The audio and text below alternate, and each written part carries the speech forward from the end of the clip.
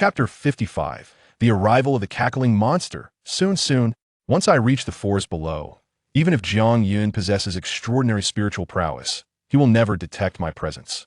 Once I escape this predicament, I shall ensure that the individuals from Canaan Academy pay dearly. Hanfeng thought frantically as he sprinted for his life. However, just as he was on the verge of fleeing to safety, a mocking voice resonated, nearly shattering his very soul. Boom! In an instant, Jiang Yun's eyes sparkled with a violet hue, and a purple chain of spiritual energy surged toward Hanfeng's essence. Just as Hanfeng was about to break free, the chain swiftly ensnared him, binding him in place. The purple chain, whose composition was a mystery, instantly transformed upon contact with Hanfeng, manifesting as tendrils of energy that penetrated his soul thoroughly, locking away his spiritual power and rendering him immobile. Accompanying this confinement was an agonizing torment that delved deep into his very being, leaving him in unbearable suffering.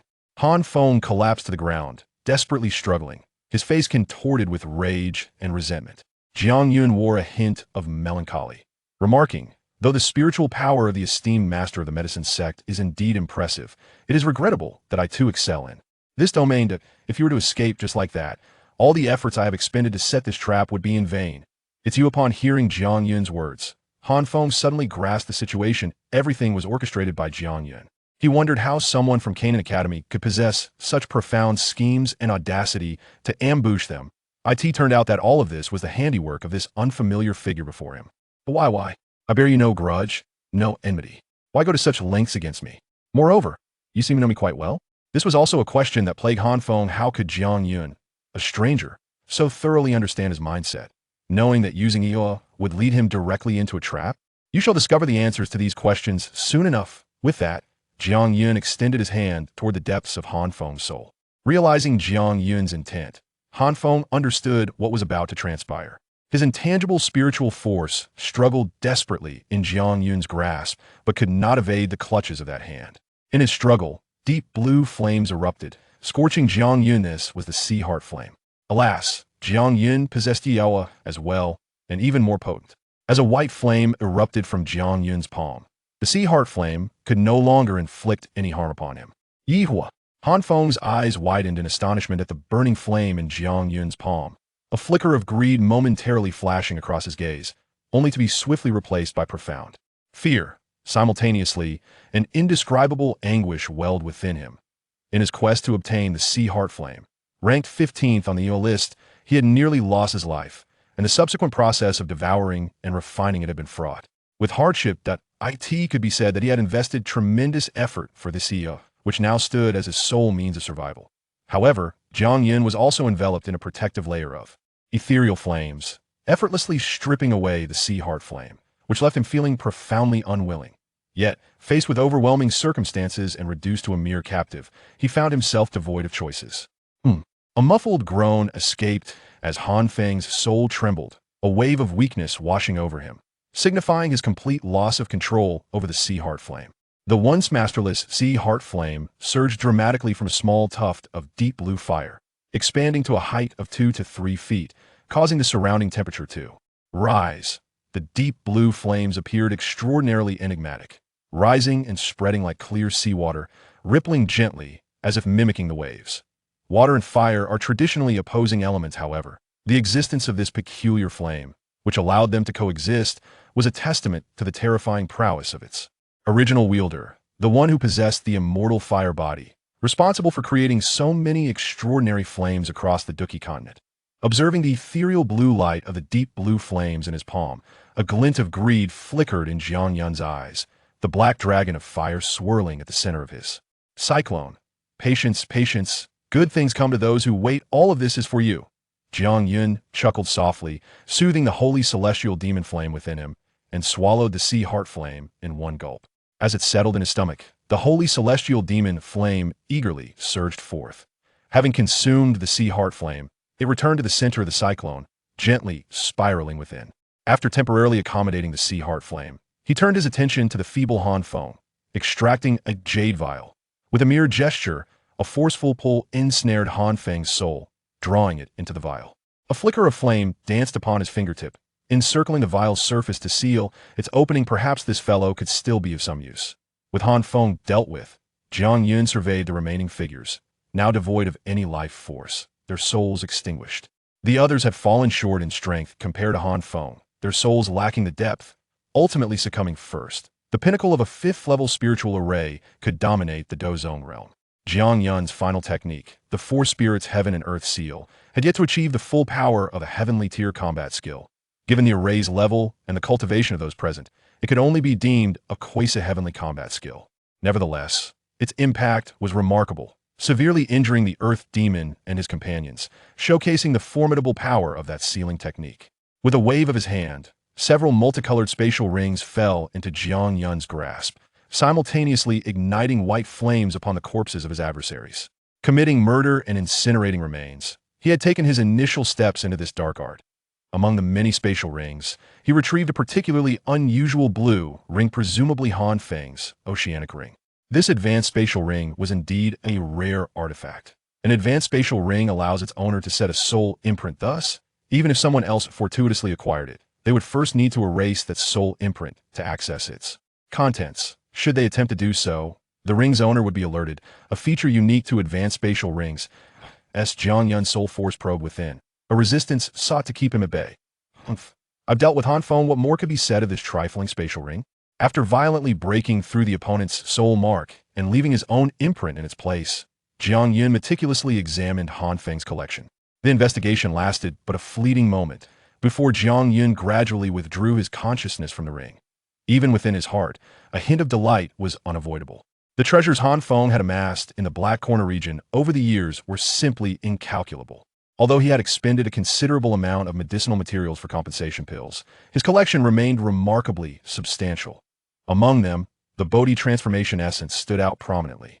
Ultimately, despite his inability to comprehend the secrets of his adversary, it had circled around, only to fall into Jiang Yun's hands. Additionally, there were various combat techniques and cultivation methods, including 5 or 6 Earth-tier combat skills and techniques. Of course, there was also Jiang Yun's Target the Flame art. Yet, in Jiang Yun's eyes, these were not the most significant treasures. That it was the densely packed alchemical formulas and the paramount inheritance of the alchemist that truly captured his attention. Hanfeng had been a disciple of Yao Chen, and most of his wealth stemmed from Yao Chen's collection. Now that it was in his possession, it would undoubtedly facilitate Jiang Yun's future endeavors in alchemy. This was also one of the few items Jiang Yun coveted from Hanfeng. After surveying Hanfeng's treasures, Jiang Yun then proceeded to examine the spatial rings of the Earth Demon and his companions. While their collections were similarly rich, they did not evoke the same excitement in him. Xiaoyun, Jiang Yun. At this moment, Su Qian and the others, having regained their fighting spirit, along with Ziyan, approached Jiang Yun's side. Gazing at the multitude of corpses strewn about, a smile graced Su Qian's face. With Hanfeng and his companions eliminated, there are no longer forces in the Black Corner region that pose a threat to the Canaan Academy. Indeed, I can finally breathe easy. I intend to cultivate my disciples well.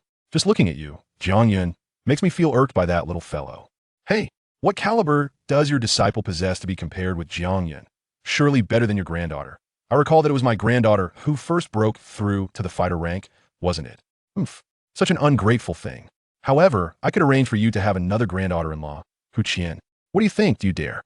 Observing the renewed bickering between Hu Qian and Wu Tianlang, Su Qian and the others silently rolled their eyes at their immaturity, such childishness for their age. Turning to Jiang Yun, Su Qian slowly remarked, "Now that the villain has been eliminated, as per our plan, we must sweep through the major forces with thunderous might before the people of the Black Corner region can react." As he spoke, a surge of Dozong-level aura suddenly erupted from Su Qian, demonstrating his resolution. In an instant, this imposing presence vanished without a trace. Casting a glance at the spatial ring in Jiang Yun's hand, Su Qian's face broke into a smile. "You certainly have reaped considerable rewards this time." Jiang Yun glanced at the spatial ring in his hand, performed a few maneuvers, and handed 2 of them to Su Qian. Su Qian expressed his confusion, saying, "What are you doing? Did we not agree that this time's gains would belong to you? Furthermore, we have already received our reward for our efforts. These items would serve no purpose for me, so I shall leave them for the academy. However, I will be taking the medicinal herbs, as I have a voracious eater to support." Jiang Yun chuckled lightly, casting a glance at the quietly observing Ziyan. As she caught his gaze, she broke into a smile, revealing a set of pearly white teeth, her large eyes squinting with delight. The spatial ring contained various yellow tier and profound tier combat techniques, martial arts, and weapons things Jiang Yun had no interest in. He preferred to let them shine and thrive in the academy instead. Very well. After we breach those forces, feel free to select anything that piques your interest. Su Qian replied without pretension, accepting the spatial ring and looking at Jiang Yun. Meeting Su Qian's gaze, Jiang Yun nodded he would certainly not hold back if he encountered anything intriguing. Then let us set forth. I imagine Elder Qin and the others are eagerly awaiting us. Absolutely. I didn't have the chance to make my move earlier, and now I'm itching for action. This time, it will be exhilarating. Suddenly, Ziyan perked up, her fists clenched in excitement, a spark of enthusiasm glimmering in her eyes. Jiang Yun and Su Qian exchanged a glance, both recognizing the mutual helplessness reflected in each other's eyes. As a gentle breeze swept through, the group vanished from the forest. Time passed, though it was uncertain how long. Suddenly, a surge of black mist erupted from the distant mountains, swirling ominously, and a pair of crimson eyes emerged from within, exuding a chilling aura. Ha ha ha! Hanfeng, that useless wretch has perished. Those wretched little brats from Canaan Academy. So close, so very close, I could have harvested a trove of high-quality soul entities. A raspy voice echoed from the enveloping black mist, laced with a chilling, sinister laugh. Do not grieve, I believe you yourself are a fine specimen of a soul entity.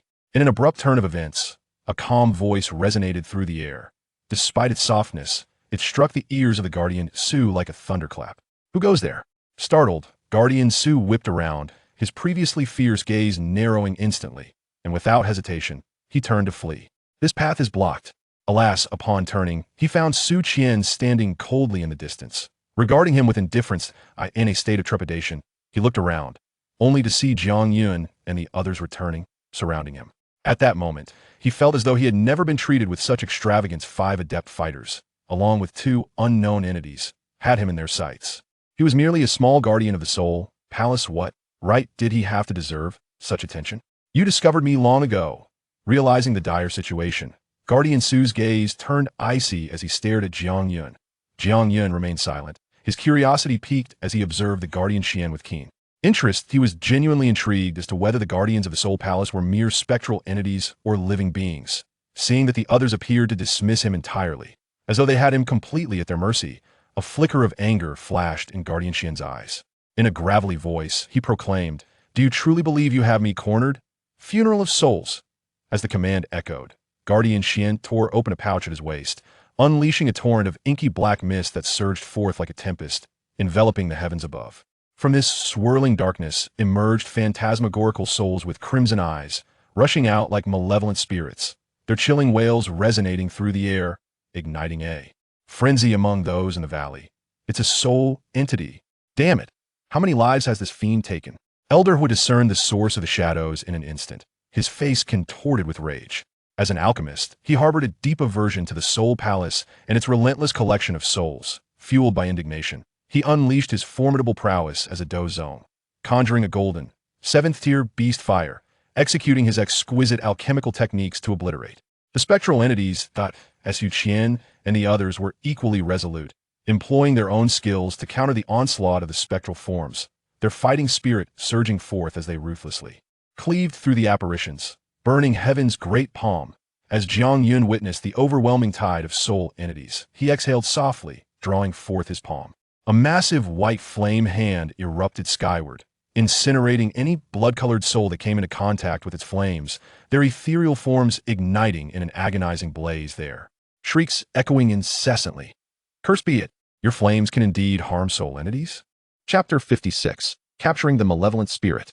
Dark clouds surged ominously, and a voice filled with exasperation echoed from within, faintly tinged with a blood-red hue that exuded an eerie and sinister aura. Observing the souls being incessantly scorched, the pressure emanating from the swirling dark clouds gradually subsided, while the clouds continued to churn, emitting a chilling wail that resonated through the air. Ha ha ha, young one, do not rejoice too soon. The methods of this protector are not as simple as you might presume. From the depths of the enveloping black clouds, a cold, sinister laughter erupted, belonging to the ominous guardian. Soul-devouring chains. A chilling voice emerged from the black mist, as piercing and bizarre as the cawing of crows. The dark fog then contracted, revealing a gaunt elder clad in a black robe, his eyes glowing with a crimson light. With a mere flick of his wrist, chains extended from his palm, coiling around him like venomous serpents. Following that, with a sudden shake of his arm, several chains shot forth towards Jiang Yun and his companions. What audacity! Witnessing the audacious guardian dare to confront them single-handedly, the group revealed their anger. You are merely a 4-star dozong. How dare you challenge us 5 dozong? Do you take us for mere clay figures? Diamond shattering fist. Breaking wind, thousand sword. Purple gold dragon spear. Offended by the disdain, Su Qian and the others unleashed their fury, channeling their Dou Qi, and in the next moment, powerful earth-tier Dou techniques surged towards the guardian. Seeing this, the guardian's expression changed dramatically. He waved his hand once more, and from the swirling black mist, numerous chains adorned with strange patterns extended from the void, intertwining with one another, wrapped in black energy as they surged forth to counter the incoming attacks, evidently intending to adopt an offensive stance in place of defense. In the blink of an eye, several brilliant attacks collided. Boom! A resounding explosion echoed across the sky, followed by a scream of anguish. The combined assault of the group, wielding formidable earth-tier Dou techniques, inflicted significant damage upon the guardian, who was closest to the blast.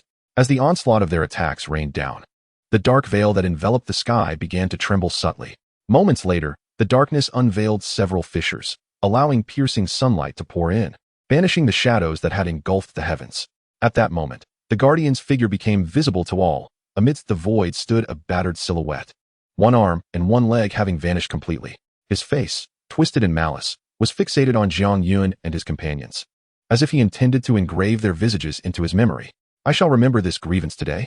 The guardian seethed, each word dripping with venom, before suddenly exploding into a myriad of black mist, rapidly fleeing in all directions.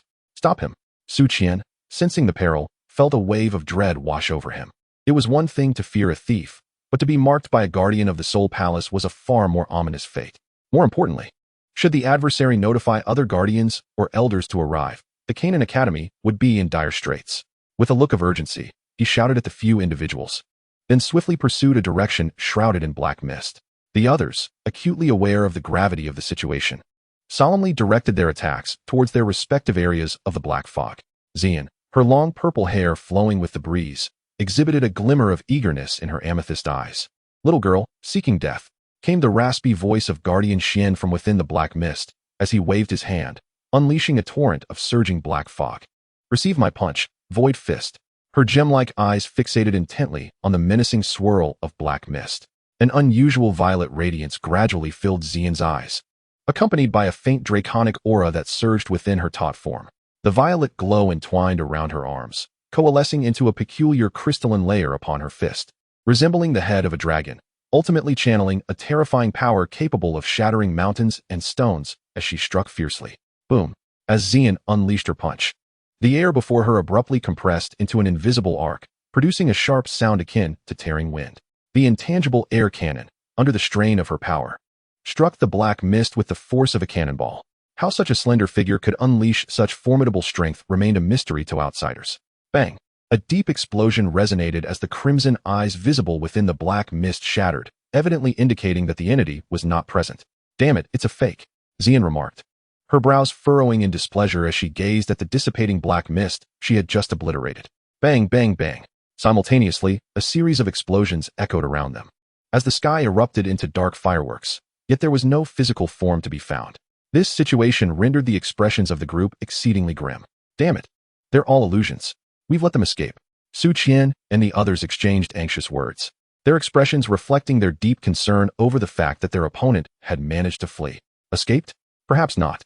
A strange smile crept onto Jiang Yun's face as he glanced at a certain spot beneath him, his formidable soul force firmly locking onto a particular individual below ground.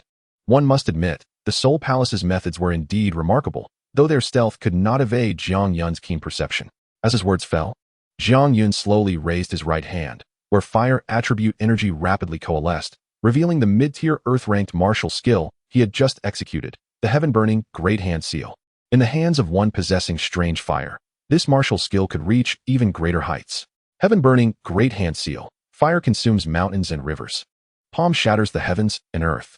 At this moment, everyone could sense the nearby fire attribute energy swiftly converging towards Jiang Yun's right hand, just as Guardian Xian harbored a glimmer of hope in the shadows. Moments later, Jiang Yun unleashed a powerful strike.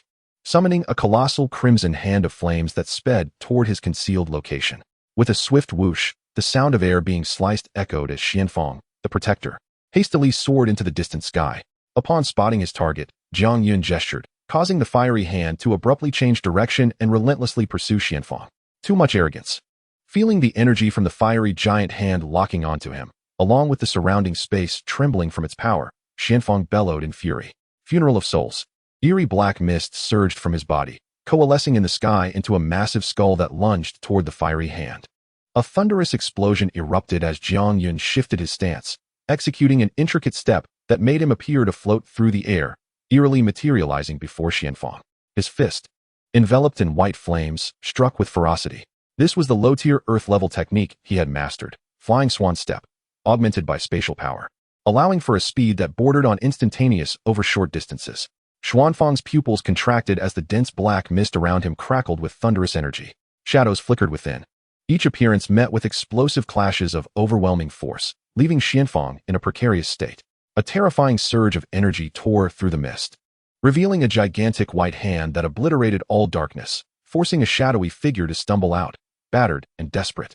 Now in full view, Hanfeng appeared significantly weakened. The black mist surrounding him considerably thinned, his aura diminished to a feeble state. The relentless battles and his recent escape had left him gravely wounded. Observing the predatory gazes of those surrounding him, a tremor of fear gripped Hanfeng's heart for the first time as he exclaimed, "I am a member of the Soul Hall. Should you take my life, the Soul Hall will not let you go. You understand the principle of eradicating the roots, don't you?" With a mocking glint in his eyes, Wu Tianlang retorted, eyeing the cornered Hanfeng with disdain. Realizing his imminent fate, Hanfeng roared in defiance, and the black mist surged from within him as he swiftly turned, using the shroud of darkness to escape toward another part of the horizon. Clearly, he was making a final desperate bid for survival. Can you truly escape? Jiang Yun shook his head in derision, and in the next moment, 3 figures pursued him with haste. After a brief struggle, Hanfeng found himself bound tightly, unable to break free, his furious roars echoing like a caged beast. "Jiang Yun, this is yours to handle," Wu Tianlang declared, bringing the captured Hanfeng to Jiang Yun's side. "You've worked hard," Jiang Yun remarked with a gentle smile, raising his hand to summon a fiery chain that shot forth from his palm. With a firm grip, the chain ensnared Hanfeng, sealing his fate. A series of hissing sounds resonated, accompanied by the anguished cries emanating from the mouth of the Guardian. As the fiery energy encroached, the black mist enveloping the Guardian gradually thinned, ultimately dissipating to reveal its true form. This being is a soul entity. Observing the somewhat ethereal, almost translucent soul, Elder Hua hesitated, remarking. The astonishment of Elder Hua, a seasoned alchemist, was palpable, leaving no room for doubt about the shock experienced by Su Qian and the others. "I recall that while individuals with potent soul powers can survive death by relying on their corporeal forms, they inevitably suffer grave injuries and their strength is significantly diminished.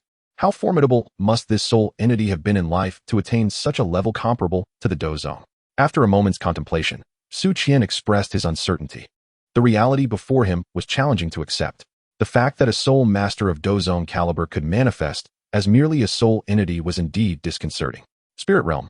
At that moment, Elder was suddenly interjected, drawing the group's attention.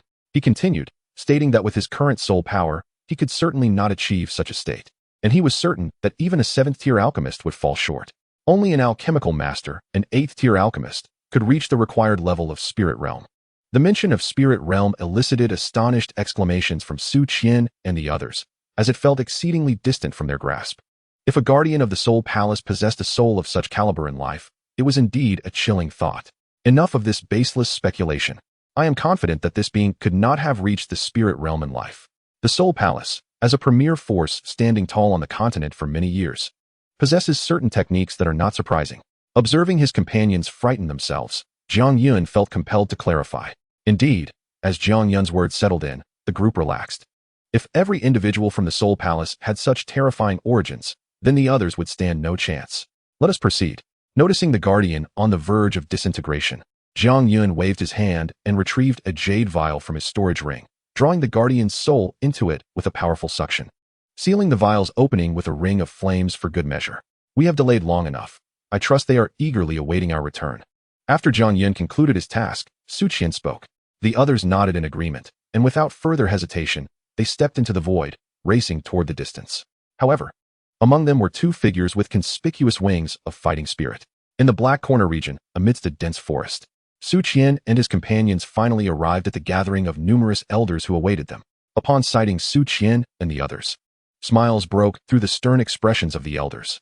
Qin Xian, leading the group, stepped forward with a bow, exclaiming, "At last, you have arrived, elder. We were about to send out a search party. What do we have to worry about with 5 Dozong here?" Su Qian interjected, shooting a stern glare at him. Qin Xian stood momentarily speechless, while Su Qian's expression shifted to seriousness as he inquired, "Are all present?" The Douhuang elders from both the inner and outer courts have arrived in considerable numbers. After all, Jiang Yun's reward is indeed quite generous. Qin Xian solemnly clasped his hands and addressed Jiang Yun, punctuating his words with a series of significant glances. He was among those who had benefited, having consumed a royal extreme pill that fortuitously elevated his rank by 2 stars. Consequently, he exhibited an unusual level of courtesy towards Jiang Yun. This sentiment was shared by all at Canaan Academy who had availed themselves of Jiang Yun's elixirs. Each and every one praised the efficacy of his potions. Observing this, Jiang Yun responded with a warm smile. Su Qian's demeanor became stern as he interjected, "Enough of the pleasantries. Feng City, Blood Wolf Gang, Black Emperor Sect, Demon Flame Valley, and the leaders of the 8 gates have all perished. This time, we shall not engage extensively. We will focus our efforts on these few factions. I anticipate that within the next 20 years, no forces will pose a threat to Canaan Academy. Indeed, this time, we 5 Dozong will lead the charge, each accompanied by 2 Douhuang elders, with the remaining personnel on standby for support." Wait a moment. At this juncture, Jiang Yun intervened, meeting the puzzled gazes of the assembly. Regarding Feng City, due to Hanfeng's rapid development over the past year, there are numerous formidable experts. It would be unwise to send a single team. We should dispatch 2. As for Demon Flame Valley, with the sect master and 3 elder leaders now deceased, I propose that this task be entrusted to me and Ziyan. After a moment of contemplation, Su Qian acquiesced to Jiang Yun's plan, acknowledging his evident strength, especially when paired with Ziyan, as even a Dozong would struggle to impede their progress. Once all arrangements were finalized, there were no objections. How could they possibly falter in this high-stakes endeavor? Chapter 58, Abundant Harvest, Spirit Realm. With Canaan Academy fully mobilized, they launched a rapid assault on multiple cities before the major factions could respond. These were all once notorious strongholds within the Black Corner region. The tremors of Canaan Academy's actions reverberated throughout the Black Corner region, leaving its desperate inhabitants in a state of shock. Years later, Canaan Academy once again demonstrated its prowess as a dominant force to the people of the Black Corner region. Many uninformed onlookers speculated that the members of Canaan Academy had lost their senses, questioning whether they were not afraid of retribution from the leaders of these factions. However, upon receiving news of the demise of the heads of these formidable factions, disbelief swept through their ranks. The revelation of the death of the founder of Demon Flame Valley, the Earth Demon Old Ghost, a 7-star Dozong, left them utterly speechless. From that moment onward, as the 10 powerful figures listed on the Black Corner region's blacklist fell one after another, the remaining factions fled in terror, fearing that they might be the next to face Canaan Academy's retribution. The Black Emperor Sect, Blood Wolf Gang, and even the rapidly expanding Feng City, upon learning of their leader's demise, were stripped of their fighting spirit, panicking so intensely that they abandoned their treasures and fled. As a result, the already formidable Canaan Academy became an even greater source of trepidation, its danger level significantly heightened in the eyes of the inhabitants of the Black Corner region. Meanwhile, Jiang Yun and Ziyan stepped onto the territory of Demon Flame Valley, following the defeat of the Earth Demon Old Ghost and the 3 elder leaders. The remaining elders posed little hindrance to the duo, who swiftly dispatched them with ease. Observing the ravaged expanse of the Demon Flame Valley, Jiang Yun felt no stirrings in his heart. The law of the jungle was vividly manifest here, where the weak were devoured by the strong. Turning to the side, he addressed Ziyan. "Ziyan, the next step is in your hands. Seek out the location of the treasure vault in this valley." Ziyan tilted her delicate face, a proud smile gracing her lips as she eagerly replied, "Leave it to me." With that, she swiftly closed her eyes, and after a brief moment, she opened them with delight, exclaiming, "Xiao Yun, follow me." In an instant, Ziyan darted deeper into the valley, and Jiang Yun, witnessing her enthusiasm, could not help but sigh, acknowledging the true prowess of the treasure-seeking dragon before leisurely following her. Trailing behind Ziyan, they traversed several winding tunnels within the valley. After a few minutes, they arrived at a desolate area overrun with weeds. Jiang Yun surveyed the unrefined natural stone walls and the surrounding wild overgrowth, realizing that without a skilled guide, locating this place would indeed require considerable effort. Truly, a 1,000-year-old fox grows ever more cunning with age. This old demon possessed considerable shrewdness. If he were not somewhat crafty, he could hardly have established such a vast dominion in this man-eating blackhorn domain. Ziyan approached a stone wall, her slender, fair hand clenched into a fist, her lithe form tensing before she struck with tremendous force. In that instant, the surrounding air seemed to distort slightly, thickening as Ziyan's raw physical strength unleashed a fearsome force. Jiang Yun privately compared his own physical prowess to that of the exceptionally gifted ancient void dragon and found himself lacking. Should he perhaps seek a body-refining technique to enhance his abilities? With a resounding thud, the entire valley's rock face trembled, and the stone wall at the epicenter of Ziyan's explosive power collapsed with a mighty roar, sending debris flying and revealing a deep tunnel extending 10 meters into the darkness. Ziyan then turned, pointing excitedly at the newly revealed passage, and exclaimed to Jiang Yun, "Xiaoyun, come quickly. Treasures await us here." Responding to her call, Jiang Yun ceased his contemplations and followed her into the tunnel. Alongside the passage, there lay a long, descending stone staircase, shrouded in darkness, its depths obscured from view. They proceeded unimpeded until they reached a dusty stone door at the end. "I shall take the lead," Ziyan declared fervently as she approached the stone door. With a fierce cry, she unleashed a punch, the wind from her strike slicing through the air before crashing against the door. With a thunderous boom, the stone door shattered into fragments. As the door disintegrated, a fierce gust surged forth, and Jiang Yun chuckled softly, choosing not to intervene, instead watching Ziyan with keen interest. Her impatience was palpable, impudent. Sensing the approaching creature, Ziyan's violet eyes flashed, and with a low growl, a terrifying dragon aura surged from within her, overwhelming the oncoming beast with its might. The monstrous beast emitted a terrified shriek, its body abruptly halting as it gazed fearfully at the petite figure of Ziyan. Tremors coursed through its form, paralyzed by an instinctive dread. This creature, a 5th-tier serpentine beast, stood no chance against Ziyan, a 6th-tier ancient dragon of the void. The mere pressure of her bloodline rendered it incapable of any defiance. "Why are you still here? Begone," Ziyan commanded sharply, her eyes flashing as she observed the beast's pleading expression. Upon hearing her words, the creature felt as though it had been granted a reprieve. It nodded gratefully and hastily fled, not daring to linger. This incident was merely a minor interlude, one that neither Jiang Yun nor Ziyan chose to dwell upon as they ventured deeper into the storeroom. What a treasure trove! Jiang Yun marveled at the array of martial techniques, skills, weapons, magic cores, and medicinal herbs adorning the surrounding wooden racks. Yet, his interest was piqued only by exceptional combat techniques or unique skills. "Let us take these back to the Elder." After gathering several herbs suitable for refining 5th and 6th-tier elixirs, Ziyan shifted her focus away from the remaining items, fully aligned with Jiang Yun's sentiments. Once they had thoroughly scavenged the contents, they pressed further into the depths of the storeroom. Ultimately, they unearthed a mid-tier Earth-level technique, Thunderbolt Mirror. Earth-level combat techniques, Thunderclap technique and Flame Manipulation, a 7th-tier magic core, and the method for crafting celestial puppets. Celestial puppets are created using the bodies of the deceased as vessels, guided by their souls, with magic cores serving as the heart, complemented by various materials. They are categorized into 3 ranks, heaven, earth, and man, with the disparity in levels determined by the quality of the materials and the flames used in their creation. Once perfected, these puppets wield immense power, devoid of emotion, pain, or injury, truly embodying instruments of slaughter. Contemplating the crafting method for the celestial puppet in his hands, Jiang Yun pondered silently. Given the unique properties of his sacred heavenly demon flame, he anticipated that any elixirs above the 7th tier would yield energy. Logically, he should have no need for this method. However, should another plan of his succeed, it may prove to be quite beneficial. Moreover, the crafted celestial puppets would fetch a handsome price in the Central State's alchemy domain, as they would be in high demand. "Let us depart. We have gathered ample treasures. It is time to attend to other matters and bid farewell to the elders. Our journey across the continent awaits." After stowing away the crafting method, Jiang Yun turned to the beaming Ziyan and spoke. "Are we finally setting off to the mainland?"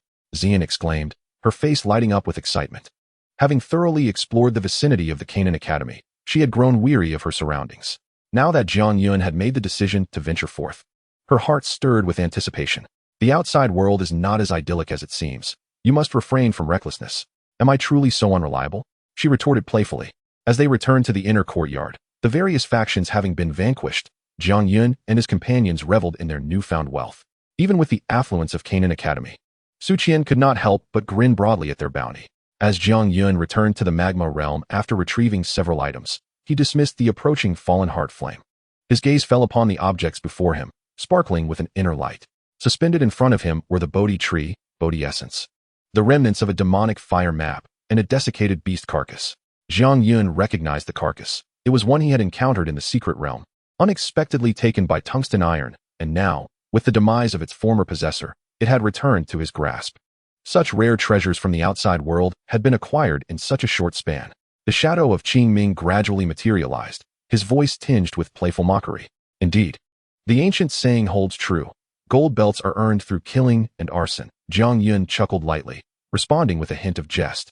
Although the purifying essence of the Bodhi tree had been depleted, its material qualities still allowed it to be refined into an excellent artifact for nurturing souls, proving beneficial for the soul force beneath the spiritual realm. Qing Ming chuckled at Jiang Yun, glancing at the now unremarkable Bodhi tree. However, for you, it is no longer necessary. Indeed, Jiang Yun nodded, retrieving from his spatial ring a length of verdant deadwood, its rich aroma of plant life indicating it was no ordinary item. This is a millennium-old soul-nurturing wood, known for enhancing soul force. My own soul force has already reached the pinnacle of the mortal realm, and I have commenced absorbing spiritual energy. With just another year or two of accumulation, I shall successfully breach the spiritual realm. However, this can expedite the process. Jiang Yun's attention shifted to the remaining items as he murmured, "For now, I have no need for you, but the celestial demon phoenix can be dismantled first." With a sweep of his hand across the void, the Bodhi tree, Bodhi essence, and remnants of the demonic fire map were once again stored away, leaving over a dozen small jade boxes floating before him. With a resonant clang, a scarlet medicinal cauldron appeared atop a massive stone. The cauldron was adorned with various strange patterns, and lifelike images of ferocious beasts were carved into its body, their gaping maws wide open. If one were to listen closely, faint, unusual roars seemed to emanate from within the cauldron, which was none other than the 10,000 Beasts Cauldron from the Heavenly Cauldron rankings. Another golden legend from Hanfeng's experience pack. With a flick of his finger, the jade boxes opened, releasing an intoxicating fragrance that was both refreshing and invigorating. The concoction for enhancing the soul was primarily composed of the millennium-old soul-nurturing wood, with other herbs serving as supplementary materials. Jiang Yun could not help but express gratitude towards his old friend Hanfeng. The formula and many soul-related auxiliary herbs were among his cherished possessions. It was no wonder he had garnered the protagonist's favor, as it was indeed a top-tier gift box, with the heteronormative fire, medicinal cauldron, and pill formula at his disposal. One could say that even an ordinary 8th-grade alchemist might not rival Hanfeng's wealth. With a gentle tap, a wisp of white flame materialized into a fiery spark within the cauldron, the flames surging violently, releasing an overwhelming heat. Yet, regardless of how the temperatures escalated, the scarlet medicinal cauldron remained utterly undisturbed. Indeed, it is a remarkable creation. With a sigh of admiration, Jiang Yun simultaneously cast over a dozen auxiliary herbs into the cauldron. Given his current mastery over fire, the simultaneous refinement of such a multitude of herbs posed no challenge whatsoever. In an instant, the flames within the cauldron divided into numerous strands, enveloping and roasting the herbs that had been added. The extraction process did not consume much time.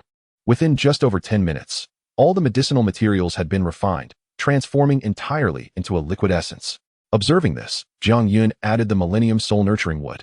Although this particular wood was notoriously difficult to refine, cracks soon appeared on its surface, and a faint aroma began to waft forth. Under the influence of this scent, Jiang Yun's soul felt an immediate sense of refreshment. As time progressed, the Millennium Soul Nurturing Wood was successfully refined. Jiang Yun then proceeded, in sequence, to add the remaining auxiliary herbs. With each addition, the deep azure liquid began to clarify, subtly radiating a sense of vitality. Once all the medicinal essences had been incorporated, the mixture transformed into a viscous liquid akin to jade, invoking an instinctive yearning deep within Jiang Yun's soul. The quality was quite commendable. This yearning remained well within Jiang Yun's control. He gazed contentedly at the potion before him, opened his mouth, and inhaled. The liquid flowed smoothly into his abdomen. Moments later, a refreshing energy surged into his brow, intertwining with the swirling soul power within. Jiang Yun felt a sudden buzzing in his head, as the soul force at his brow expanded dramatically, akin to the effects of a catalyst. Simultaneously, the surrounding energies of the world seemed to be stirred by some peculiar force, and amidst this turbulence, faint wisps of air quietly emerged from the very fabric of space, cascading toward Jiang Yun's brow in overwhelming waves. It has arrived. Sensing the unusual activity of his soul power, Jiang Yun remained composed. methodically channeling the ancestral soul techniques of his clan to absorb the gathering spiritual energy from the outside world. As the spiritual essence flowed continuously into his brow and was refined, it ultimately merged with the soul force that resided there. After half an hour of such absorption, an imperceptible, intangible wave emanated silently from Jiang Yun's brow, penetrating through the base of the heavenly flame refining tower and extending into the distant horizon. Remarkably, not a single soul noticed this occurrence. Is this the realm of the soul in the Dou Qi Continent? How intriguing. Qing Ming observed Jiang Yun's expanding soul power with an impassive gaze, commenting with keen interest. Every world has its own nomenclature for realms, and for him, the specific terminology was of little consequence. What mattered was Jiang Yun's strength. Moreover, the hierarchical classification of the Dou Qi Continent was refreshingly novel to him. An underworld that had birthed the heavenly supremacy, indeed worthy of exploration. Before long, as the soul power returned to Jiang Yun's brow, his body trembled slightly, and the pervasive pressure of the soul dissipated entirely at that moment. At that moment, Jiang Yun's tightly shut eyes quivered slightly before gradually opening. Chapter 59, Dragon Phoenix. Beside him, Qing Ming observed Jiang Yun, who now emanated an ethereal quality, as if he were no longer merely a corporeal being, but rather a soul.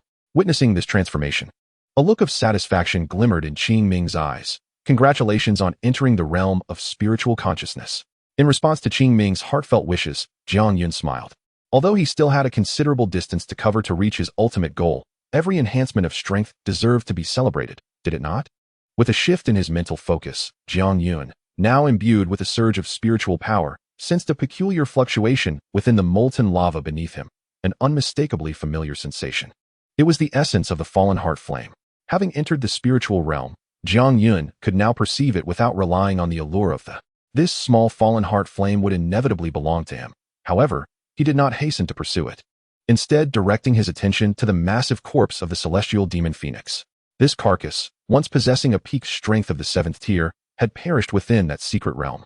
Jiang Yun had witnessed numerous corpses of magical beasts far more formidable than this one.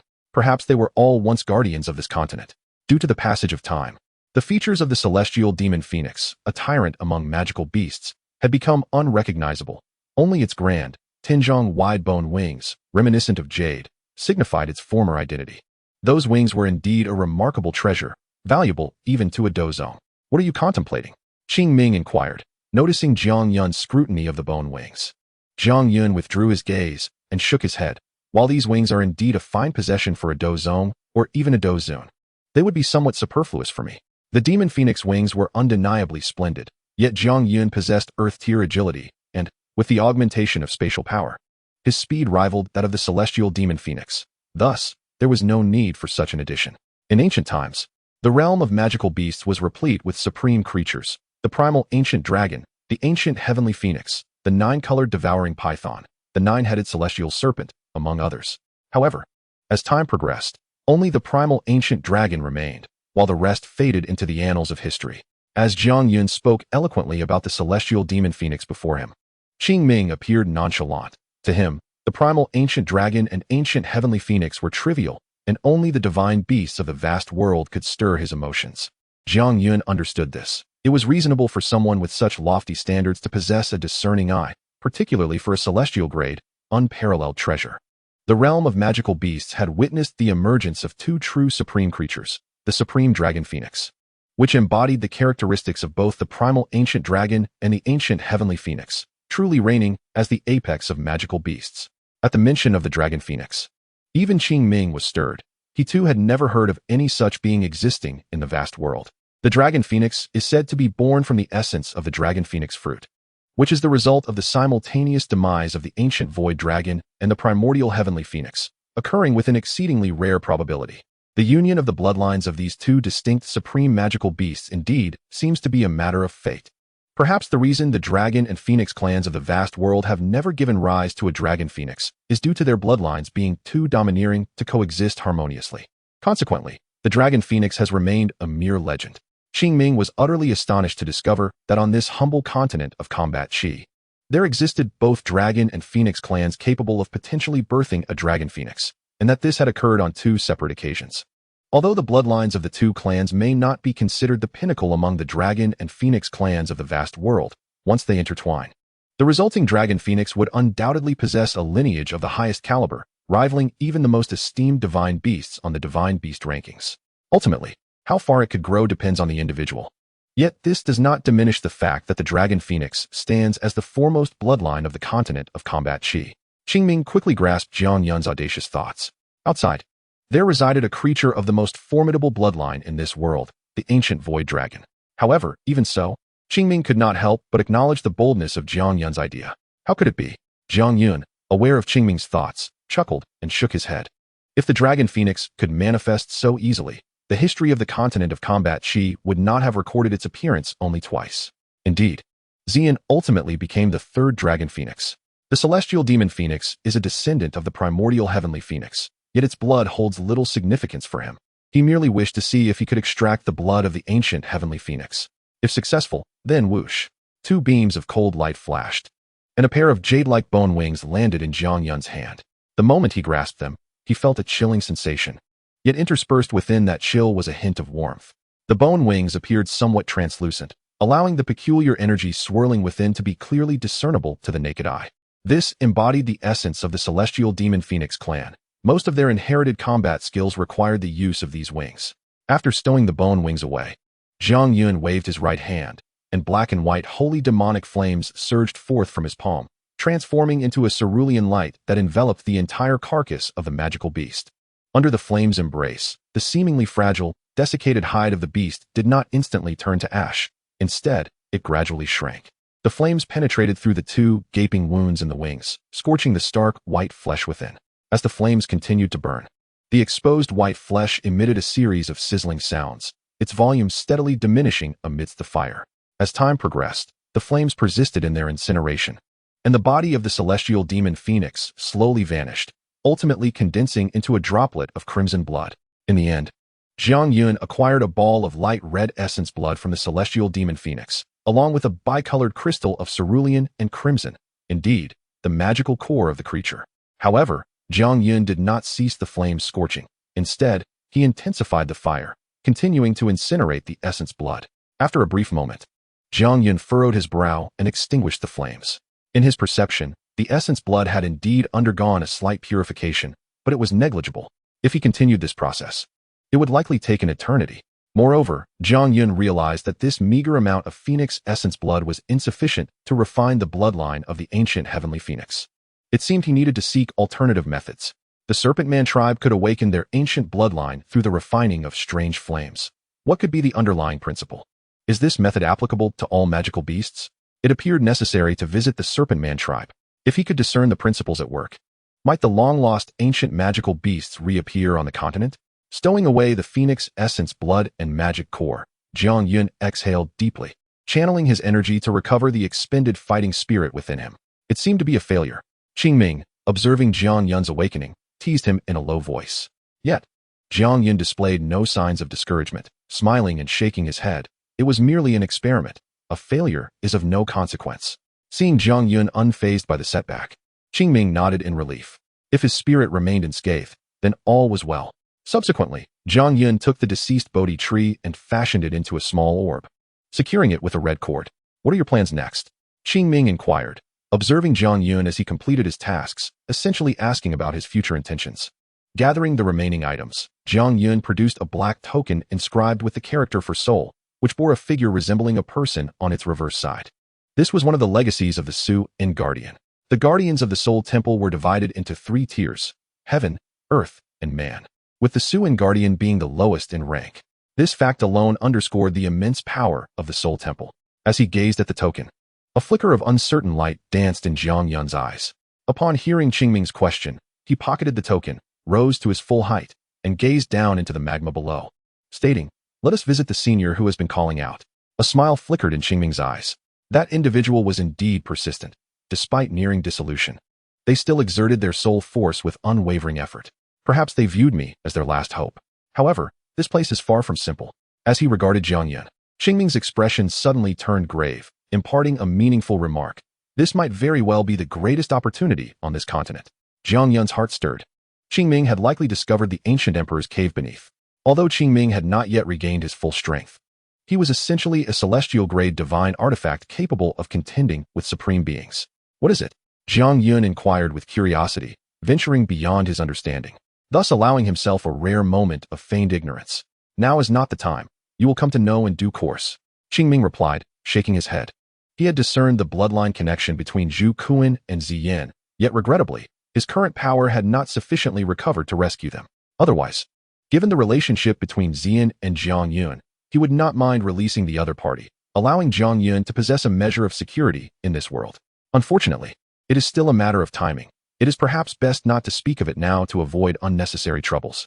Surely, the father-in-law, Dou Qi, having waited for so many years, would not mind a few more, would he? Dou Qi, is no one going to ask for my opinion? As a devoted father, do you know what it feels like to not see your daughter for an eternity? I was sleeping soundly, hardly feeling anything.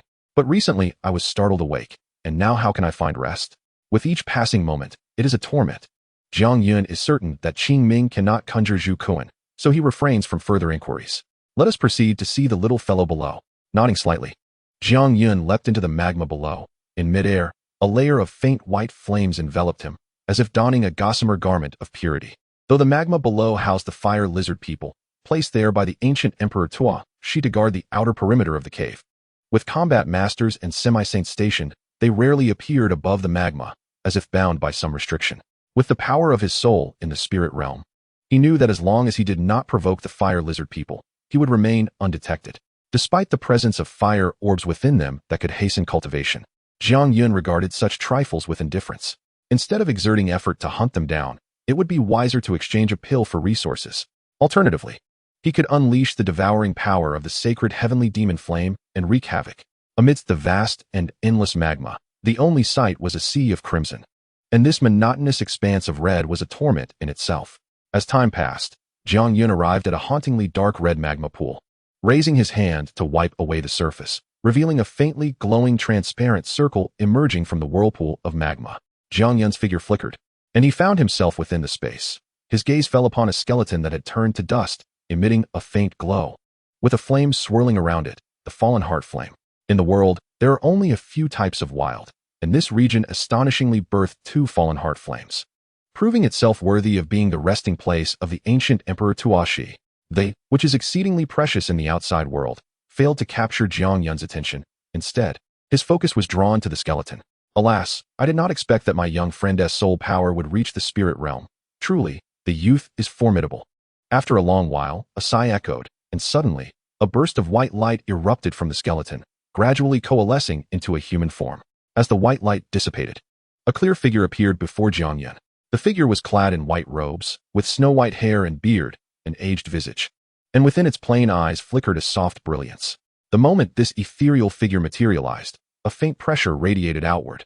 A 6-star Do Wang. With a soul in the spirit realm, my young friend's talent is indeed awe-inspiring. The ethereal figure cast a glance at Jiang Yun and spoke leisurely, a hint of envy lacing their voice. A tranquil smile graced Jiang Yun's lips as he clasped his hands and replied, "Esteemed predecessor, I hope you are well. Your repeated soul fluctuations must have been intended to summon me here." The expression of the fire sovereign stiffened, and he whispered, "To be candid with you, young friend, I am the fire sovereign, who perished here hundreds of years ago. Only this remnant of my soul persists in this world, and within a decade, I shall dissipate into the void. Recently, I sensed your presence along with the aura of the fallen heart flame, which compelled me to make one final effort. Should you choose to rescue me, this advanced earth-tier combat technique, the 5 wheels of leaving fire, along with this fallen heart flame, shall be yours." Upon finishing his words, the fire sovereign gestured, and from the pile of bones, a white spatial ring soared into his hand. He retrieved a pale scroll from within it, adorned with illustrations of fiery avian creatures. With another casual toss, the fallen heart flame and the 5 wheels of leaving fire descended before Jiang Yun. Truth be told, Jiang Yun found himself quite intrigued by this technique, which encompassed both fire control and formations. Although he bore the legacy of a spirit array master, his youth had left him without the chance to fully absorb the teachings of his predecessors, and he had now reached a stage where he must explore on his own. Thus, engaging with the combat techniques of the Dou Qi Continent was of great necessity. Observing the somewhat anxious fire sovereign, Jiang Yun, being the more dominant party, held the power to extinguish him with a mere thought. He chuckled softly and tucked away the scroll, declaring, "It is a deal." Chapter 60, The Fire Spirit Avatar. Upon hearing Jiang Yun acquiesce to his request, a relieved smile broke across the fire sovereign's face. At long last, he could escape this lightless abyss. freeing himself from the bitterness of dying in the molten depths. Watching Jiang Yun secure the 5 wheels of leaving fire, a proud expression emerged on the fire sovereign's visage. That scroll of the 5 wheels of leaving fire is my ancient technique for fire control, structured in 5 tiers, distinguished by the forms of beasts: wolf, leopard, lion, tiger, and dragon. Each tier embodies its own fire spirit, and when the technique reaches its zenith, the 5 beasts unite to form the 5 wheels of leaving fire array, possessing the tremendous power to boil seas and scorch the heavens. If 4 of these beasts are of extraordinary fire, the might of this technique rivals that of celestial tier combat skills. Celestial tier combat skills, indeed, are remarkable. Jiang Yun nodded with a calm demeanor, his eyes betraying no emotion. Observing Jiang Yun's unperturbed reaction, the fire sovereign gasped. Was it common for prodigies to be so composed? This was a celestial tier combat technique, after all. A treasure coveted even by Dou Qi. Indeed, the creation of a technique rivaling celestial tier by the fire sovereign marked him as a true genius. It could be said that anyone endowed with extraordinary fire possessed exceptional capabilities. Regardless of the stringent conditions required to unleash the full potential of the 5 wheels of leaving fire, it is undeniably a feasible celestial tier combat skill. To craft such a technique while in the form of a Dou Qi is indeed a source of pride. However, to Jiang Yun, his primary interest lay solely in the ultimate 5 wheels of leaving fire array, for he had yet to fully master the divine techniques passed down through his own lineage.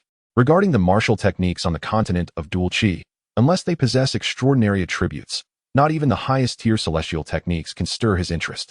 Observing that Jiang Yun indeed did not regard a scroll of celestial martial arts with any significance, Yao Tianhua lowered his head to gaze upon his own skeletal remains. A hint of sorrow flickering in his eyes as he sighed. Young friend, perhaps you could take my desiccated bones with you.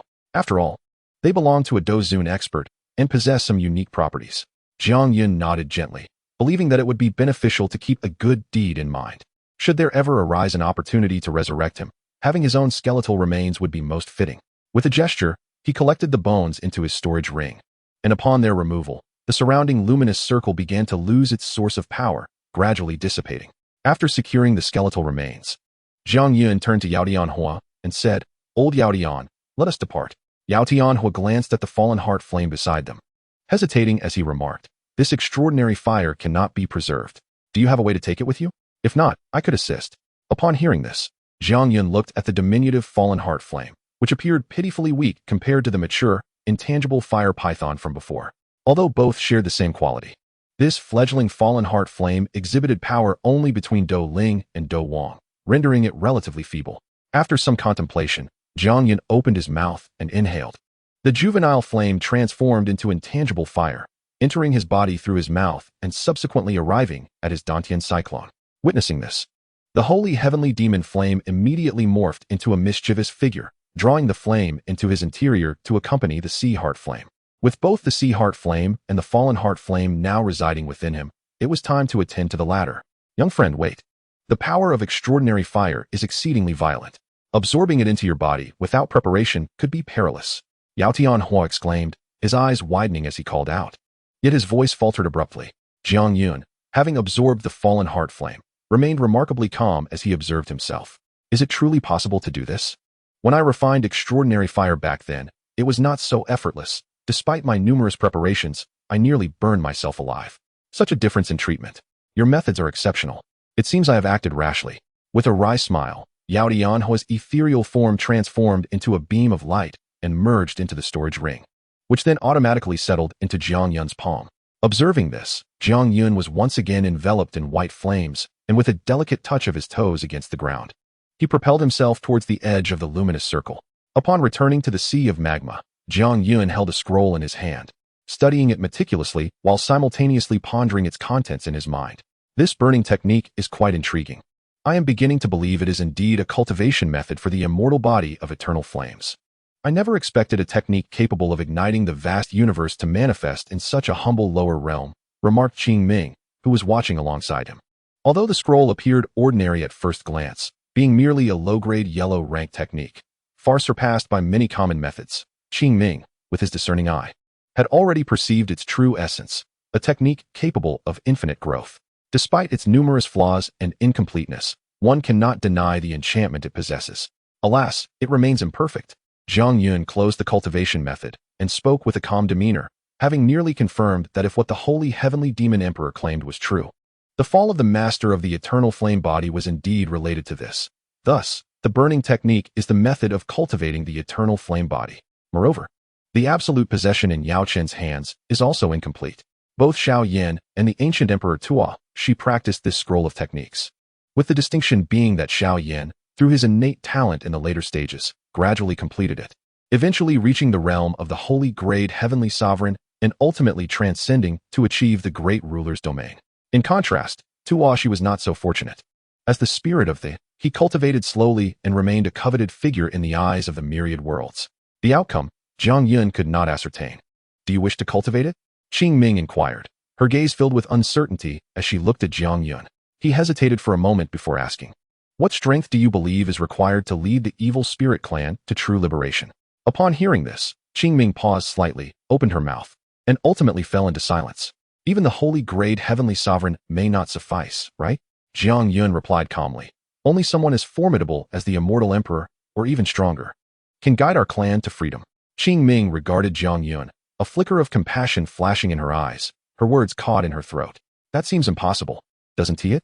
Jiang Yun interjected, taking her words and ultimately breaking into a brilliant smile, his gaze filled with determination. We are all on a journey. How can you know whether I will succeed or fail? My current cultivation can be said to have been granted by the holy heavenly demon emperor. Although I have now shed his influence through the power of the fallen heart flame, I remain, after all, in his shadow. How can I surpass him in such a state? Now, I have an idea. If successful, I may yet achieve what others cannot. His voice brimmed with confidence. Observing the spirited youth before her, Qing Ming sighed and said with complexity, perhaps you are right. Pursue your path with abandon. I will always support you. Hearing her words warmed Jiang Yun's heart. Qing Ming's attitude mirrored that of his grandfather, Jiang Hong. With such support, he felt a profound sense of stability. Resolute in his decision, Jiang Yun focused his thoughts, summoning the holy heavenly demon flame from his Dantian's energy vortex, which gradually manifested before him. As he gazed at the flickering black and white flames, a spark of brilliance flashed in his eyes, and he murmured, "Do not let me down." Upon finishing his words, he swiftly formed hand seals, and a formation began to take shape. Simultaneously, the spiritual energy of the heavens and earth rapidly converged, ultimately transforming into a seed of spiritual energy. Under Jiang Yun's control, it slowly penetrated the black flame of the holy heavenly demon flame. As time progressed, the black flame began to wriggle gently, and Jiang Yun distinctly sensed that something was on the verge of being birthed. Now is the moment. At that instant, a cold glimmer flickered in Jiang Yun's eyes as he slowly raised his hand, forming a seal that radiated an ancient charm. Buzz. As the imprint of the method manifested, it seemed as though a wondrous sound wave resonated throughout the cosmos, gradually expanding. Evil spirits divine / sever my blade. The murmured incantation, imbued with an inexplicable cadence, suddenly caused a deep purple radiance to illuminate the center of Jiang Yun's brow, and a singular purple eye abruptly opened. A torrent of purple light surged forth from Jiang Yun's eye, swirling before him, and amidst its ethereal dance, it subtly coalesced into an illusory purple long sword.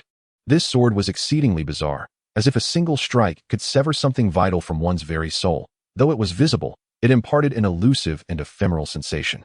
Was this a divine ability of the evil spirit clan? Qing Ming gazed at the scene unfolding before Jiang Yun, his expression filled with uncertainty, as he could not recall the evil spirit clan possessing such a technique. Indeed, this was not a divine ability of the evil spirit clan, but rather Jiang Yun's innate talent. Each individual of the evil spirit clan bore unique talents, resulting in varied divine abilities. It was only natural that Qing Ming was unfamiliar with this one. At that moment, Jiang Yun forcefully wielded the long sword, striking deep into the recesses of his soul. In the next instant, he felt as if he had lost something, yet paradoxically, it seemed as though nothing had been lost, a most peculiar sensation. Beside him, a purple ethereal light writhed incessantly. Jiang Yun pointed, and with a swift motion, it surged towards the nearby black flames. As the purple ethereal light penetrated the black flames, an instantaneous separation occurred, dividing the black fire from a white flame, which continued to writhe until it gradually transformed into a slender figure. The figure, clad in a black robe, bore a striking resemblance to Jiang Yun, with black flames swirling around it, and its eyes resembling black holes, exuding a terrifying power of devouring. What was this? Qing Ming stood in stunned silence, aware of the fire spirit, yet perplexed by the manifestation of the fire spirit born from the holy celestial demon flame. which unmistakably carried Jiang Yun's essence. "I am Jiang Yun," the figure in the black robe coldly declared, fixing its gaze upon Jiang Yun. Jiang Yun regarded this reflection of himself, or rather, the fire spirit, and inquired, "Do you feel any discomfort?" After a moment of contemplation, the figure slowly shook its head. Although it was a manifestation of his own will, sharing the same thoughts, there remained a distinction between them.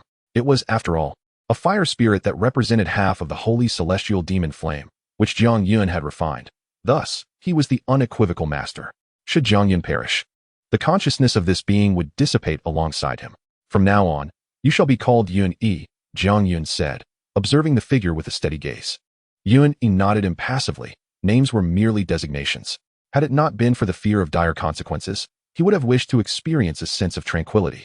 Seeing Yun-Yi's acquiescence, Jiang Yun retrieved the ocean heart flame and tossed it to him, stating, "Defeating the holy celestial demon emperor will not be a simple task.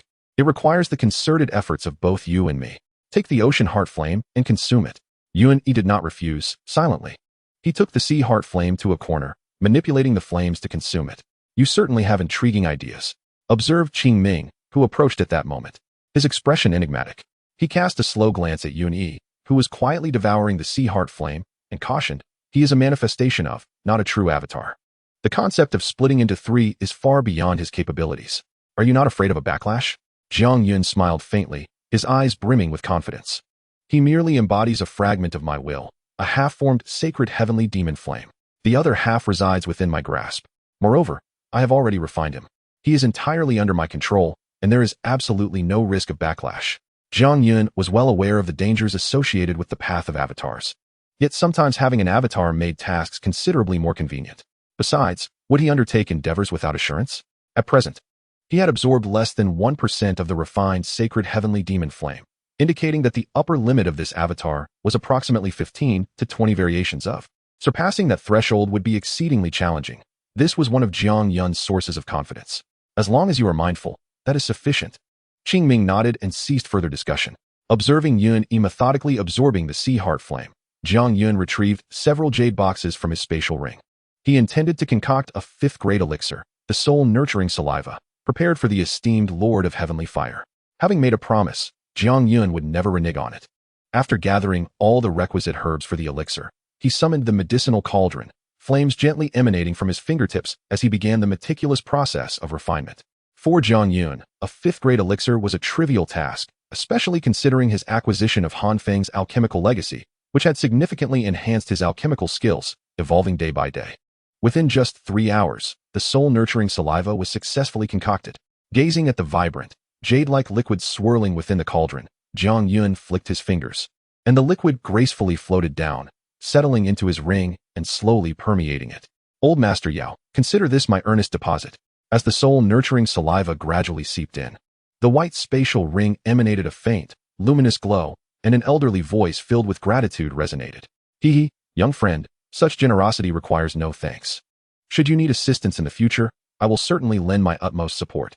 Upon hearing this, Jiang Yun smiled lightly, not giving it much thought.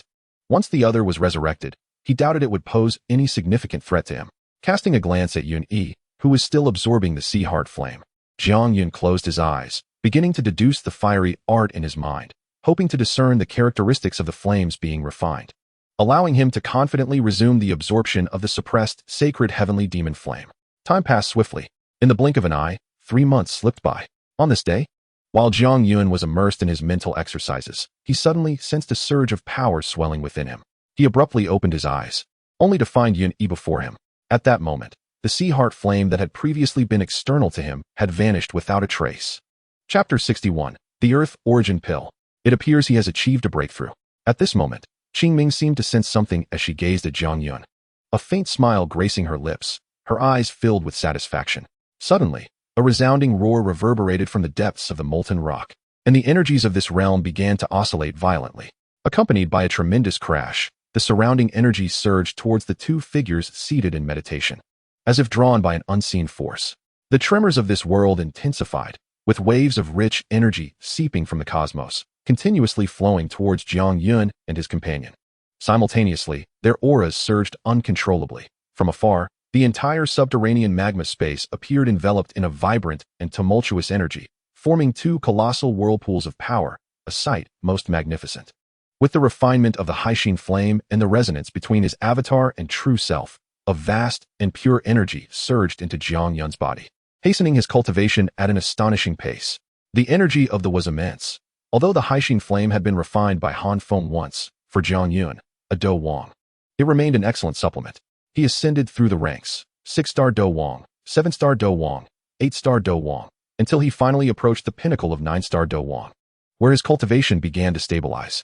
Suddenly, the two similar figures simultaneously emitted brilliant sparks from their eyes, marking the moment when Jiang Yun and his avatar reached the zenith of 9-star Dou Wang. Yet, a breakthrough to Dou Huang remained elusive. The power required for such a leap was still overwhelmingly vast, and the second-hand Haixin flame was insufficient to propel Jiang Yun further. Sensing the power within him, Jiang Yun stood tall and turned to Yun beside him, inquiring, "How do you feel?"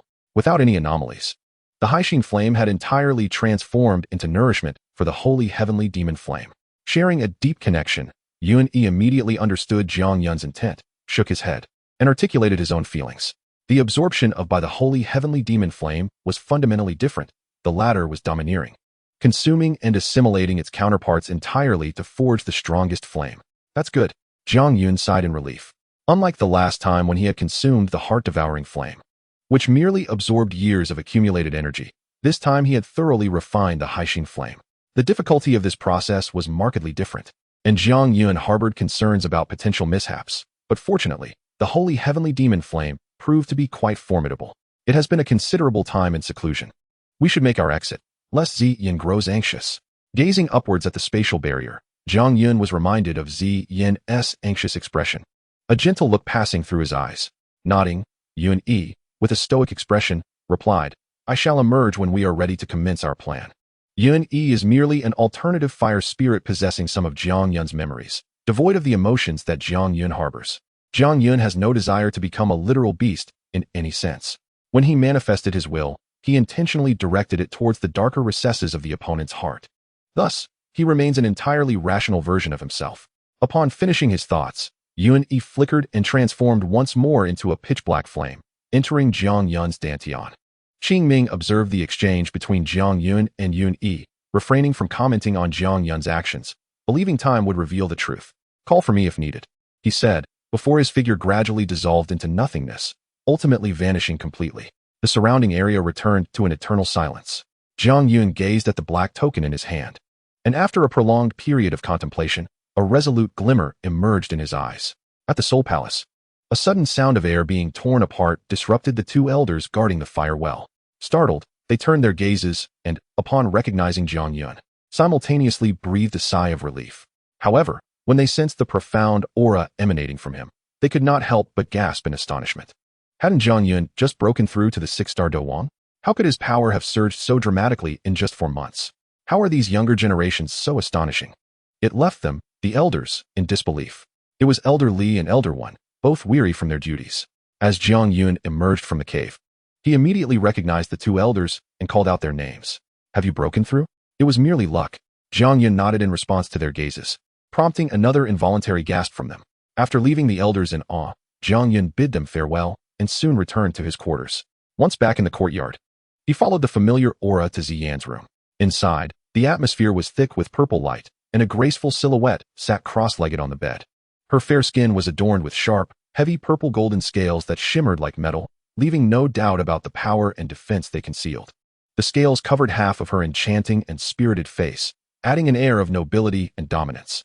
As if sensing his presence, Ziyan slowly opened her violet eyes, a joyful expression flooding her features as she prepared to leap into Jiang Yun's embrace. Yet, recalling his prolonged absence and seclusion, a wave of resentment surged within her, transforming into a playful demand. "Jiang Yun, receive my punch."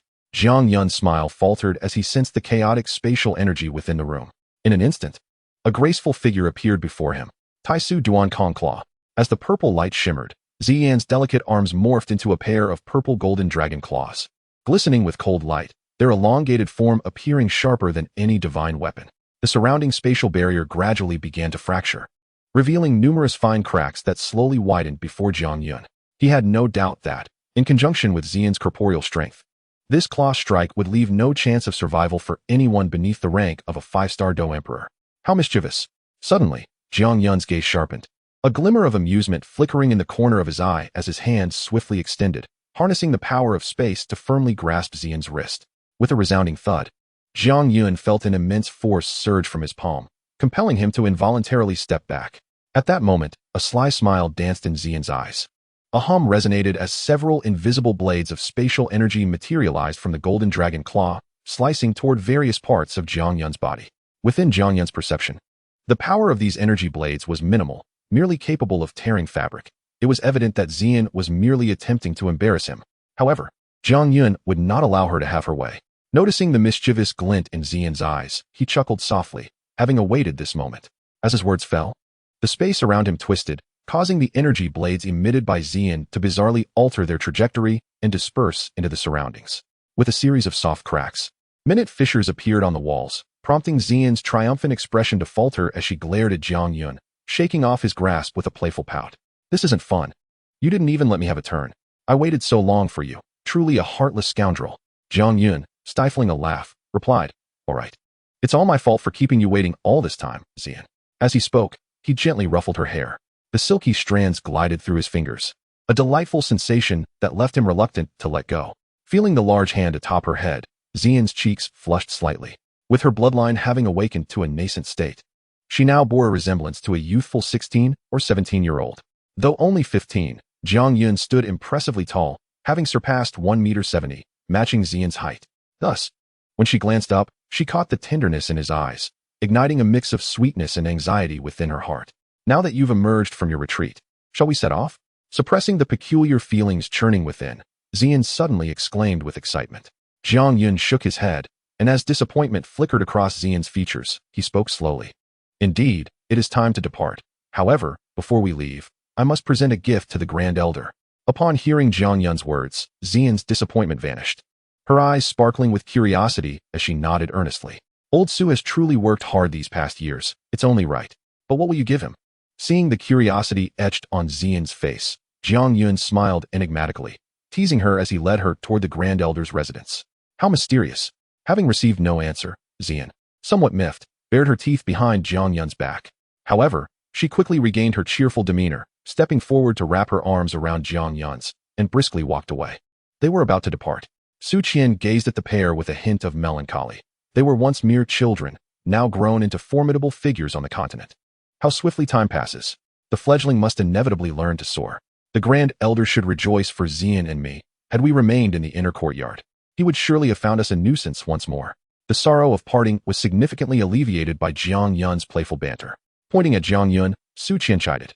You rascal, hurry along. Go wreak havoc elsewhere. Ever since you two arrived, the mice in my storeroom have vanished. What a calamity. Old Su, I hardly consume that much. Jiang Yun's retort elicited discontent from Ziyan, who questioned her own appetite. Chuckling, Su Qian observed Ziyan, his gaze making her feel a tad uneasy. Feeling a pinch on his hand, Jiang Yun realized that his beloved had made her presence known, though he was surprised to discover that she too could exhibit a hint of humility. Before we leave, I have a gift for the Grand Elder. Oh, what is it?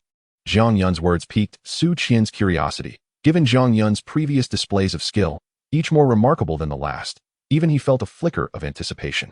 Under Su Qian's watchful gaze, Jiang Yun produced a scroll and handed it to him. Su Qian, puzzled, unfurled it, and upon discerning its contents, he rose in excitement. Trembling as he exclaimed, You can refine this? During this period of seclusion, I made a modest breakthrough in my soul power and am quite confident in my ability to refine it. Observing the confidence radiating from Jiang Yun's visage, Su Qian found himself unable to voice any objections. What materials do you require? The Academy will procure them for you. No need. Our esteemed apothecary has a wealth of resources and fortuitously possesses 2 of the necessary materials. Just await the outcome. It is worth mentioning that the substantial resources amassed by Hanfeng over decades rival those of even some seasoned 7th-tier alchemists. May I invite students to observe? Certainly. Jiang Yun readily acquiesced to Su Qian's proposal. This could be his modest way of giving back to the Academy. This time, Jiang Yun was set to assist Su Qian in refining a Earth Origin pill, capable of elevating a Dou zone without any side effects, thus achieving a high 7th-tier status. Following his breakthrough into the spirit realm, Jiang Yun should theoretically be able to concoct 8th-tier pills. However, his experience was somewhat lacking, and he lacked the materials. Nevertheless, he was confident in his ability to produce 7th-tier pills in the span of a single night. The news of Jiang Yun's intent to refine a 7th-tier pill spread like wildfire throughout the inner courtyard. In the wake of this astonishing announcement, the inner courtyard was instantly abuzz with excitement. 7th-tier pills. In the prestigious inner courtyard, where the 4-tiered elixirs represent the pinnacle of mastery, one can only imagine the profound impact that the 7-tiered elixirs would bring. Even the students hailing from the Central Plains are momentarily left speechless in their own families. A 7-tiered alchemist is treated as an esteemed guest. They are accustomed to currying favor with such individuals, and now, to hear that our cohort is capable of concocting 7-tiered elixirs is nothing short of astounding. After all, they are all exceptionally talented individuals within the city, which is precisely why they were recruited by the Canaan Academy. Yet, when compared to a 7-tiered alchemist, their prowess seems as futile as striking a stone with an egg.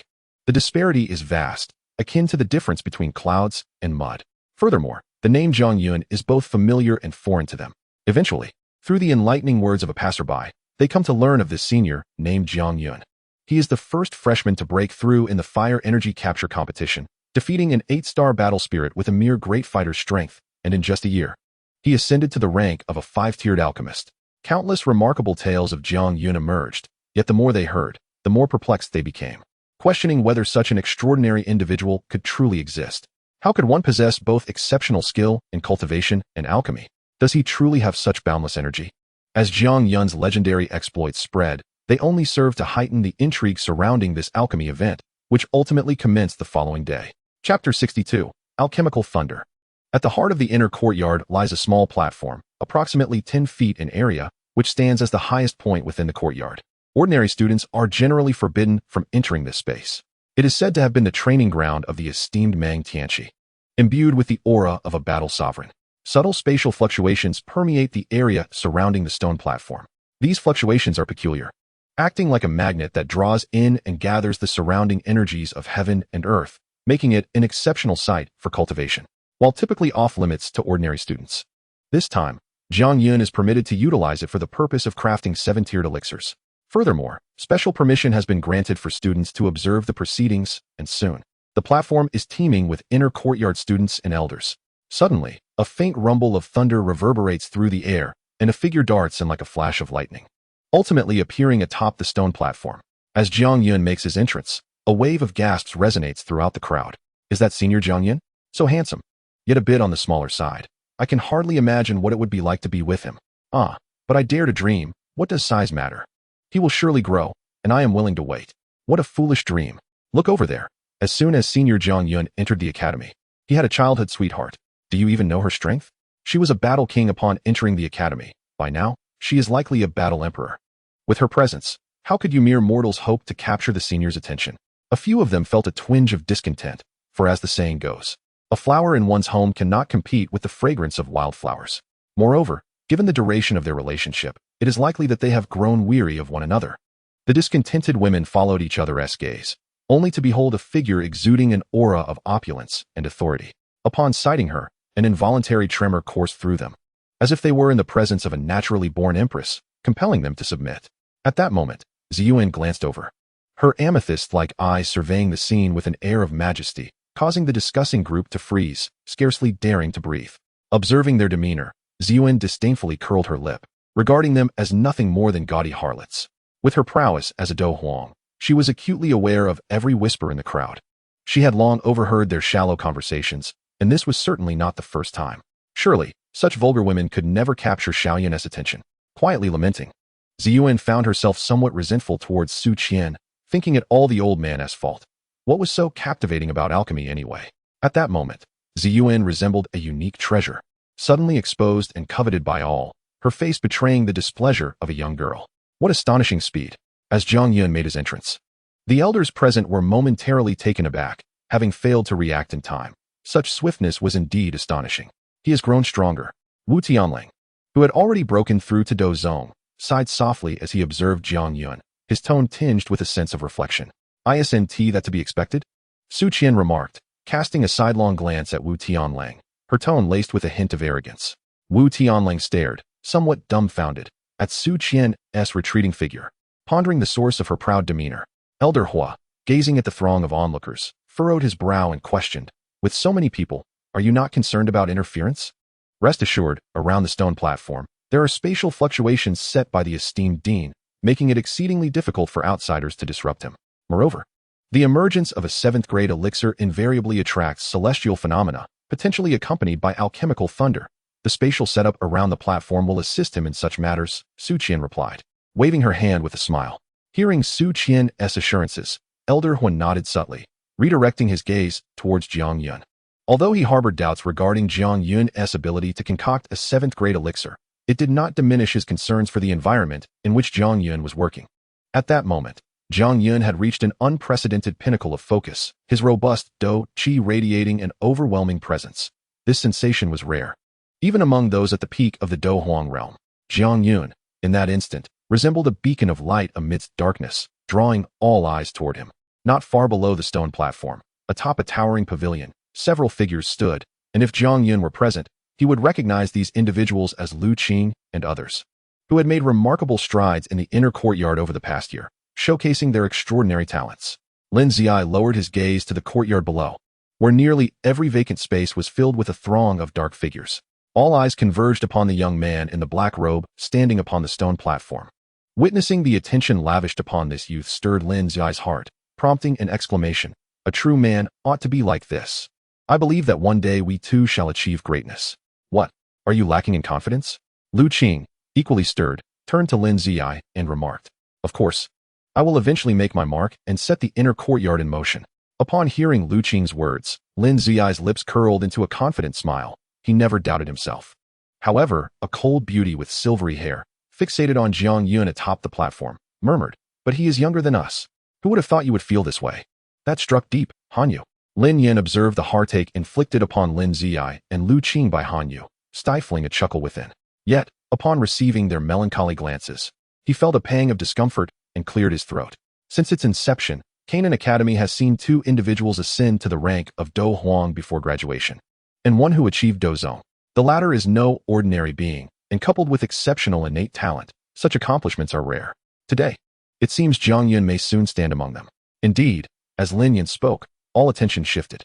Han Yu bit her lip, her enchanting eyes fixed on the stone platform, aware of the rumors surrounding Jiang Yun being a 5th-grade alchemist. At such a young age, to concoct 5th-grade elixirs suggests a terrifying potential, a rarity even in the Central Plains. If he were to assist, could the crisis facing her family be resolved? The thought made her heart flutter. Although it bore the hint of an older cow courting a tender grass, for someone like Jiang Yun, it could be conceivable. However, a glance at the poised Ziyan beside her deflated her spirits. She knew that Ziyan, another prodigy in the inner courtyard, had entered the academy as a Dou Huang and had likely already ascended to Dou Huang. With her presence, who could ever catch Jiang Yun's eye? Having been called a heavenly beauty since childhood, this was the first time she felt a sense of inferiority. Unbeknownst to Jiang Yun, his mere presence had stirred considerable excitement within the inner courtyard. At this moment, his focus was entirely concentrated. External forces could no longer disturb him in the slightest.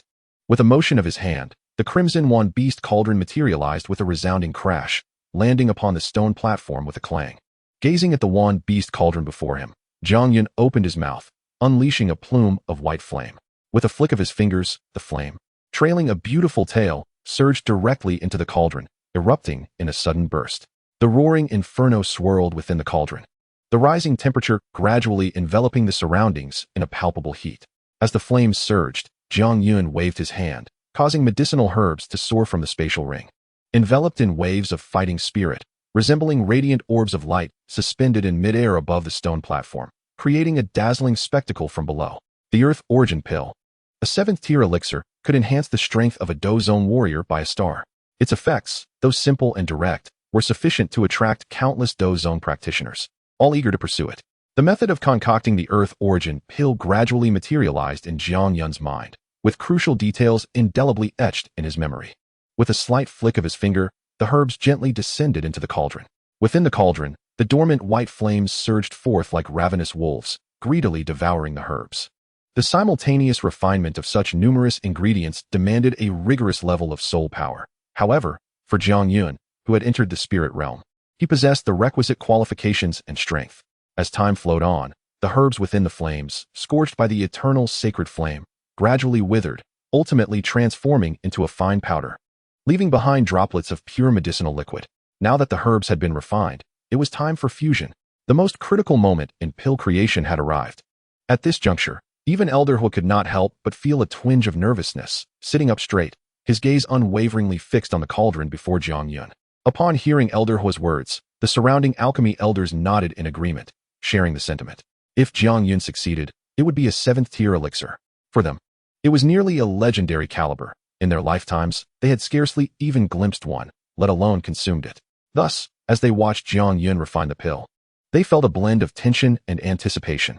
Inside the cauldron, the white flames enveloped several pools of varying sizes of liquid, merging slowly under Jiang Yun's deft control. With energies of multiple hues blending seamlessly, sensing the tranquility emanating from his soul power, Jiang Yun felt a surge of confidence. It seemed his technique and luck were quite favorable, having achieved significant success on his first attempt. Once all the medicinal energies were fully integrated, they would gradually coalesce into the embryonic form of the pill. Of course, this was an exceptionally slow process. According to Jiang Yun's estimation, this phase of fusion would likely take at least 3 days. With a thought, he slowly closed his eyes, dividing a portion of his consciousness to circulate the technique within his body, the scarlet fire treasure mirror, absorbing the surrounding energies of heaven and earth. His soul power continued to spiral within the cauldron, controlling the heat and the amalgamation of various medicinal properties. 3 days swiftly passed.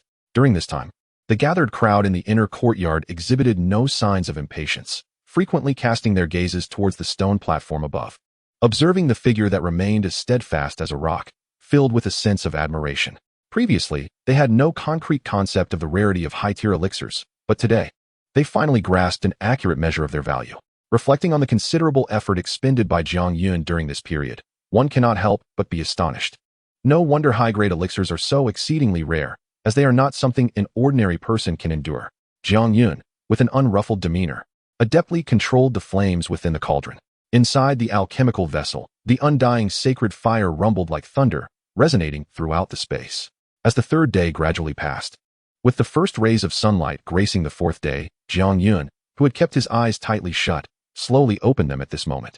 His pitch-black eyes, illuminated by the sun, reflected a dazzling brilliance, and at that instant, an aura of silence surged forth from him, akin to a lion awakening from slumber. Turning his gaze towards the cauldron, he beheld a yellow elixir taking shape, gently swirling within the white flames. The nascent form of the elixir was roughly the size of a longan, with a surface that appeared quite unsightly due to its unevenness. However, under the searing flames, it was gradually becoming more rounded. Jiang Yun could sense the immense, pure medicinal power emanating from it. The elixir had successfully taken form. Only the final stage of refining remained.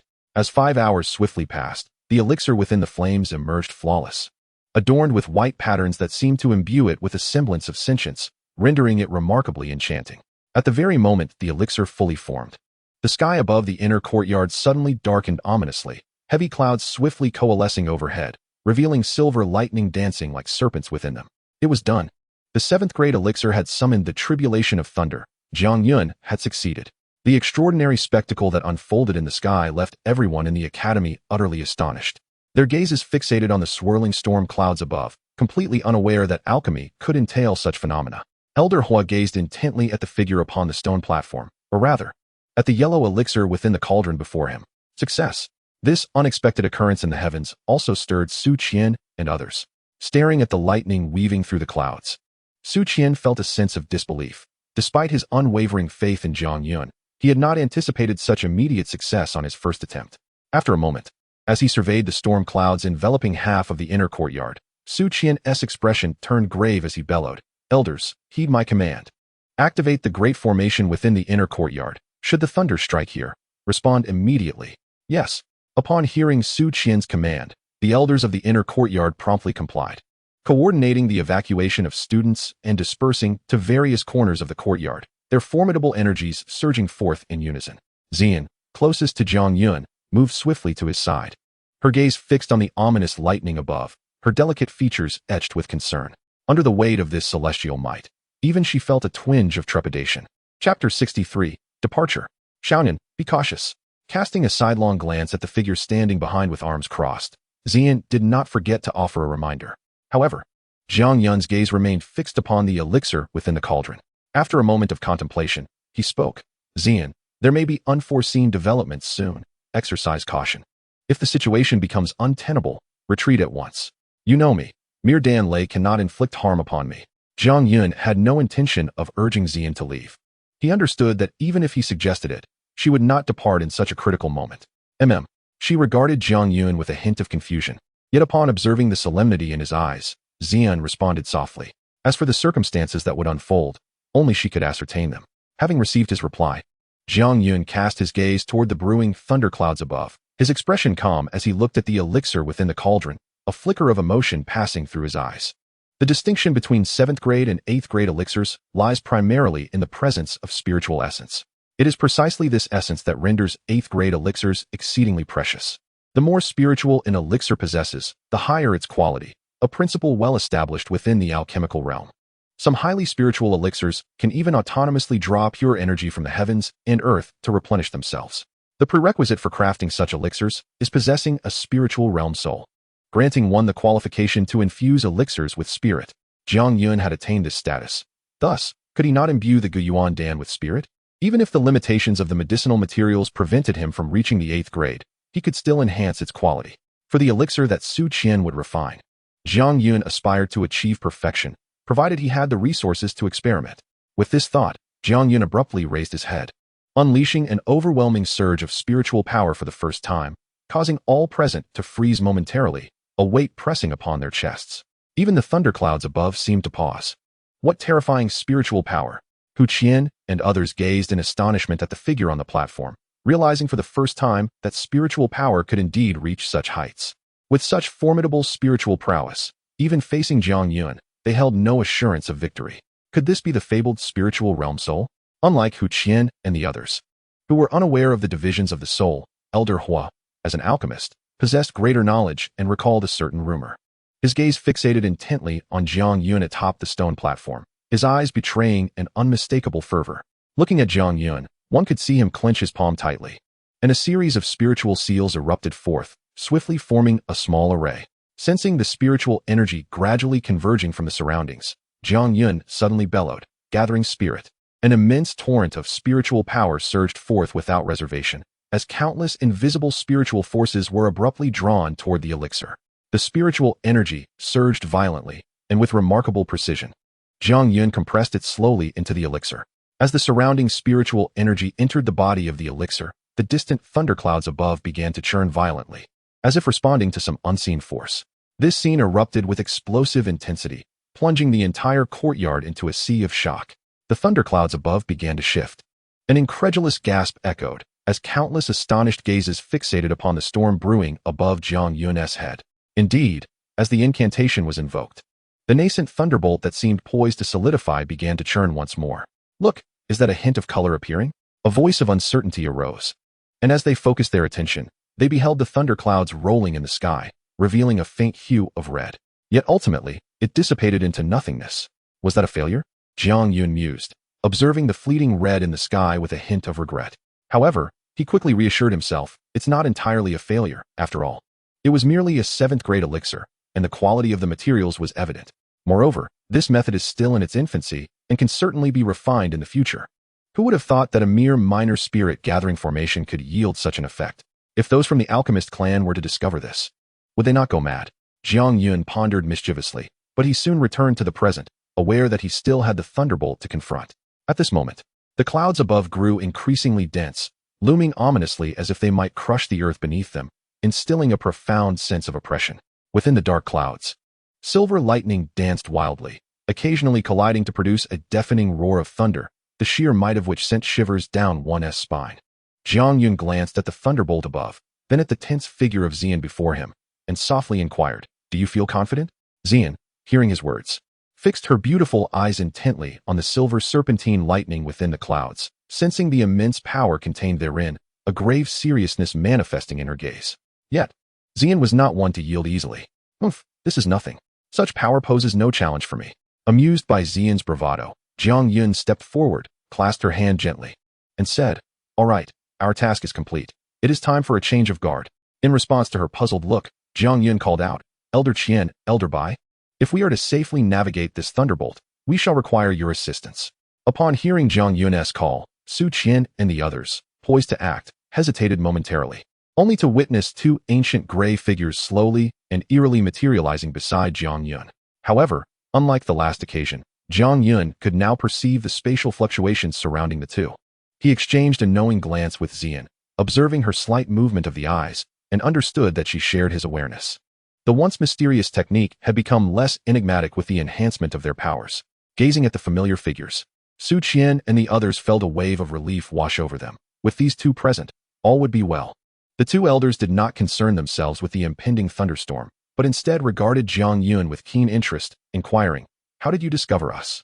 Without waiting for Jiang Yun to respond, Elder Qian suddenly declared with understanding, "Indeed, you have attained the spirit realm soul. In this regard, we are no match for you. Such means of concealment seems somewhat trivial in your presence." Jiang Yun, upon hearing this, smiled silently, tacitly acknowledging the truth of his words. Given the significant commotion within the inner courtyard, it was impossible for the two elders to remain oblivious. The moment the lightning tribulation appeared, Jiang Yun had sensed their presence. With two peak Dou cultivators backing him, the mere Danlei was but a trifling matter. "You are the most outstanding disciple I have ever encountered. You have achieved the spirit realm soul, and I hope you soon become an 8th-grade alchemist." Elder Bai encouraged Jiang Yun, his heart aflame with ambition. An 8th-grade alchemist? They had been trapped at the peak of Dou for an indeterminate time. If they could forge a connection with an 8th-grade alchemist, then Dou would surely be within reach. "Your junior will strive for it." Observing the composed and unassuming Jiang Yun, the two elders nodded in satisfaction before turning their gazes toward the tumultuous sky. Boom! Silver lightning clashed violently within the dark clouds, and after about 10 seconds, a rift suddenly tore through the clouds. In an instant, a silver lightning bolt, roughly half a foot wide, erupted forth with a resounding crash. Like a colossal silver python, it surged from the clouds, its target unmistakably the medicinal cauldron before Jiang Yun on the stone platform. The Danlei. It had been ages since he had witnessed such a phenomenon. Elder Bai remarked with nostalgia as he observed the descending Danlei. "Ba Jieji," he murmured softly. With a single finger, Elder Bai gently tapped, and in the next moment, amidst the astonished gazes of countless onlookers, the formidable Danlei was effortlessly fragmented. It appeared as if Elder Bai's casual gesture had effortlessly dispersed the lightning, yet the dark clouds churned more violently. Moments later, a crackling sound reverberated, and a second silver lightning bolt, twice as powerful as the first, burst forth from the black clouds. Ah, impressive power indeed. No wonder it nearly summoned the colored Danlei of a 7th-grade pinnacle elixir. He chuckled lightly, a flicker of astonishment passing through his ancient, unfathomable eyes. Two dried, gnarled hands emerged slowly from his sleeves, methodically forming peculiar seals. As he performed this gesture, intense spatial fluctuations suddenly radiated outward, warping the very fabric of space around the falling lightning, distorting it into a myriad of folds that twisted the lines of sight. Bang! A crisp sound rang out as the lightning was once again torn to shreds by the spatial force, transforming into countless tiny electric sparks that scattered across the stone platform like a swarm of miniature silver serpents. With two successive lightning strikes thwarted, the dark cloud seemed to grow even more furious. Instantly, myriad silver streaks flickered, and bolts of lightning, akin to silver pythons, broke free from the clouds, crashing down relentlessly upon the stone platform. Together, with this command, the two elders simultaneously formed seals, and the surrounding spatial fluctuations intensified dramatically. At last, the two individuals, with their withered fingers, gently traced an invisible line in the air.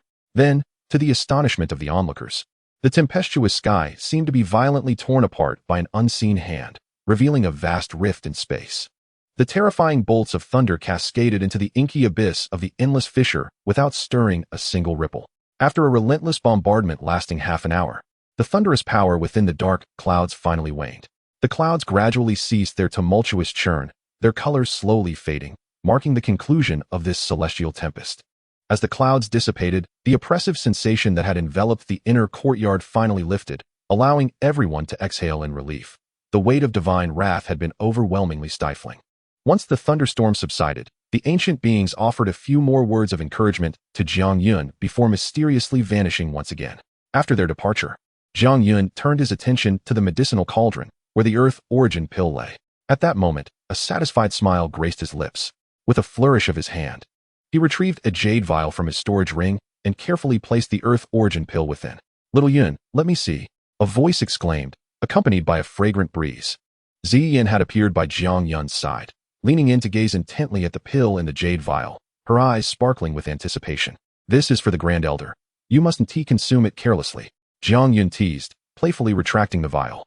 Do I seem so reckless? Ziyan shot him an annoyed glance, her expression betraying her eagerness. I know you will refine more for me in the future, right? Her smile radiated warmth. Revealing her current mood, Jiang Yun chuckled lightly at her words, neither confirming nor denying her inquiry. Jiang Yun, a voice called out as Xuan approached, accompanied by several elders. Grand Elder, fortunately, we have succeeded without wasting any materials. I estimate that this Earth origin pill should elevate the Grand Elder by 2 stars. As for reaching 3 stars, that will depend on fate. Amidst the eager gazes of the crowd, Jiang Yun presented the jade vial to the Grand Elder. Upon hearing Jiang Yun's words, even Xuan, typically composed, could not help but feel a stir of excitement. A leap of 3 levels. As he regarded Jiang Yun, countless expressions of gratitude coalesced into silence. Thank you. Jiang Yun simply shook his head with a smile, urging, Grand Elder, you should hasten to refine it. Nodding, Xuan refrained from any further pretense, and, after making the necessary arrangements, swiftly retreated to seclude himself for the refinement of the pill. Subsequently, after spending 3 days discussing alchemy with the Fire Elder, who finally released him with satisfaction, Jiang Yun returned to his quarters. Upon entering, he spotted a delicate purple figure seated in the courtyard, propping her head on one hand, idly toying with a pendant in her grasp. It was crafted by Jiang Yun from the remnants of the Bodhi tree, possessing the ability to nurture the soul. At this moment, all was silent, and the gentle moonlight cascaded down, enveloping Ziyan in a sanctified aura, creating a delicate tableau. Jiang Yun, who had never witnessed this serene side of Ziyan, felt a ripple of emotion in his heart. It turned out that Ziyan too could find tranquility. What's wrong? After gazing for a while, Jiang Yun approached slowly, his footsteps capturing Ziyan's attention. Noticing the melancholy in her eyes, he could not help but inquire. Nothing. Ziyan shook her head, quickly smiling. Shall we depart? Jiang Yun nodded. Ziyan disliked the sorrow of parting, and neither did he, which is why they decided to slip away quietly under the cover of night. Do you think we resemble a pair of young lovers eloping?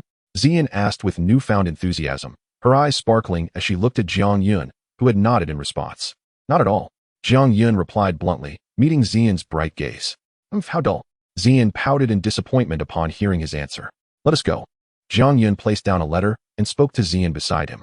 With a huff, Ziyan shot him a sidelong glance, flicked her long hair, and her wings of fighting spirit coalesced into a purple streak that soared into the sky. Jiang Yun chuckled to himself and summoned a pair of white wings of fighting spirit, closely following Ziyan's pace. Just as they were about to leave the confines of the Canaan Academy, a familiar and powerful aura suddenly erupted from the inner courtyard. It's old Su. Ziyan exclaimed with a hint of surprise. Indeed, it seems the Grand Elder has broken through, and fortune favors him, achieving the 6-star Do zone. He is here to see us off. Who asked him to send us? As their voices faded into the distance, Jiang Yun and Ziyan vanished from the horizon. In the courtyard, Xuan set down the letter in his hand, his gaze complex as he watched the direction in which the two had departed, softly murmuring, Fly. The Dou Qi Continent has vast skies for you to soar through. Should you ever grow weary, return home to visit. Chapter 64, The Soul Hall. In a certain location within the Black Corner region, a stretch of tainted black land lay before him. Where patches of stark white occasionally surfaced, the remains of some creatures, exuding an eerie chill. A figure clad in white, somewhat ethereal, slowly emerged at the earth's edge, starkly contrasting with the surrounding environment. Yun lifted his head, his gaze fixed upon the distant horizon, where the contours of a mountain range were silhouetted against the pitch-black sky, yet beyond those mountains lay a shroud of icy mist. Sensing the vibrations emanating from the soul order in his hand, Yun knew he was nearing his destination.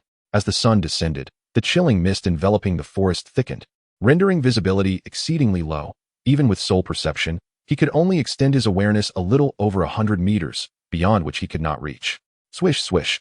In the depths of the mist-laden forest, occasionally resonating through the air were the low, ominous growls of beasts, accompanied by a faint sound of wind slicing through, amplifying the eerie atmosphere.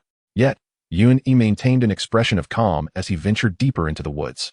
Time seemed to lose its meaning as the surrounding fog gradually thinned. In the distance, a colossal black palace loomed, resembling a great beast from primordial times. Coiled upon the ground, from within the shadows, the sight of the dark edifice exuded a chilling aura, a foreboding presence that sent shivers down one's spine. What a splendid location for the Soul Palace. Indeed, it is the largest organization in the Dou Qi Continent. In comparison, the other imperial clans are merely remnants of the past, hardly worthy of consideration, which explains why the Soul Emperor looks down upon them so disdainfully. Observing the grand palace before him, Yun murmured softly, a hint of scorn flickering in his eyes when mentioning the imperial clans. Compared to the formidable Soul Emperor, the others seemed utterly unworthy in Yun Yi's eyes. Snapping back to reality, Yun directed his attention to the spatial barrier ahead. He stepped forward, his finger enveloped in a swirl of dark light, and gently traced a doorway of considerable width in the distorted space. He did not rush inside. Instead, he raised his hand once more, casting a series of spiritual seals that flew forth, settling upon the surrounding spatial nodes. Only when the space was completely sealed did he take a satisfied step forward. As he approached the pitch-black palace, he soon spotted several figures clad in black robes. Let us proceed. This time, I am determined to gather enough souls. It is time to prepare for my ascension to the rank of Dou, spoke a figure that appeared to be their leader. Alas, ever since the Canaan Academy intervened, the turmoil in the Blackhorn region has diminished significantly, making our task of soul collection increasingly arduous, replied another. The last figure, with a venomous tone, suggested, why not take direct action against the students of Canaan Academy, particularly those from the alchemy department? They possess weak combat abilities, but strong soul energy. We could quickly amass the souls needed for our alchemical exchanges. Upon hearing this, the leader berated them. Have you lost your mind? Do you dare to provoke the students of Canaan Academy? Elder Su Qian will have much to thank me for. I have just eliminated a rat that was eyeing the academy. Next time I see him, I must have a proper conversation. At that moment, a calm voice emerged, startling the three figures. Raising their eyes, they beheld a tall figure clad in white, standing a short distance away. He exuded a tranquil yet overwhelming presence that instilled a sense of dread within them. Yun Yi's gaze remained steady as he regarded the trio. Yet they felt an overwhelming sensation as if their very souls were being torn asunder, panic gnawing at their hearts. Ambush! A sharp cry pierced the air. In the next instant, a massive hand struck forth, distorting the space around it, causing the very ground to tremble. Boom! In an instant, only a vast, bottomless pit remained where the three had stood, their figures completely erased from existence. Calmly, Jiang Yun retrieved a black pouch, drawing the souls of the three individuals into it. This was also an artifact of the guardian Xuan, specifically designed by the Soul Palace to absorb spiritual entities. The anguished cries and the tumult outside immediately captured the attention of those within the Soul Palace, inciting a chorus of furious roars. Who dares to wreak havoc in my Soul Palace? 5 figures, emanating an aura of lethal intent, surged forth from the grand hall. Their gazes swept across the scene, finally settling on Yun Yi's eyes remained tranquil as he addressed the 5, saying, all are present, 3 Dou emperors and 2 Dou kings. Your Soul Palace is indeed a grand establishment. How dare a mere Dou king come to disrupt the Soul Palace? I shall extract your soul and subject you to the torment of 10,000 souls. One of the figures cloaked in black sneered ominously. Boom. No sooner had the words left the black-clad figure's lips than Yun Yi, without uttering another word, brandished a war spear engulfed in black flames. It was massive and cold, seemingly capable of cleaving the heavens and the earth asunder. A collective gasp arose from the Soul Palace at that moment. The surrounding space felt as if it had been ensnared, rendering them immobile, forced to witness the descent of the mighty spear. Even before it drew near, the aura emanating from the spear sent tremors of dread through their souls. Faced with the specter of death, the 5 individuals unleashed their full power, conjuring a tempest of black mist that coalesced into a monstrous serpent, howling through the skies toward Yun Yi. Mayflies shaking the tree. Yun Yi scoffed, and with a powerful shake of his hand, the spear, ablaze with black flames, effortlessly cleaved through the black serpent, bisecting the 5. Even as they were severed in 2, they had not yet succumbed. An eruption of black flames enveloped their forms, igniting their souls, which emitted harrowing cries of despair. In mere moments, the 5 had entirely lost their life force, their souls extinguished. Having dispatched them with ease, Yun Yi's gaze betrayed no emotion, as though he had merely crushed insignificant ants by the roadside. The ominous grand hall loomed ahead, inscribed with the 2 characters Soul Palace, from which faint wails seemed to emanate. Within Yun Yi's spiritual perception, he sensed several more Dou spirits and Dou kings concealed in the vicinity. A flicker of black flame ignited in his eyes, and shortly thereafter, a cacophony of anguish screams erupted as several figures gradually materialized before him. Greetings, Master. They all knelt in unison before Yun Yi, their bodies entwined in black flames, eyes fervently fixed upon him. Yet, beneath the surface, their gazes revealed an unsettling void, indicating they had been transformed into emotionless fire servants through Yun Yi's alchemical prowess. With an impassive expression, Yun Yi opened the grand doors of the Soul Palace and stepped inside without a moment's hesitation. The interior was vast, with countless black chains sprawling like a spider's web. At the ends of these chains floated innumerable orbs of light, within which resided the ethereal forms of souls. The piercing cries of torment echoed relentlessly, yet none of this could sway the steadfast resolve within Yun. Deep within the grand hall stood an enormous obsidian pillar, upon which rested a small groove. According to the intelligence extracted by Yun, this pillar served as both the prison for souls within the Soul Palace and a means of communication. It could relay messages to higher authorities. However, the guardian Xian, being merely a human-level protector, could only transmit unilaterally and awaited a response from his esteemed elder. At this moment, Yun possessed promising news that he believed would capture the attention of the upper echelons of the Soul Palace, drawing forth the elder. Without hesitation, he pressed Xian's token into the groove, channeling a message through his spiritual power. The continent's foremost alchemist, Yao Chun, has appeared. After conveying the message, Yun settled into a meditative posture, awaiting patiently for an intriguing visitor. The vast hall loomed ominously, dwarfing the chamber where Yun resided. Its expansive black-gray structure exuded an oppressive aura. Within the hall, there were numerous towering black stone pillars, each adorned with myriad cryptic runes that flickered ominously. Resembling countless eyes, sinister and solemn, dark chains coiled around the pillars, and at their ends dangled numerous orbs of light, within which were the tightly closed eyes of countless souls. If Yun's domain contained thousands of souls, here, the number was densely packed, exceeding 1,000,000. At that moment, an ancient, indifferent voice resonated throughout the hall. Yao Chun. As this voice echoed, an overwhelming pressure descended, and an elderly man clad in purple robes materialized in a strange manner. What Yao Chun? Where is he?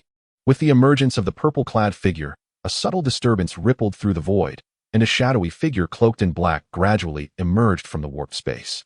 The newcomer regarded the purple-robed figure with uncertainty.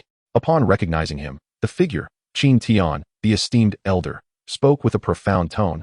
Just now, a human-level protector from the Blackhorn domain conveyed word of Yao Chen's trace. After all, he is the individual expressly sought by the palace master.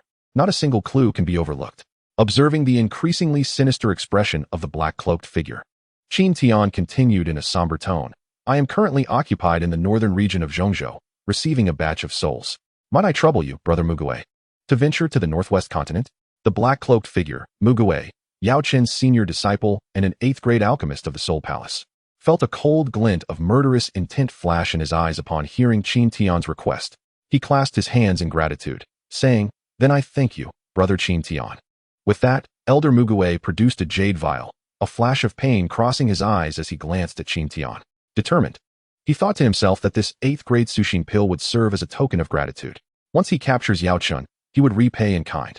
Unperturbed, Qin Tian accepted the jade vial handed over by Mugu, a faint smile gracing his lips.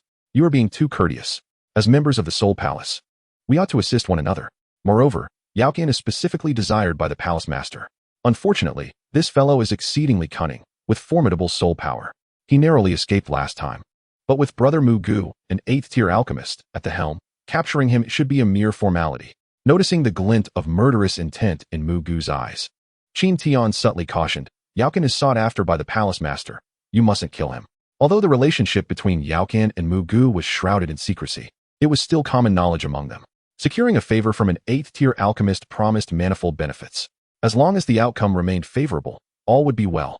As for concealing news of Yao Qian from Mugu, Qin Tian wouldn't dare, for he held an innate fear of the palace master, Han Yesheng. Upon hearing Qin Tian's words, Mugu's eyes flickered momentarily before he replied in a deep tone. Naturally, Yao Qian narrowly evaded capture last time. His soul must be compromised now, and he cannot escape this time. Qin Tian's reminder resonated with him. Yao Qian must not perish, at least not before meeting Han Yesheng. Fortunately, Mugu only sought the burning secret and Yao Can's bone spirit cold fire. With a swift motion, Mugu's tattered sleeve billowed, and a hand, as dry as a desiccated branch, emerged from within. He tore at the air, and a pitch-black spatial portal materialized, through which he stepped unhesitatingly.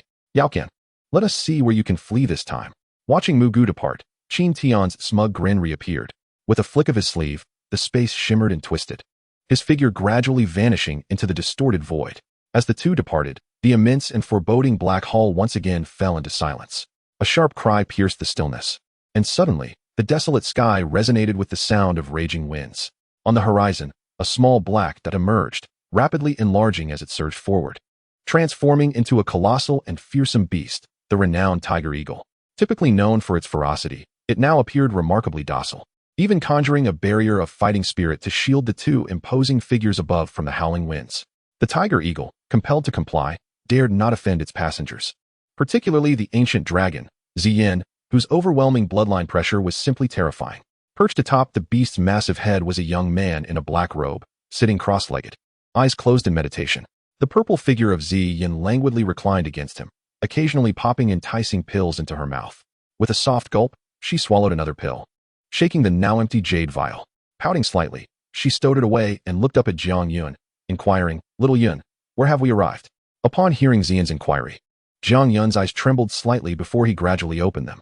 He cast a glance at the minuscule ground below and then lowered his head to address Ziyan, saying, "There exists a nation called the Holy Light, and we are not far from the empire of Jiamada. At our current pace, we shall arrive in 7 days." 7 days. A voice tinged with disappointment escaped Ziyan's lips. After departing from Canaan Academy, the initial excitement and anticipation had swiftly transformed into restlessness and impatience within just half a month. Indignant, Ziyan slapped the tiger eagle beneath her, muttering, "It's all your fault for being so heavy. You fly too slowly." With a startled cry, the tiger eagle, sensing her frustration, hastened its speed. Observing this, Jiang Yun raised his gaze toward the distant mountains, remarking, "It is merely a fourth-tier beast, no matter how fast it tries. It cannot reach much greater speeds. Ahead lies the Beast Mountain Range, which borders several nations, including the Empire of Jiamada. Why not take a stroll there? It would be a perfect opportunity to replenish our medicinal supplies." Upon hearing Jiang Yun's suggestion, Ziyan's eyes brightened instantly, and she sprang to her feet, exclaiming, "Let us go. I adore treasure hunting." Chapter 65, Soul Void Child. At that moment, while Jiang Yun and Ziyan were traversing the Beast Mountain Range, far away in the Black Corner domain, Yun suddenly opened his tightly shut eyes. Before him, the fabric of space began to warp, and the great ceiling formation he had previously established was effortlessly shattered. "Is it the news regarding Yaoshan that you reported?" A calm voice emerged from the distorted space, and the elderly figure clad in black robes, Mugu, stepped forth from the rippling void. As he materialized, an intangible wave radiated outward, and Yun felt a terrifying surge of spiritual power sweep over him. This power was formidable, surpassing his own, conservatively estimated to be at the mid-stage of the spiritual realm, perhaps even stronger. "It seems that this sub-temple has been breached by you," the circumstances around him vividly portrayed in Mugu's mind, who appeared unfazed by the destruction of the sub-temple. Assessing Yun, Mugu seemed to emit a faint chuckle, his eyes glinting with an icy brilliance that chilled the very air. "I am quite curious. What audacity allows you to toy with my soul palace? Do you presume to challenge me with your meager status as a Dou? You are utterly unaware of your own insignificance." Sensing the murderous intent emanating from Mugu, Yun Yi's gaze sharpened, meeting the elder's piercing eyes, which were as sharp as blades capable of penetrating the soul. "What if the information I provided is not false? Oh, you possess knowledge of Yaoshan's whereabouts?" Upon hearing Yun Yi's words, Mugu's eyes lit up, his gaze fixated on Yun Yi. "Where is he? Dare I inquire, esteemed elder? To which faction of the Soul Palace do you belong?" Yun Yi refrained from hastily answering Mugu's question, instead responding with measured respect. "Huh. It appears you are quite informed about my Soul Palace." Observing Yun Yi's demeanor, Mugu scoffed, his expression turning frigid, and he taunted. "You think you have the standing to negotiate with me? A clueless child. Capturing you will reveal everything I need to know." As the voice descended, the elder Mugu waved his sleeve, causing the space surrounding Yun Yi to suddenly distort, a terrifying and irresistible force seeping from the fabric of reality. "Engaging in spatial manipulation, are we?" A flicker of inscrutable emotion crossed Yun Yi's eyes as a silver gleam flashed beneath his feet. In the next moment, he shattered the spatial barrier set by Mugu and appeared right before him. "A Dozun? Let me ascertain how far I am from that level." With these words, Yun Yi unleashed a powerful punch aimed squarely at Mugu. Impudent. Faced with a Dou Wang who once seemed as insignificant as an ant, Yun Yi dared to initiate an attack, and more disturbingly, Mugu found himself unable to restrain him. This ignited a fierce rage within Mugu, his voice turning icy. With a casual wave of his sleeve, a formidable surge of Dou Qi coalesced into a fire lance, ripping through the void and shooting toward Yun Yi with lethal intent. Sensing the menacing wind from the spear's tip, Yun Yi did not dare to underestimate it. His figure trembled, and a rich wave of spatial energy surged forth, causing him to vanish from his original position in an instant. Cunning little eel. The myriad souls bind. Failing to achieve his goal once again, Mugu's killing intent surged. He swiftly grasped at the empty space behind him, and a series of hissing sounds erupted as black threads emerged from his fingers. rapidly weaving into a colossal net aimed at enveloping Yun Yi's space. In that moment, feeling the resistance surrounding him, Yun Yi's eyes flared with dark flames, and a massive black halberd took form in his palm. With a fierce strike, he faced the Dou Zun's assault unflinchingly. Boom! Upon collision, a cacophony of hissing erupted. As a spirit of flames, Yun Yi's essence was inherently lofty, though his cultivation lagged behind. In contrast, Mu Gu, as a Dou Zun, wielded Dou Qi of unparalleled purity, leading to a fierce mutual erosion upon their clash. Breaking through. Amidst the erosion, Yun Yi's gaze sharpened, and the black flames engulfing the halberd surged as he swung it with ferocity, tearing through the fiery net. Heavenly Hand Seal. As the fire net was shredded, Yun Yi retreated, and during his withdrawal, the dark flames in his palm began to swirl, revealing a point of black radiance. Upon closer inspection, one would discern it to be a grand seal. As the black radiance flickered, a terrifying gravitational force erupted, causing the energies of the surrounding world to convulse. With the earthly energies being devoured, the black radiance gradually expanded. In an instant, the seal took shape, and Yun Yi brought his palm down. The space crumbled nearly instantaneously. A chilling black seal expanding rapidly from Yun Yi's palm, its terrifying absorption power firmly binding the elder Mu Gu. What is this? Gazing at the descending black seal and sensing its familiar yet alien aura, Mu Gu found himself momentarily dazed. Cursed be this fate. In a moment of distraction, the ominous black seal rapidly descended upon Mu Gu, who, feeling a sudden sting on his skin, regained his senses. He glared at the menacing black seal hovering so close, his rage igniting. Ghostly star shatter. A sinister smile crept across the elder Mu Gu's face as torrents of battle energy surged from his palm, coalescing into a massive, ghostly blade engulfed in violet black flames. The flickering flames on the blade distorted the surrounding space. With the formidable blade in hand, Mu Gu's gaze turned cold as he fixated on Yun Yi, the insignificant insect who had humiliated him time and again. He was determined to sever the opponent's head and use it to contain elixirs, a means to relieve his pent-up fury. Die! Accompanied by the elder Mu Gu's thunderous roar, the blade descended, and the space before him crumbled in an instant, fragments of reality manifesting as the sharp blade effortlessly sliced through Yun Yi's colossal handprint, transforming into a streak of lightning that shot toward him. Indeed, was he still too far behind? Faced with the onslaught of a Dou Zun's attack, Yun Yi exhibited no trace of fear, murmuring softly, "Devour the great realm, devour the heavens, the earth, and all living beings." Lifting his gaze to confront the imminent lethal strike, he chuckled lightly, his hands swiftly forming a series of mysterious hand seals. As he shifted his hand seals, a resonant hum echoed through the surrounding space. When the terrifying blade aura closed in within 10 zhang of Yun Yi, a pitch-black vortex of flames suddenly materialized before him, swirling ominously, and in an instant, it devoured the blade aura whole. How is this possible? Witnessing this unfathomable scene, Mu Gu shrieked in disbelief. The might of a Dou Zun had been nullified by a mere Dou Wang. This was utterly inconceivable. Just as Mu Gu's thoughts began to form, he saw Yun Yi abruptly spit out a mouthful of blood. Strangely, as the blood exited his body, it transformed into tiny, dark sparks that dissipated into the void. The chasm between the strengths of a Dou Wang and a Dou Zun was insurmountable. Yun Yi could not have achieved such a feat without Mu Gu's underestimation, which played a significant role in allowing Yun Yi to wield the holy heavenly demon flame to accomplish this marvel. Nevertheless, the fierce blade aura had still disrupted Yun Yi's meridians, inflicting significant injury. Reversal of the universe. Despite his injuries, Yun Yi's eyes remained profound. He extended his palm, giving a gentle twist. A dark, eerie vortex materialized beside him, and in the next moment, a razor-sharp blade aura ascended skyward, hurtling toward Mu Gu. Regaining his composure, Mu Gu's complexion darkened as he shattered the incoming blade aura with a swift palm strike, his expression fluctuating between uncertainty and dread as he regarded Yun Yi. Yun Yi, now calm, regarded Mu Gu with a composed demeanor. He observed a myriad of emotions play across the elder's face: confusion, astonishment, disbelief, and ultimately, fear. In a raspy voice, the elder Mu Gu inquired, "Who exactly are you?" Upon hearing the words of the venerable Mu Gu, Yun Yi realized that his plan had successfully taken its first step. Indeed, luring the esteemed members of the Soul Temple was an integral part of his scheme. As the most formidable organization on the Dou Qi Continent, how could the Soul Temple, led by the Soul Emperor, remain oblivious to his intentions? At this pivotal moment, the Soul Clan, or rather the Soul Emperor, had completed the final arrangements to initiate the Emperor Ascension Project. As one of the 3 pinnacle 9-star Dou Saint powerhouses on the continent, The Soul Emperor had been meticulously preparing for this moment over the course of a millennium.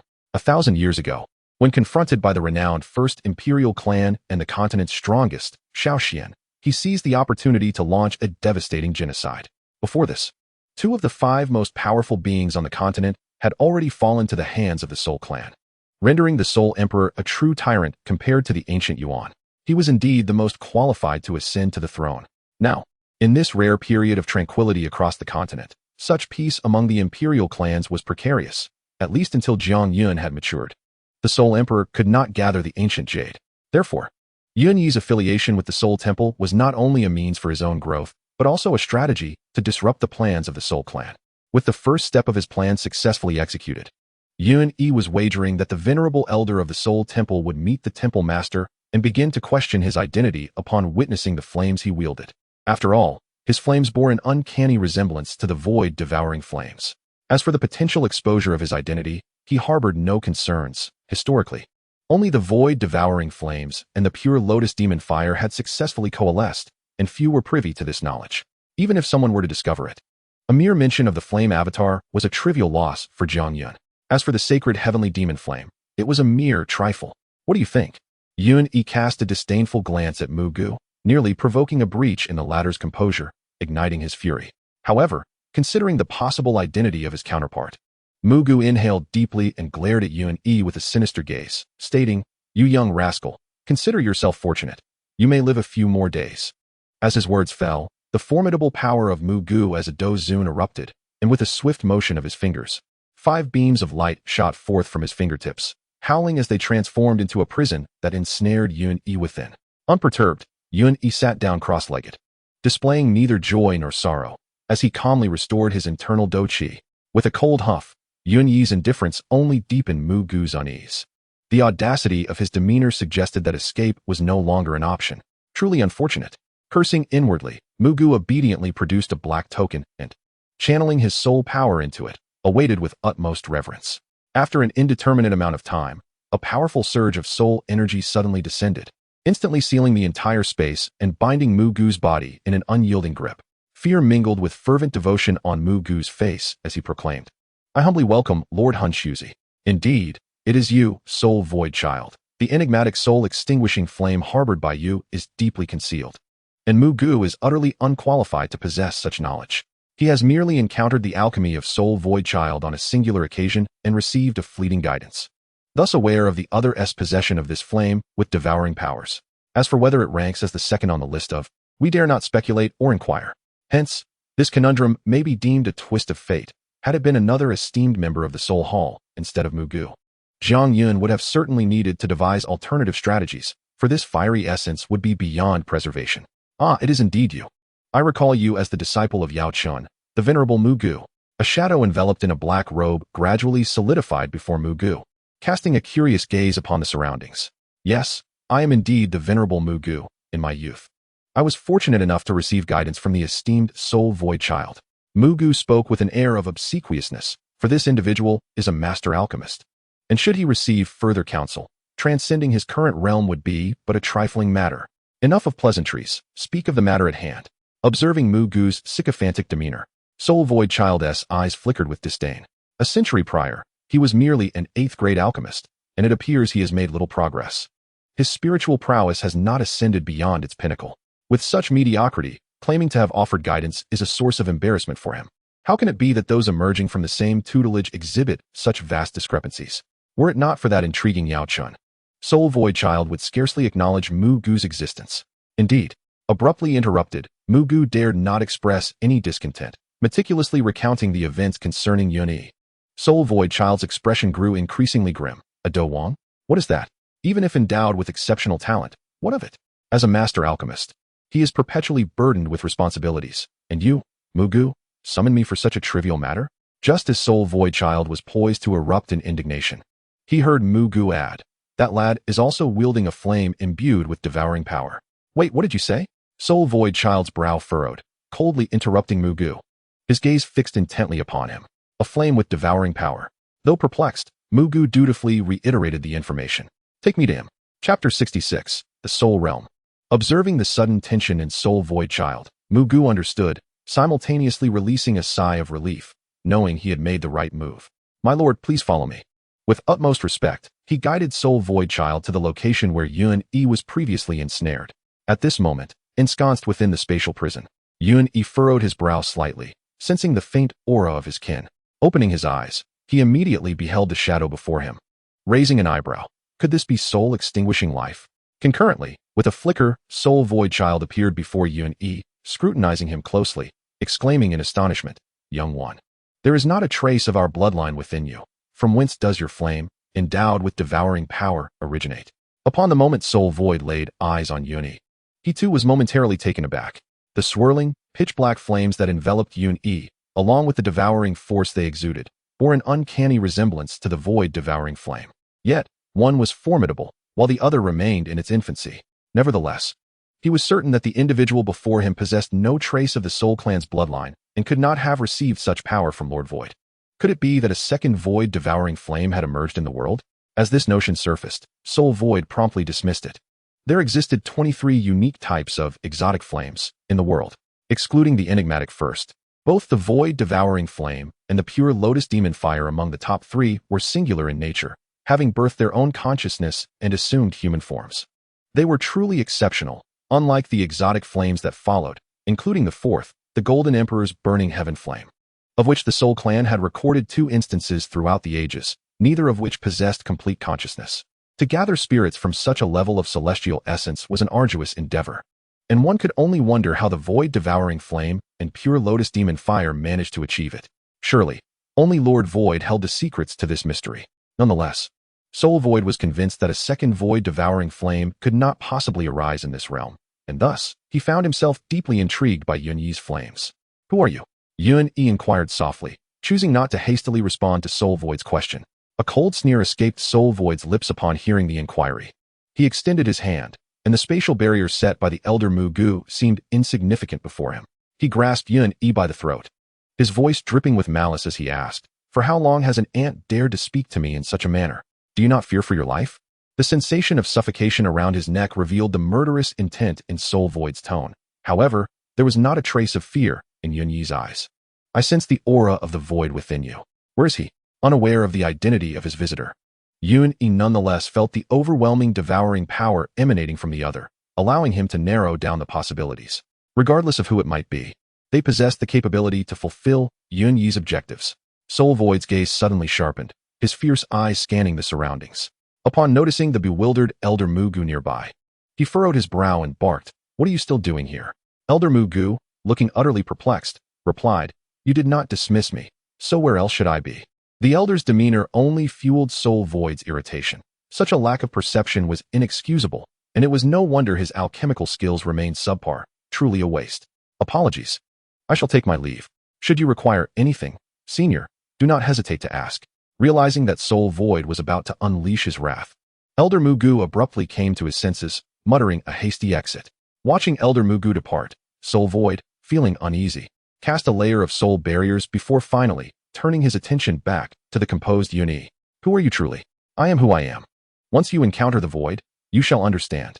Yun's words tightened Soul Void's brow, leaving him in a state of uncertainty. Ultimately, after weighing his options, he released Yun, coldly stating, "You had better pray that you are not deceiving me."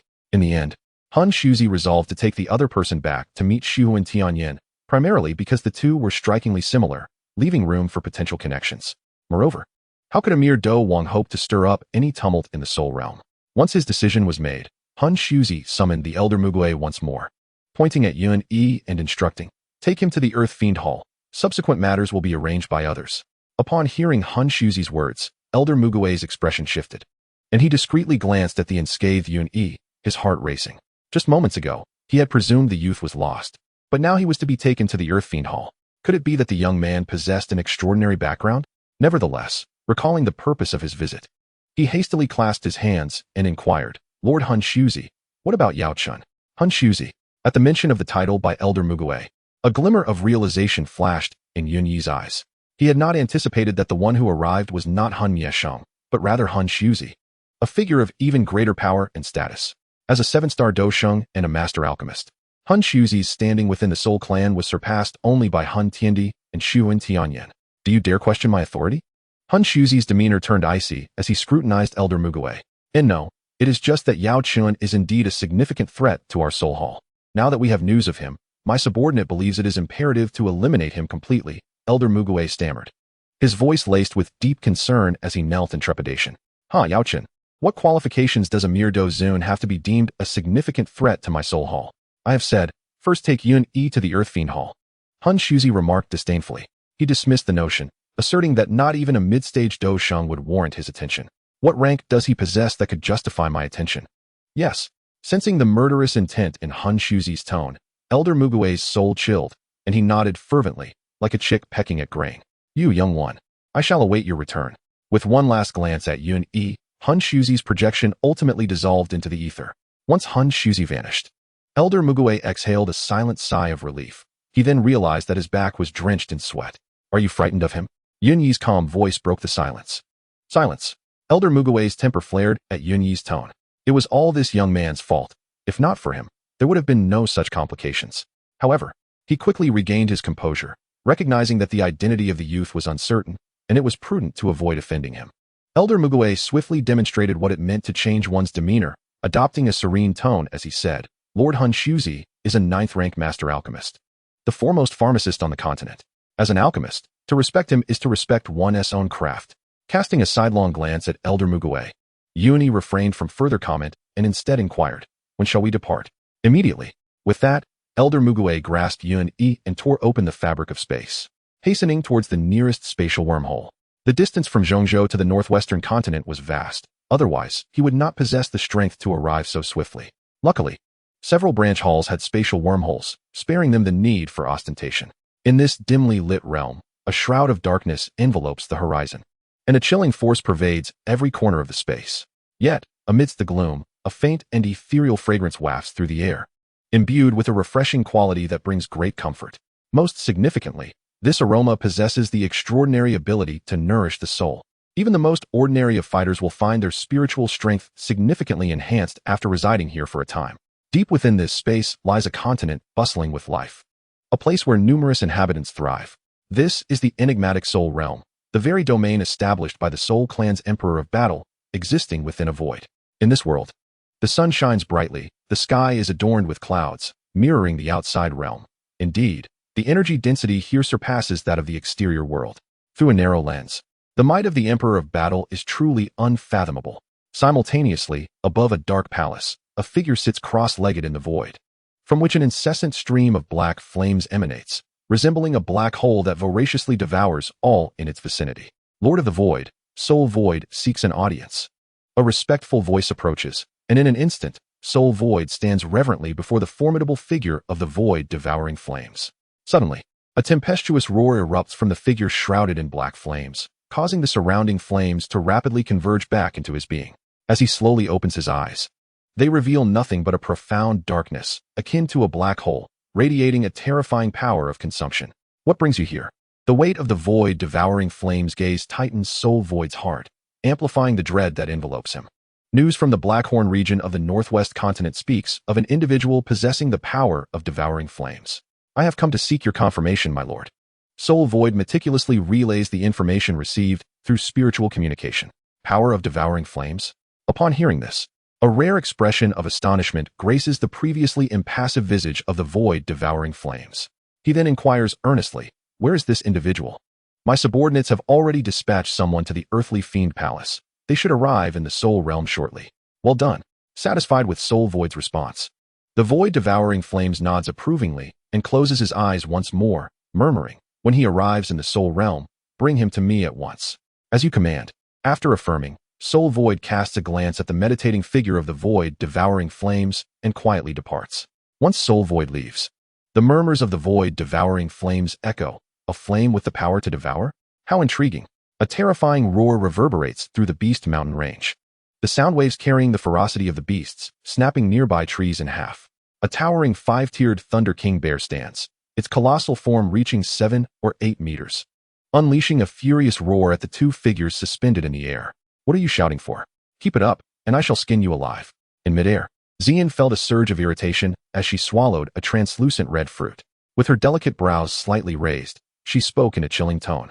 Typically, magical beasts would flee upon encountering Ziyan, yet this time, they faced a stubborn brute that relentlessly pursued them. The Crimson King Bear, undeterred, let out a thunderous roar, pounding its chest in fury, its eyes turning blood-red. Terrifying bolts of lightning coalesced in its mouth, swiftly forming a deep purple energy sphere.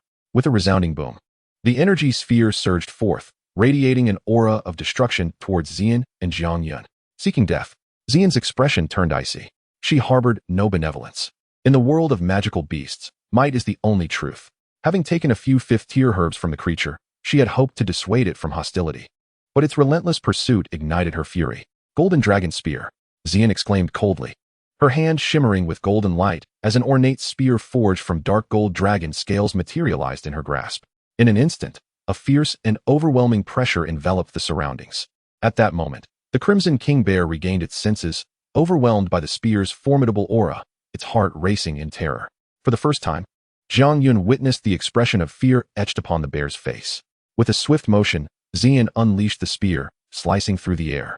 The terrifying spear's brilliance severed the purple lightning sphere before it could reach them.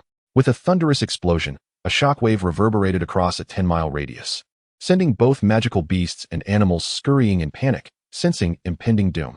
Where do you think you're going? A playful yet fierce voice rang out as the bear attempted to flee, but Ziyan was unwilling to let it escape. In a flash, she darted toward it like a dragon through the clouds, appearing directly in front of the creature. Let us see you roar so loudly now. With a resounding crash, the golden spear struck the Crimson King Bear, and with a crack, the beast was brought crashing to the ground. The once mighty fifth-tier creature could only emit a feeble growl. Jiang Yun gently descended beside Ziyan, observing the now weakened bear. Turning to Ziyan, he remarked with a smile, "Your inherited combat techniques are becoming increasingly proficient."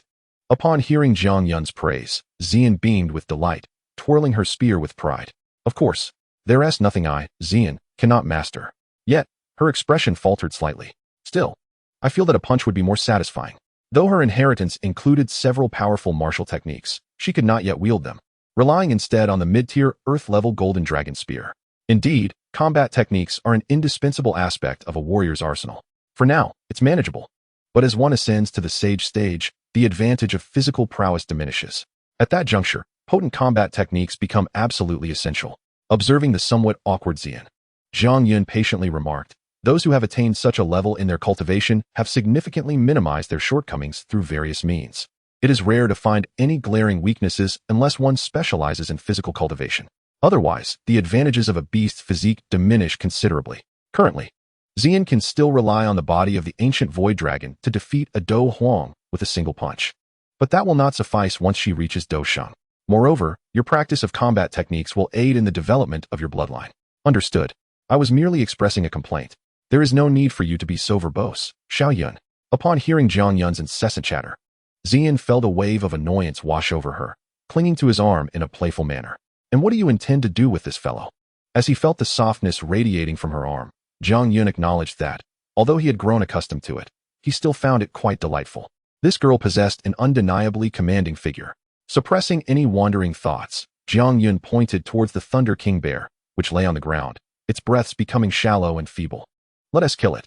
Its magic core is perfect for you to refine fifth-grade elixirs." Casting a glance at the massive creature on the ground, Ziyan uttered indifferently, she would not be merciful enough to let it go. The law of the jungle. She had learned that lesson well during her childhood when she was often bullied. Indeed, Jiang Yun nodded, preparing to take action when a thunderous roar echoed from the distance. "Human, you dare harm my kin? You seek death." A ferocious roar reverberated from the depths of the distant forest, suddenly erupting in the sky like a muffled thunderclap. Unlike the Thunder King Bear's ferocity, this roar carried an indescribable authority, its echoes resonating throughout the surrounding woods. The sudden roar did not surprise Jiang Yun and Ziyan. It was as if they had anticipated it. Both turned towards the distant sky, which was awash with a purplish hue, nearly coloring half the heavens, even causing the lazy white clouds to shimmer with a violet glow. With their keen eyesight, they easily discerned the approaching figure. The amethyst-winged Lion King. Is that a lion dog? The two voices arose simultaneously, reflecting the stark contrast between a diligent scholar and a slacker. They exchanged glances, and Jiang Yun, filled with playful mockery, affectionately ruffled Ziyan's hair. "Humph, in the legacy of my memories, this creature is merely a guard." Under Jiang Yun's gaze, even Ziyan's resilient demeanor faltered slightly, her cheeks flushing as she huffed. crossing her arms defiantly.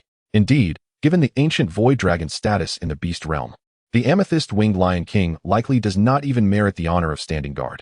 Another roar erupted, and the amethyst-winged Lion King, accompanied by a gust of wind, approached the two. Resembling a lion, it possessed a fiery red spiral horn atop its head, with clusters of purple flames swirling around its tip. A pair of purple wings adorned its back, releasing waves of pale violet flames with each flap. It measured a staggering 7 to 8 meters in length. Its body covered in a layer of purple crystalline substance, radiating brilliance that was both dazzling and fearsome, exuding an air of opulence and ferocity. Merely judging by its appearance, the amethyst-winged Lion King is indeed impressive and seems well suited for pulling a chariot. Suddenly, an inexplicable thought surged within Jiang Yun, causing his gaze towards the amethyst-winged Lion King to take on a rather peculiar quality. The amethyst-winged Lion King soared into the air, surveying its surroundings. And upon spotting the fallen Zhuang bear, a flicker of fury ignited in its eyes.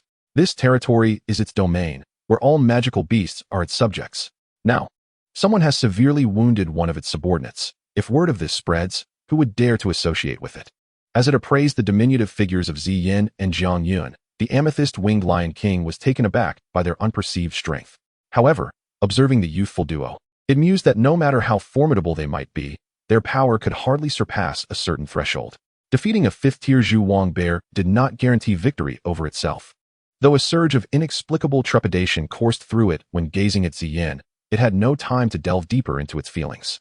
Humans, daring to intrude upon the territory of this king and slaughter its subjects, how do you wish to meet your demise? The amethyst-winged Lion King's piercing gaze scrutinized the two, as it bellowed in human speech. Seeking death, the Lion King's words incensed Ziyan, who could not tolerate such a curse upon Yun. Then perish. With that, she stomped her long leg forcefully onto the ground, unleashing a terrifying force that caused the earth within a 100-meter radius to collapse. She shot forth like a cannonball towards the amethyst-winged Lion King, a sixth-tier, shape-shifting magical beast. As Ziyan's aura erupted, the amethyst-winged Lion King's pupils constricted. It had recognized her identity as a shape-shifting beast, with a bloodline far superior to its own. Wait, what are you waiting for? Allow me to see just how thick your skin is, Ziyan exclaimed, her figure becoming a blur as she darted before the amethyst-winged Lion King. Violet radiance coalesced upon her fair fist, ultimately transforming into a fearsome dragon's head, which she hurled forth with great force. Confronted with Ziyan's onslaught, the amethyst-winged Lion King could not afford to be complacent. It channeled its internal energy to the fullest, furiously extending its claws towards Ziyan. Empowered by its energy, the amethyst on its claws shimmered brilliantly, significantly enhancing its defensive capabilities. As their fists and claws clashed, a fierce gust of wind erupted from the point of contact, sending ripples through the air that shattered the surrounding rocks effortlessly. The tumult of battle in the skies startled many magical beasts, and the mountains echoed with an array of strange roars as rare beasts emerged from the distance, observing the confrontation. However, despite the multitude of magical beasts that appeared, none dared to approach and assist the amethyst-winged Lion King. The oppressive aura emanating from the fight instilled profound fear within them. A pained groan escaped as the amethyst-winged Lion King found its claw utterly shattered, blood pouring forth. In the contest of physical might, it ultimately could not compete with the void ancient dragon. It appears your strength does not match your boisterous words. As she observed the retreating amethyst-winged Lion King, Ziyan gently rubbed her unharmed palm, a sardonic smile gracing her lips. Her violet wings of combat energy trembled behind her as she surged forward with great speed. Witnessing Ziyan's audacity, the amethyst-winged Lion King let out a furious roar, its massive jaws emitting a thunderous grunt. With a powerful flap of its wings, it effortlessly glided back 100 meters, creating distance between them, while simultaneously unleashing a colossal pillar of violet flames that surged forth towards Ziyan. Undeterred by the approaching inferno, Ziyan charged directly into its path. Seeking death, the amethyst-winged Lion King sneered at her temerity, its surrounding flames flaring up dramatically.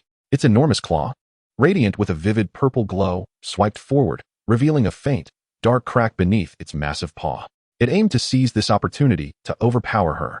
At that instant, the purple light emanating from the amethyst-winged Lion King intensified. Suddenly, the brilliance constricted sharply, compressing in the blink of an eye into a deep purple beam just half a foot in width. Was this the unique sealing technique of the amethyst-winged Lion King? In the distance, Jiang Yun, serving as both a bystander and cheerleader, pocketed the magic core of the Zhuang bear, and observed quietly. Harboring no concerns for Ziyan's safety. With her cultivation, strength, and bloodline all significantly superior, how could she possibly lose? Indeed, at that moment, Ziyan gazed at the approaching flame and the subsequent purple beam, a faint glow shimmering around her. In the bewildered gaze of the amethyst-winged Lion King, Ziyan's figure abruptly vanished. Right here, a melodious voice rang out from behind, enchanting yet causing the amethyst-winged Lion King to feel an impending doom. Boom. In the next instant, a terrifying strike landed upon the amethyst-winged Lion King's back, shattering the layers of purple crystals that had once provided steadfast defense. The mighty beast collapsed into a large pit in the ground, panting heavily, as the dispersing violet flames ignited the surrounding forest. Had it not been for the water attribute magical beasts in the distance restraining the flames, the inferno could have spread far beyond. However, at the heart of the battle, a small magma lake formed, the surrounding life extinguished, silently narrating the terror of this emperor-level clash.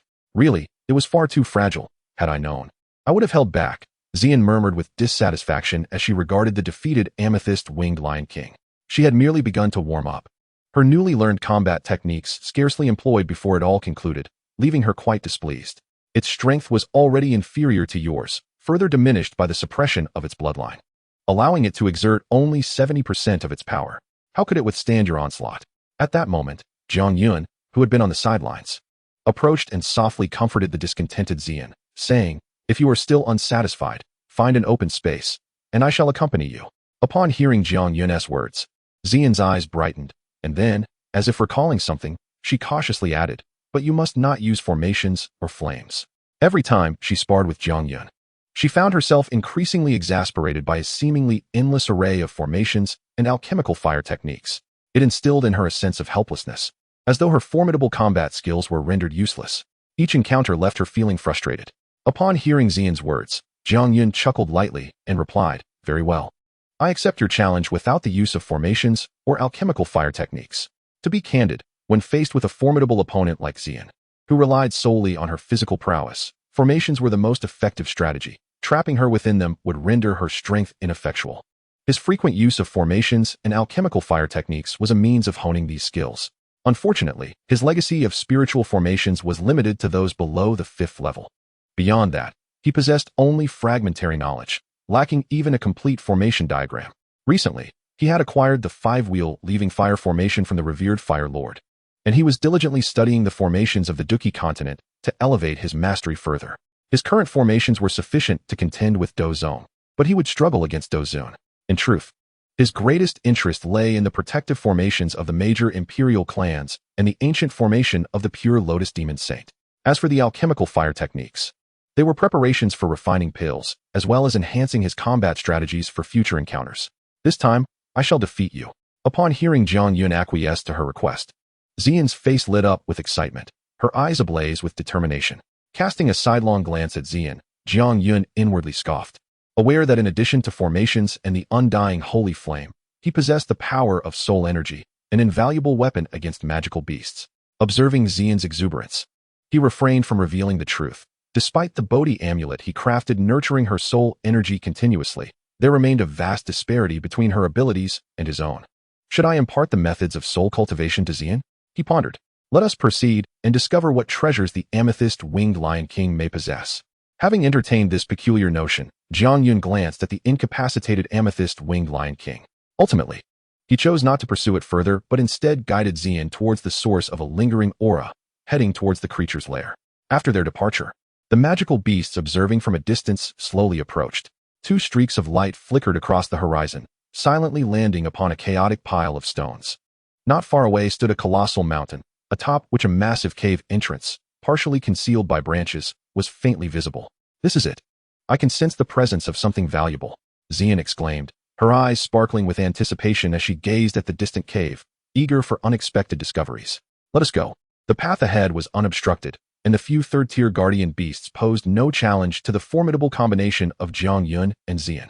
Inside the cave, purple crystals adorned the surrounding walls, illuminating the spacious cavern with their splendor. The resplendent scene was enough to captivate any girl's heart, yet for Ziyan, it held little allure. Upon entering, her gaze darted around, meticulously surveying every corner. Found it. Before long, Ziyan's eyes sparkled with excitement as she took hold of Jiang Yun's hand, leading him towards a profound cave entrance. As they ventured deeper, the surrounding temperature steadily increased. Upon reaching the center of the cave, they were greeted by a platform made of amethyst crystals, towering over a meter high, on which rested a purple orb the size of a human head, quietly positioned. What a treasure! Upon spotting their target, Ziyan's eyes gleamed with enthusiasm as she circled around the accompanying amethyst source. This was an exceptional fire attribute treasure. Xiaoyun. Ziyan's bright gaze shifted towards Jiang Yun, conveying a single unspoken word in her eyes, desire. With a soft chuckle, Jiang Yun retrieved a piece of purple spirit crystal, following the method to extract a substantial portion of the accompanying amethyst source. Roar. Just as Jiang Yun and Ziyan prepared to depart, an irate roar echoed through the cave, closely resembling that of the amethyst-winged lion king, yet tinged with a youthful tone. Turning to the source of the sound, they saw a juvenile amethyst-winged lion king crouching at the cave's entrance, baring its teeth in fury as it glared at the pair. This must be the offspring of the amethyst-winged lion king, just reaching the third tier. Observing the young lion, Jiang Yun remarked nonchalantly, "A mere third-tier magical beast poses no threat to us." Ziyan, however, gazed at the enraged juvenile lion with a hint of nostalgia and with a tinge of sadness. She implored, "Xiaoyun, please don't harm it. Let us leave." Familiar with Ziyan's nature and her inability to conceal her emotions, Jiang Yun sensed that she might have been reminded of her own childhood. With a flick of his sleeve, he unleashed a gust of wind. With a resounding thud, the juvenile amethyst-winged lion king was knocked unconscious before it could react. Taking Ziyan's hand tenderly, Jiang Yun said softly, "Let us go, regardless of the past. I will always be by your side." As he led her out, Ziyan felt a wave of contentment wash over her. Unbeknownst to her, a charming smile crept upon her lips. Who said I needed your company? I'm merely concerned that without me, you might get yourself killed, and that would mean losing the alchemist I've painstakingly nurtured. That would be a great loss for me." Ziyan's tone remained prideful, yet her body leaned earnestly against Jiang Yun. Eventually, she wrapped her arm around his, walking side by side, noticing the gentle movement beside him. A smile flickered in Jiang Yun's eyes. "I wish for your eternal happiness. Whatever difficulties arise, I will always be here to support you." Meanwhile, on another side, Yun followed the elderly Mu Gu to a towering peak that pierced the clouds. The summit was shrouded in dense white mist, within which lay a grand ancient palace, barely visible. Chapter 68, The Direct Disciple. Is this the Earth Sha Palace of the Soul Palace? Gazing at the magnificent structure concealed atop the mountain, Yun felt a wave of admiration. The Soul Palace's ability to thrive and expand surely stemmed from their exceptional choice of location. This place is exceedingly concealed, surrounded by an intense natural mist that envelopes the mountains throughout the year. Deep within this ethereal fog, even the perception of one's soul is affected, marking it as an exceptional hidden base. The elder Mu Gu cast a sidelong glance at Yun, remaining silent. Throughout their journey, Yun remained remarkably composed, not entertaining thoughts of escape. Mu Gu, too, wished to avoid unnecessary conflicts, eager to rid himself of this troublesome burden. His mind still lingered on Yao Chun. Having gleaned no information from Yun, he pondered if there might be clues pertaining to the latter in the Black Corner domain. "You are the little one that Lord Han Shui wishes to see." A voice, devoid of any emotion, resonated through the mountain gorge.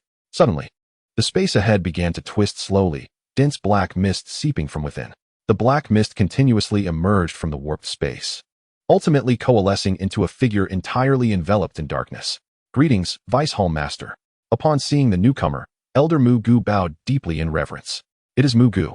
The individual has arrived. You may leave." The Vice Hall Master, a 3-star Dou Qi, acknowledged dismissively, waving his hand without any signs of regard for the esteemed 8th-grade alchemist. Understood. Clearly, Elder Mu Gu was accustomed to such treatment, suppressing any hint of arrogance. A Dou Qi holds equivalent status to a 9th-grade alchemist. Only by reaching the 9th grade could he earn the respect of a Dou Qi, and he was still a great distance from that pinnacle, despite his deep-seated animosity. Even Yao Chun, a fellow disciple with whom he had a bitter rivalry, was merely at the peak of the 8th grade, still lacking a thread to ascend to the 9th. "Proceed, the Hall Master awaits you." "To be honest, I am quite curious about your identity." Once Elder Mu Gu departed, the Vice Hall Master turned his gaze towards the consistently composed Yun, raising his hand to gently slice through the air ahead. A rift effortlessly tore open, dense black mist seeping forth, leading to an unknown destination, evidently not towards the Hall of Earthly Fiends. After a span of time enveloped in darkness, Yun found himself in a pitch-black grand hall, where a seemingly ordinary figure was observing him with keen interest. clad in a black robe. The figure bore no remarkable features. Its hands, emerging from the sleeves, appeared somewhat rough. Yet, this unremarkable silhouette caused the surrounding space to momentarily stagnate, indicating that its power had reached a terrifying realm. The Hall Master of the Soul Palace, Han Miesheng, a 5-star Dou Sheng. Han Miesheng's eyes, devoid of any disturbance, fixed upon Yuni. His irises were a profoundly pure black, lacking any hint of white, resembling an abyss of ink. The mere intensity of his gaze evoked a chilling sensation. After scrutinizing Yun from head to toe, seemingly attempting to see through him, the void-devouring flame within him quivered slightly. Was it fear? How could this be possible? Is there still a flame on the continent capable of revealing such a form to the void-devouring flame? Even if it is merely a remnant fire. Lord. Upon seeing soul-extinguishing life, the Vice Lord of the Soul Palace spoke respectfully. You may return to the Earth Fiend Palace. I shall take charge of this young friend. The voice pulled soul-extinguishing life back to reality. He turned and spoke indifferently to the other party. The Vice Lord, somewhat perplexed, forgot about Yin Yuni, wondering if he was not even qualified to accompany them to the Soul Realm to witness the outcome. What is this person's true identity? However, he dared not voice any dissent, bowing respectfully before tearing open a spatial passage and departing from the Grand Hall. Let us go? I too am intrigued by your identity, which seems to permit such a privilege. With an enigmatic remark and a fleeting look of contemplation in his eyes, he raised his hand to open a spatial passage and waved his sleeve, leading Yin Yuni inside. After several twists and turns, Yin Yuni finally beheld the most formidable being in this world, the second on the alchemical fire ranking of the Dou Qi Continent, the 9-star Dou Saint, the void-devouring flame. Gazing upon that figure akin to a demonic deity, even Yin Yuni felt his heart race. As a being of fire, he instantly recognized the terrifying power concealed within that corporeal form. In his estimation, though it may not match the initial remnant fire of the Holy Heaven Demon Flame, it was only a hair's breadth away from the remnant fire now gravely wounded and sealed within the Qingming Tower. While Yin Yuni scrutinized the void-devouring flame, its black hole-like eyes remained fixated on him from the moment he arrived. Most significantly, he unexpectedly sensed a deep-rooted fear stemming from another bloodline within him, that of the Devourer Spirit Clan, the very essence that the Soul Clan has preserved through the ages without decline. As for the fear of his true self, he instinctively dismissed it, attributing it solely to the bloodline of the Devourer Spirit Clan. Lord Void, observing the oblivious reaction of the void-devouring flame, the nearby Soul Void Child and soul-extinguishing life exchanged awkward glances, shifting their gazes between the void-devouring flame and Yin Yuni. Had they not known the origins of the void-devouring flame, they might have harbored doubts. Could this individual truly have any connection with Lord Void? By the way, can strange flames also reproduce? Leave. Upon hearing Soul Void Child's words, the void-devouring flame's gaze remained unwaveringly on Yin Yuni. A hoarse voice that sent shivers through the soul emerged slowly from its lips. Yes, the two, upon hearing this, trembled slightly and hurriedly bowed before departing. Once the two had left, only Yin Yuni and the void-devouring flame remained, exchanging silent glances. After a long silence, the void-devouring flame suddenly chuckled softly, astonished that another kindred spirit had appeared in this world. With the strength of the void-devouring flame, coupled with its own circumstances, it recognized Yin Yuni's identity at first glance, realizing that he was indeed a manifestation of a strange flame. What intrigued it, however, was the fact that it could not discern which specific strange flame he embodied. The devouring power he possessed was undoubtedly unique to him. Yet, how could Yuni explain this? Had a new form of emerged in the world? However, I am quite curious. How did you condense your spiritual intelligence? The laughter was fleeting, quickly replaced by the cold, piercing gaze of Xuan directed at Yuni. As far as he knew, only he and the pure lotus demon fire had achieved a complete consciousness among the spiritual entities of the Dou Qi Continent, and at that time, their strength was already formidable. They could not have condensed the fire spirit body as Yuni, a mere Do Wang, had done. He was aware that only one flame in its infancy had ever manifested complete spiritual intelligence, and that was the wretched Tua, Shi ancient emperor. Although he was uncertain how the other had succeeded, that rogue had indeed managed to become the last Do emperor of the Dou Qi Continent. Before answering you, I am more intrigued to know, Xuan, do you aspire to become a Do emperor? Yuni did not rush to respond to Xuan's inquiry, but rather spoke in a calm, measured tone. His words imbued with an almost enchanting quality that caused even the 9-star Dou Saint to breathe heavily and feel his heart race. After a brief silence, Xuan suddenly erupted into wild laughter, his imposing presence dissipating, causing the surrounding space to tremble and small fissures to appear. Yun felt a constricting sensation in his breath. Although he had witnessed far more terrifying battles, the chasm between a Dou Wang and a Dou Saint felt insurmountable, as if a great mountain were pressing down upon him, ready to shatter him at any moment. Do you understand the gravity of your words? A mere ant at the Dou Wang level dares to inquire if I wish to ascend to the throne of emperors. Suddenly, Xu Tunyan's mirth vanished, replaced by a chilling glare fixed upon Yun Yi, a terrifying murderous aura emanating from him, as if he could obliterate Yun Yi at any moment. Power does not necessarily equate to vision.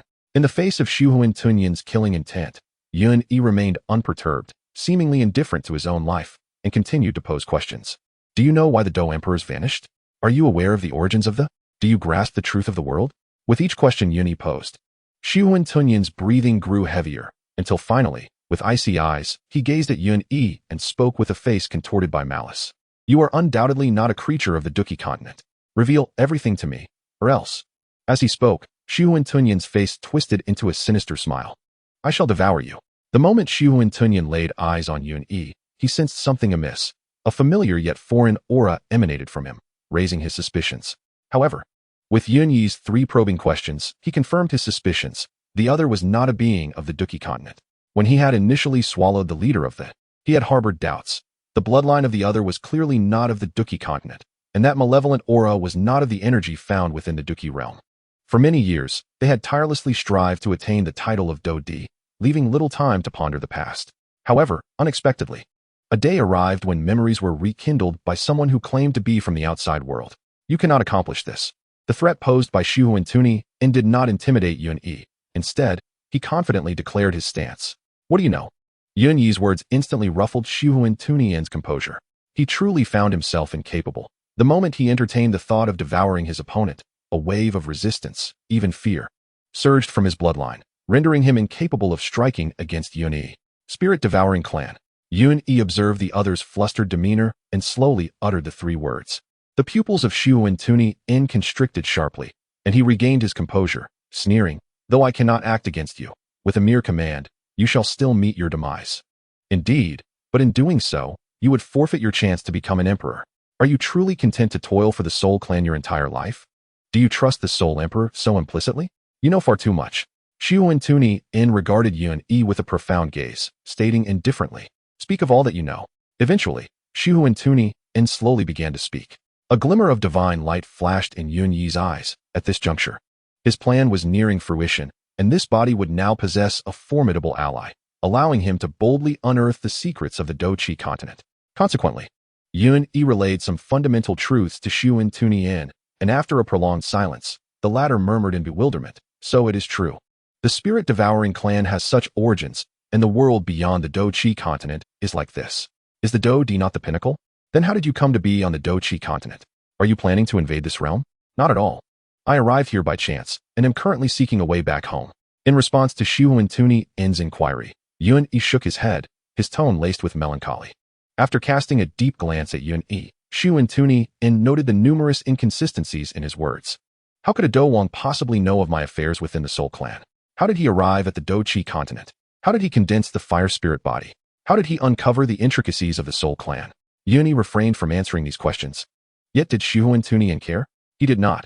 Like the Soul Emperor, he only cared for one thing, becoming an emperor. I understand now.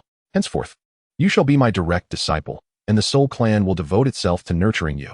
I hope you grow swiftly, for our plans shall not cease for your sake.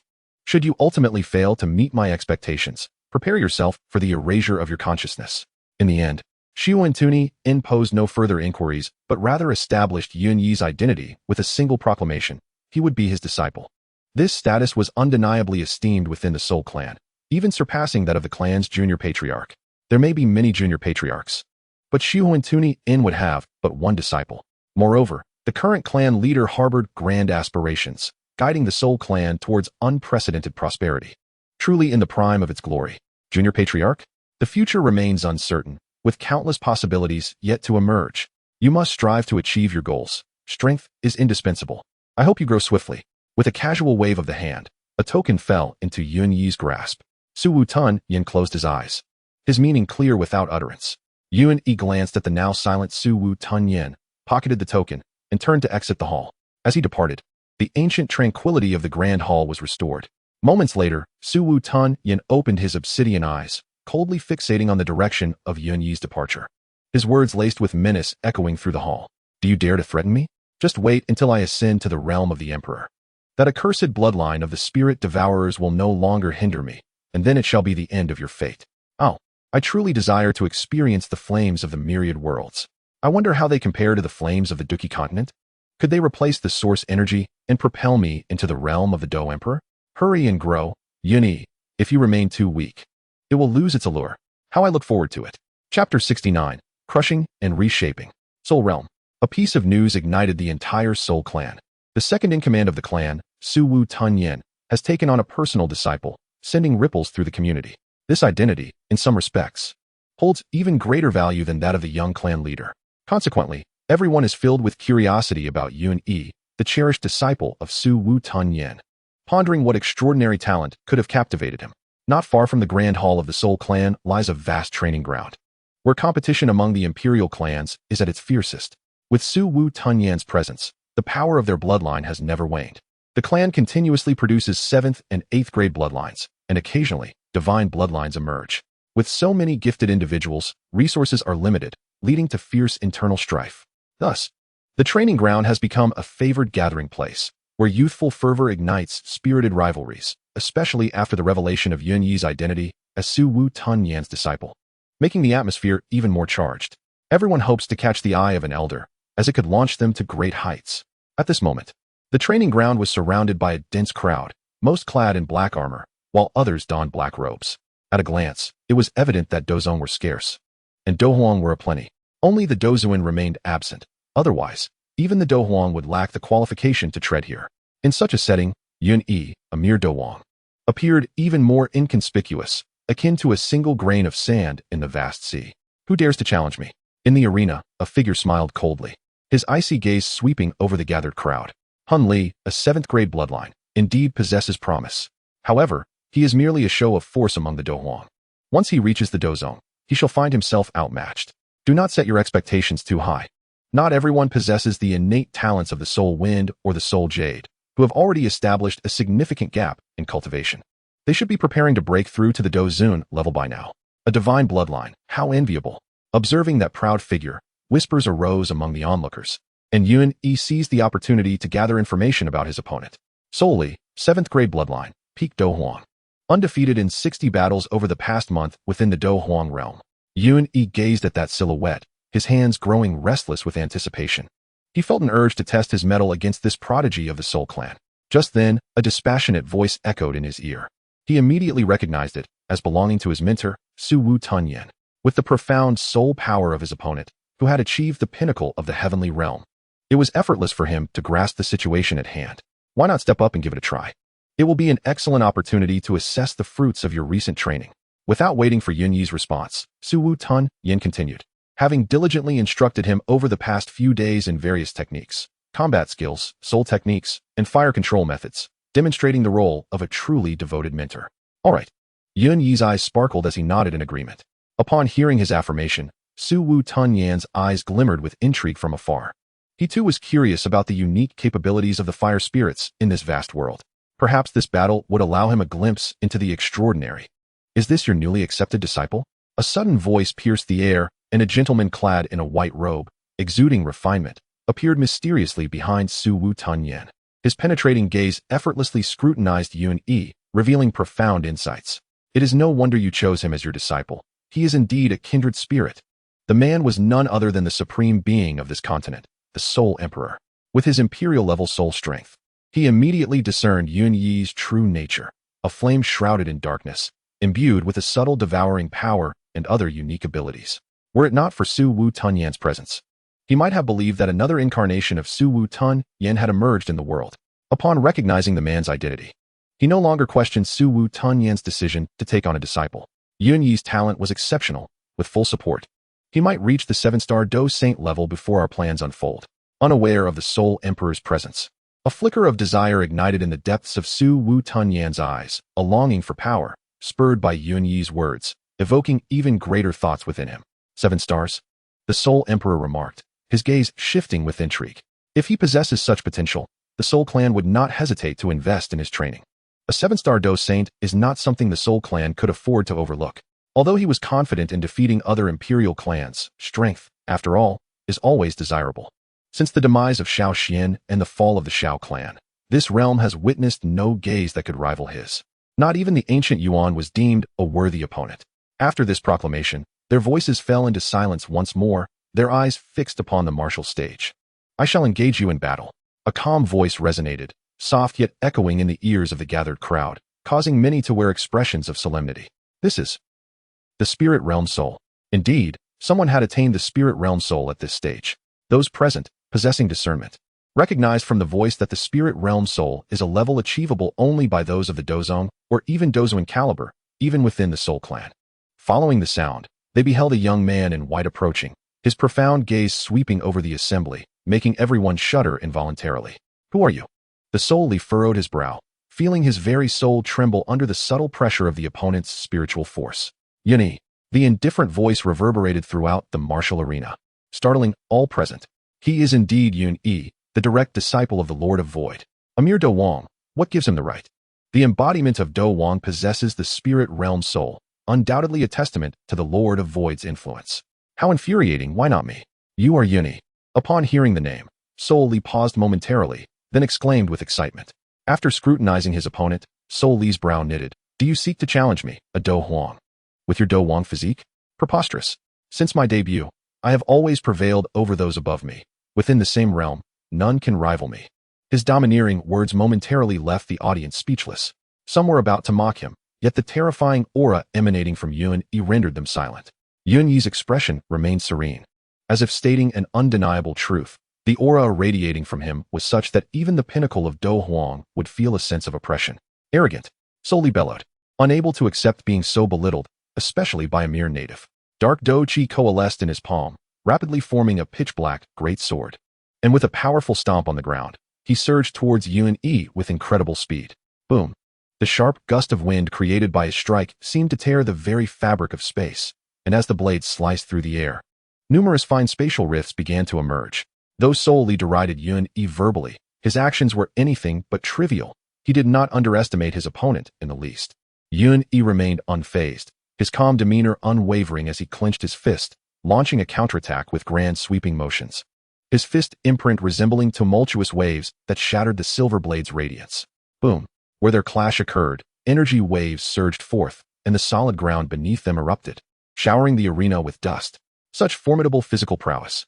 A chorus of astonished gasps resonated around, as the smoke and dust dissipated, revealing Yun unscathed, his stance unwavering. Many observers wore solemn expressions, acknowledging that, in their honest assessment, they could never achieve such a feat. The Soul Li, amidst the crowd, narrowed his pupils slightly as he regarded Yun. For the first time, he sensed pressure. Yet, the pride of the imperial clan forbade any thought of retreat. Physical strength alone bore little significance. It was the essence of combat energy that truly mattered. 100 souls slash.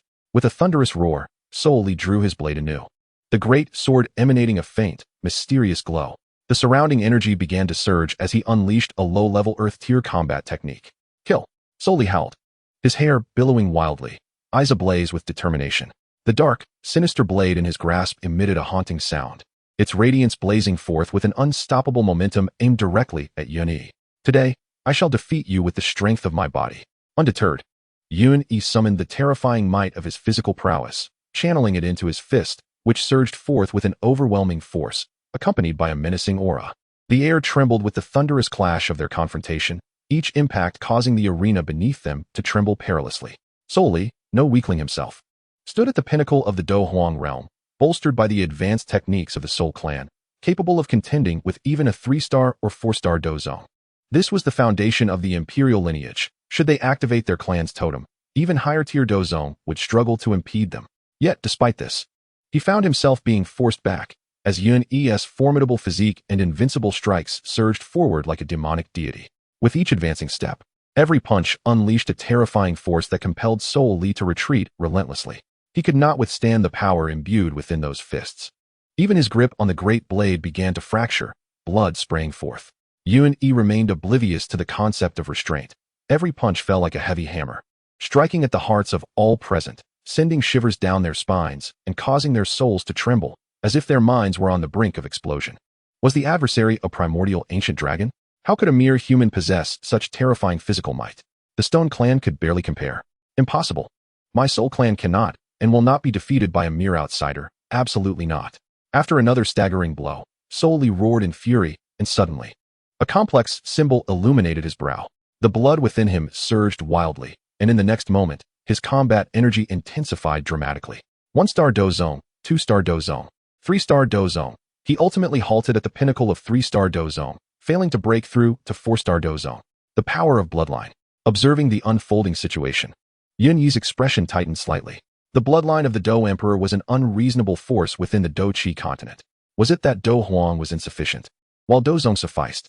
Even when faced with the rapidly escalating strength of Soul Li, Yun Yi remained composed, his demeanor calm and unperturbed, which caused a flicker of unease in the now empowered Soul Li. However, being a decisive individual, with a resonant hum, powerful, invisible energy erupted from Soul Li's being. Yun Yi raised an eyebrow, for he was all too familiar with this phenomenon, the power of the soul. He never anticipated that this individual would exploit the loopholes in his words, even resorting to the manifestation of soul power. He had no intention of retracting his statement. He resembled an invincible warrior, an overwhelming will surging from within him, unstoppable by any bloodline of a Dou Emperor that might attempt to hinder his advance. With a thunderous roar, his fist struck out, 1 punch, 2 punches, 3, terrifyingly powerful, shattering all in their path. Another blow surged forth. The long blade within the Soul Li palm shattered, as his fist drove directly toward the opponent's brow, cold and domineering. The audacity of the other to attempt to assassinate him in such a manner was astonishing. Yun Yi, how dare you? The spectators were caught off guard. None could have predicted that Yun Yi would be so tyrannical, daring to commit murder in public. With a sickening squelch, a head exploded, the soul obliterated, leaving only a shattered body to plummet to the ground. All eyes were fixated on the figure, unflinching and unperturbed, garbed in pristine white, untouched by the slightest speck of dust, exuding an otherworldly aura that instilled fear. By sheer physical prowess, he had annihilated a genius of the 7th grade bloodline.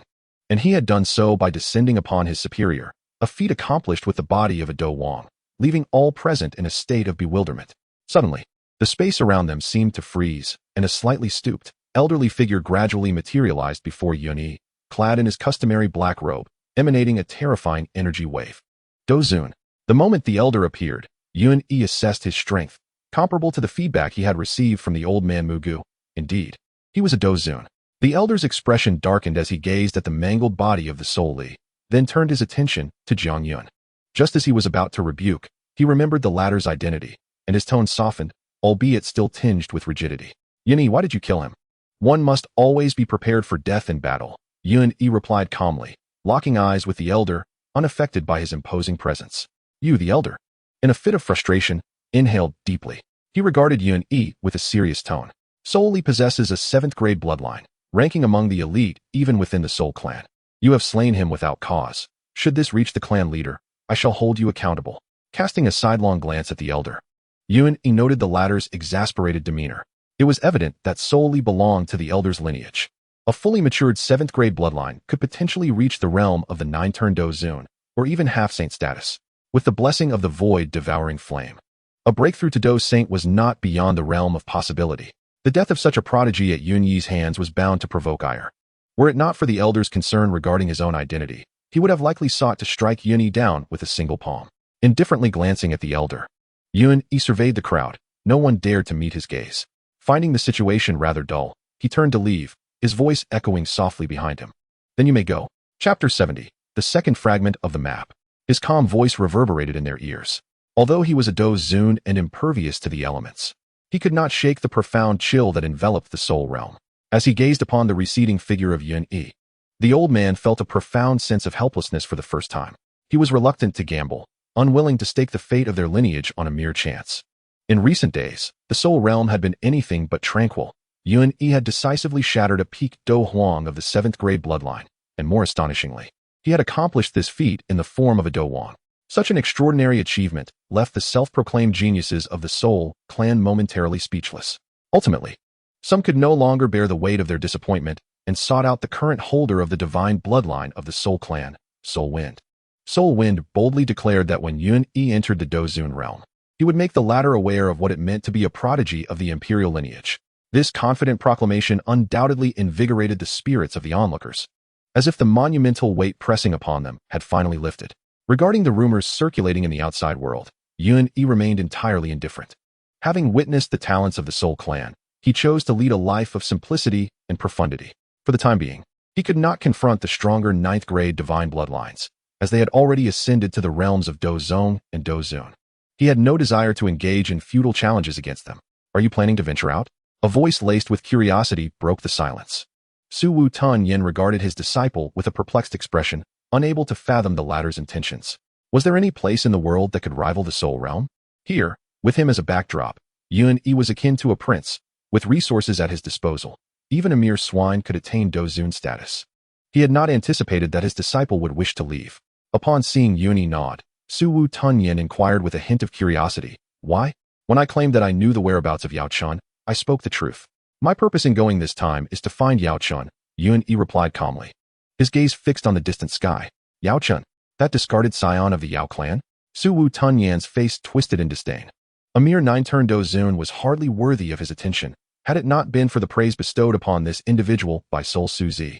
He might have perpetually remained oblivious to this forsaken child of the Yao clan. The top 10 of them were largely owned by others. Yet Yao Chun possessed the 11th ranked bone spirit cold fire, which was not to be overlooked.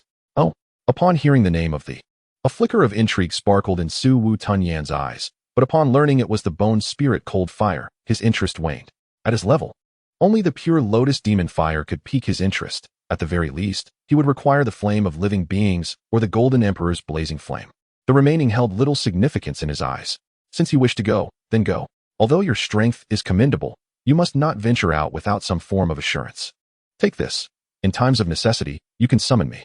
Su Wu Tun Yin adopted a benevolent demeanor, graciously presenting a pitch-black scroll that emanated a powerful spatial fluctuation, with a small black flame dancing atop it. This is a hallmark of the Dou Qi Continent, the most formidable Dou technique, known as the Grand Technique. Yun accepted the scroll, realizing it was likely not just a safeguard, but, more importantly, a means of surveillance. As I observed the departing figure of Yun, Su Wu Tun Yin immediately retracted the smile from his face and said indifferently, "Han Shui, dispatch someone to ensure Yun's safety." "Yes." A respectful voice emerged from the shadows, and a figure swiftly passed by. It was Han Shui, one of the 4 demon saints of the Han clan. A 7-star Dou saint. Mo City, located within the vast Tagore Desert in the eastern province of the Jama Empire, stands as one of the largest cities within this arid expanse, serving as a strategic stronghold against the Serpent folk, in stark contrast to the Beast Forest. The climate here is notably dry and sweltering, with the scorching sun pouring down from the heavens, baking the ground beneath our feet and causing waves of heat to rise. Moreover, the fire attribute energy is remarkably vibrant here, making it an ideal locale for fire attribute cultivators to enhance their skills with greater efficiency. The intense heat compels the local populace to don lighter attire. Emboldened by their battle energy, many wander about bare-chested. Both men and women are dressed in minimal clothing, their skin exhibiting a sun-kissed hue. As they walk, the women sway their curvaceous figures with an enchanting allure. Humph, none can compare to Ziyan's beauty. 2 somewhat conspicuous figures appeared not far from Mo City, a striking young man and a charming young woman.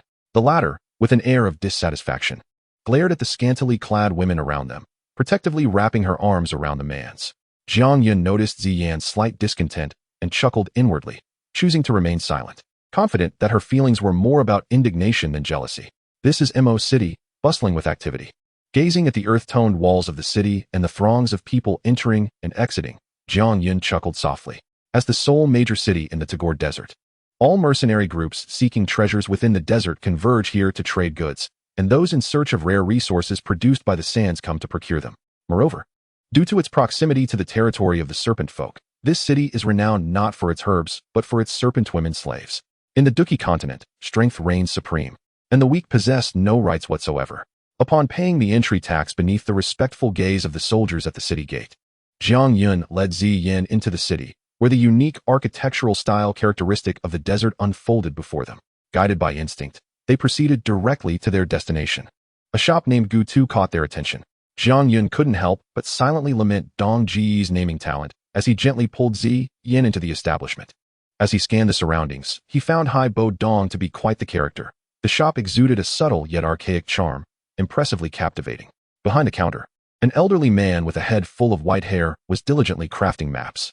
Despite his advanced age, his gnarled hands wielded the drawing pen with remarkable steadiness and strength. Although he emanated the aura of a doling, Jiang Yun sensed a terrifying power lurking deep within his being. This was none other than Hai Bo Dong, a 7-star Dou Huang and one of the top 10 powerhouses of the Gamma Empire, renowned for his exceptional prowess in peak competitions. Xiao Yun. That old man possesses considerable strength. At this moment, Ziyan also sensed the unusual behavior of Hai Bo Dong and quietly approached Jiang Yun, whispering softly in his ear. Squeezing Ziyan's hand reassuringly, Jiang Yun gradually made his way to an ancient wooden rack nestled in a corner of the shop.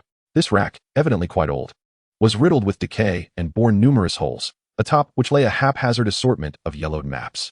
The surfaces of these maps were marred by various imperfections, resembling failed attempts at cartography. Precisely extracting a fragment of the pure lotus demon fire map, Jiang Yun turned his gaze towards Hai Bo Dong, declaring, "A broken calamity pill in exchange for the remaining fragment, Ice Emperor Hai Bo Dong." With the utterance of Jiang Yun's words, a momentary stillness ensued before a formidable aura erupted forth, an overwhelming chill emanating from Hai Bo Dong as icy fighting spirit surged from within him. Inside the shop, the frigid air rapidly enveloped the space, a delicate mist swirling about. Within the white fog, a pale figure suddenly lunged forth, striking toward Jiang Yun like a bolt of lightning. Hai Bo Dong, knowing your identity and possessing the confidence to seek you out surely implies I have ample assurance. To act first and reveal the last vestiges of your fighting spirit is hardly a judicious course of action. Before Hai Bo Dong could grasp Jiang Yun, a violet figure swiftly interposed itself before him, launching a powerful punch. Fighting Emperor, Ice Spirit Armor. Sensing the energy radiating from Ziyan, Hai Bo Dong gasped in astonishment, his thoughts racing as a terrifying gale from the punch approached him.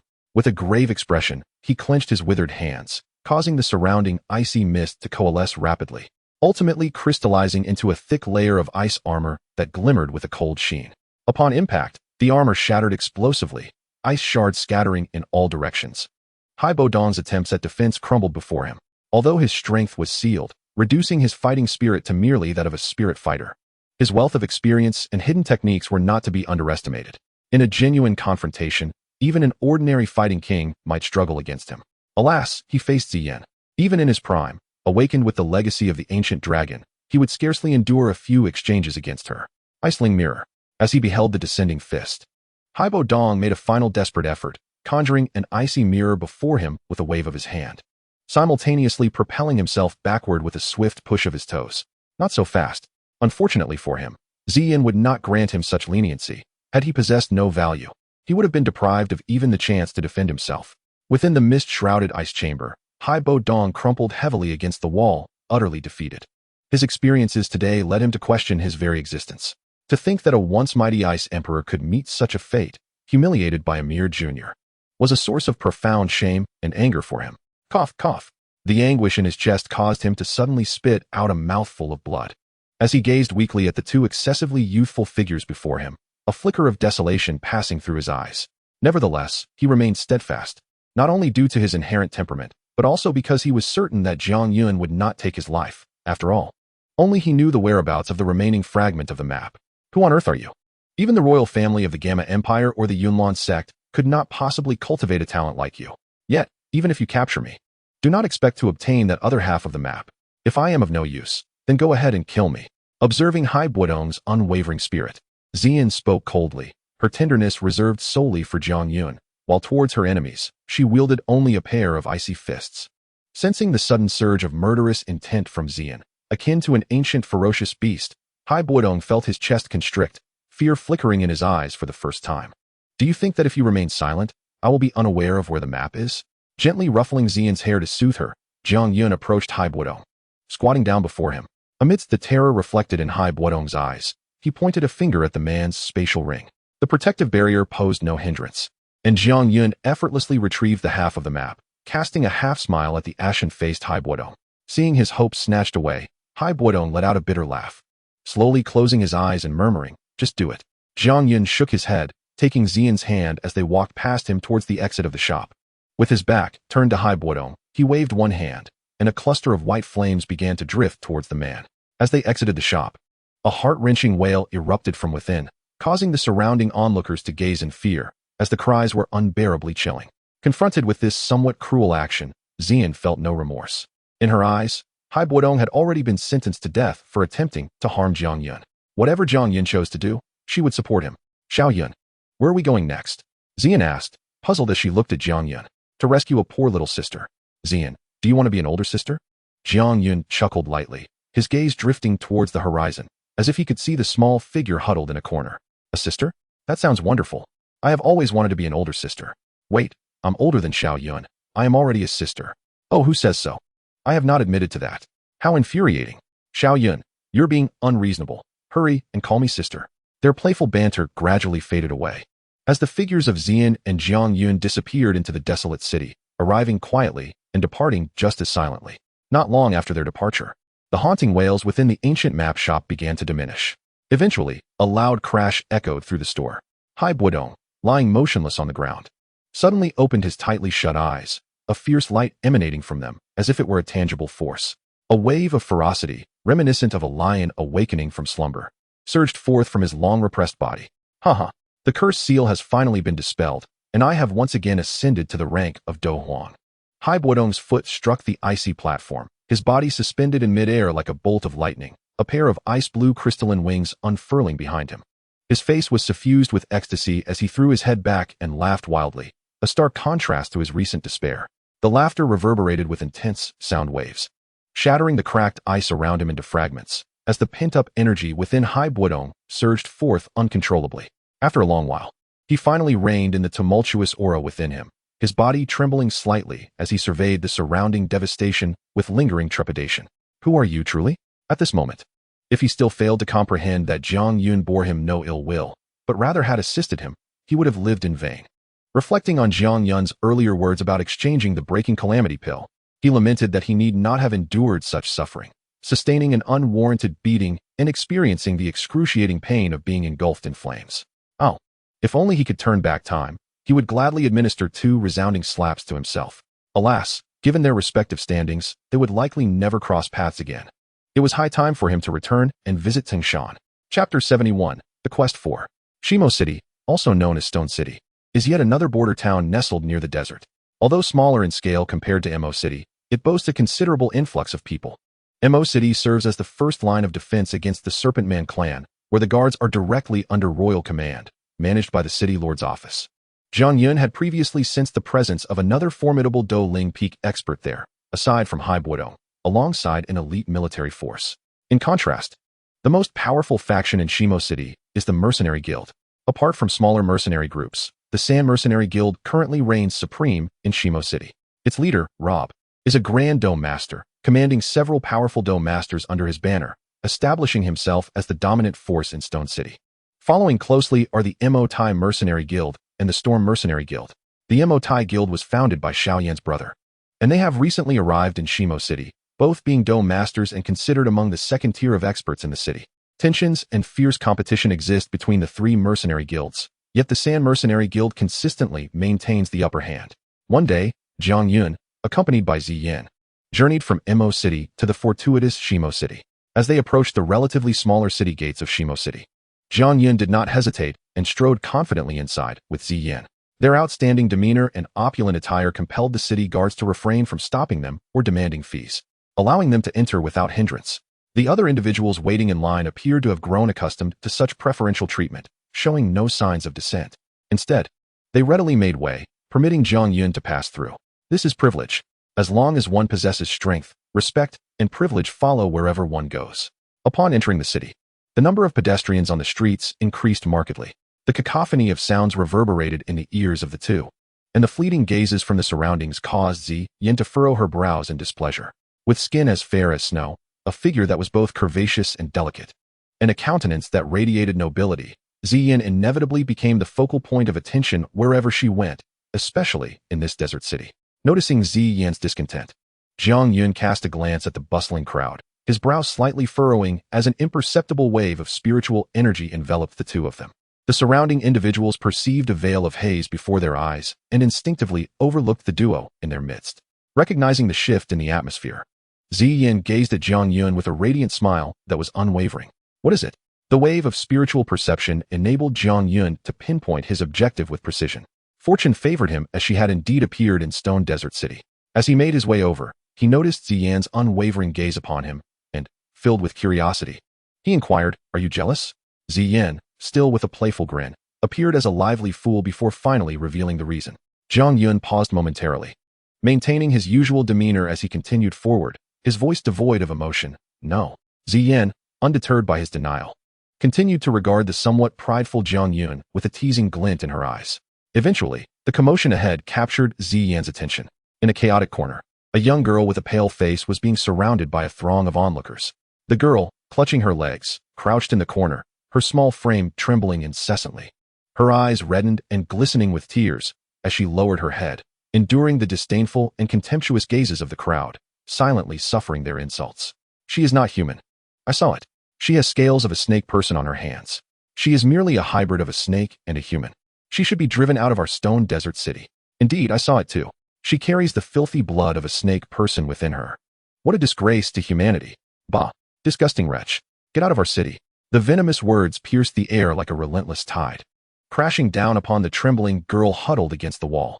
The icy glares of the crowd were akin to arrows, silently piercing her heart, as hot tears streamed silently down her pale cheeks.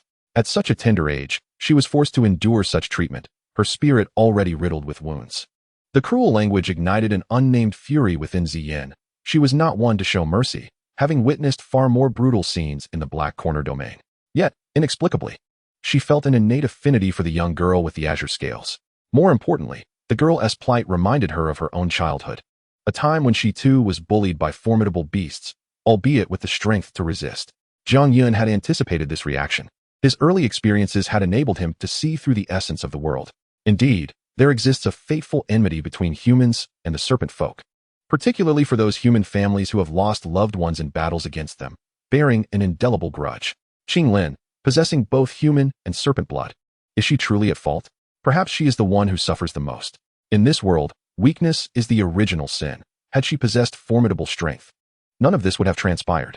The very individuals who now hurl the harshest insults will likely be the first to beg for mercy in the future. Bang! Beside him, Ziyan could no longer endure the situation. With a sudden stomp of her foot, the ground beneath her collapsed, producing an explosive sound that reverberated through the air. She descended into the central space encircled by the crowd, positioning herself protectively in front of Ching Lin. With an impassive gaze, she surveyed the unfamiliar and detestable faces below. A formidable pressure emanated from her, causing the onlookers to cry out in terror, their expressions filled with fear as they recoiled in dread. "Get away from here," Ziyan commanded coldly, observing the crowd that knelt in fear and dared not move. Her voice, though not loud, resonated throughout the vicinity, imbued with an icy tone and an overwhelming aura of menace. Sensing her lethal intent, the crowd dispersed, some individuals fleeing in panic from the area. Once the throng had been cleared, Ziyan turned her attention back to Ching Lin, her frustration nearly causing her to stomp her foot in anger. Just as she was teaching a lesson, Jiang Yun had approached Ching Lin's side. "What is your name?"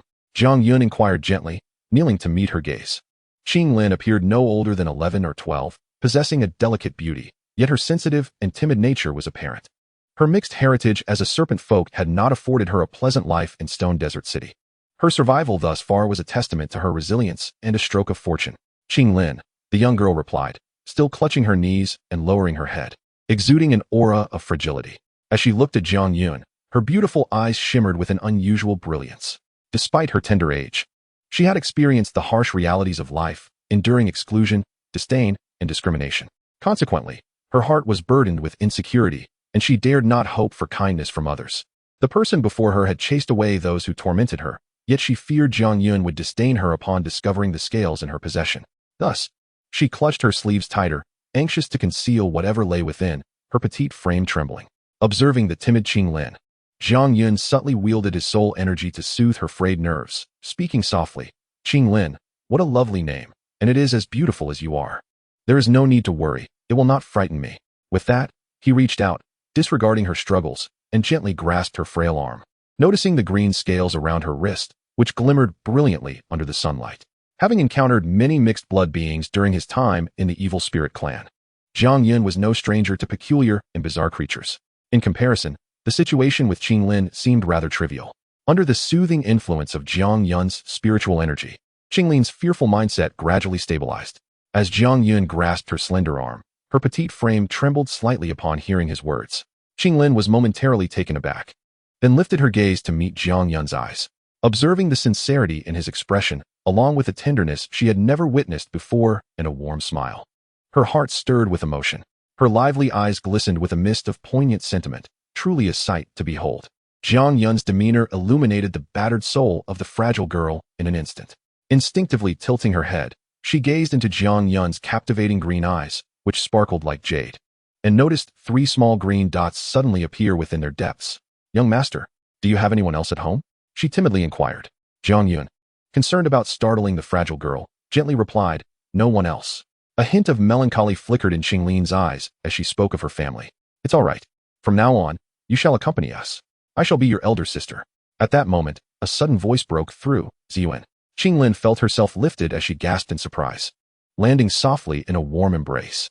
Upon looking up, she recognized the exquisite face before her, the same kind young lady who had aided her by driving away those men. Observing Ziyuan's boisterous demeanor, Jiang Yun felt a pang of exasperation, fearing that Ziyuan's forthright nature might intimidate the delicate girl. As he glanced up, he caught Ziyuan casting him a disapproving look, silently noting her irritation at his perceived negligence in attending to the innocent maiden. "Dear Ching Lin, would you like to stay with us from now on?" Ziyuan gently cradled Ching Lin's face, gazing into her sparkling eyes with warmth. As she beheld the porcelain-like girl before her, Ziyuan felt an overwhelming fondness swell within her. The girl possessed an adorable oval face, exquisite features, vibrant green eyes brimming with life, a dainty nose, and rosy lips that glistened. Especially in her timid demeanor, she resembled a frightened little rabbit, evoking a natural instinct to protect her. Though Ziyuan's interest primarily lay with Jiang Yun, at that moment, she felt an irresistible urge to embrace the girl. Staring blankly at the elder sister before her, then glancing at the gentle Jiang Yun beside her, Ching Lin's eyes glimmered with unshed tears, her charming face adorned with an inexplicable radiance. With a slight quiver of her delicate nose, she nodded earnestly. "Yes, I am willing," she whispered softly, as she stepped away from Ziyuan's embrace. Her small hands instinctively latched onto Jiang Yun's arm, unwilling to let go, fearful that he might abandon her. Upon witnessing the scene, Ziyan's countenance momentarily stiffened, her gaze lingering in a daze upon the empty embrace. "This cannot be. It was I who drove away the nefarious, and I who extended the invitation first. How does this outcome deviate so starkly from my expectations?" Jiang Yun, equally taken aback, found his spirits uplifted upon seeing Ching Lin's joyful smile and Ziyan's bemused expression. Gently ruffling Ching Lin's hair, he stepped forward to grasp Ziyan's hand. "Let us procure some clean garments for Ching Lin, after which I shall strive to ascend to the rank of Dou Huang." As the radiant sun poured its light over Shimo City, Jiang Yun led the silhouette of a large and small figure, gradually elongating against the vast desert. The endless expanse of the desert was ravaged by swirling sands. At this moment, it was precisely noon, the scorching sun beating down relentlessly, particularly in the heart of this arid wasteland. The howling winds whipped past, and the 3 figures darted across the parched desert sky, ultimately pausing upon a stretch of flat sand. "Is this the place?" Ziyan inquired, gently placing Ching Lin upon the desert floor before turning to Jiang Yun. Feeling the dense energy of fire emanating from beneath the earth, Jiang Yun affirmed, "Indeed, this is the spot." At his words, Ziyan's brow furrowed slightly. She cautiously advanced a couple of steps, standing atop a small dune, her eyes scanning the surroundings, her face betraying a contemplative expression as she cast a questioning look at Jiang Yun. "How do we descend?" "Why, we dig, of course," Jiang Yun replied, somewhat puzzled by her inquiry. "Since Medusa arrived here first, there is no pre-existing passage. To reach our destination, we must excavate." His words left Ziyan momentarily speechless, casting a glance at the obedient yet delicate Ching Lin beside her, and then back at Jiang Yun. She hesitated, pointing at herself. "Me dig? You possess the greatest strength here. If you do not dig, who will?" Jiang Yun stated matter-of-factly, scrutinizing Ziyan with a curious expression. "Humph, if digging is what it takes, then I shall dig," Ziyan retorted, glaring at Jiang Yun in annoyance. She extended her delicate hands, prepared to commence the task. Fortunately, Jiang Yun was merely jesting and quickly interjected. "All right, I was only joking. How could I possibly allow you to toil?" With a disdainful snort, Ziyan stepped aside, casually embracing the Ching Lin-shaped cushion, and, amidst Ching Lin's helpless gaze, playfully tousled her hair. Ching Lin looked on, somewhat exasperated, at her elder sister who, after several days of companionship, had become accustomed to Ziyan's personality, an elder sister in appearance, yet a younger sister at heart. Meanwhile, Jiang Yun surveyed the surrounding desert, a powerful, invisible force surging from within him. radiating outward as he employed his spiritual energy to sense the presence of the Ching Lin heart fire beneath the earth. Chapter 72. The Three Flowered Eyes of the Azure Serpent. I have found it, Jiang Yun murmured after a short while, his gaze honing in on a small depression not far away. In the sunken sandy pit, a continually diminishing opening lay before them, its depths shrouded in darkness, barely measuring less than a foot across. A faint warmth wafted from within.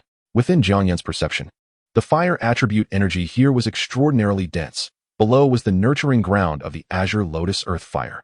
The Azure Lotus Earth Fire, ranked 19th on the list of exotic flames, originates from deep within the earth, taking 10 years to attain sentience, a century to take form, and a millennium to blossom into a lotus.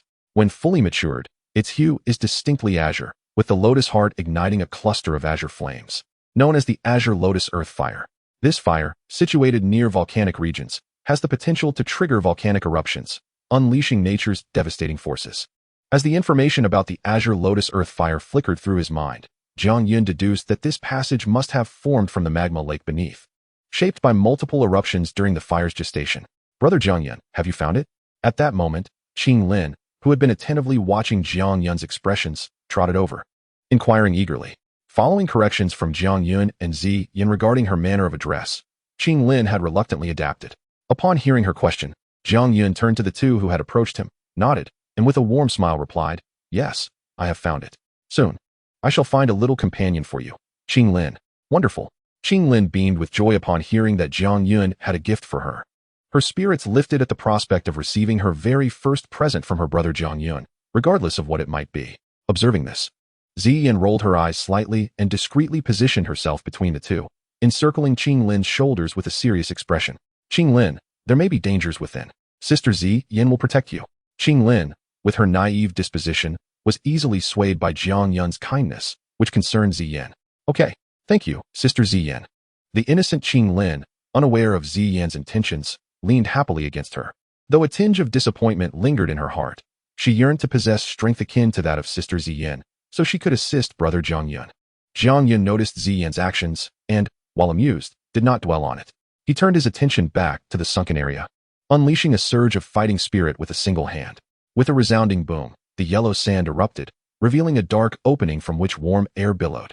Gazing at the abyss before them, Jiang Yun and Ziyan exchanged glances. In an instant, two pairs of fighting spirit wings coalesced behind them.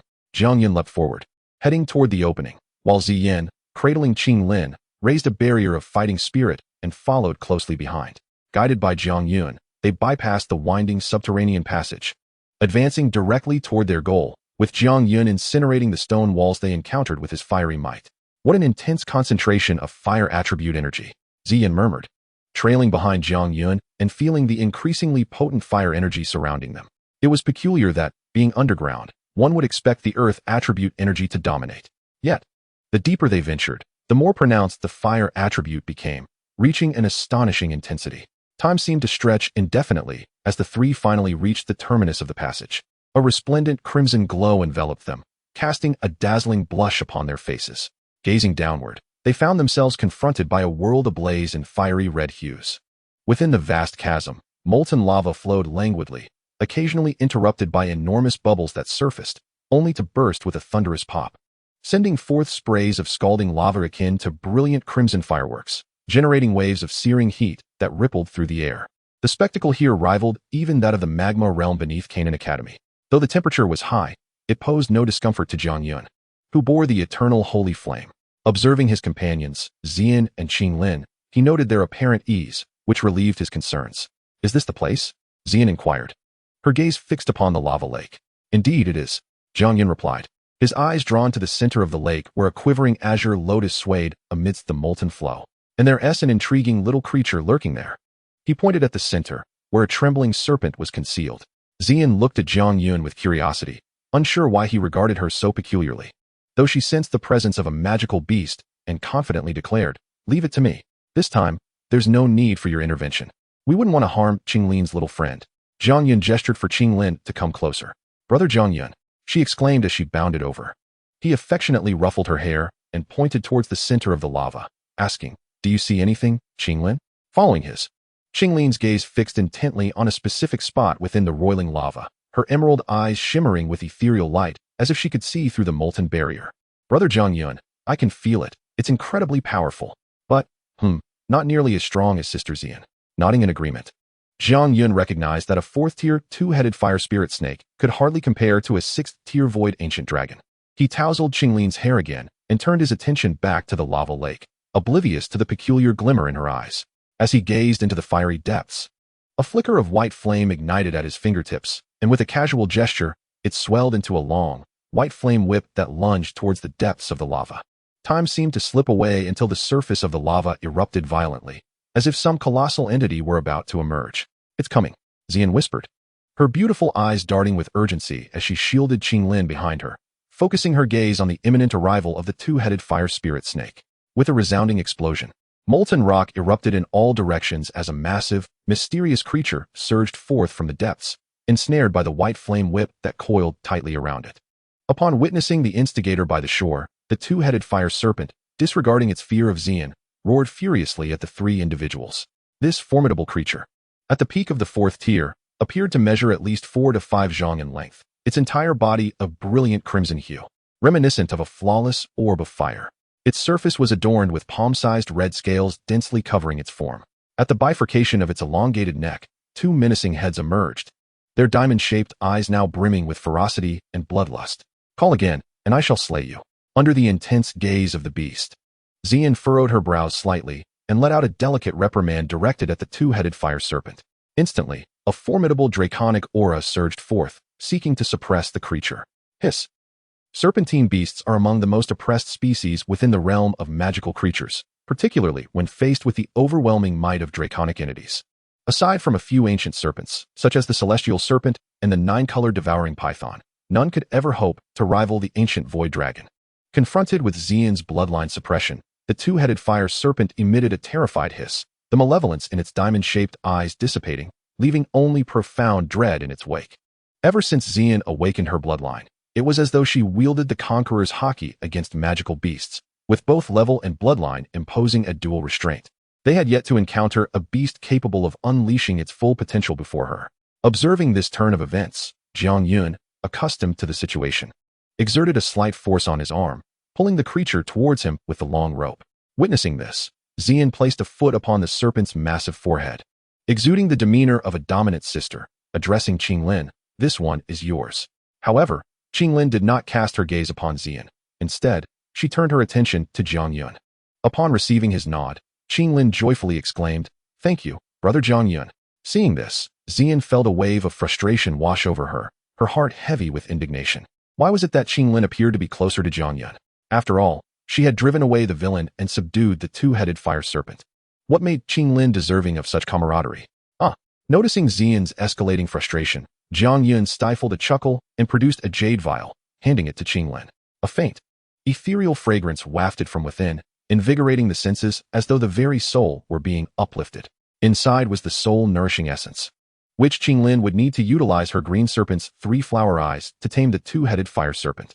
Given her relatively weaker fighting spirit and soul, the task would be somewhat burdensome.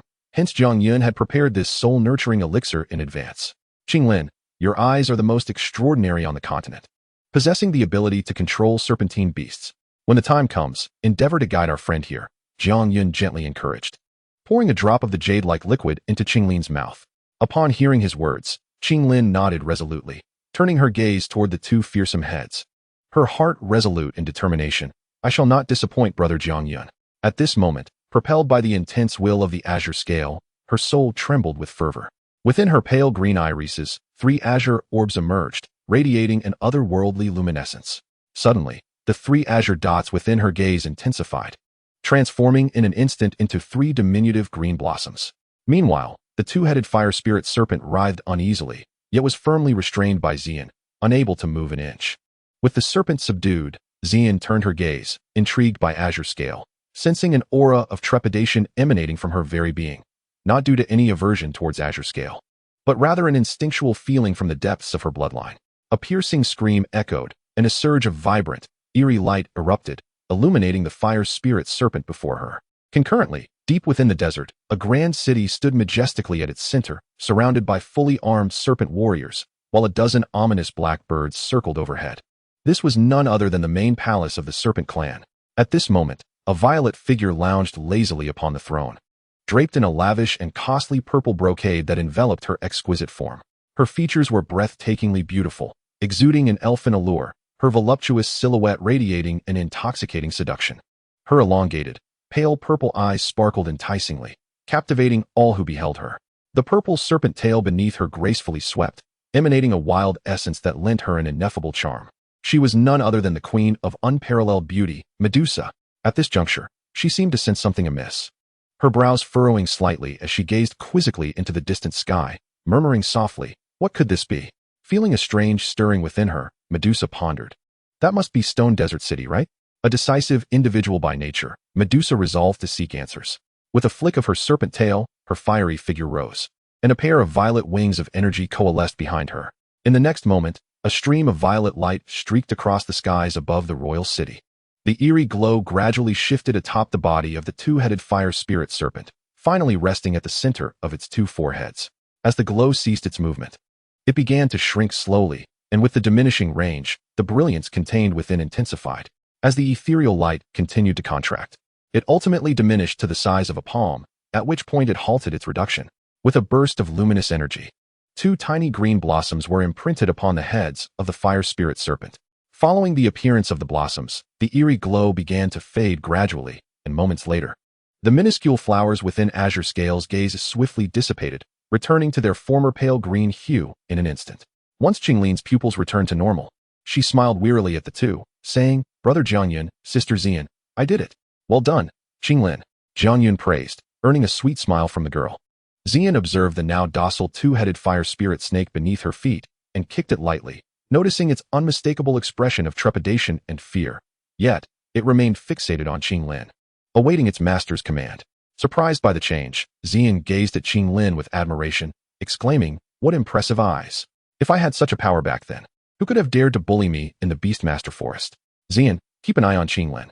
I will retrieve the heart fire of the blue lotus," Jiang Yun softly remarked to Ziyan as he watched Ching Lin, who was familiarizing herself with her companions. "Be careful." Ziyan nodded in response, unable to suppress her concern. After flashing a reassuring smile at Ziyan, Jiang Yun looked down at the fiery red lava below, summoned a barrier of fighting spirit, and plunged into the depths. With a resounding splash, Jiang Yun's entire body plunged into the lava, instantly sending splashes of vivid red lava flying, and soon, his figure disappeared completely. Chapter 73, Ziyan, the Medusa. In the world of crimson lava, dark currents surged, with fierce molten streams occasionally erupting from unknown depths. These currents contained immense energy. A strike from them could severely injure even a grandmaster. However, having spent 2 years in the depths of the Canaan Academy, surrounded by lava, and now possessing the cultivation of a fighting king, Jiang Yun was undeterred. Following the aura that resonated with his soul perception, he navigated through the seemingly endless lava, the surrounding temperature rising exponentially. After an indeterminate amount of time, a glimmer of azure light emerged in the dark red world. Jiang Yun's heart stirred, knowing he was nearing his target. He quickened his pace, and soon, he beheld a brilliant azure glow ahead. Bathed in this azure light, he vaguely discerned a delicate blue lotus swaying gently within the radiant glow, the heart fire of the blue lotus.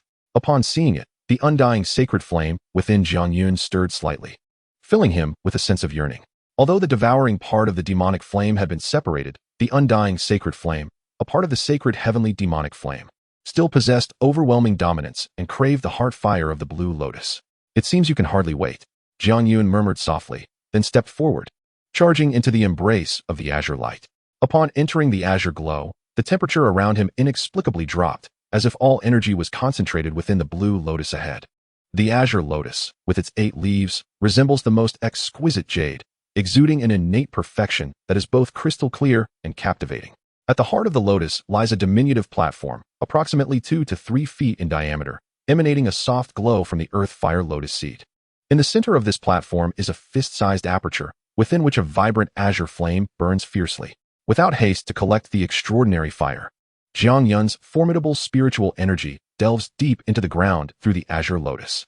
According to the estimations of the Saint Heavenly Demon Emperor, many extraordinary fires within the Fighting Qi Continent were formed from the remnants of the previous master of the everlasting fire, who perished and fused with the continent's various essences. Thus, could the birthplace of this extraordinary fire conceal additional treasures? one must recognize that this is a relic of the supreme celestial grade. And how could Jiang Yun remain indifferent? Regrettably, perhaps due to the passage of time or other factors, Jiang Yun found nothing, in his perception, amidst this sea of magma. Only the azure lotus stood isolated and unparalleled. Observing this, Jiang Yun felt no regret. Instead, he retrieved a jade knife from his storage ring and severed the connection between the lotus and its stem, causing the entire azure lotus to fall. He caught the flower in his hand. Though the extraordinary fire was wildly volatile, within the azure lotus, it appeared remarkably docile. At that moment, the surrounding azure light began to diminish gradually. His gaze shifted to the remaining stem, revealing a slender root stretching over 10 meters long, now teeming with countless tiny tendrils frantically swaying. Jiang Yun could distinctly sense that it was in a nearly ravenous state, voraciously absorbing the violent fire attribute energy from the surrounding magma. Perhaps in another 1,000 years, a new azure lotus of the earth fire would emerge here. As he prepared to depart, a peculiar thought suddenly crossed Jiang Yun's mind. The only known fixed location on the Dou Qi Continent capable of giving rise to extraordinary fire was this very place. Extraordinary fires, being a unique form of life, could also cultivate. Once they amassed sufficient spiritual essence, they could condense into a fire spirit. Today, you assist me. Tomorrow, I shall assist you. With this thought in mind, Jiang Yun felt no hesitation. He whispered softly, raising his hand to release spiritual seals, establishing a 5th-level gathering spirit array around him, a task with which he was quite familiar. Once the formation was complete, he surveyed his creation and felt the intensified absorption of energy from the heavens and earth by the extraordinary fire. Jiang Yun chuckled lightly, nodding in satisfaction as he cradled the azure lotus and turned to leave. Within the subterranean cavern, Ching Lin anxiously observed the still surface of the magma lake. Unable to suppress her worry, Sister Ziyan, why hasn't Brother Jiang Yun emerged yet? If one were to scrutinize Ching Lin closely, they would notice that she had transformed from a seemingly delicate girl into a powerful warrior with a 3rd-level fighting strength, adorned with a red bracelet upon her fair wrist. Rest assured, this challenge is merely child's play for Xiao Yun. Ziyan replied with a calm demeanor, her arms crossed, though her feet trembled unconsciously, betraying her inner turmoil. However, it must be noted that Jiang Yun was indeed venturing to subdue a foreign flame. Having encountered the fallen heart flame, she harbored profound caution towards such flames. Were it not for Jiang Yun's repeated assurances and the fact that the ranking of the green lotus earth heart fire was 5 places lower than that of the fallen heart flame, she would not have allowed him to descend alone. As the two anxiously awaited, the tranquil magma lake stirred, drawing their attention. The sound of water splashing echoed through the cavern.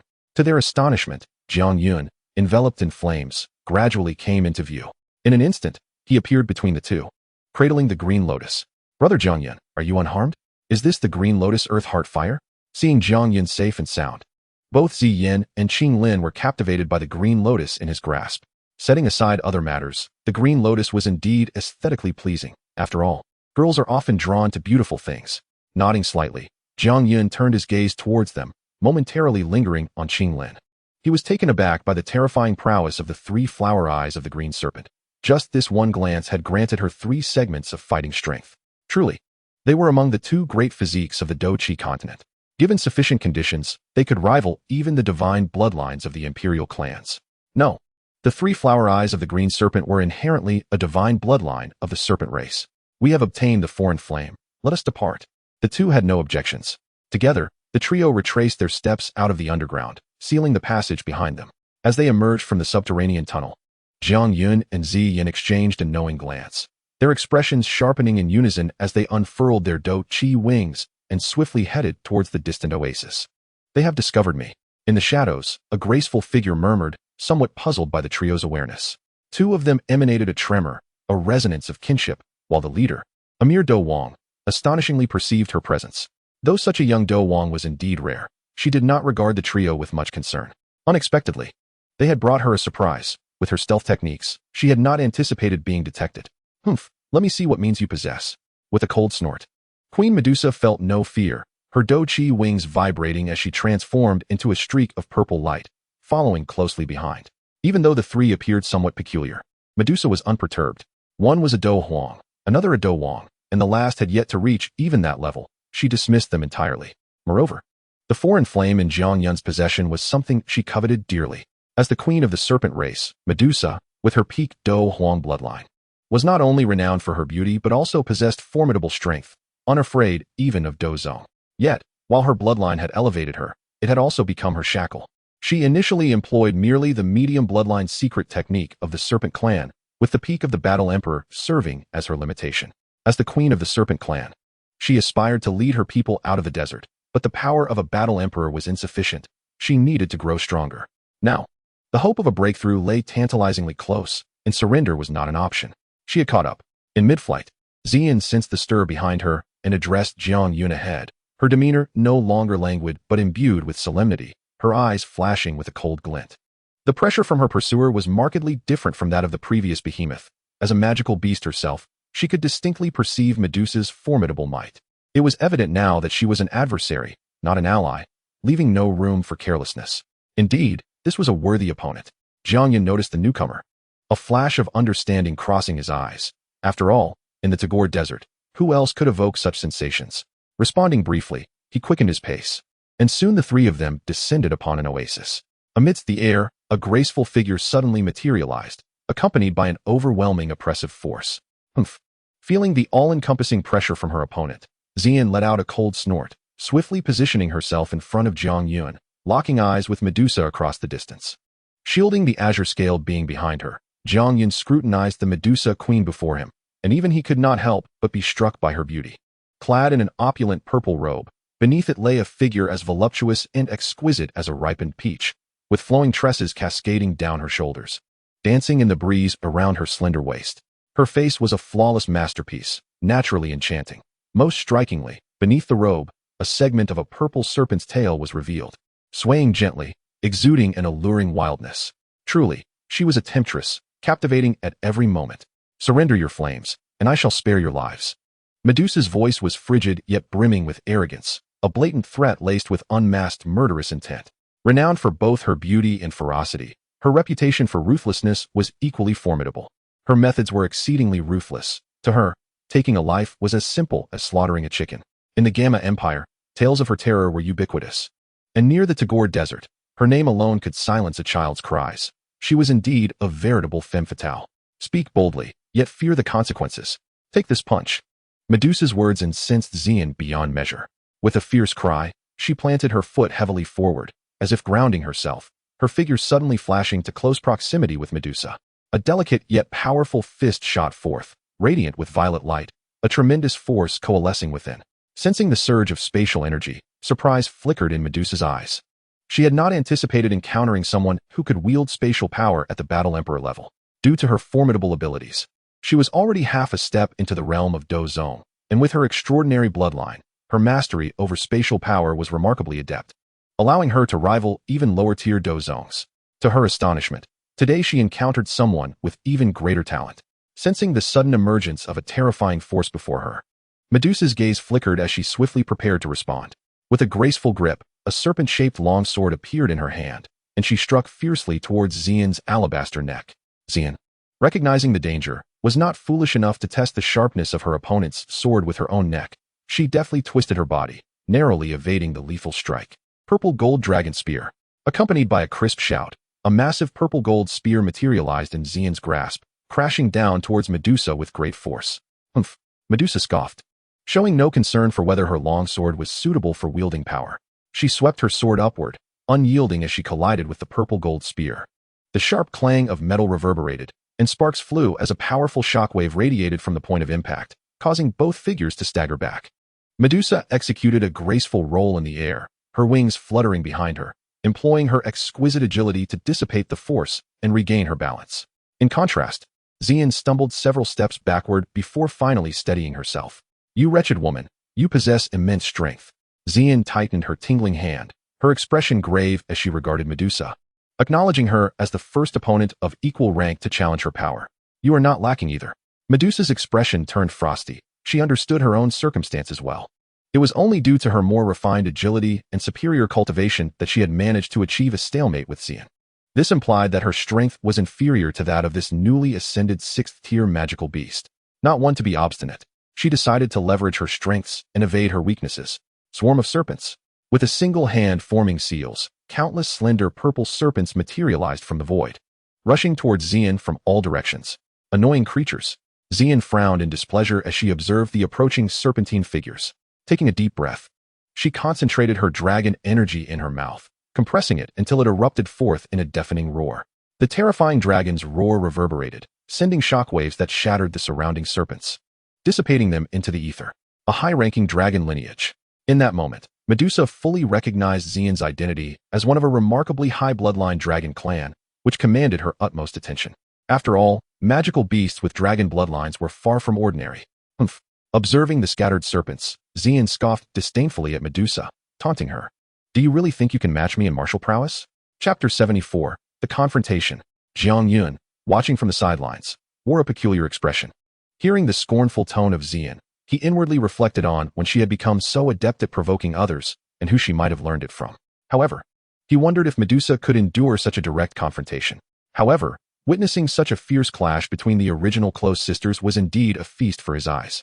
At that moment, Medusa's expression darkened, her icy gaze piercing through the distance towards Ziyan as she coldly declared, "Let me demonstrate the prowess of my serpent clan."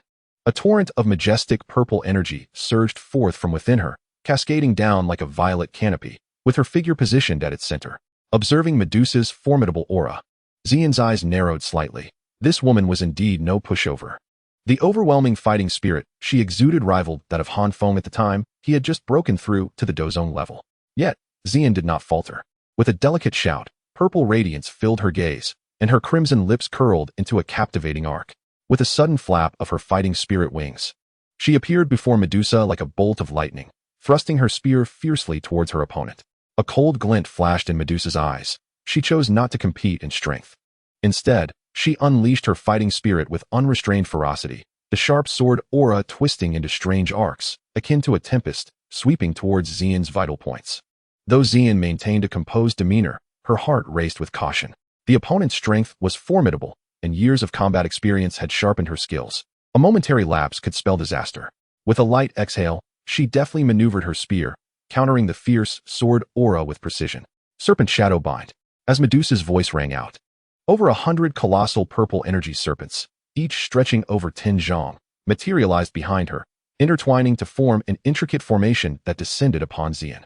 In response, Ziyan brandished her spear, her delicate hand extending outward, summoning a terrifying purple dragon shadow that loomed behind her. Within 100 zhang radius, the air felt as though it was under immense pressure, as Ziyan's palm morphed into a purple dragon claw, its scales exuding an aura of nobility and weight. Ancient Dragon's Claw. With a resounding roar, Ziyan unleashed a dazzling surge of light, coalescing into a massive purple-golden dragon claw, adorned with intricate dragon patterns that seemed enigmatic and profound, radiating an overwhelming force. Boom.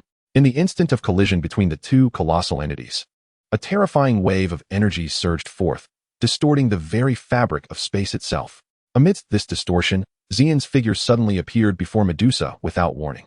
Her long, supple legs struck out directly towards Medusa's head, the terrifying power behind the strike driving away the air before it, creating an invisible air cannon that shot forth with a resounding pop. The sudden assault took Medusa by surprise, yet her extensive combat experience allowed her to react swiftly. She formed a peculiar seal with her hands to meet Ziyan's violent kick head-on. Bang! A leg and a palm collided with tremendous force. However, curiously, Ziyan's power seemed to dissipate unexpectedly. Ziyan was momentarily taken aback, clearly unprepared for such an occurrence. In the fleeting moment of her astonishment, Medusa's mesmerizing, wild purple serpent tail transformed into the most fearsome weapon of the realm, striking towards Ziyan with the swiftness of lightning. Alarmed, the sharp sound of air being sliced resonated, and Ziyan silently cursed her misfortune. Reacting swiftly, her purple lance undulated like flowing water, morphing into a resplendent purple-golden shield. A colossal shadow suddenly descended from above, the vibrant serpent tail crashing down with devastating force, creating a massive crater in the ground below from the terrifying shockwave. Boom! An immense sonic explosion erupted, and Jiang Yun's figure appeared strangely before Ziyan, intercepting Medusa's attack. Feeling the overwhelming power coursing through his arm, Jiang Yun staggered momentarily, then swiftly embraced Ziyan's slender waist, propelling them both into the distance. Whoosh! In the next heartbeat, a streak of purple light, akin to a shooting star, struck the very spot where they had just been. The ground shook violently, and the brilliant purple light obliterated a nearby sand dune, reducing it to nothingness. Xuan. Sensing Jiang Yun's presence, Ziyan's expression brightened momentarily, though a fleeting thought darkened her mood. She huffed, "I can defeat her myself." I know, Jiang Yun replied. His gaze tender as he noticed Ziyan's expression soften. He continued, but I do not wish for you to be harmed. Bang, bang, bang. Hearing Jiang Yun's words, Ziyan's countenance stiffened, and a blush crept onto her cheeks. Her heart raced wildly, resembling a timid kitten nestled in Jiang Yun's embrace, emitting a soft purr. Medusa observed the young man before her, her expression unusually grave. Ziyan's strength had already surprised her. The unknown dragon-type beast was surprisingly able to contend with her at the initial stage of the 6th tier, coupled with the extraordinary youth before her. Today's encounter seemed fraught with difficulty. Medusa remained wary of the duo, while Jiang Yun scrutinized her in return. The Northwest continent harbored several intriguing elements, among which the Serpent people's secret arts piqued his interest. Now that the principal was before him, he contemplated whether to act upon his intrigue. Assessing the likelihood of success, he concluded that relying on mere words would yield a probability of 0. Medusa sensed Jiang Yun's peculiar gaze, which felt unsettling. It was not the crude stares of previous men, but rather one akin to that of a hunter eyeing its prey. Although he concealed it well, Medusa discerned the underlying dominance within him. This realization sparked irritation within the proud Medusa, for she had always considered her opponents as mere prey. When had the roles turned? Jiang Yun gently released his hand from Ziyan's waist, fixating his gaze upon the enchanting Medusa queen, whose every smile and frown stirred the heart. Ziyan, in turn, stood obediently to the side. With both Ziyan and myself present, it seemed unlikely that Her Majesty would achieve her desires. However, I could propose a transaction. Upon hearing this, Medusa's expression darkened slightly, yet she could not dismiss Jiang Yun's assertion. Given the prowess exhibited by the two, it was indeed improbable for her to seize the. Nevertheless, she maintained her composure, casting a frigid glance at Jiang Yun and inquiring, "What sort of transaction? I am a 7th-tier alchemist, and I surmise that your Majesty seeks for the sake of evolution through its power. I am willing to relinquish the to you, provided I can obtain something from the Serpent clan in return." 7th-tier alchemist? Medusa regarded Jiang Yun with skepticism. Was he truly attempting to deceive her? In the vicinity of a 6th-tier alchemist was already considered exceptional, and given Jiang Yun's youth, likely still awaiting his coming-of-age ceremony, his audacious claim of being a 7th-tier alchemist was preposterous. Had she been so easily fooled? Yet, her foremost concern was not Jiang Yun's alleged title, but rather how he had acquired knowledge of her clan's secret arts. Medusa's eyes glimmered with cold light as she stared at Jiang Yun, her tone infused with a hint of menace. This matter was of utmost importance. It had long been a closely guarded secret of her lineage, known only to a select few. I once chanced upon an ancient tome that spoke of a peculiar evolution that the Medusa clan could undergo upon reaching the peak of the, should the circumstances be favorable. If successful, it would grant them boundless freedom, allowing them to soar high and swim far. Conversely, should they fail. Jiang Yun paused, aware that they were both astute individuals. The implications of failure were all too clear, nothing but charred remains awaited. Consequently, Medusa's countenance grew even more frigid. I cannot ascertain your Majesty's confidence, but I can assist you, provided you grant me something from the Serpent clan in return. Assist me? Medusa remained unshaken by Jiang Yun's words. Even if he were indeed a 7th-tier alchemist, she maintained her composure, exhibiting profound distrust towards him. Rather than collaborate with a human, I place my faith solely in myself. Medusa retained her haughty demeanor, believing only in her own strength. Then it appears there is nothing to discuss. Jiang Yun chuckled softly, fixing his gaze upon Medusa, his expression inscrutable, betraying no hint of emotion. After a prolonged silence, two figures swiftly intertwined, followed by the thunderous sounds of their clash. As terrifying waves of energy ravaged the modest oasis below, outside the battlefield, Ziyan fidgeted with anticipation, yearning for the three of them to engage in a fierce battle. In the distance, the two-headed fire serpent guarded the azure scale, while a green lotus swayed beside it, caught in a state of indecision. The fierce battle above and the aura of the caused it to tremble, and had it not been for its master's command, it would have wished to flee at once.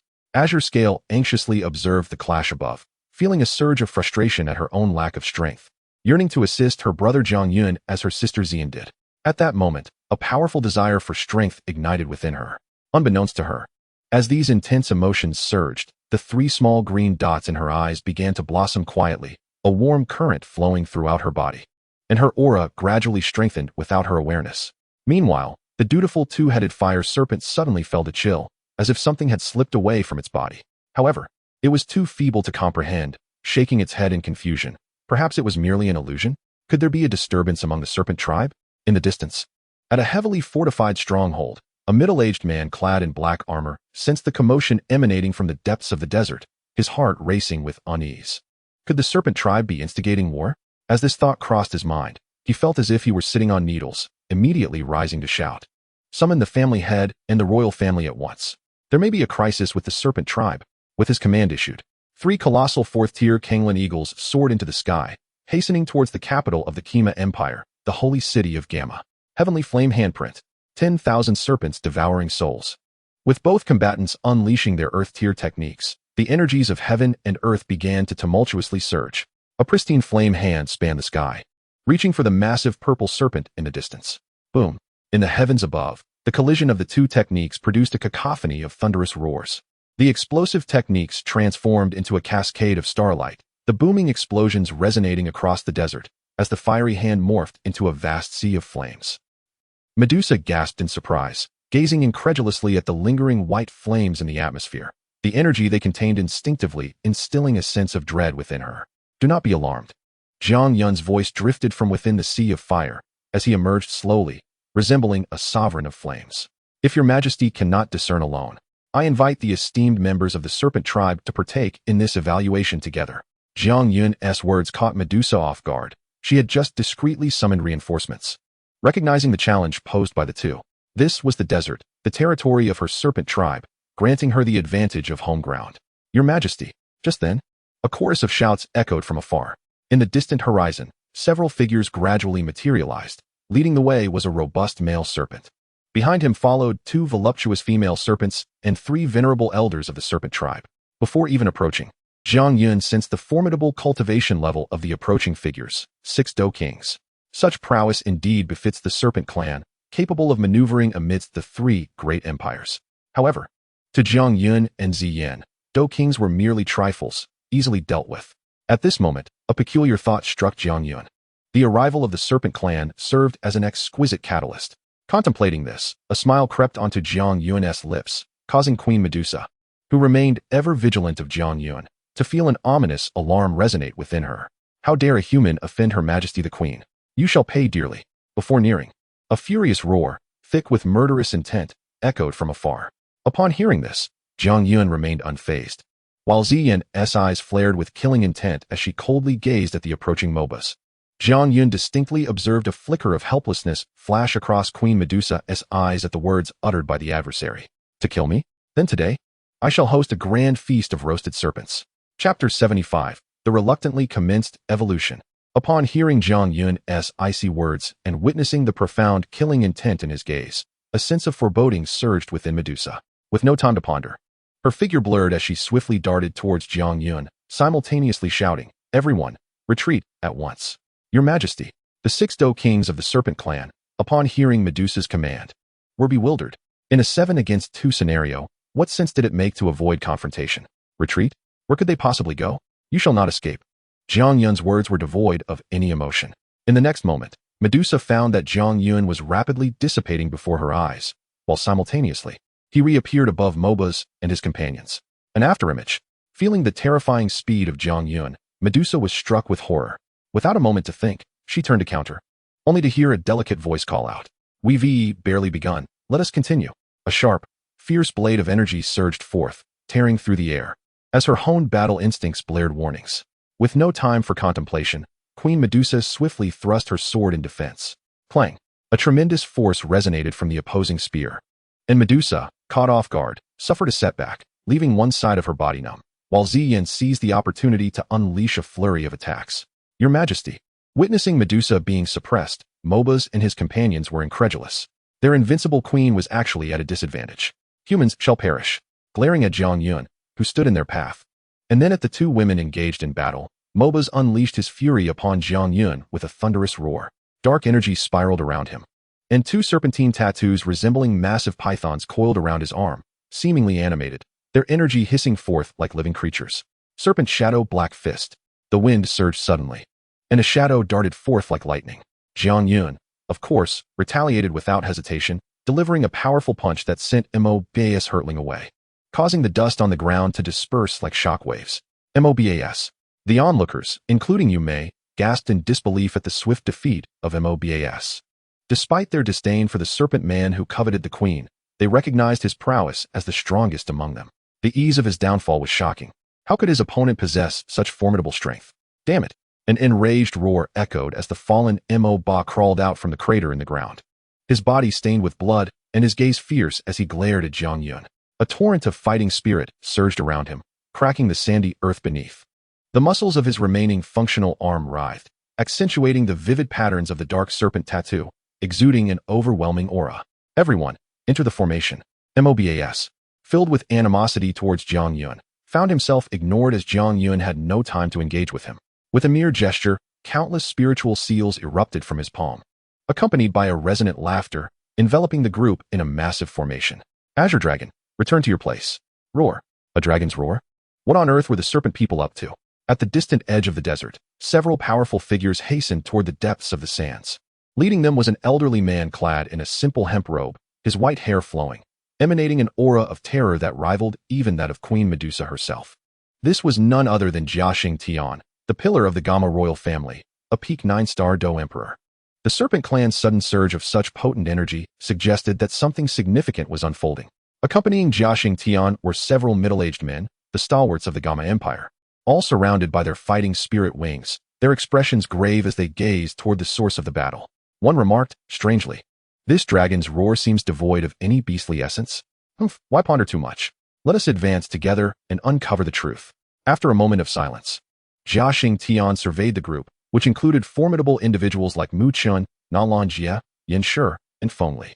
He concluded that even if danger loomed, they should have sufficient strength to retreat unscathed. "Let us go." Jia Tian, decisive in his resolve, commanded firmly. "Go. You shall not escape." Suddenly, a cold voice resonated in their ears. From the distant horizon, a figure clad in white, exuding an extraordinary presence, approached leisurely. Though far away, the figure flickered and appeared before Jia Tian and his companions in an instant. As Jiang Yun concluded his seal technique, a colossal dragon's roar reverberated through the heavens. And in the next moment, a vividly lifelike azure dragon descended slowly, its overwhelming might casting a shadow over MOBAS and his allies, sending tremors through their hearts. A dragon. The aura of the advanced dragon clan. How could mere mortals possess such power? The overwhelming might of the dragon rendered Mebas and his companions motionless. Although their serpent lineage was commendable, it paled in comparison to the authentic aura of the ancient void dragon that Jiang Yun emanated. It was time to send a few on their way. Observing the suppressed individuals, Jiang Yun wasted no words. He altered his hand gestures. And the colossal dragon in the sky unleashed a thunderous roar, swiftly lunging toward them. In that critical moment, a roar reminiscent of a lion's, yet akin to a tiger's, pierced the air, accompanied by a blinding violet light. With a resounding crash, Jiang Yun narrowed his eyes. Above his array, a violet giant serpent, measuring nearly 10 zhang, hovered in defiance, shielding Mebas and the others from the dragon's onslaught. Is this the true form of Medusa? Jiang Yun mused, gazing at the magnificent serpent with intrigue. The elongated and powerful violet serpent exuded an elegant beauty, its pale lavender eyes radiating tranquility and composure. Xiao Yun, this woman is truly cunning. She has come running here. The following Ziyan appeared beside Jiang Yun, her attire disheveled and her face smeared with dirt, evidently having suffered in the recent skirmish. Indeed, Medusa was no ordinary Dou emperor. Her strength was formidable. Had it not been for her bloodline constraints, she might have already ascended to the realm of Dou Zun. Fear not, for soon I shall roast her. At Jiang Yun's words, Ziyan's eyes sparkled with excitement, her bright gaze fixated ahead. Bang, bang, bang. The cacophony of collisions echoed as the massive violet python struggled violently within the array. Despite its scales being torn and bloodied, it refused to relent. However, the formation was extraordinarily resilient, showing no signs of fracture. After relentless assaults yielded no results, a glimmer of despair and faint regret surfaced in the serpent's eyes. Your Majesty, the bloodied Medusa elicited despair from Yume and her companions as they gazed at the giant serpent in the sky. Enough. Observing the situation, Jiang Yun murmured softly, waving his sleeve to conjure a cluster of pitch-black flames, the very essence of the holy celestial demon flame he had absorbed and refined during this time. Although he was curious about the secret arts of the Medusa clan, their reluctance to converse compelled him to witness it firsthand. Whether or not it would succeed depended on Medusa's fate. He could only strive to ensure her success, and he was equally curious whether Medusa, evolved through the holy celestial demon flame, would exhibit any peculiarities. As Jiang Yun's flames manifested, the violet serpent's eyes filled with intense trepidation. It sensed a lethal threat emanating from that flame, one potent enough to endanger its very existence. Go. With a smile, Jiang Yun cast a glance at Queen Medusa and her companions, extending his hand to point, and in the next moment, the black flames began to drift toward them.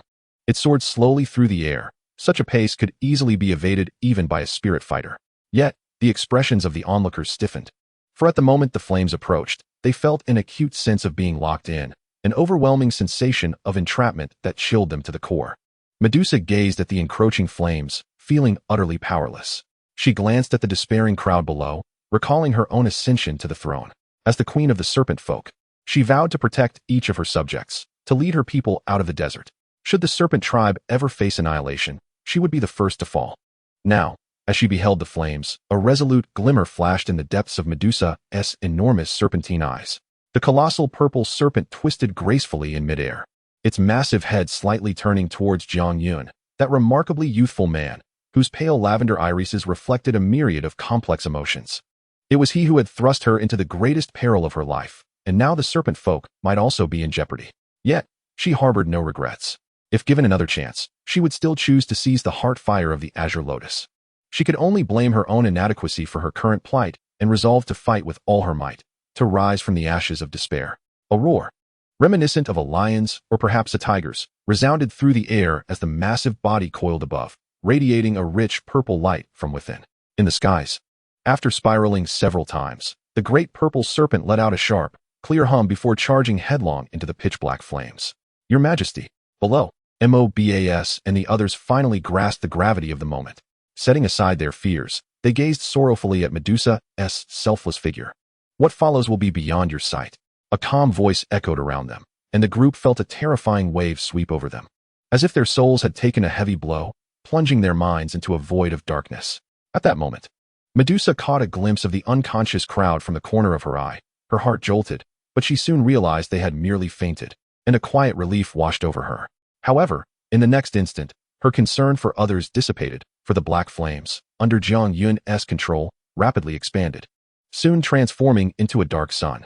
The enormous purple serpent dove downward without hesitation, its gaze steely, piercing into the black flames. The moment the serpent entered the holy celestial demonic fire, Medusa's piercing scream echoed across the land, her anguished wail heard throughout the oasis. Within the inky flames, the colossal purple serpent thrashed violently, its scales beginning to twist and char as it succumbed to the otherworldly fire, leaving its flesh in a grotesque state. Meanwhile, Jiang Yun's eyes gleamed with fervor as he unleashed his soul's essence, fixating intently on the writhing serpent within the flames, determined not to overlook a single detail. Beside them, Ziyan, who was with Ching Lin, pouted in dissatisfaction and murmured, "What's there to see? It's all burnt." The acidity in her tone was perceptible even to the naive Ching Lin. Ching Lin, with a serious expression, fixed her gaze on Jiang Yun while occasionally glancing at the charred giant serpent. Her eyes, adorned with 3 vibrant emerald flecks, sparkled as she earnestly remarked, "Brother Jiang Yun must have his reasons for doing this." Ziyan turned to look at the earnest Ching Lin, whose unwavering focus caused her cheeks to flush. Shyly lowering her head, Ching Lin softly inquired, "What's wrong, Sister Ziyan? It's unfair. I'm the one who scared away the bad guys, so why are you so biased toward Xiaoyun?" Ziyan exclaimed, her frustration evident. "Is that so?" Ching Lin, her rosy cheeks deepening in hue, timidly asked. In the sky, the purple giant serpent was engulfed in black flames, its purple scales peeling away. The exposed flesh faced the terrifying heat of the otherworldly fire, disintegrating into nothingness, leaving behind glaring crimson scars on its body. Medusa's gaze gradually dulled, a sign of impending collapse. "Is it going to end in failure?" Jiang Yun murmured with disappointment, but soon his eyes brightened as he chuckled. "I haven't seen what I wish for yet, and I haven't let you die. Medusa, you cannot perish." As he spoke, Jiang Yun opened his mouth and expelled white, immortal flames that floated gently forth. Not yet satisfied, he retrieved a 6th-grade healing pill and tossed it towards Medusa's enormous mouth. Roaring amidst the flames, Medusa's voice began to weaken, her consciousness fading into obscurity as the world around her descended into darkness. "Am I to perish? I have ultimately failed." Just then, a beam of white light illuminated her shadowy world. An explosion of vitality surged within her, mending her injured form. With her eyes regaining their luster, Medusa cast a puzzled glance at Jiang Yun in the distance. "You are the one who sought to end my life, and yet the one who saves me. What is your true intention?" Suddenly, She recalled the transaction Jiang Yun mentioned during their first encounter. Looking down at the unconscious crowd, clarity dawned upon her. Without time for further contemplation, intense pain coursed through her body as she activated the secret arts of the Serpent people, seizing this opportunity to break through her limitations. With Jiang Yun's assistance, Medusa's condition improved, and it seemed she relinquished her worries. As she endured the relentless burning, she continued to roll in the flames, seemingly intent on purging herself completely. Chapter 76. The Nine-Colored Sky-Devouring Python. The massive body of the purple serpent intertwined in black and white, life and destruction cycling within her. A faint stench of singed flesh mingled with black smoke, only to be restored by the overwhelming vitality in the next moment. As time ebbed away, deep, resonant sounds emanated from the colossal black and white torch, while the immense body of the purple serpent visibly shrank. With the constriction of the great python, Medusa's anguished wails gradually diminished, and upon closer inspection, they had begun to turn hoarse. The queen of Medusa, so proud and formidable, was unleashing such frenzied, piercing screams. And to witness her struggle to produce sound was unfathomable, hinting at the excruciating torment she endured. She faced the searing flames head-on without employing any defensive energy, even choosing to embrace the fire, fully experiencing the dreadfulness of its might. The agony transcended mere physical pain, invading her very soul, a horror to behold. Jiang Yun had the misfortune of experiencing this once. The sensation was one he wished never to encounter again, and even he was baffled by his own endurance.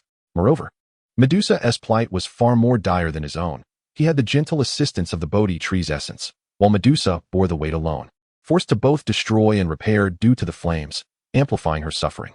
Jiang Yun, expressionless, observed the scene, acutely aware that he was the architect of her torment. Though Medusa might gain considerable transformation from this ordeal, the pain was undeniably his doing. Gazing at the writhing, colossal purple serpent engulfed in the flames, Medusa's harrowing screams, which had sustained for nearly half an hour, began to wane. The once magnificent serpent, adorned with beautiful purple scales, was now charred and reduced to a mere fraction of its original length. Its body shrunk to 2 or 3 zhang. The extent of its suffering was unimaginable. How tragic! Both Ziyan and Ching Lin, who had witnessed the entire ordeal, exchanged a glance filled with trepidation. They could hardly fathom whether they would endure such a fate. Was this failure? Observing the motionless purple serpent, which allowed the flames to ravage it without resistance, it appeared as though it had succumbed. Curiously, Ching Lin felt that Jiang Yun might have succeeded. Ziyan, however, held a different perspective. She sensed a peculiar stirring within her bloodline, as if something terrifying was about to emerge. Had he triumphed? Casting a puzzled glance at Ching Lin, Ziyan turned her attention to Jiang Yun, hoping to discern some hint of his thoughts, only to find him gazing intently at the heavens. Following his gaze, Ziyan was astonished to see the previously clear sky suddenly darkening, ominous clouds gathering from nowhere, slowly enveloping the expanse above. A rumbling sound echoed from within the clouds, accompanied by flashes of silver lightning darting about like serpents. A tribulation loomed. Upon witnessing the manifestation of the thunder tribulation, Ziyan's expression grew solemn as she shielded Ching Lin behind her. Having experienced the formidable power of a 7th-grade lightning, she regarded the might of heaven and earth with utmost vigilance. It appears that success has been achieved. As Jiang Yun's words fell, a tremendous roar resonated from the ominous cloud cover above. With a resounding boom, the world was momentarily illuminated, as a colossal silver lightning bolt surged forth from the clouds, swiftly crashing into the swirling black and white flames below. In the blink of an eye, the lightning dissipated, as if its sole purpose was to bear witness to the event. Before the echoes of the explosion faded, the dark clouds in the sky began to quickly recede, allowing sunlight to cascade down once more, rendering the extraordinary phenomena seemingly vanished. With a crack, as the thunder tribulation faded, the charred giant serpent gradually emitted faint cracking sounds. The darkened skin of the serpent slowly peeled away, and the body swayed, hinting that something within was on the verge of emerging. Suddenly, a piercing sound pierced the air as the charred serpent's corpse explosively burst apart, sending dark scales flying in every direction, while a segment of its body disintegrated into a cloud of black powder. An overwhelming and terrifying aura, imbued with the essence of ancient primordial forces, erupted forth. The ancient presence caused Ziyan's brows to furrow slightly, as the agitation coursing through her veins constantly reminded her of the extraordinary lineage of this entity. The aura, intense yet fleeting, quickly receded within mere moments, only to be replaced by a vibrant 9-colored silhouette that shot forth from the remains. 9 colors? Witnessing this, Jiang Yun was momentarily taken aback. astonished that it was not a 7-colored manifestation, but rather a 9-colored one.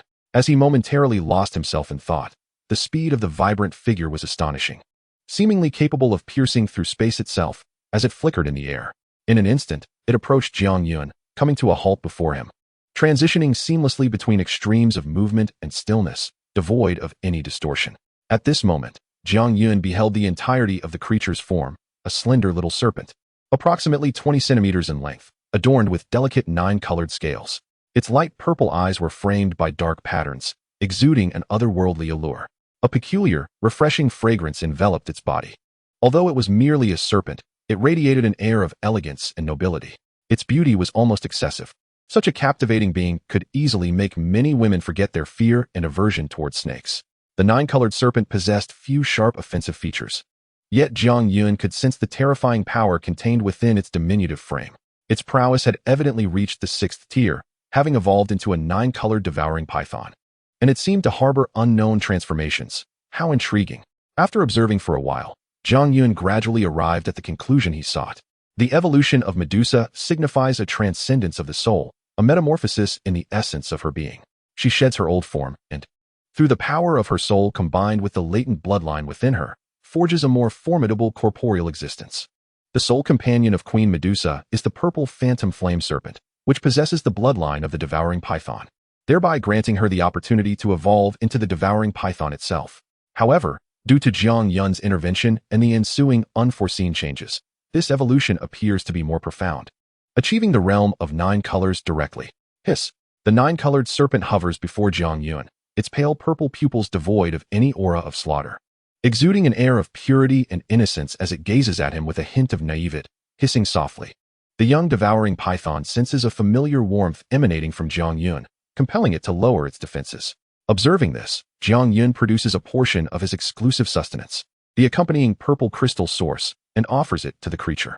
The devouring python, undeterred by shyness, leaps to the bottle's opening in a flash.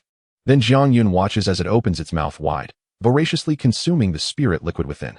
During this process, Jiang Yun is astonished to discover that as the purple crystal source is devoured, a faint layer of black flames ignites upon the serpent's surface. The flames flicker intermittently, and Jiang Yun distinctly perceives the energy of the purple crystal source within the bottle rapidly depleting, while the aura of the devouring python steadily intensifies. Has it inherited a fragment of the devouring characteristic of the sacred heavenly demon flame? After observing for a considerable time, Jiang Yun ultimately confirms that the familiar essence unmistakably belongs to his sacred heavenly demon flame. Whether due to the searing effect, the residual black flames within the creature seem to have transformed into something akin to the beast fire of the devouring python. Could it be that the undying sacred flame has also been inherited? Jiang Yun muses with astonishment, his gaze fixed intently upon the young devouring python. At this moment, having finished an entire bottle, the serpent looks up at Jiang Yun with a pitiful expression, seemingly unsatisfied with just that one portion. Alas, it appears that its appetite has evolved. Jiang Yun remarks with a wry smile, yet proceeds to retrieve another purple crystal source to offer it. After consuming 5 bottles in succession, the little devouring python finally lets out a contented burp, nuzzling lazily against Jiang Yun's palm. It even coils around his wrist, playfully swinging its body like a swing. Little Yun, brother Jiang Yun. A melodious voice calls out as Ziyan, accompanied by the azure scales, approaches his side.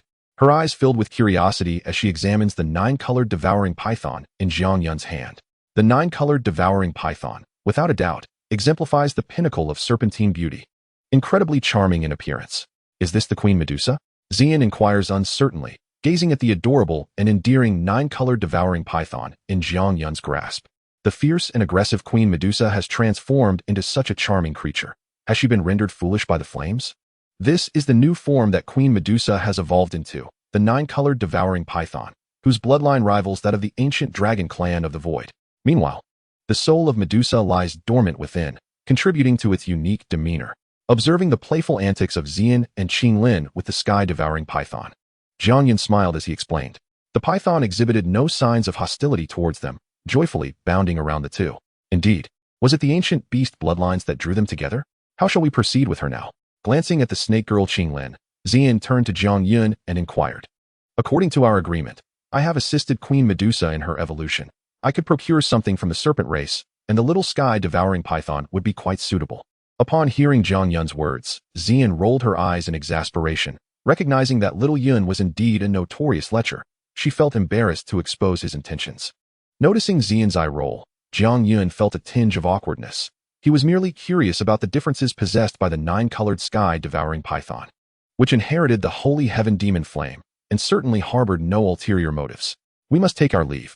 Sensing the powerful auras swiftly approaching from a distance, Jiang Yun, along with Ching Lin and Ziyan, gradually vanished from the spot, accompanied by the Ching Lin Earth Heart Fire. Not long after the departure of the trio, several aged figures materialized at the scene, Mobas, Yu Mei, and Yin Li. Upon witnessing the fallen Mobas and the others, the four were momentarily taken aback. Their formidable auras bursting forth, revealing four peak Dou emperors, all remarkably close to Dou's own.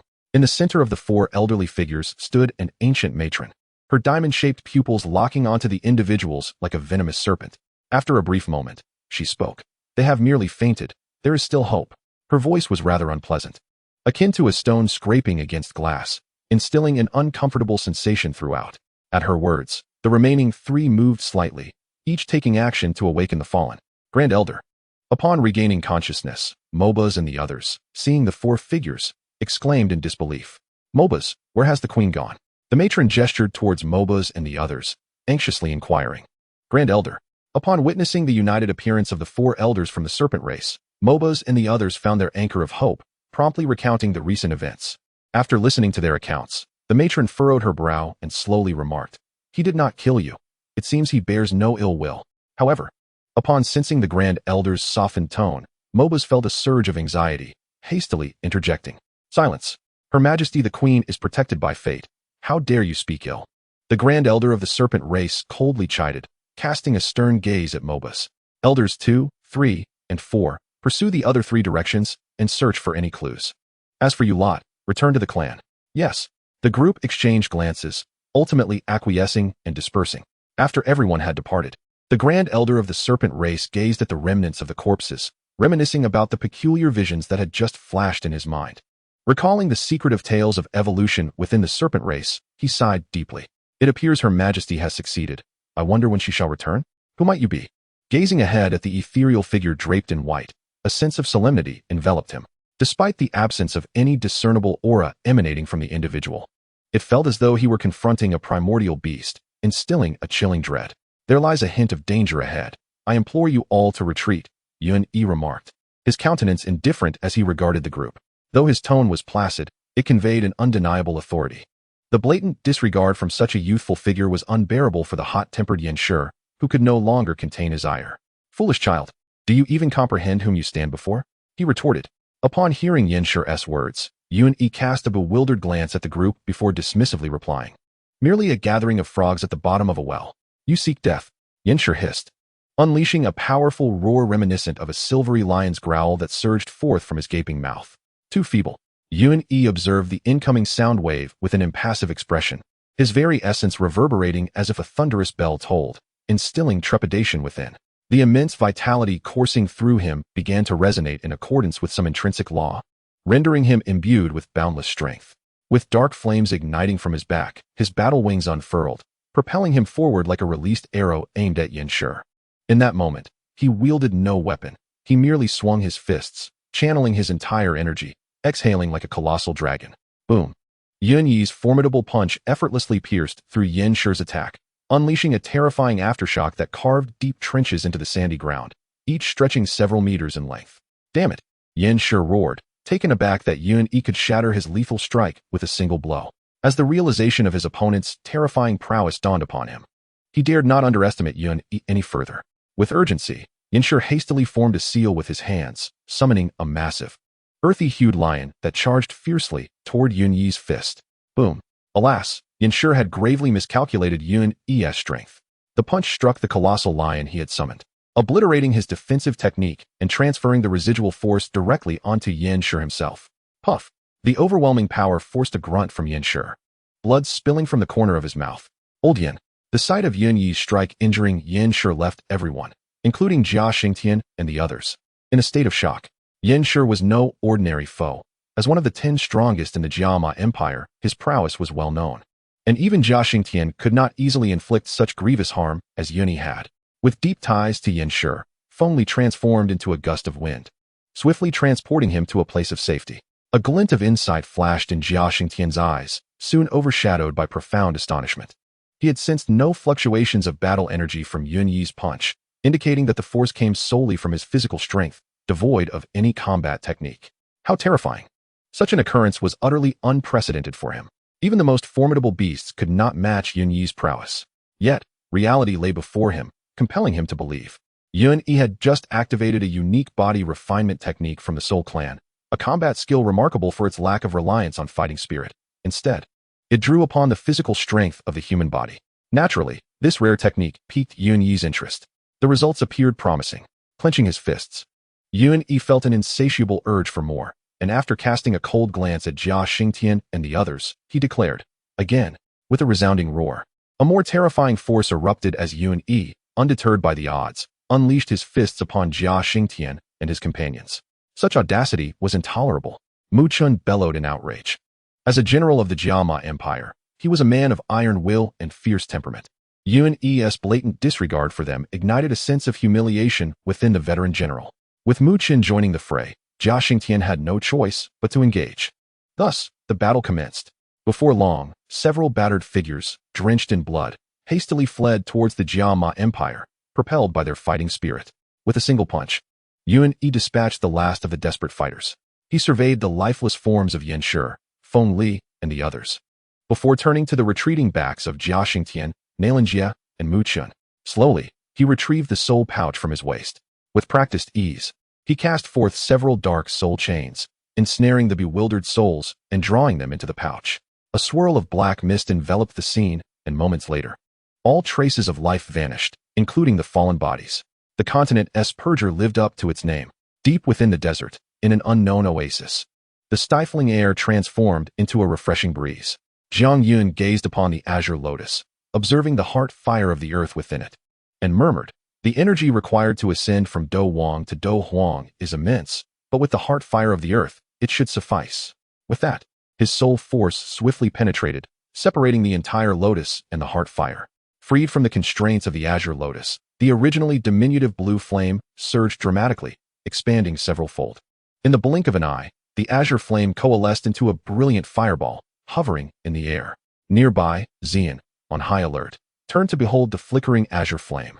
The fiery tongues warped the air, their latent energy emanating a palpable threat that even she could sense. Ching Lin, too, appeared apprehensive of the unusual fire, anxiously glancing at Jiang Yun and tightly grasping Ziyan's hand.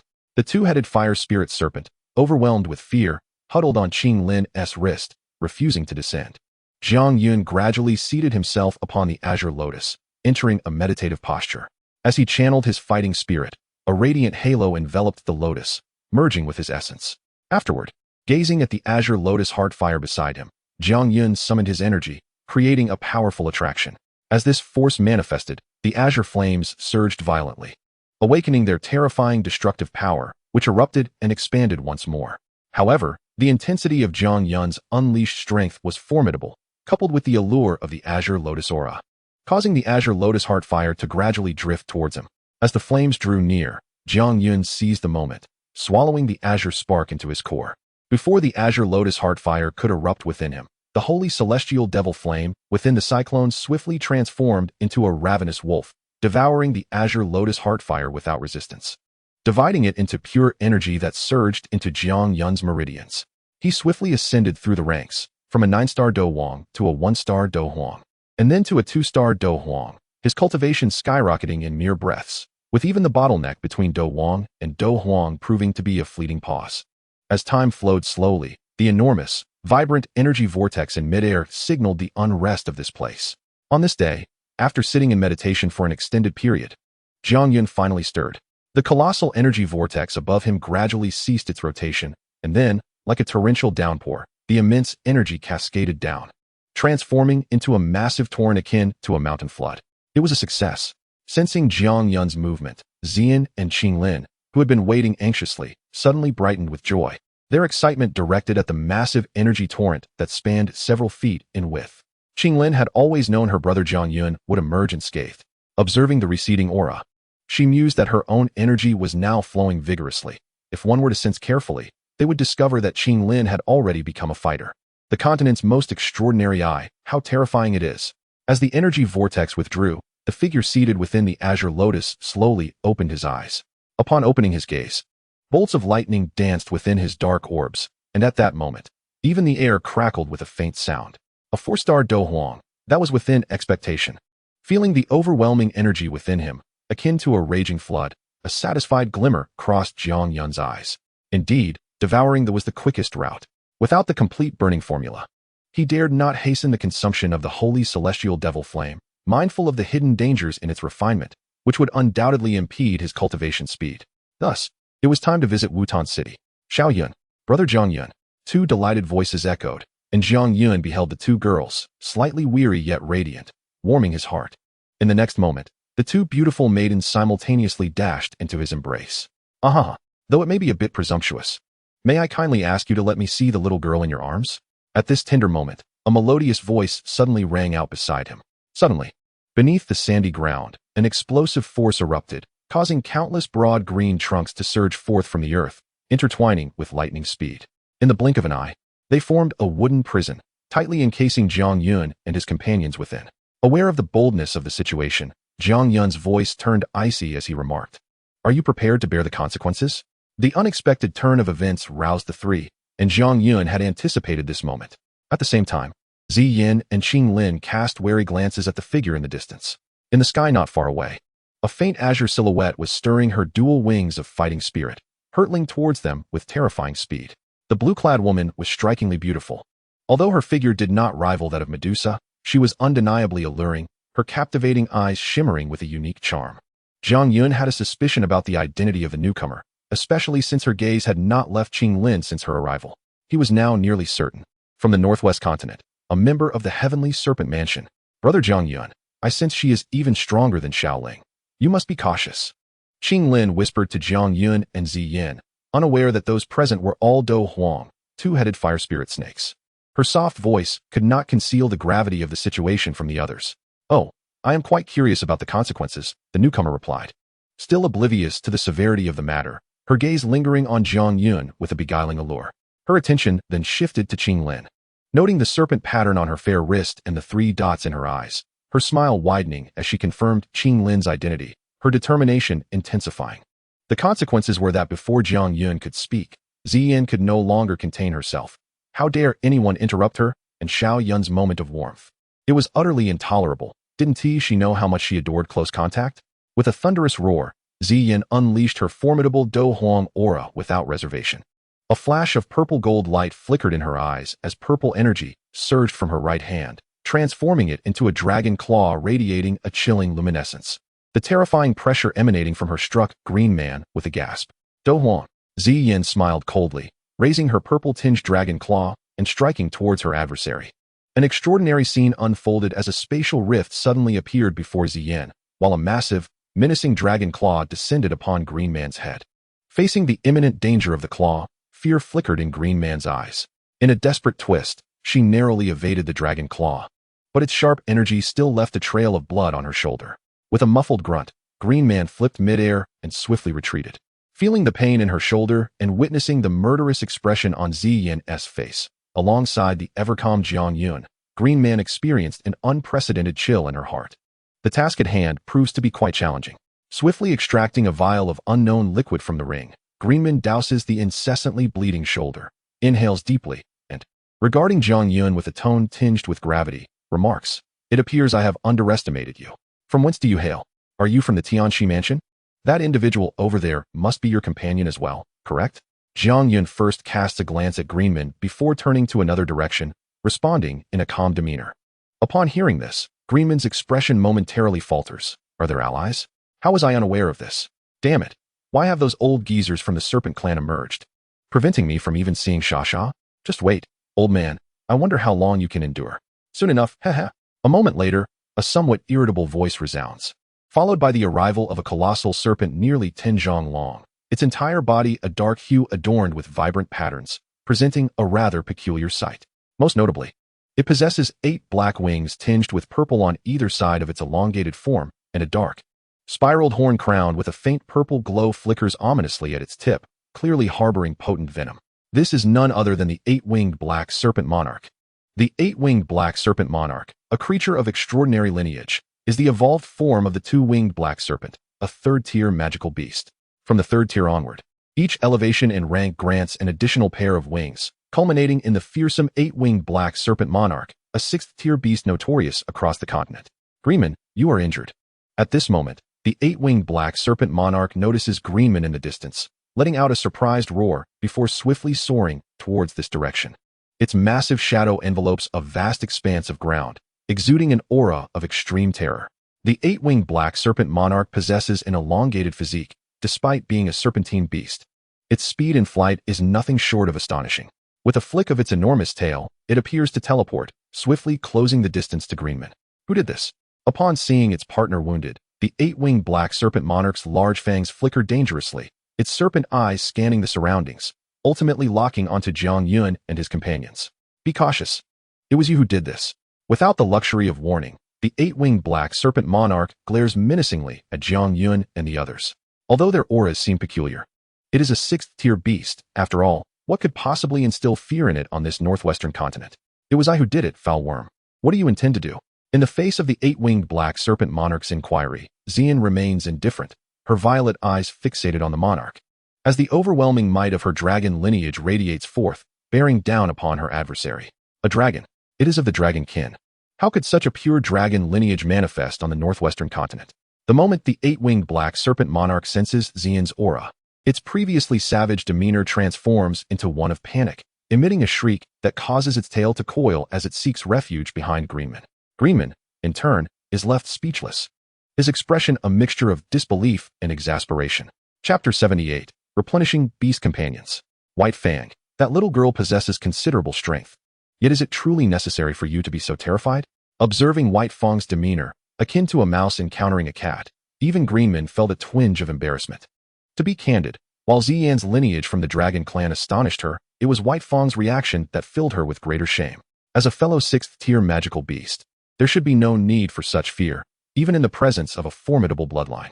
As Greenman's words echoed, the movements of the eight-winged black snake emperor slowed.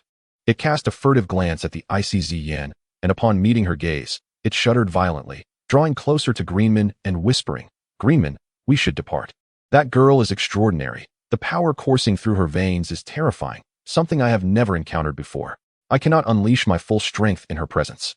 Let us retreat and inform the others of our findings." Moreover, pausing, White Fang's eyes flicked to Greenman's injured shoulder, the implication unmistakable. In simpler terms, it was a delicate situation, best to tread carefully. Taking a deep breath, feeling the sharp pain in her shoulder, and observing White Fang's terror-stricken visage, she recognized the daunting nature of their objective. Reluctant to concede, Greenman cast a lingering glance at the azure scales. She was unwilling to abandon the pursuit of the triflowered green serpent eye. If she could bring it back to the heavenly serpent manor, it would be a monumental achievement. She yearned to seize the opportunity. If brute force would not suffice, then she would resort to cunning. While Greenman and White Fang were hesitating, Ziyan had grown impatient, her powerful dragon claws shimmering with a violet aura as a massive purple-gold dragon spear gradually took shape. Watch the spear.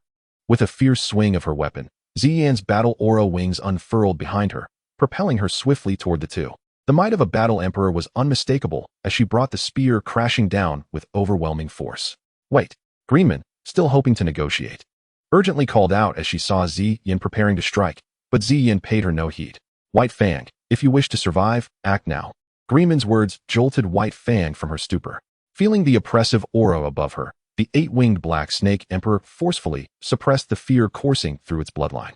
With all 8 wings flapping in unison, its colossal form materialized beside Greenman, and with a powerful lash of its tail, it unleashed a terrifying force that distorted the very fabric of space. Unfazed by the power of the snake's tail, Ziyan brandished her spear with determination, extending her left hand toward Greenman, attempting to confront both adversaries simultaneously. A resounding crash echoed as they collided. The space where they met seemed to fracture, tiny black cracks appearing. A harrowing energy storm lingered for a brief moment before erupting in a deafening explosion in the sky, the violent sound reverberating even from a distance of thousands of meters. At the moment of the explosion, a ripple of energy radiated outward, sending both parties reeling backward with great force. Feeling the shattered scales of the serpent's tail, a sheen of cold sweat appeared on the face of the 8-winged black serpent emperor. Meanwhile, Ziyan, sensing the tingling in her arms, laughed heartily, urging, "Come on. Let us do this again. Wait, let us talk." Observing this, Green Man hastily pulled the 8-winged black serpent emperor back, exclaiming while keeping his eyes fixed on Jiang Yun. Knowing well that it was the composed young man who held the power to decide, Ziyan furrowed her brow slightly, casting a questioning glance at Jiang Yun. Although she yearned to subdue both adversaries, what if Jiang Yun had other intentions? Noticing her expression, Jiang Yun's wings of fighting spirit trembled behind him as he approached Ziyan, turning to Green Man and inquiring, "What is it that you wish to discuss?" Upon seeing Jiang Yun's shift in demeanor, Green Man's eyes lit up with excitement as he responded, "Since this young sir recognizes us as members of the Heavenly Serpent Manor, he must understand the significance of that little girl to us. We mean her no harm. On the contrary, we will nurture her with all our strength." Jiang Yun nodded, reflecting on the original text that mentioned the Heavenly Serpent Manor's desire to bind Ching Lin completely, arranging her marriage to the son of the manor's leader. Indeed, they provided a commendable environment for her growth. Yet Jiang Yun believed that the resources the Heavenly Serpent Manor could offer paled in comparison to what he could provide. As a quasi-8th-tier alchemist, he had yet to meet anyone in the Northwest continent who could surpass him in this regard. "Ching Lin, what do you think?" Jiang Yun asked softly, glancing down at the girl who was tightly clutching his arm, under the eager gazes of Green Man and White Fang. Ching Lin did not even spare them a glance, instead giggling, "I want to stay with brother Jiang Yun and sister Ziyan forever." Upon hearing this, Ziyan finally withdrew her sidelong glance with satisfaction. However, Green Man grew anxious, urgently stating, "Little girl, only at the Heavenly Serpent Manor can your talents be fully developed. Once you join us, you can be directly proclaimed a saintess, inheriting the position of the next manor leader. Our Heavenly Serpent Manor is also a top-tier force in the Northwest continent." No matter how eloquently Green Man spoke, Ching Lin remained unmoved, even burying her head deeper into Jiang Yun's embrace, conveying a clear message of disinterest. Seeing this, Green Man felt a twinge of despair. Casting a glance at Jiang Yun and Ziyan, a spark ignited in his eyes as he continued his persuasion. "Ching Lin, your two companions are exceptionally gifted, progressing in their cultivation at an astonishing rate. Without a good inheritance, you may struggle to keep pace with them. Surely, you wouldn't want to be unable to assist them in the future, would you?"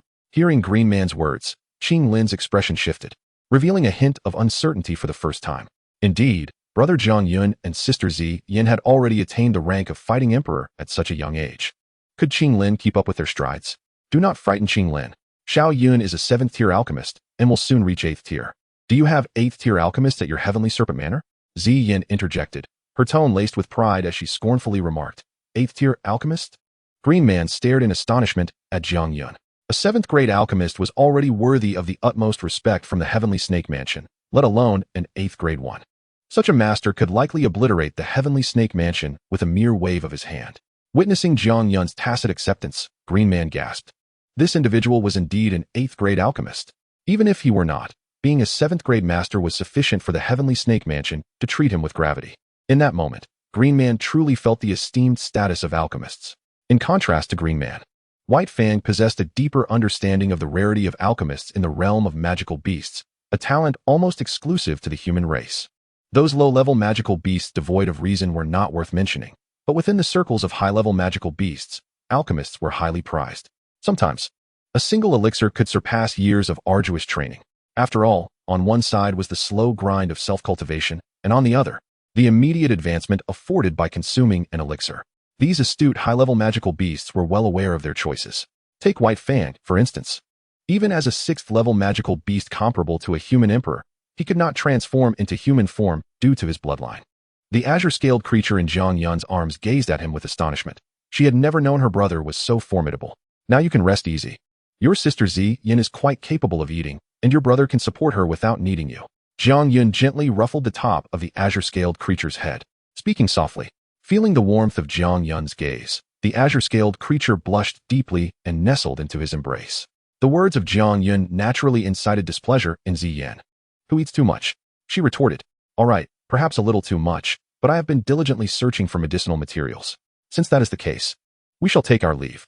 I apologize for any disturbances caused, and I hope the master can forgive us." Seeing the situation untenable, Green Man conceded, bowing respectfully alongside White Fang to Jiang Yun. Although they were at a disadvantage, who could argue when faced with overwhelming strength? "You may leave. It is the other that must remain." Just as the man and serpent were about to depart, Jiang Yun spoke, casting his gaze towards White Fang. Upon seeing this, Ziyan raised her spear, blocking their retreat. "This, Master, do you wish to?" Faced with this scenario, Green Man suddenly realized a dreadful possibility. His face paling, while White Fang's heart raced with fear.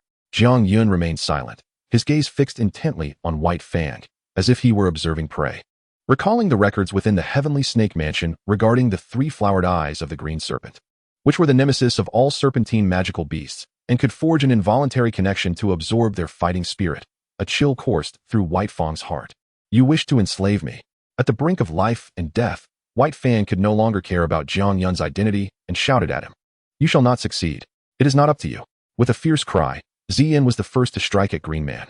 She had never held any fondness for this enchanting woman who dared to flaunt herself before Xiao Yun, an act utterly unforgivable. Roar! With a fierce roar, black flames suddenly erupted from the body of White Fang, surging forth as if inexhaustible.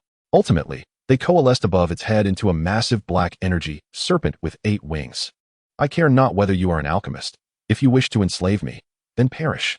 With a powerful flick of its tail, the serpent, entirely composed of enigmatic black flames, shot forth with a terrifying force towards Jiang Yun and Ching Lin. Gazing at the immense serpent radiating a brutal aura, Jiang Yun maintained his composure. He swiftly formed a series of peculiar hand seals, and as he did so, the temperature around him suddenly soared. 5-wheel separation fire technique. This renowned combat skill of the Heavenly Fire Sovereign had been thoroughly studied by Jiang Yun. Yet this was the first time he unveiled it before the eyes of the world. As a noble alchemist, how could he engage in battle himself when he had a capable aid? With the transformation of Jiang Yun's hand seals, a pure white flame gradually emerged from his palm. The eternal sacred flame manifested and swiftly expanded, writhing in an uncanny manner, until it transformed into a colossal white dragon approximately 10 zhang in size. Originally, the 5-wheel separation fire technique required the convergence of 5 distinct flames to form the spirits of the wolf, leopard, lion, tiger, and flood dragon.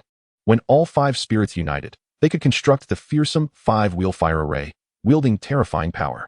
However, after Jiang Yun's refinement, he needed only one type of flame to conjure more fire spirits and assemble a grand formation, capable of incinerating seas and scorching the heavens.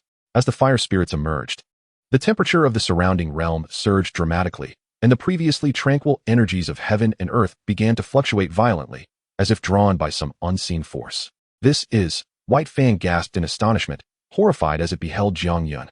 It had not anticipated that someone so young, possessing the strength of a battle emperor, would also harbor such a rare and wondrous entity. A deep roar emanated from the mouth of the fire spirit, and the flame dragon surged towards the 8-winged black serpent. A brilliant line of white fire slicing through the sky. "You shall not succeed." Feeling the terrifying might of the dragon, White Fang gritted its teeth and roared in fury. Just as everyone expected it to fight to the bitter end, White Fang unexpectedly turned and fled, its massive wings beating furiously as if defying all limits. "Can you escape?" Jiang Yun sneered, and suddenly, beams of light appeared in the distant space, sketching intricate patterns of an arcane array. In no time, a complex and elaborate light array formed in the sky. With a deafening crash, White Fang collided with the array, causing a painful headache, yet failing to create even a ripple upon impact. Roar! Before Baiya could regain his composure, a fierce roar erupted from behind. As a menacing dragon, engulfed in flames, charged forth to launch a brutal assault on Baiya. The impact was deafening. Observing the fallen Baiya, whose body bore numerous charred marks, Jiang Yun could even detect the acrid scent of scorched flesh. It was only due to the resilience of a 6th-tier magical beast that Baiya still clung to life. Otherwise, Jiang Yun surmised that a 5th-tier beast would have succumbed to death by now. Casting a glance at the incapacitated Baiya, Jiang Yun shifted his focus to the beleaguered Man, who was on the verge of collapse. Had it not been for her agile movements, she would have long been subdued by Ziyan. Upon noticing Jiang Yun's gaze, Man's expression tightened, and for a fleeting moment, she lost her concentration. Such distraction would not be tolerated. Seizing the opportunity, Ziyan shouted, unleashing her spear with unrelenting force, striking Man squarely in the chest. The terrifying blow shattered Man's internal organs, causing her to spit out a mouthful of blood. In a desperate bid for survival, she hastily retrieved several bottles of elixirs, indiscriminately consuming them all. Channeling her energy, her wings of fighting spirit flared as she fled without a backward glance. Attempting to escape, witnessing Man's attempt to flee, Ziyan's displeasure was palpable. Victory was within reach, and it was time to claim her spoils, yet the opponent dared to run. This was unacceptable. The purple luminescence of her fighting spirit surged as she swiftly pursued. Man Jiang Yun observed the scene, casting a glance at Ziyan. He had no concerns about her failing in this pursuit given her formidable strength. Chapter 79, Yutan City. Retracting his gaze, Jiang Yun turned his attention to the heavily breathing 8-winged black serpent king, quietly inquiring of Ching Lin, "Is it possible?" Faced with Jiang Yun's question, Ching Lin felt a surge of anxiety. This was a 6th-tier magical beast. In her perception, a grand fighter had always been at the pinnacle of the world. Now, she was on the verge of subjugating a 6th-tier beast equivalent to a human Dou Huang. Even though her worldview had shattered multiple times over the past few days, she still felt an overwhelming sense of disbelief. I can do it. Yet, upon sensing Jiang Yun's gaze, Ching Lin felt a wave of encouragement, her expression turning resolute as she nodded earnestly. "Very well, I shall assist you," Jiang Yun replied with a gentle smile, placing his hand on Ching Lin's head, her silky hair gliding through his fingertips in a manner that was utterly enchanting. Feeling the warmth above her, Ching Lin's cheeks flushed slightly as she turned to face the imposing 8-winged black serpent king. Taking a deep breath, despite her internal resolve to not disappoint Jiang Yun, she felt a wave of pressure when confronted with the beast's colossal form. Azure Serpent's Triflower Eye, Demon Eye, activate. Steeling herself, Ching Lin fixed her determined gaze upon Baiya, her hands blossoming with intricate and mystical seals like a blooming lotus. As the seals formed, the depths of her emerald-hued pupils ignited with an otherworldly glow from 3 small points. 3 small dots blossomed into 3 emerald-green flowers. And at the intersection of these floral creations, an eerily chilling emerald pupil, reminiscent of awakening, gradually opened. The fallen white fang sensed an unusual wave. Despite being utterly drained of strength, it let out a feeble roar. As a formidable 6th-tier beast, how could it willingly succumb to servitude? It immediately began to resist fiercely, warding off the invasion of the emerald snake's 3 flower pupils. Noticing the resistance from the 8-winged black snake emperor, the expression on Ching Lin's face paled slightly, beads of sweat emerging on her forehead as the scant energy within her surged toward her eyes. Realizing Ching Lin's predicament, Jiang Yun understood that the 6th tier was indeed too much for her. Despite her diligent training over the past few days, she was still merely a 3-star fighter. Reaching the Dou Huang level was undeniably a stretch. Soul Link. Jiang Yun swiftly formed seals with his hands, and an inexplicable wave emanated from his brow, saturating the surroundings with a heavy aura. At a certain moment, a vertical line suddenly split open in the center of his brow, and an ethereal purple chain swiftly darted forth toward Ching Lin. As the purple chain descended upon Ching Lin's head, a wave of refreshing sensation surged deep within her soul, causing her previously furrowed brows to relax. "Steady your mind. I am here to assist you." Jiang Yun's voice resonated directly through the chain, reaching the depths of Ching Lin's spirit. Upon hearing his words, Ching Lin felt an immediate sense of relief. Sensing their shared state, her cheeks flushed slightly. Did this count as an unexpected advantage? Lost in her thoughts, Ching Lin did not forget the matter at hand. With the enhancement of Jiang Yun's spiritual strength, the brilliance of her emerald snake's 3 flower pupils surged dramatically. The struggling 8-winged black snake emperor seemed to sense something, a flicker of fear rising within its heart as a bizarre emerald eye, half a foot in size, suddenly materialized in its line of sight. Within it, the 3 green flowers spun rapidly, emanating a tingling sensation from the depths of the soul, causing the tense body of the 8-winged black snake emperor to gradually soften, while the resistance and anger in its blood-red eyes began to wane. The massive emerald eye, measuring half a foot across, was reflected in the giant pupils of the 8-winged black snake emperor, where the rapidly rotating green flowers exuded an extraordinary magical power, diminishing the creature's defiance and fury. As time passed, the 8-winged black snake emperor's resistance weakened further, and eventually, the eerie pupil began to spin slowly. Then, a green beam, no larger than a thumb, shot forth with sudden intensity, striking the entirely rigid 8-winged black snake emperor. A palm-sized emerald flower gradually emerged. With the appearance of the green flower, the 8-winged black snake emperor dramatically transformed, its previously furious gaze replaced by a vacant and docile expression. Success. Beside them, Ziyan, who had already brought someone back, remarked with a hint of curiosity upon witnessing the scene. Even upon a second glance, she felt a wave of admiration. The Bai Shi San Hua Tong truly exuded dominance. In that moment, even she couldn't help but feel a twinge of envy for Ching Lin's innate talent. Do not underestimate yourself. In the ancient era, the supremacy of magical beasts is embodied solely by the existence of the Tai Su ancient dragon. You are no less than anyone else, Jiang Yun said as he gradually approached Ziyan. To him, the Bai Shi San Hua Tong and the Yinan poison body were indeed among the finest physiques on the continent. rivaling the divine bloodlines of the imperial clans. However, constrained by the resources of the Dou Qi Continent, their rate of advancement after achieving Dousheng would likely pale in comparison to the latter. Of course, I am the strongest. Upon hearing Jiang Yun's encouragement, Ziyan responded with spirited confidence. Observing this, Jiang Yun chuckled softly and turned his attention back to Ching Lin's condition. As the flower began to take shape, Ching Lin gently closed her eyes. With a series of resounding pops, she leapt 3 levels, attaining the strength of a 6-star Doushi in the presence of Jiang Yun and Ziyan. Such speed was something even Jiang Yun would have found challenging to match during his own ascent. Jiang Yunji, Ziyanjia, I am now a 6-star Doushi. Ching Lin exclaimed excitedly after digesting her surge in power, her radiant smile revealing her uncontainable joy. Merely days ago, she had been a destitute street urchin, a pariah scorned by all, living a precarious existence that could end at any moment. Yet, everything changed on that fateful day. Jiang Yun became a beacon of light in her dark life. Ziyan, do I not even deserve a name? Granting her a second chance, he awakened her talents, allowing her to reach the rank of 6-star Doushi in such a short time, with an even broader horizon awaiting her. She was deeply grateful to both Jiang Yun and Ziyan for this transformation. Ching Lin is truly remarkable. Observing the blossoming girl, Jiang Yun felt a sense of comfort and, along with Ziyan, generously praised her, causing a blush to linger on Ching Lin's face. Xiaoyun, how shall we deal with this woman? After dealing with Baiya, Ziyan's gaze shifted to the unconscious L-man, whom she had brought back. Contemplating the bloodied L-man, Jiang Yun silently devised a plan for her fate. L-man was human and could not be controlled like Baiya. They had no need for another Dou Huang-level subordinate. Should they simply eliminate her?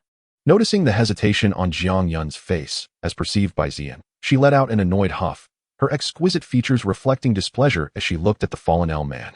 While this woman's beauty did not surpass her own, her figure was undeniably alluring, exuding a mature charm.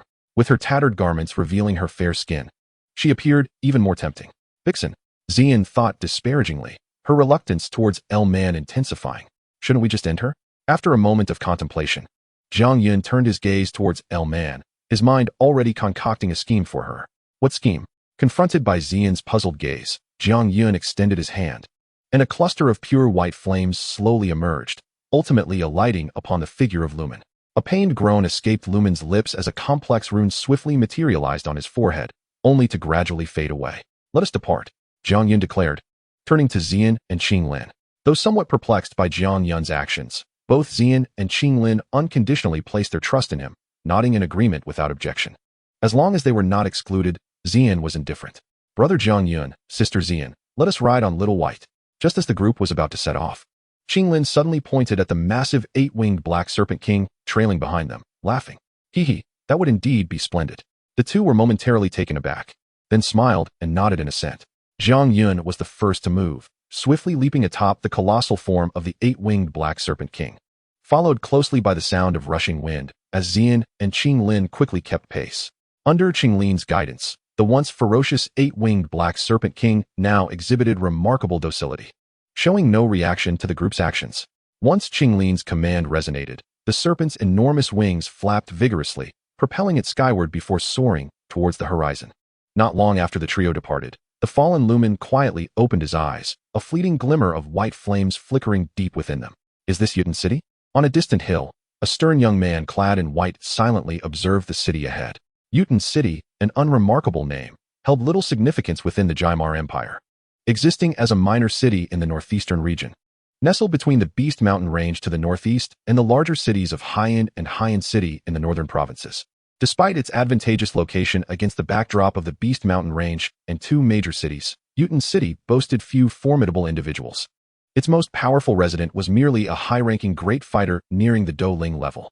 The city's interests were predominantly controlled by the 3 major families, the Shao, Jiaoya, and Uba clans. Originally, Yuten City was home solely to the Jiaoya and Uba families, but over a decade ago, the once prestigious Shao family, having relocated to this area, quickly established their dominance due to their heritage as a former Dou Wang clan, becoming one of the 3 prominent families. Now, the Shao family stands as the preeminent clan in Yuten City, commanding an even greater share of the city's resources. I sense the presence of 2 distinct flames, one of which is truly terrifying. Yun Yi, after momentarily closing his eyes to attune to his surroundings, spoke with indifference, his gaze revealing a glimmer of greed, eager to seize and consume the 2 immediately. Yet he understood that patience was paramount. At least, he was not yet qualified to approach the Jing Di Fantian. As he entered the city, Yun wandered aimlessly down the bustling streets, receiving numerous infatuated glances along the way. However, the tales of the third young master of the Shao family were the most prevalent among the chatter of passers-by. As a legendary figure in Yuten City, the exploits of Shao Yin were well known, even to the youngest of children who could recount them with ease. The third young master of the Shao family, at the tender age of 11, broke through to the rank of a fighter, heralded as a once-in-a-century genius of the Jiang Empire, destined to become a formidable Dou Huang. However, this prodigy, endowed with the potential of a Dou Huang, tragically fell from grace 3 years ago. In a single night, Shao Yan's fighting energy dissipated into nothingness, plummeting to the third tier of fighting power. Such explosive news has kept Shao Yan at the pinnacle of the trending topics for 3 years, with whispers and speculations about the reasons behind his fall echoing wherever he goes, spawning countless bizarre theories. Yun, upon learning that tomorrow marks the Shao family's annual assessment of fighting strength, felt a spark of intrigue. Was this mere coincidence? Was he about to witness one of the most renowned spectacles of the Dou Qi Continent firsthand?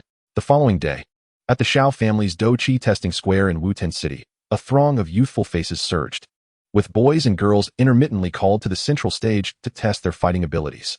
Beside the testing stone tablet stood a middle-aged man responsible for announcing the results displayed. Shao Mu, fighting power, 6th tier, intermediate level. Shao Hua, fighting power, 5th tier, intermediate level. Shao Ling, fighting power, 8th tier, advanced level. In the expansive training ground, over 100 young boys and girls stood, their excited chatter rising to the heavens. On the elevated platform to the left, several members of the Shao family's inner circle were seated. In the central area sat the clan leader, Shao Zhan, alongside 3 elders and some influential figures. Observing the vibrant youths below, the eldest elder wore a delighted smile, especially when he caught sight of his grandson, Shao Ning. The joy on his face was unmistakable. After a moment, the elder suddenly turned to Shao Zhan, who was seated beside him, and remarked, "Today, the young clan leader is also here. I wonder what remarkable performance he will deliver shortly." Upon hearing the elder's words, Shao Zhan's previously smiling demeanor stiffened. His hand, concealed within his robe, clenched tightly, and a flash of anger flickered in his eyes. He understood the elder's implication all too well. Everyone in Wuten City was aware of Shao Yan's mysterious decline in fighting energy, lingering at the 3rd tier for 3 years. The elder's mention of past events was nothing more than an attempt to humiliate Shao Yan. The second elder, clad in a black robe, stroked his beard and added with a hint of malice, "The young clan leader is the greatest genius our Shao family has seen in a century. He should at least test at the 6th tier, if not the 5th tier of fighting power. Preposterous. I am not dead yet. I am still the clan leader." Faced with the relentless taunts from the elder and the second elder, Shao Zhan erupted in fury, his aura as a 5-star doucher exploding forth as he cast a cold gaze upon them. Under Shao Zhan's fierce scrutiny, the elder and the second elder's expressions faltered slightly. Their powers paled in comparison to Shao Zhan's, and with age weighing upon them, they felt even less capable of matching him. Recognizing the storm brewing within Shao Zhan, they exchanged glances, disdainfully snorted, and fell silent. Observing the temporarily silent duo, Shao Zhan's expression darkened as he withdrew his imposing demeanor, his gaze filled with an uncontainable worry for the youth amidst the crowd. Chapter 80, a memorable scene. Next up, Shao Yan. Just as the 3 of them engaged in heated debate, it was finally the turn of the protagonist, which momentarily shifted the attention of the trio in the stands toward the young man standing at the edge of the training ground. Nearby, several elders wore slightly mocking smiles as they gazed at the training field. "Let us see if our great genius still remains at the 3rd level of fighting power." "Genius? Spare me, just call him a waste." "Shu, lower your voice, lest the clan leader hears you. Be cautious of his punishment." The harsh whispers surrounding him made the youthful figure clench his fists, his face devoid of expression. What a wretched family. In the distance, within a concealed attic, Yun appeared, determined not to miss such a notable scene.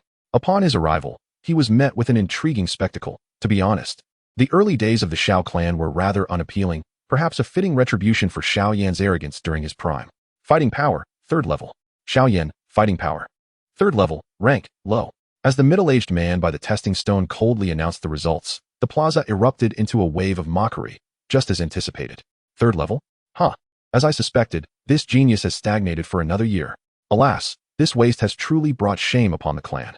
Were it not for the clan leader being his father, this useless one would have long been expelled, left to fend for himself, with no chance to remain within the clan and enjoy its resources.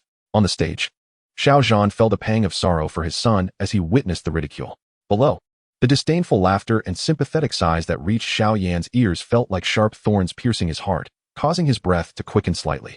Slowly, Xiao Yan raised his head, revealing a youthful and delicate face, his dark eyes blankly sweeping over the mocking peers around him. The self-mockery at the corners of his mouth seemed to deepen in bitterness. With a bitter smile, Xiao Yan turned away dejectedly, quietly returning to the last row of the line, listening to the surrounding jeers. Yun Yi's gaze fell upon the elegant girl in purple, resembling a blue lotus, standing beside Xiao Yan, his expression turning peculiar. While you mock Xiao Yan's fall from grace, Xiao Yan smiles at your lack of a wealthy patron. This first heiress of the Dou Qi Continent, Ziyan had not yet unified the ancient dragon clan, had been secured early on by Xiao Yan. It was truly a testament to his good fortune. Yun Yi's attention was drawn to this noble scion of the ancient clan, his eyes flickering with black flames, revealing two unique flames that danced gently within. One was white, exuding a chilling aura, while the other was golden, emanating a terrifying heat, as if it could scorch the very fabric of space around it. Bone Spirit Cold Fire, Golden Emperor Burning Heaven Flame. Gazing upon the two extraordinary flames before him, a flicker of greed danced in Yun Yi's eyes. He cast a glance towards a secluded corner in the distance, suppressing the impulse that surged within him. There resided a terrifying aura, formidable enough to rival that of the Magu, initially estimated to belong to a 5-star Dozun. The protective force surrounding the esteemed young lady of the ancient clan was indeed not to be underestimated. A Dohuang guardian? How utterly absurd. Furthermore, it was certain that Gu Suner possessed a spatial scroll capable of summoning the ancient source. For the time being, the Jing Di Fantian Yin must remain untouched. It appeared that the only option left was to see if he could obtain the Bone Spirit Cold Fire. As his thoughts subsided, Yun Yi cast one final profound glance at Xiao Yin and Gu Suner before his figure gradually vanished into the shadows. After Yun Yi's disappearance, Gu Suner furrowed her brow slightly. Her gaze filled with curiosity as she peered in the direction he had just departed. Suner, are you feeling unwell? Hearing Xiao Yan's voice beside her, Gu Suner returned to her senses, looking at him with concern etched on his face. To her surprise, a graceful smile, one that would incite envy among the surrounding maidens, blossomed on her beautiful visage. I am not unwell. She gently shook her head, her voice tender yet soothing, as she earnestly met Xiao Yan's gaze and encouraged him. Brother Xiao Yan, although I do not fully comprehend your circumstances, I believe you shall surely reclaim the glory that rightfully belongs to you. Seeing the spark of determination in her eyes, Xiao Yan thought of his own physical state but dared not meet her gaze, offering an awkward, self-deprecating smile before turning away. Slowly making his way beyond the plaza, Gu Suner frowned as she watched his retreating figure, then lifted her gaze to scan the surroundings once more. After finding nothing of interest, she hesitated for a moment before hastily departing the square. What is this sensation? Could it be an illusion? In the bone flame ring, the awakened Yao Chun murmured gravely, having felt the same sense of prying. Although his spiritual power had yet to be restored, the fleeting tremor of the bone spirit cold fire had indeed roused him. Exercising caution towards the unknown, he decided to observe further. Old Fox, in the distance, amidst the back mountains, Yun Yi withdrew his spiritual perception. He had not anticipated Gu Suner and Yao Chen's awareness. Had he not left swiftly, he might have been discovered by Gu Suner. Gaining the acknowledgement of the Jing Di Fantian Yin, Gu Suner was indeed remarkable, having noted the reactions of the others. He arrived at this concealed location, possessing the spiritual realm's essence. He scrutinized all the postures before him, naturally sensing the fluctuations of Yao Chen's spirit, though he was surprised by the latter's caution. Old fellow, let us see how long you can wait. Atop the mountain peak, Yun Yi sat quietly, pondering, a mischievous smile curling at the corners of his mouth. Yet, thinking of Gu Suner and those lurking in the shadows, he fell into contemplation for a moment before coldly stating, Soul Pool. With the utterance of Yun Yi's words, a figure cloaked in black materialized silently behind him. Bowing slightly as he addressed, Young Master. Gazing at the formidable figure before him, Yun Yi recognized him as the leader of the bodyguards sent by the void-devouring flame sect, a being who was neither a Dou saint nor even half a saint. While it was true that the Soul clan boasted a plethora of saints, surpassing the other 6 clans, they had not reached the level of extravagance required to assign such a role. The individual standing before him was merely a 9-star Dozun, serving as an aide. Observing this figure, Yun Yi inquired, how many others are in the vicinity? After a moment's hesitation, Han Shui respectfully replied, there are 2 more lurking in the shadows, both 5-star Dozun from the Soul Palace of the Northwest Continent, and they can be mobilized as well. Nodding thoughtfully, Yun Yi asked, have you discerned the identities of those hidden figures? Upon hearing Yun Yi's question, Han Shui's expression grew gravely serious as he replied, Young Master, I have detected 2 6-star Dou Qi in the shadows. Their auras belong to the ancient clan. To be candid, Han Shui was quite taken aback upon discovering their presence. What business did the ancient clan have in this remote and desolate area? Who were they here to protect? Given that Gu Sooner possessed the means of the ancient clan, Han Shui could not ascertain their identities, and even now, he remained somewhat bewildered. As an old adversary, he was all too familiar with the aura of the ancient clan. He would never mistake it. Understood. Issue orders to avoid any conflict with them for the time being, but ensure they are closely monitored, Yun calmly instructed. Nodding in acknowledgement, a gentle breeze swept by, and Han Shui's figure vanished without a trace, leaving the mountaintop in tranquil stillness once more. Time flows like a river, and one must not underestimate the youth in their struggles. The following day, Yun once again witnessed a dramatic scene unfold. Nalin Yinran arrived to annul her engagement, while Xiao Yan decisively opted to divorce her in return. The two established a 3-year agreement, and after a series of events, the gears of fate began to turn. Thus emerged the first Dou Emperor in 10,000 years on the Dou Qi Continent, a figure whose might resonated throughout the vast world. Reigning over the boundless flame domain, the Flame Emperor. The catalyst for this extraordinary transformation was none other than the young woman, Nalin Yinran, standing before him, seeking to dissolve their engagement. If the Soul Emperor were to learn that his millennium-long schemes were thwarted by the hands of the seemingly insignificant Nalin Yinran and the Yunlan sect, one could only imagine the fury that would ensue, possibly leading him to strike down the Jiama Empire in wrath. Watching Xiao Yan dash out of the hall in a fit of anger towards the back mountains of the Xiao clan, Yun's lips curled into a sardonic smile. Ah, cunning fox, I wonder how long you intend to hide. Unbeknownst to anyone, a concealed figure stealthily trailed the agitated Xiao Yan. In the rear mountains, Xiao Yan stared blankly at the daunting peaks shrouded in mist before him, the famed monster mountain range of the Jiama Empire. His fingers were tangled in his dark hair, teeth biting down on his lip, allowing the faint taste of blood to seep at the corners of his mouth. Ah, strength, indeed, he murmured bitterly. Little one, it seems you are in need of assistance. Just as Xiao Yan wallowed in despair, an ancient, eerie cackle suddenly pierced the air. The unexpected sound caused his expression to shift dramatically as he warily scanned his surroundings. Hey, no need to search. I'm right here, came the sinister reply. Once more, a voice echoed, followed by an eruption of spiritual energy. The ancient black ring adorning Xiao Yan's right hand suddenly began to float, and to his astonishment, a translucent figure with flowing white hair and clad in a white robe emerged from within. If one were to disregard all else, there was an undeniable aura of celestial grace about him. Who are you? After a series of inquiries, Xiao Yan was successfully led astray by Yao Chun and became his disciple. Observing Xiao Yan performing his respectful bow with utmost seriousness, Yao Chun nodded with satisfaction, although a hint of helplessness flickered in his eyes. Overall, he was pleased with Xiao Yan, whose 3 years of rigorous training had transformed him into a disciple worthy of his approval. However, the unexpected arrival of Nalin Yinran had disrupted his plans. Initially, he intended to make his presence known after a few days, but he feared that Xiao Yan might be so affected by the encounter that he would lose his resolve, rendering all efforts futile. Nevertheless, the unsettling feeling from yesterday lingered in his mind, leaving him somewhat uneasy. For now, he could only take it one step at a time. Master, when shall you begin teaching me the art of alchemy? Xiao Yan, with a glint of determination in his eyes, focused on the most crucial matter at hand. Your immediate priority is to diligently cultivate. Once you reach the rank of fighter, you may begin to practice a fire-based technique, and then you can delve into alchemy. Yao Chun replied, rolling his eyes. A fire-based technique? Is it of the heavenly rank? Xiao Yan inquired. Nonsense.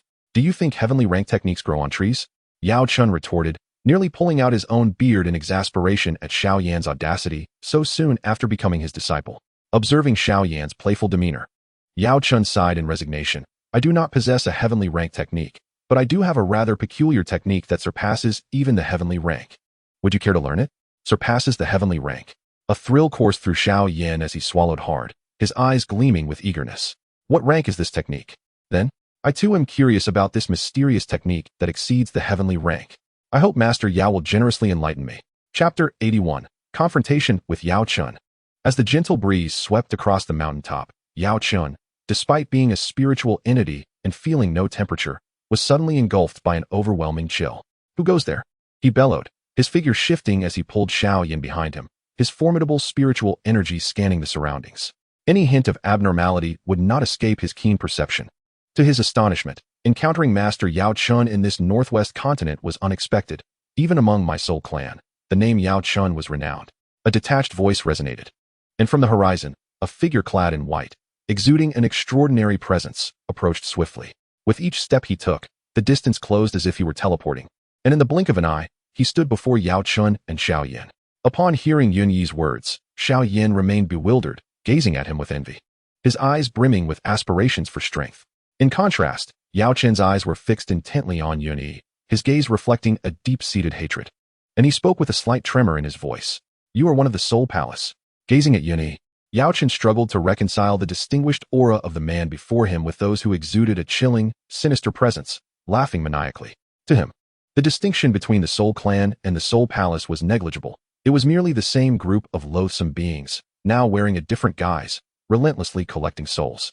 "Mr. Yao Chun, should you not first indulge my curiosity? I am eager to learn what kind of cultivation technique enables such evolution. I wonder if you can satisfy my intrigue." Unfazed by Yao Chen's furious glare, Yun Yi regarded the esteemed figure with a calm demeanor. "Humph.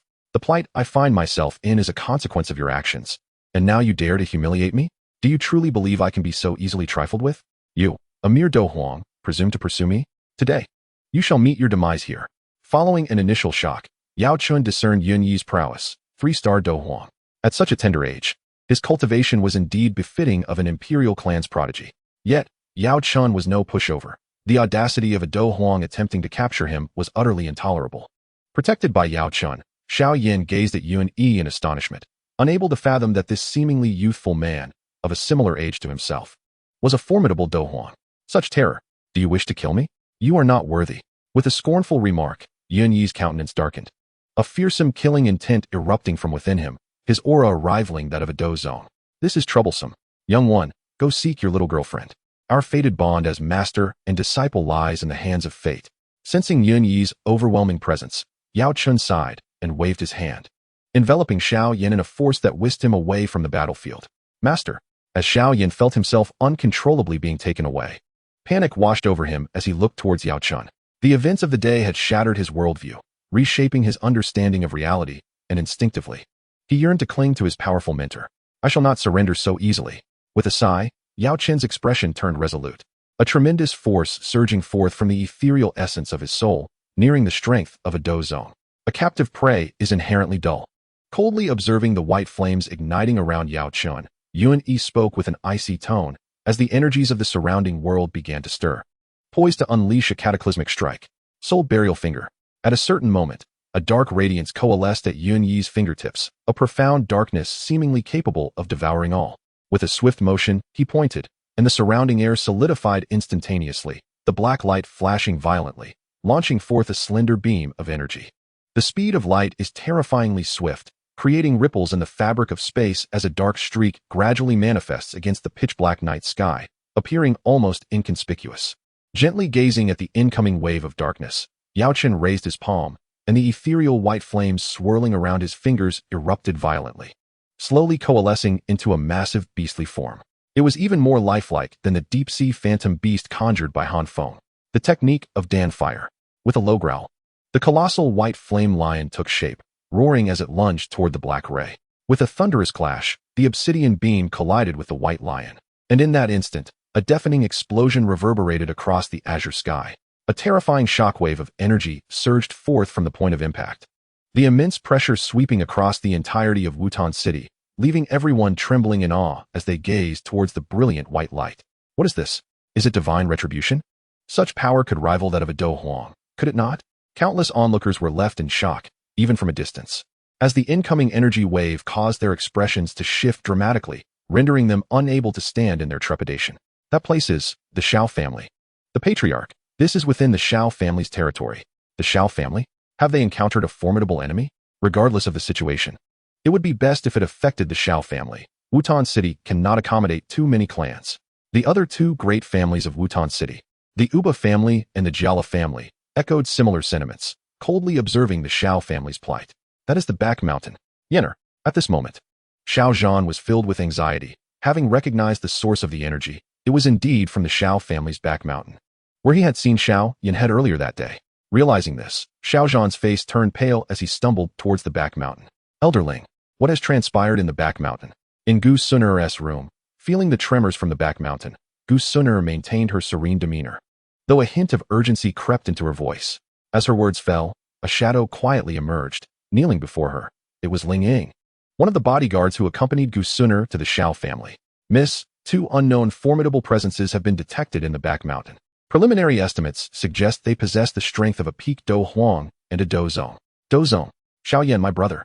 Gu Suner's expression shifted slightly as she connected the dots, her anxiety mounting as she inquired, Elder Ling, where's brother Xiaoyan? Observing the esteemed young lady of the ancient clan express such concern for the impoverished Shao family scion, Ling Ying could only imagine the turmoil this revelation would cause within her family. Young Master Xiaoyan appeared to have headed towards the back mountain after the examination. What? Brother Xiaoyan?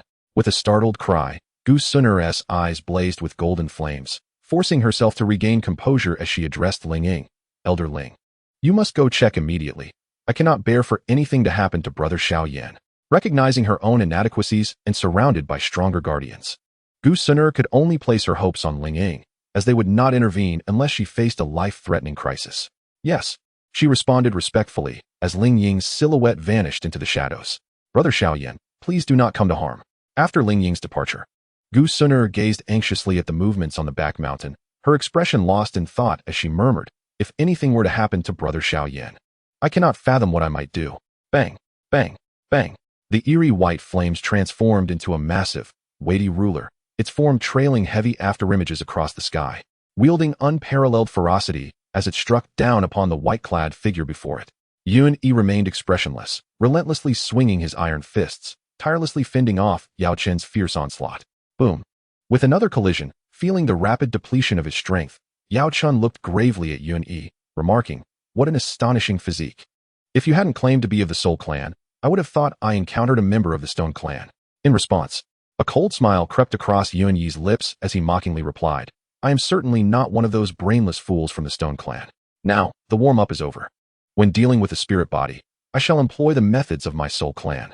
Observing Yao Chen's wary countenance, Yun Yi's smile turned frigid as a tide of black smoke erupted from his being, akin to that of the guardians of the Soul Palace. Yet within Yun Yi's black mist danced countless dark sprites. 100 soul chains.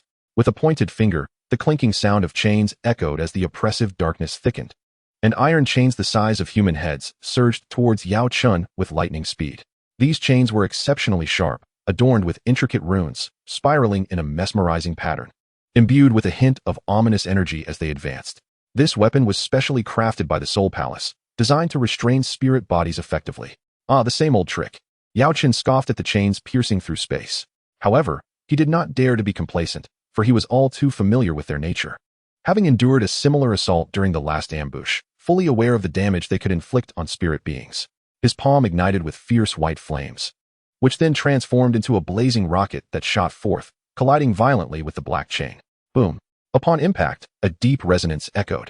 Yet there was no explosive outburst of energy, only a ripple of dark and white energy quietly spread outward. Yao Chen, your attack seems to have diminished considerably.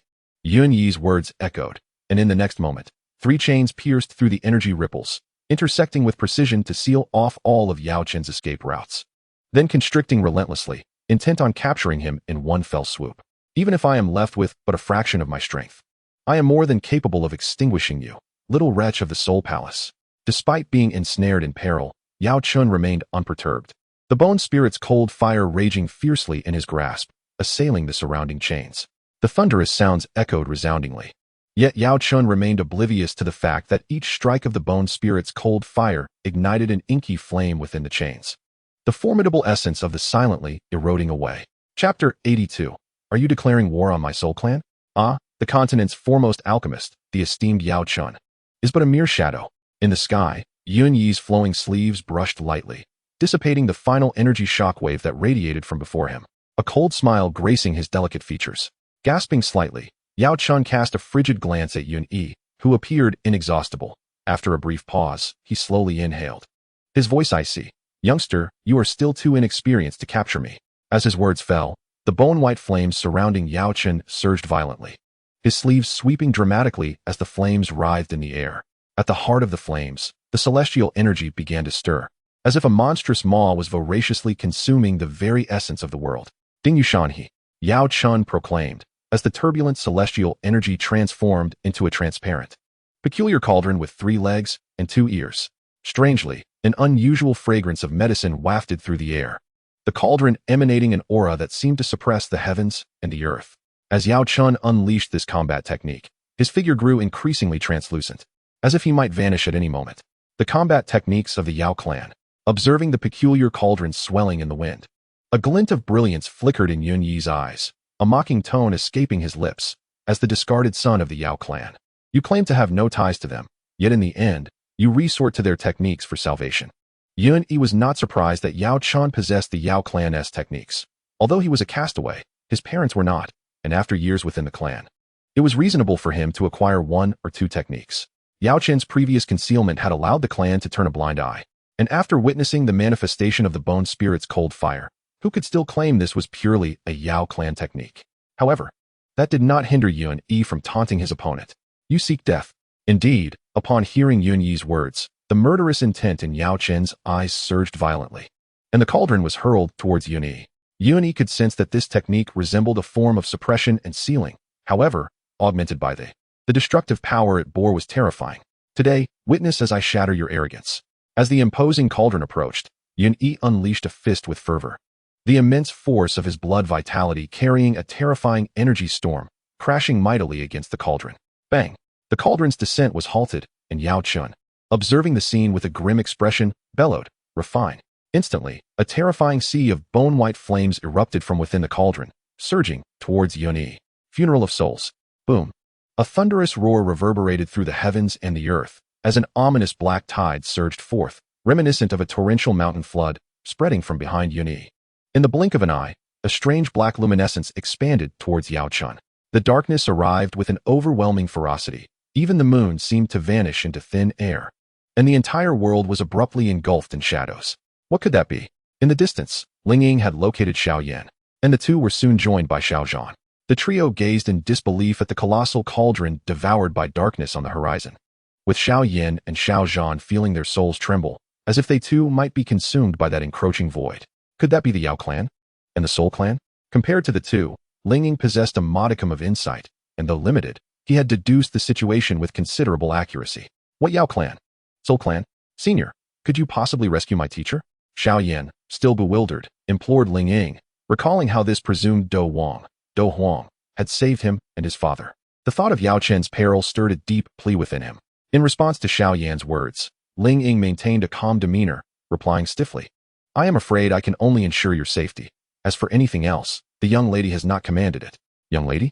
Who is your esteemed lady? Xiao Yan remained perplexed, while Xiao Zhan experienced a fleeting moment of realization. Ling Ying refrained from answering Xiao Yan's inquiry, for they had arrived at a gathering place where all members of the Xiao family had congregated. The commotion in the rear mountain had instilled fear in the hearts of the Xiao clan, who had gathered here to avoid any unforeseen incidents. Far removed from the tumultuous rear mountain, in a temporarily safe haven, Brother Xiao Yan, upon seeing his safe return, Gu Suner felt a wave of relief wash over her, rushing to his side to scrutinize him with concern. Suner. A warmth flickered in Xiao Yan's eyes at the sight of Gu Suner, as Ling Ying quietly retreated behind her, vigilantly surveying their surroundings. The onlookers occasionally cast reverent glances toward this group, having witnessed Ling Ying's dazzling Dou Qi wings. And now observing the regard he held for Gu Suner, all eyes turned to Xiao Yan, filled with envy. Suner, could you please persuade this esteemed senior to rescue my teacher? Xiao Yan, quick-witted, noted Ling Ying's demeanor and felt a surge of curiosity about Suner's background. Yet more pressing matters loomed. Teacher? Gu Suner regarded Xiao Yan with a hint of confusion, then glanced back at Ling Ying. Without delay, Xiao Yan recounted the recent events in full detail. Brother Xiao Yan, did that person refer to your teacher as Yao Chen? Did Senior Yao Chen say he was from the Soul Palace? Gu Suner's expression shifted to one of gravity as she fixed her gaze on Xiao Yan, inquiring earnestly. Though unsure of the reason for Suner's serious demeanor, Xiao Yan nodded solemnly in response. Suner, is the Soul Palace truly formidable? After a moment's hesitation, recalling Gu Suner's earlier demeanor, Xiao Yan spoke with uncertainty. Ultimately, Yao Chan was merely a newly appointed mentor and the root cause of his regression in strength. In terms of emotional bonds, naturally, his childhood companion Suner held a far deeper connection. If this matter were to trouble Suner, he would undoubtedly choose to side with her. No, Brother Xiao Yan, Suner will send someone to rescue your teacher. The astute Gu Suner immediately sensed Xiao Yan's concern, her heart lifting with joy as she spoke sweetly. Elder Ling, summon Elder Lin to rescue Senior Yao Chun. As her words fell, Ling Ying hesitated, These Dozun elders were the last line of defense for Gu Suner. Could they be used in such a manner? Miss this. Ling Ying's demeanor caused Gu Suner to grow cold, her voice suddenly icy. Do you intend to disobey? The golden flames flickered in her gaze, and Ling Ying, trembling, bowed and replied, yes. Watching Ling Ying rush to summon aid, Gu Suner smiled radiantly at Xiaoyan, saying, Brother Xiaoyan, soon Senior Yao Chun will be fine. At that moment, Xiaoyan was still immersed in the overwhelming aura of Gu Suner's commanding presence. Casually commanding a Dou Huang. Just how powerful was Suner's family? What was her true identity? Awakening to his own feelings, Xiaoyan felt a twinge of inferiority as he faced Suner's closeness. Could he truly deserve such an exceptional girl?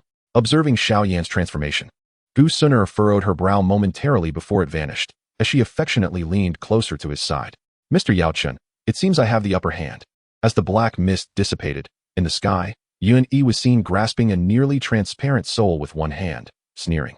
With a flick of his hand, he swiftly absorbed Yao Chun's bone flame ring into his palm, violently breaking the seal with his soul power. Feeling the control methods of the burning formula and the evil poison body within, he nodded in satisfaction. With the backing of the Soul Clan, Yao Chen's alchemist heritage no longer held significant allure for him. The only things that captivated him were the strange fire, the complete burning formula, and the control methods of the evil poison body. Cough, cough, cough. I will never fall into your soul palace's hands. Yao Chen's violent coughing echoed, his voice weak. Yet his eyes brimmed with hatred as he gazed at Yun Yi. In the depths of his soul, the bone spirit cold fire began to stir ominously, and the surrounding energy of the world suddenly grew restless. Attempting to self-detonate the strange fire? Noticing the anomaly, Yun Yi sneered, You're only courting disaster. As his voice fell, Yun Yi's hand plunged violently into Yao Chen's soul, the pitch-black flames surging toward the bone spirit cold fire within his soul's essence. The soul suddenly suffered such harm. Even a resolute individual like Yao Chun let out a pained wail. Within the essence of Yao Chen's soul, the bone spirit cold fire, which had moments ago desired to self-destruct, trembled violently upon contact with the black flames, as if a mouse had encountered a cat, frantically quaking. It was fiercely suppressed, ravenously draining the energy from its opponent. The void devours the flames. Perceiving the unusual presence of the bone spirit's cold fire, Yao Chen stared incredulously at Yun Yi, exclaiming in disbelief. The only response to Yao Chun was a chilling scoff. When did the Soul Clan's reach extend so far? At that moment, a calm voice resonated, and in the next instant, an aged hand descended from the heavens, emanating an overwhelming pressure, bearing down upon Yun Yi's space. The affairs of my Soul Clan are none of your ancient clan's concern. In an instant, a figure clad in a black robe appeared abruptly behind Yun Yi, facing the descending hand without a trace of fear, letting out a cold sneer. From beneath his sleeve, a hand as pale as a skeleton reached out, grasping the colossal hand and corrupting it into nothingness amidst a surge of black mist. A voice of astonishment echoed, as a figure with white hair and black attire gradually emerged, standing with hands clasped behind him, quietly observing the two before him. Even though the opponent's strength surpassed his by 2 stars, he exhibited no signs of trepidation, embodying the arrogance of the foremost imperial clan, at least in his own estimation. Yao Chun, my ancient clan demands him. Casting a dispassionate glance at the two, the ancient clan's Dozun spoke with an air of haughtiness, as if proclaiming an undeniable truth. Who do you think you are? With a cold sneer, Yun Yi retorted, exerting a slight pressure with his palm to extract the bone spirit's cold fire from Yao Chun's soul essence, coldly regarding the ancient clan's Dozun.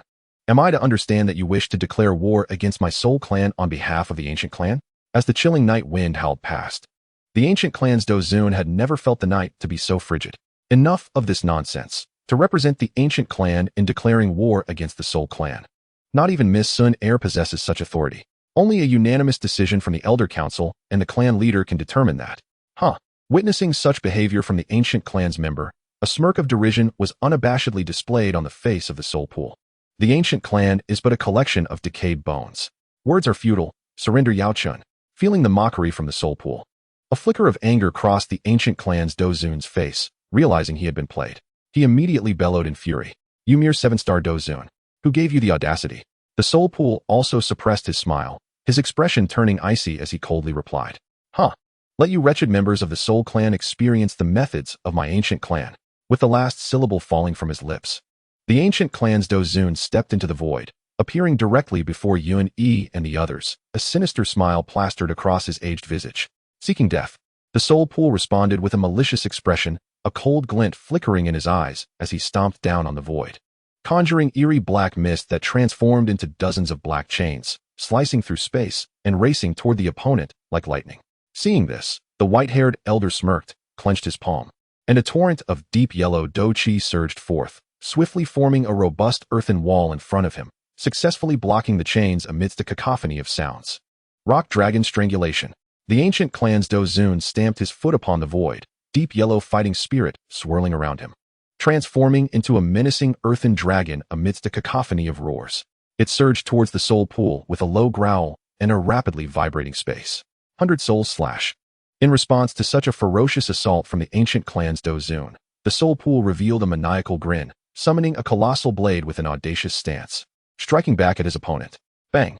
In the heavens above, the two figures clashed like lightning, producing a thunderous sound. As time progressed, they fought further apart, each seemingly cautious of the other, neither unleashing the full might expected of a Dou Zun. As the distance widened, both warriors unleashed their complete power. Yet the ancient clan's Dou Zun found himself at a disadvantage. The gap between the two stars was not easily bridged.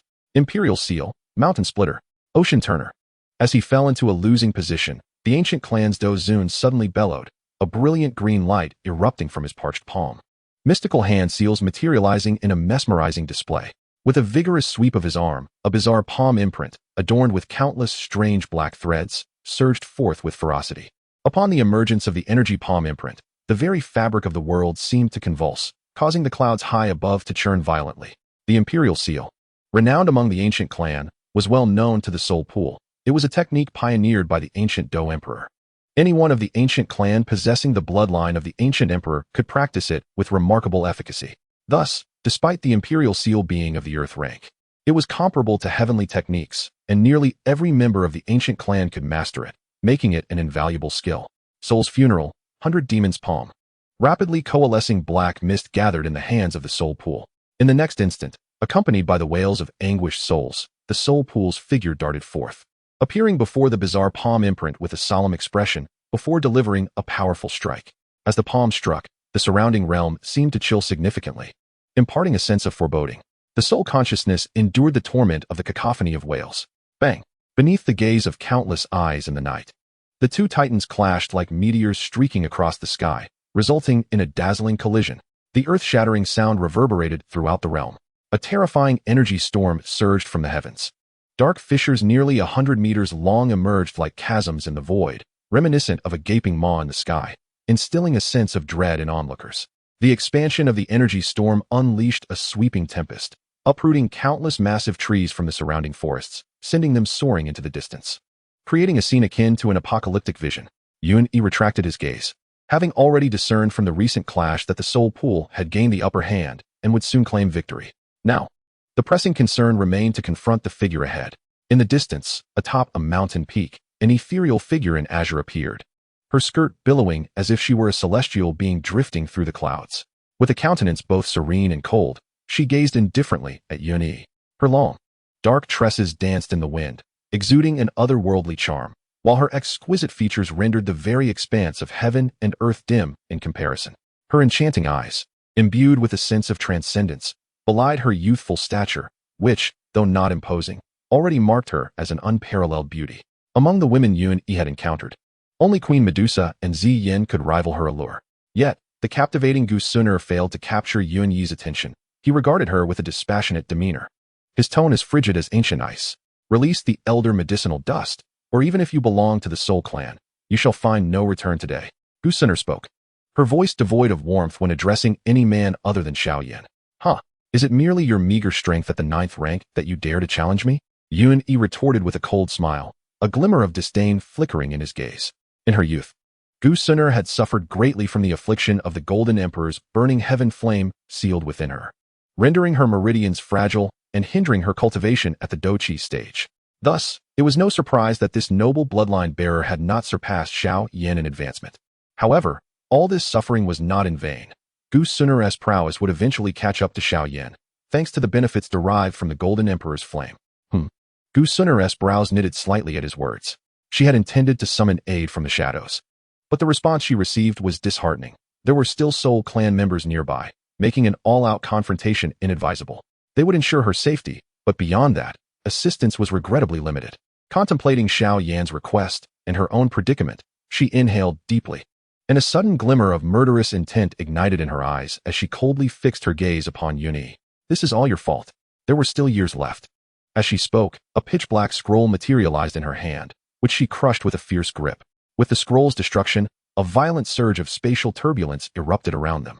In the astonished gaze of many, the sky itself tore apart.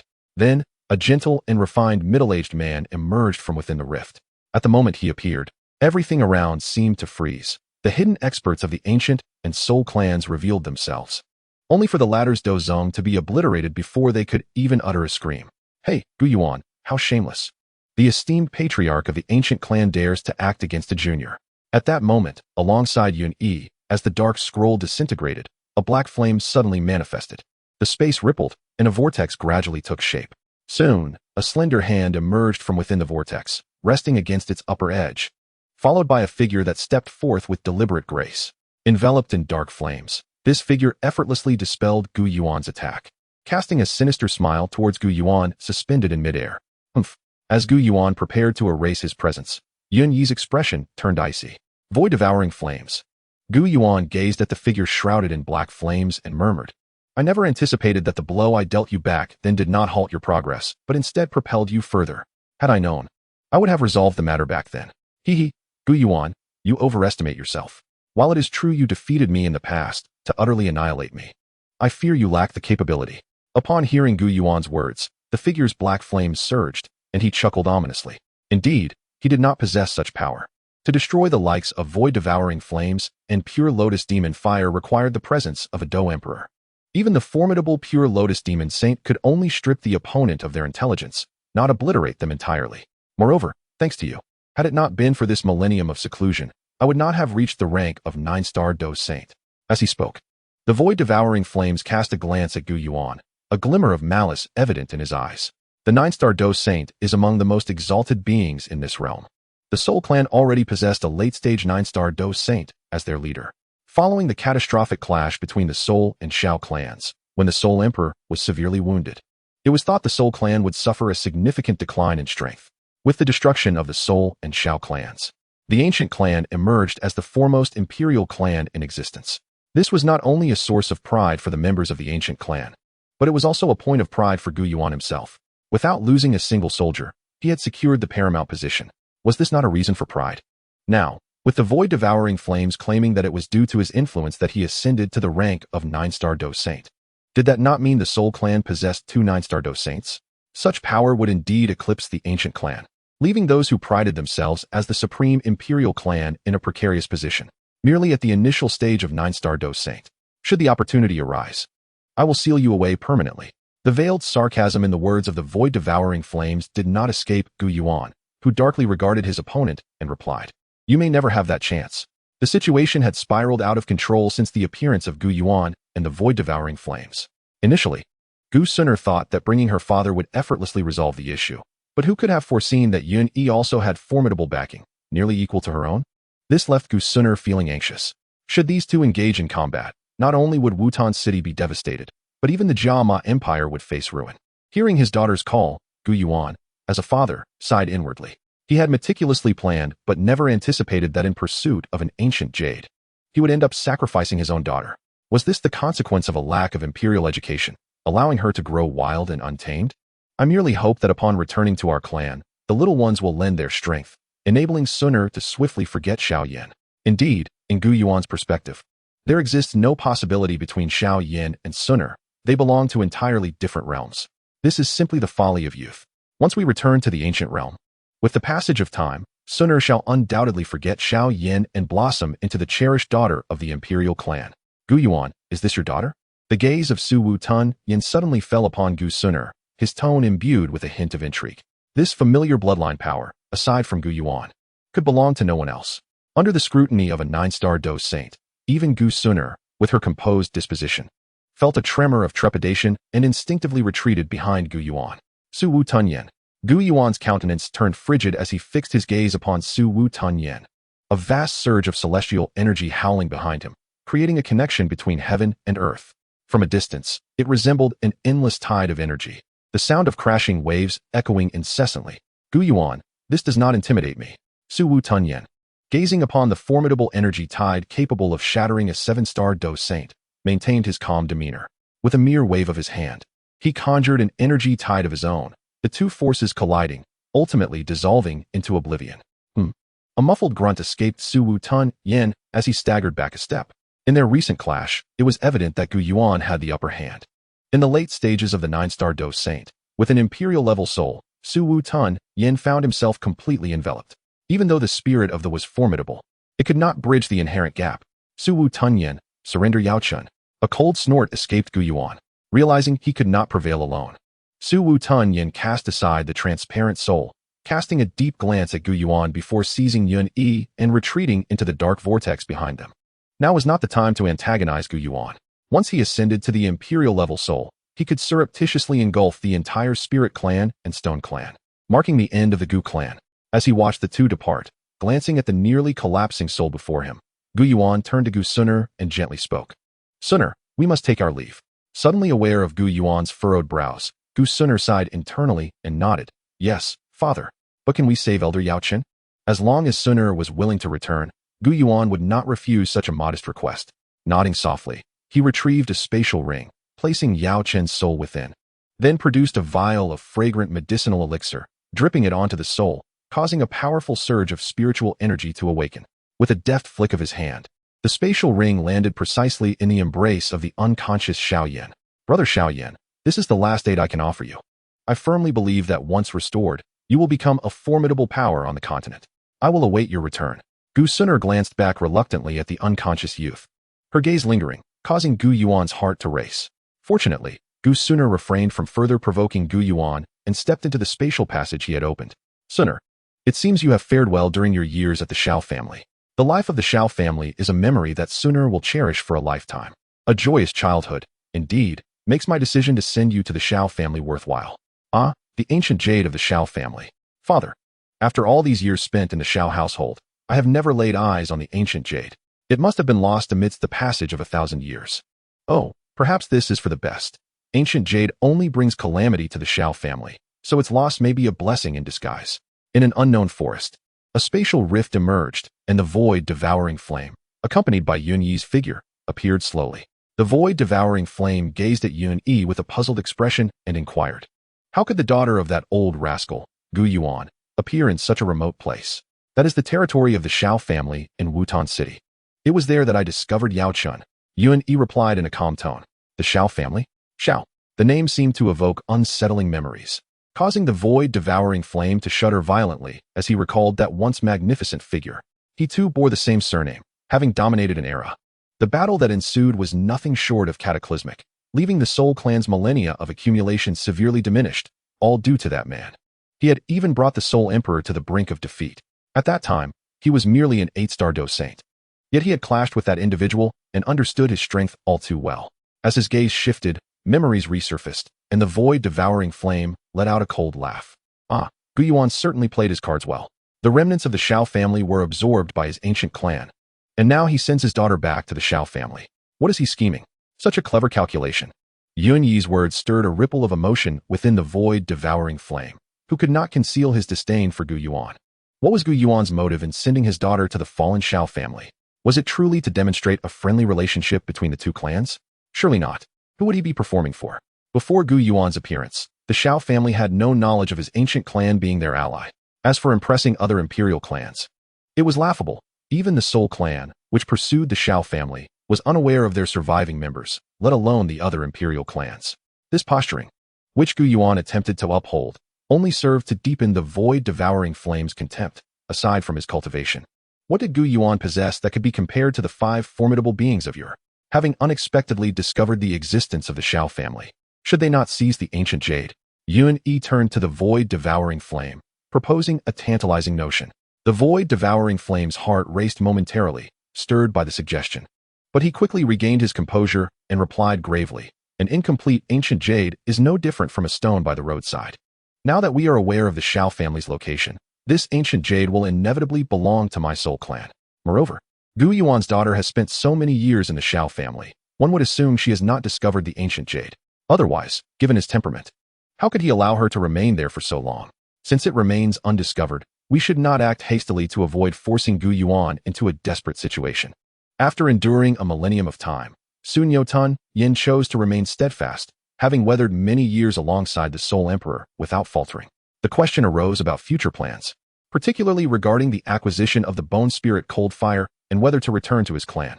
After making a decision, Sun Yotan Yin turned to Yun Yi, his eyes seemingly perceiving the chilling flame within him, and spoke with a smile. Not at all. I believe that the outside world is far more conducive to my growth. Yun Yi replied, unfazed by Sun Yotan Yin's suggestion.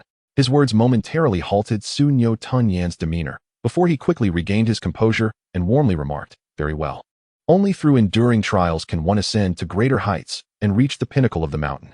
Sun Yotan Yin departed, bearing news from the Shao clan back to the Soul clan, where he informed the Soul Emperor. The Emperor showed no reaction. Even the ancient jade of his clan lay forgotten in a corner of his spatial ring, as this easily obtainable yet potentially alarming artifact did not pique his interest. Now, all preparations were complete, awaiting Sun Yotan Yin's ascension to the imperial realm of souls.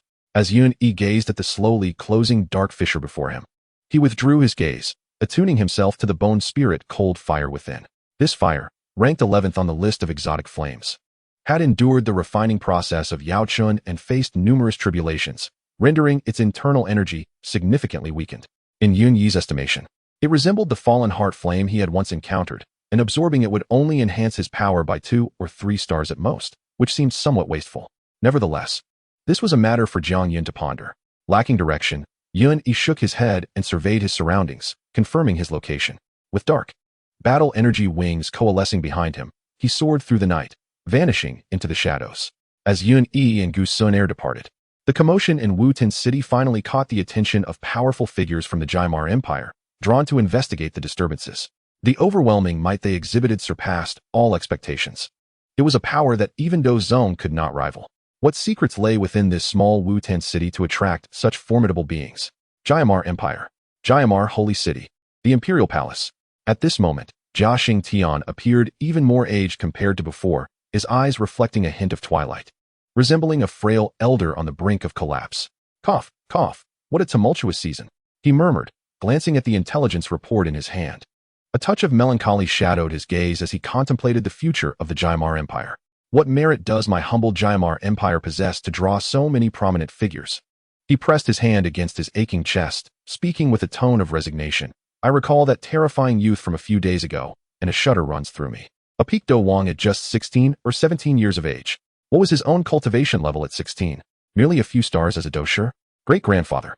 Your injuries have yet to heal. I told you not to concern yourself with these matters. Night air will take care of everything. A somewhat reproachful voice echoed, and a graceful silhouette appeared at the door. The newcomer was adorned in an exquisite gown embellished with dark purple, her refined features and tall stature exuding an innate air of nobility and elegance. A slender purple sash cinched her waist, accentuating her statuesque form. In her early 20s, she epitomized allure, her gaze, initially cold, now directed at Jia Xingtian with an expression of helplessness. Great-grandfather is fine.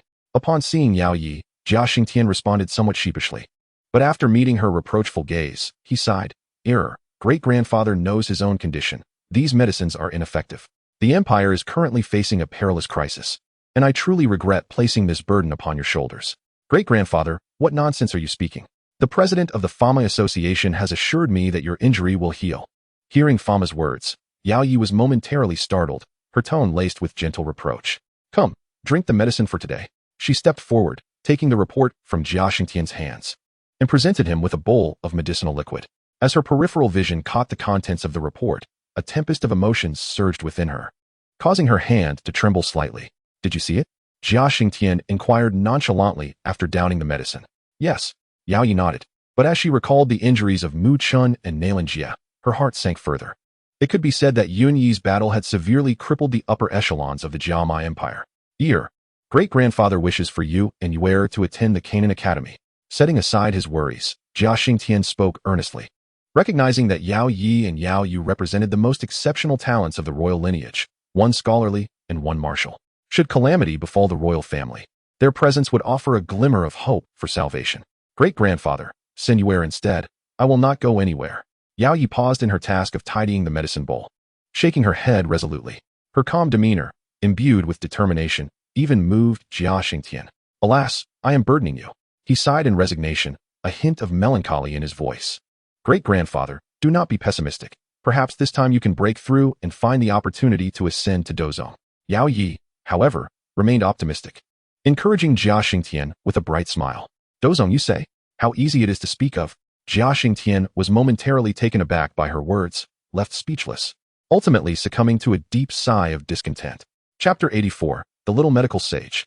Similar to the Jia Ma royal family, the Mu family, Nalan family, and Yunlan sect among the higher echelons of the Jia Ma Empire received intelligence from Wutan City. While astonished, they also cautioned their disciples to act discreetly during this time, for unknowingly provoking a formidable unknown entity could lead to dire consequences. With a single strike, the entire Jia Ma Empire could be rendered non-existent. As the atmosphere in the Gamma Empire grew tense and fraught with apprehension, Jiang Yun and his companions arrived at a renowned landmark within the realm of Dou Qi, Qingshan Town.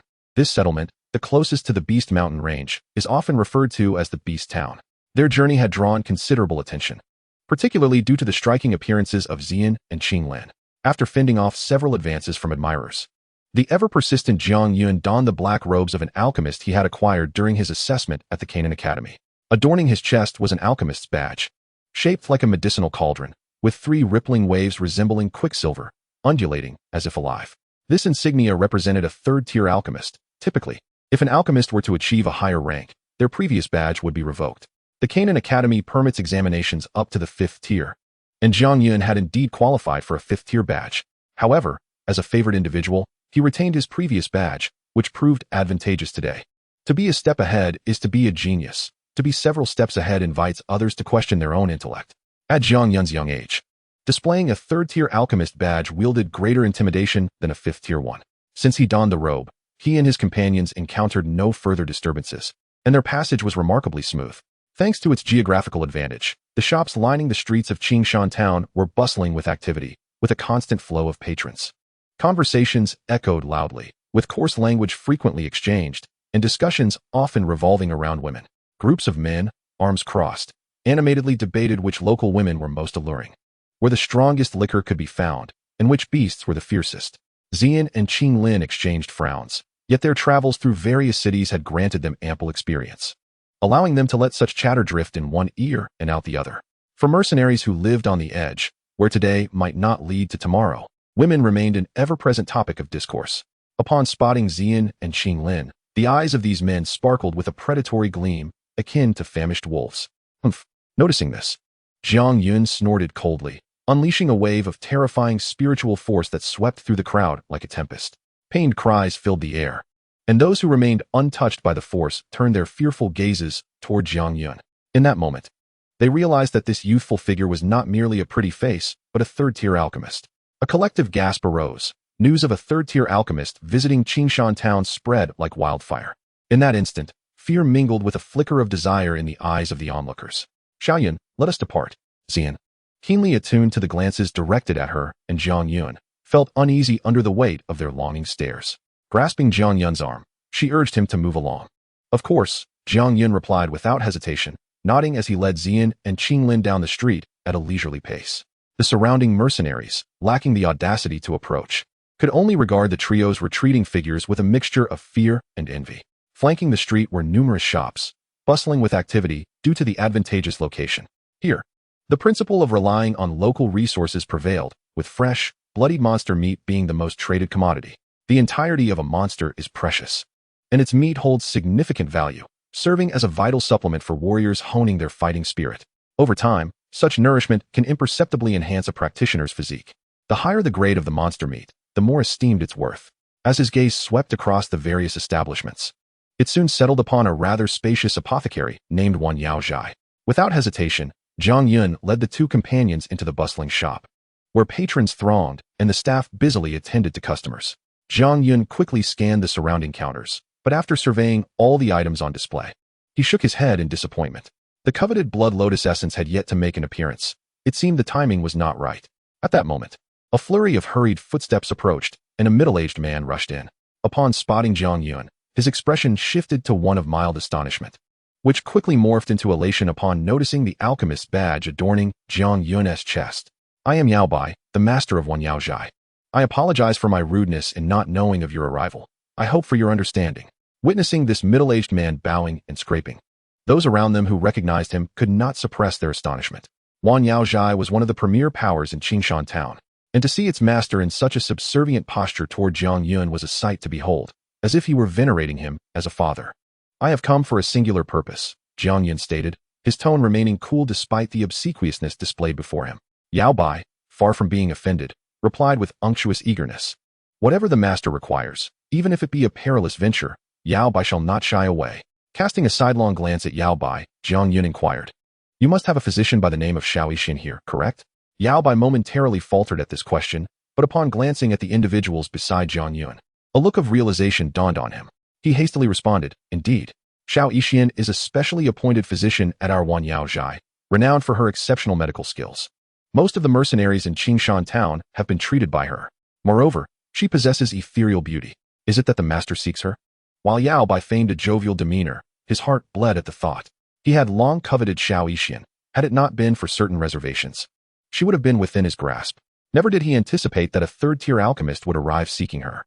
He could only hope that the alchemist would graciously compensate him for the years of good favor Wan Yaozhai had extended.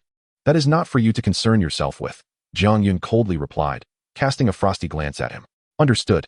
As Jiang Yun's gaze swept over him, Yao Bai shivered involuntarily and stammered, I shall summon the little medical fairy at once. It wasn't long before the curtain of the inner hall was drawn aside, causing a stir in the main hall. Though there was a certain apprehension regarding Jiang Yun's identity, he still overheard the murmurs of the crowd. The little medical fairy has emerged. Just a few days ago, she healed my arm. How fortunate we are in Qingshan town to have her. Such beauty. My, that waist is truly slender. Are you courting death? Not to mention the mercenaries she has saved. Even the attitude of that alchemist should make you wary of losing your tongue. Ah, it seems the little medical fairy has truly ascended to greatness. The girl before them was clad in a delicate white dress, her beauty perhaps not rivaling that of Ziyan or Medusa, nor even surpassing that of Ching Lin. Yet she emanated a refreshing and ethereal aura that significantly enhanced her allure. Jiang Yun's gaze lingered momentarily on her willow-like waist, which was accentuated by a green ribbon. Even having witnessed Medusa's true serpentine figure, the sight of the little medical fairy's waist, which was barely graspable, momentarily dazzled Jiang Yun. Truly, the first waist in the Dou Qi Continent is well-deserved of its reputation. My lord, this is the little medical fairy, Yao Bai said cautiously, eyeing Jiang Yun. At that moment, the little medical fairy sensed Jiang Yun's gaze, feeling a mix of shyness and a hint of annoyance. Due to his status as an alchemist, she did not dare to express her displeasure, lowering her head slightly, resembling a timid creature. I hear you possess medical skills? Jiang Yun inquired gently, his tone akin to that of a reassuring older brother, soothing the little medical fairy's inner tension.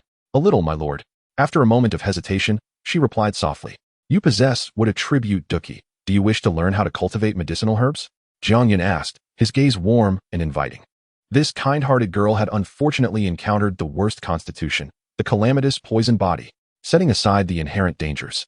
The advancement speed of the calamitous poison body and the by-snake three-flower eyes ranks among the top 3 in the continent, even surpassing some divine bloodlines. Ordinary individuals gain strength through hard work and chance, while the calamitous poison body merely requires the ingestion of toxins to surge in power.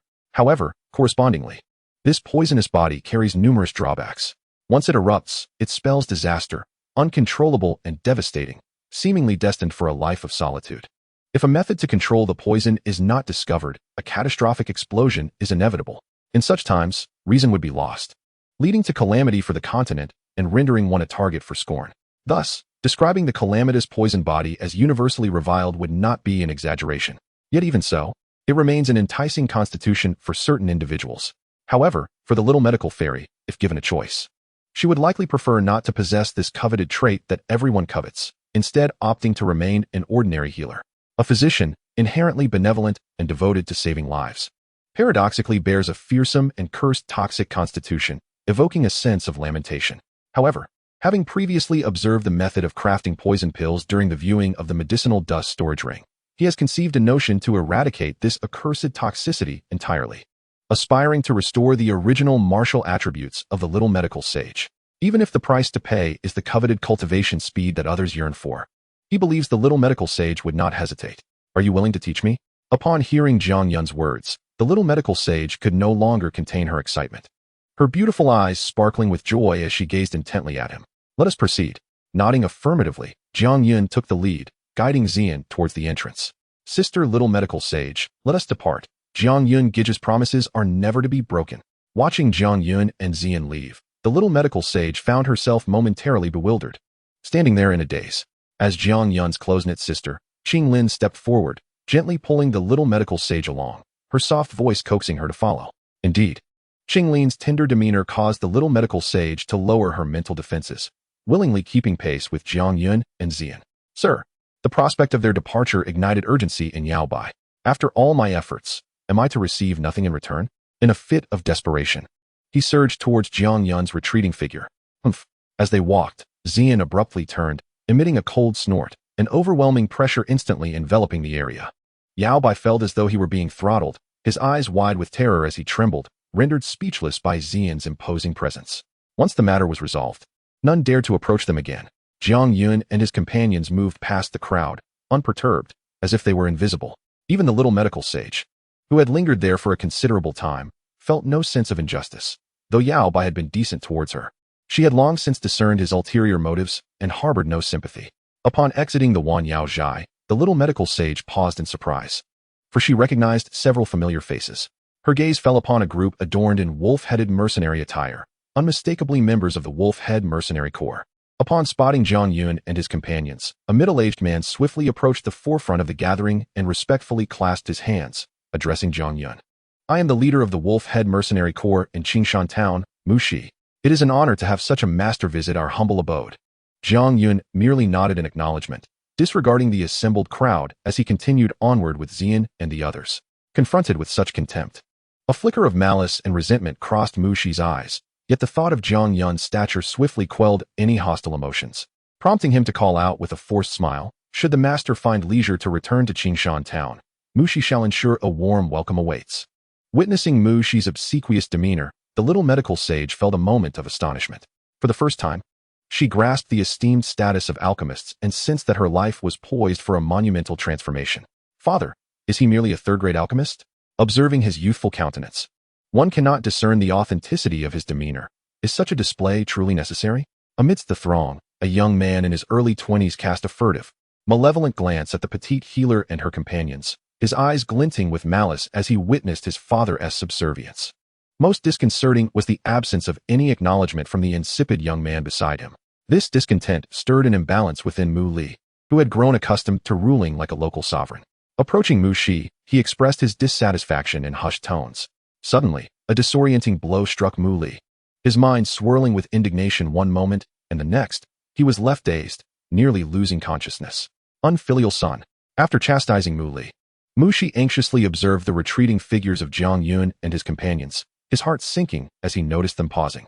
A sense of foreboding washed over him. Having spoken hastily, he now braced himself for the repercussions. "I find it reasonable to accept one's punishment for errant words. What say you, Captain Mu Shi?" At long last, Jiang Yun addressed Mu Shi, yet the latter fervently wished for these events to have transpired differently. Master, before Mu Shi could articulate his thoughts, his world erupted into a blinding inferno of white flames, vanishing from the sight of the horrified onlookers. In an instant, the presence of Jiang Yun and his companions dissipated, leaving no trace of Mu Shi's mercenary band. Chapter 85. The Cave of Fortuity. This is the very place. With the assistance of his memories, Jiang Yun effortlessly pinpointed the location of the opportunity within the expansive realm of his spiritual perception. Gazing at the unassuming cliff before him, he discerned a cave nestled below, obscured by layers of mist. "Ziyan, take the petite healer with you. I shall accompany Ching Lin. Let us descend," he gently instructed, glancing back at the three women. Ziyan nodded softly in agreement. Then, to the astonishment of the petite healer, a pair of resplendent wings unfurled behind both Jiang Yun and Ziyan. Dueling King. The petite healer, with her mouth agape, found herself at a loss for words. Despite their similar ages, Jiang Yun had already established himself as a formidable dueling king.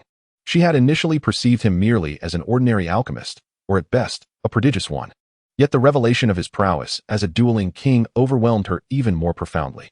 In her understanding, while alchemists held a revered status, the true nature of that reverence eluded her. In contrast, the impact of sheer strength resonated far more powerfully. Observing Jiang Yun and Ziyan now, a newfound apprehension flickered in the petite healer's eyes. Sister Xiao Yao, both Jiang Yun and Sister Ziyan are exceptionally kind.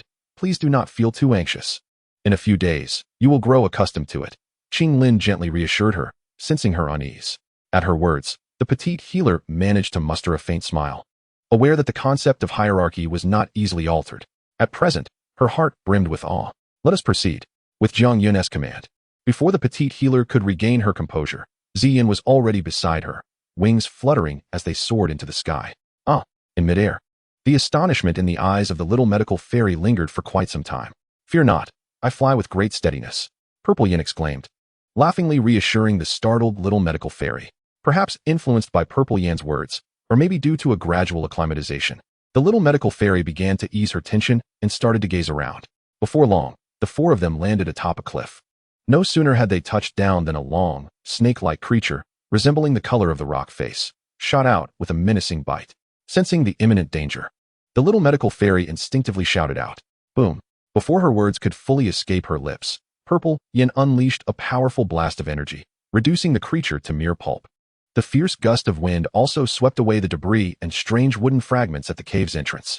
The rock serpent, with a body as hard as stone, impervious to ordinary blades, met its demise at the hands of Purple Yin. Staring at the remains of the serpent, the little medical fairy momentarily froze, only to realize that they were both Dou Kings. How could such a creature possibly pose a threat to them? Realizing this, her cheeks flushed with a hint of embarrassment for her Navvet. Let us proceed. Jiang Yun observed the little medical fairy's reaction without comment, a flicker of amusement dancing in his eyes. In the pitch-black passageway, Jiang Yun led the way, retrieving a moonstone from his storage ring to illuminate the cave. The entrance was narrow, barely accommodating 2 or 3 individuals, making the presence of Xiao Ming and the others at the entrance quite cramped. Inside, darkness enveloped the space. Albeit faint traces of light emitted a mysterious allure. Surrounding the cave entrance were numerous knife-like markings, though the passage of time had rendered them exceedingly vague. As they traversed the tranquil and dark cavern, the only sounds were the soft footsteps of the four. After approximately 10 minutes, Jiang Yun came to a halt. The others looked up to find a stone door standing centrally before them. No way forward. Gazing at the stone door, the little medical fairy observed for a moment before clapping her hands in excitement, declaring, "Beyond this stone door lies our destination." The yellow glow upon it indicates the presence of an earth-based mechanism. With careful attention, it should not be difficult to open. I have perused various texts on mechanisms. Allow me to attempt it. After speaking, she noticed the admiring gazes of her companions, especially the reverent look in Ching Lin's eyes, which filled her with satisfaction, prompting her to step forward. There's no need for such trouble. At that moment, Purple Yin stepped forward and, with a decisive kick at the stone door, it crumbled with a resounding crack, sending dust billowing into the air. The little medical fairy halted, her expression one of bewilderment. She had yet to adjust her perspective. After all, these were Dou Kings. Let us go. Jiang Yun chuckled softly at the scene and stepped into the stone chamber revealed by the fallen door. The stone chamber appeared somewhat austere and desolate, its walls adorned with moonstones that provided illumination. At the center of the chamber, a solitary seat stood, upon which a desiccated skeleton was perched, its sunken skull resting against the pallid thigh bones, exuding an eerie aura within the tranquil ambience. In front of the seat lay a rather elongated bluestone platform, upon which 3 locked stone boxes were meticulously arranged, ignoring the scattered gold coins around him.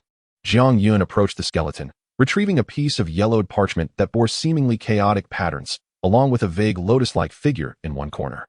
This was indeed the fragment of the map to the pure lotus demon fire. Jiang Yun had already gathered 3 pieces, leaving only the one from Zhongzhou to complete the set. Xiao Yun, it appears you already possess 2 pieces of this, remarked Ziyan. Her curiosity piqued as she gazed at the fragment. Returning her gaze, Jiang Yun candidly revealed, "This is the map to the pure lotus demon fire. With this piece, I will have 3/4 of it, yet I remain uncertain when I will acquire the final piece." "Do not worry, Xiao Yun, I shall assist you," Ziyan declared, her brow furrowing slightly as she confidently patted her chest. Observing her, Jiang Yun chuckled softly, stowing the fragment away before retrieving the key to unlock the 3 boxes in succession. At this moment, Ching Lin and the little medical fairy had already gathered the surrounding items into their spatial rings. Glancing at the scroll in Jiang Yun's hand, the little medical fairy spoke softly. "This must be the legacy of the tomb's master, correct?" "Regrettably, it is not." Jiang Yun gently shook his head in response to her gaze, using his fighting spirit to hold the 3 scrolls while softly announcing, "A high-level Xiantir flying combat skill, Wings of the Eagle, a high-level Xiantir combat skill, Roar of the Lion, and a volume on the 7-colored poison. What is a flying combat skill? The little medical fairy's expression shifted slightly, and she ultimately asked nonchalantly. As the name implies, this combat skill enables one to soar through the skies. It must be quite precious then. Would you like it? Jiang Yun inquired with a smile, holding the scroll towards the little medical fairy. Taken aback, she hesitated, shaking her head. No, give it to Ching Lin. Jiang Yun, observing her reaction, shook his head and clarified, but Ching Lin is also a Dou Wang. Initially taken aback, the little medical fairy stared at Ching Lin in astonishment. Oh, Ching Lin is confused, she replied, shaking her head. Ching Lin is not a Dou Wang, but rather a 7-star doja. Upon hearing this, the little medical fairy instinctively exhaled in relief, glad that Ching Lin was not a Dou Wang, only to realize the remarkable nature of a 7-star doja at such a young age. But Ching Lin has a 6th-tier magical beast as a pet. Ziyan chimed in, her large eyes darting mischievously as she offered a well-intentioned reminder. 6th tier. The little medical fairy was immediately rendered speechless, gazing at Ching Lin in disbelief. Ching Lin smiled shyly, tugging at Jiang Yun's sleeve, and softly remarked, "It is all thanks to my brother Jiang Yun, possessing a unique constitution. Ching Lin can control serpent-like magical beasts, thereby absorbing their powers to swiftly enhance her cultivation." Jiang Yun casually alluded to the terrifying nature of the Bai Shi San Hua Tong. The peculiar little physician gazed enviously at Ching Lin. This was indeed a coveted talent, akin to a real-life scenario of effortless advancement. At that moment, the gaze directed towards Ching Lin transformed significantly. What was initially perceived as an ordinary, fragile sister revealed itself to be an extraordinary individual. Indeed, those who stand alongside geniuses are not mere common folk. But what of her? Why, then, did Jiang Yun seek out this seemingly ordinary girl? A significant question arose in the little physician's mind. This scroll of the purple cloud wings is yours. Whether to cultivate it is entirely your decision. Should you choose to practice, do inform me. Within it is sealed the remnant soul of the black flame purple cloud eagle. Given your current strength, without my oversight, I fear you may be overwhelmed. Jiang Yun continued, and this as well, I shall bestow upon you. In a moment of distraction, she reflexively accepted the 2 scrolls Jiang Yun offered her, with the colorful, ancient scroll capturing her attention. 7-colored poison manual. Upon glimpsing the title of the 3rd scroll, the little physician momentarily froze. Then her delicate face brightened with delight as she began to peruse it, clearly more intrigued by medicinal poisons than combat techniques. As she flipped through the pages rapidly, when she reached the final page, her hand paused slightly, and her figure trembled. Did you see that? At this moment, Jiang Yun, surveying the surroundings, turned back to observe her state, and gently inquired. You know? Suddenly, the little physician clasped the scroll with both hands. Her gaze filled with fear as she looked at Jiang Yun. This reaction left both Ziyan and Ching Lin perplexed. Sister Xiao Yao, what is wrong? Ching Lin, concerned, supported the trembling little physician and whispered. However, Ching Lin's kind gesture startled the little physician, who quickly withdrew from her grasp, trembling as she implored, Ching Lin, do not touch me. Confused, Ching Lin gazed at the little physician, bewildered by her sudden change, and turned to seek assistance from the ever-reliable Jiang Yun.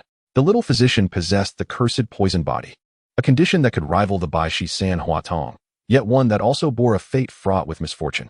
With Jiang Yun's explanation, compassion and resonance filled Ziyan and Ching Lin's gazes directed at the little physician.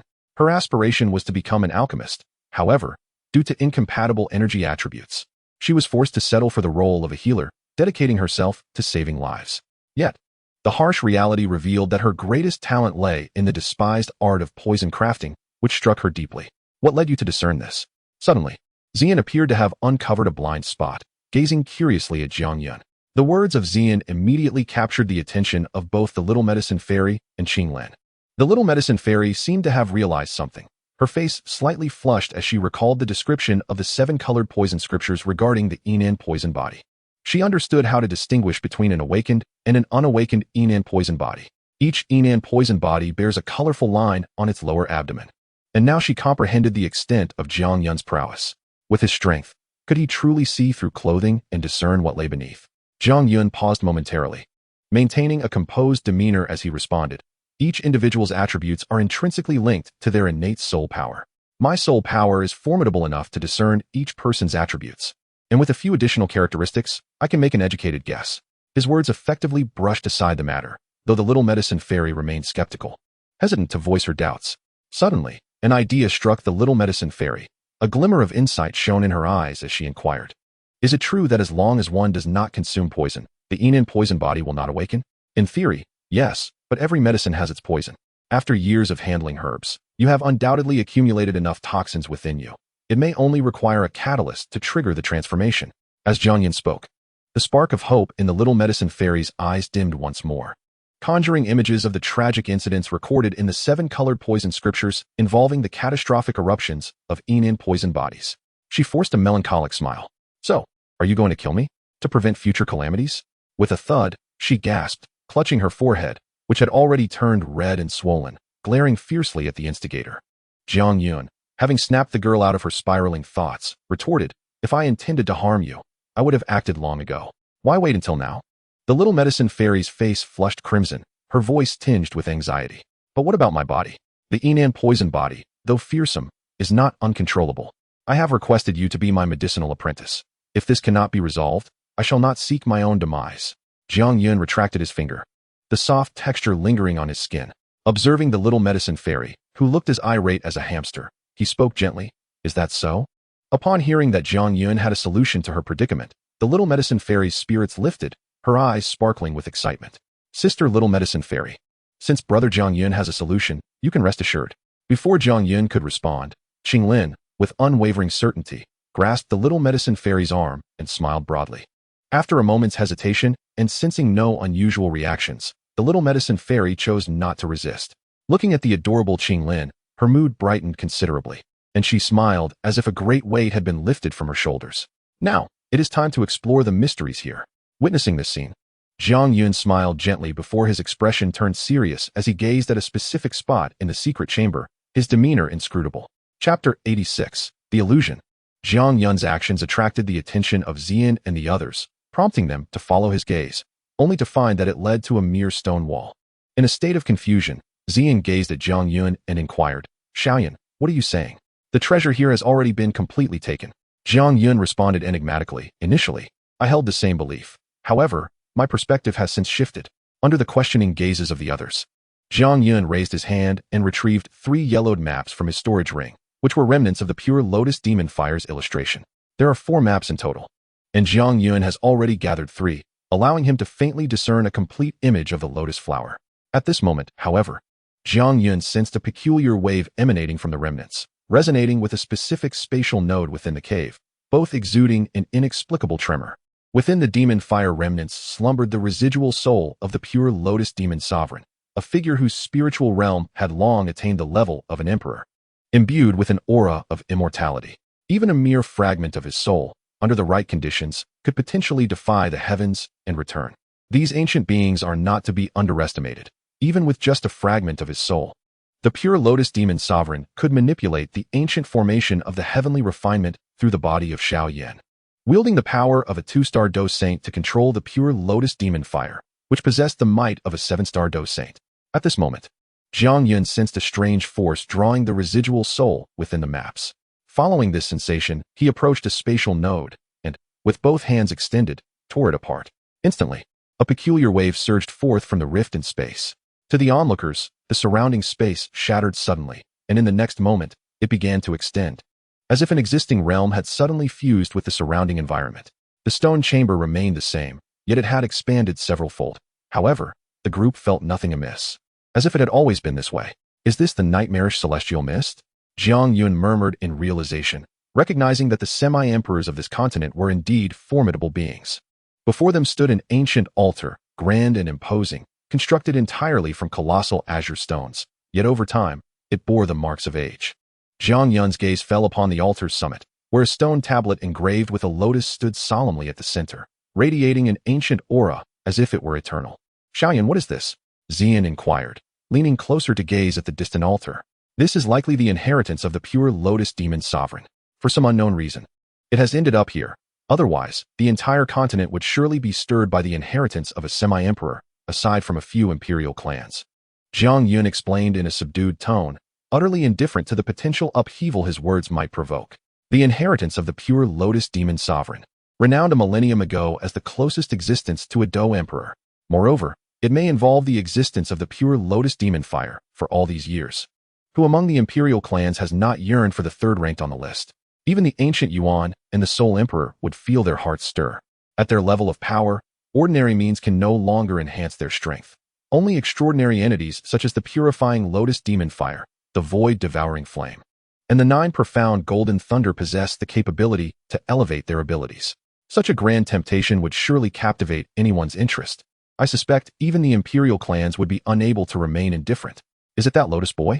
Upon hearing Jiang Yun's words, Ziyan exclaimed without hesitation, clearly left with a profound impression by the purifying lotus demon saint. After a moment of silence, a dark flame suddenly ignited in Jiang Yun's eyes, flickering as it swept over everyone present. Not sensing any irregularities, and with Qing Ming's confirmation in his heart, Jiang Yun felt relieved seeing that they had not fallen under the nightmarish mist. Ziyan, ensure the safety of Ching Lin and Little Medical Fairy. I shall see if I can acquire the other's legacy. If it were the legacy of the Yellow Springs Demon Saint, Jiang Yun would have little interest. However, the legacy of the purifying Lotus Demon Saint intrigued him. For the ancient formation techniques of the other were not merely the pinnacle of the Dou Qi Continent's array path, but also among the highest echelons.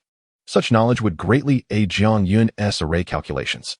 Turning to Ziyan, he cautioned her, and she nodded solemnly, her expression becoming serious as she earnestly advised.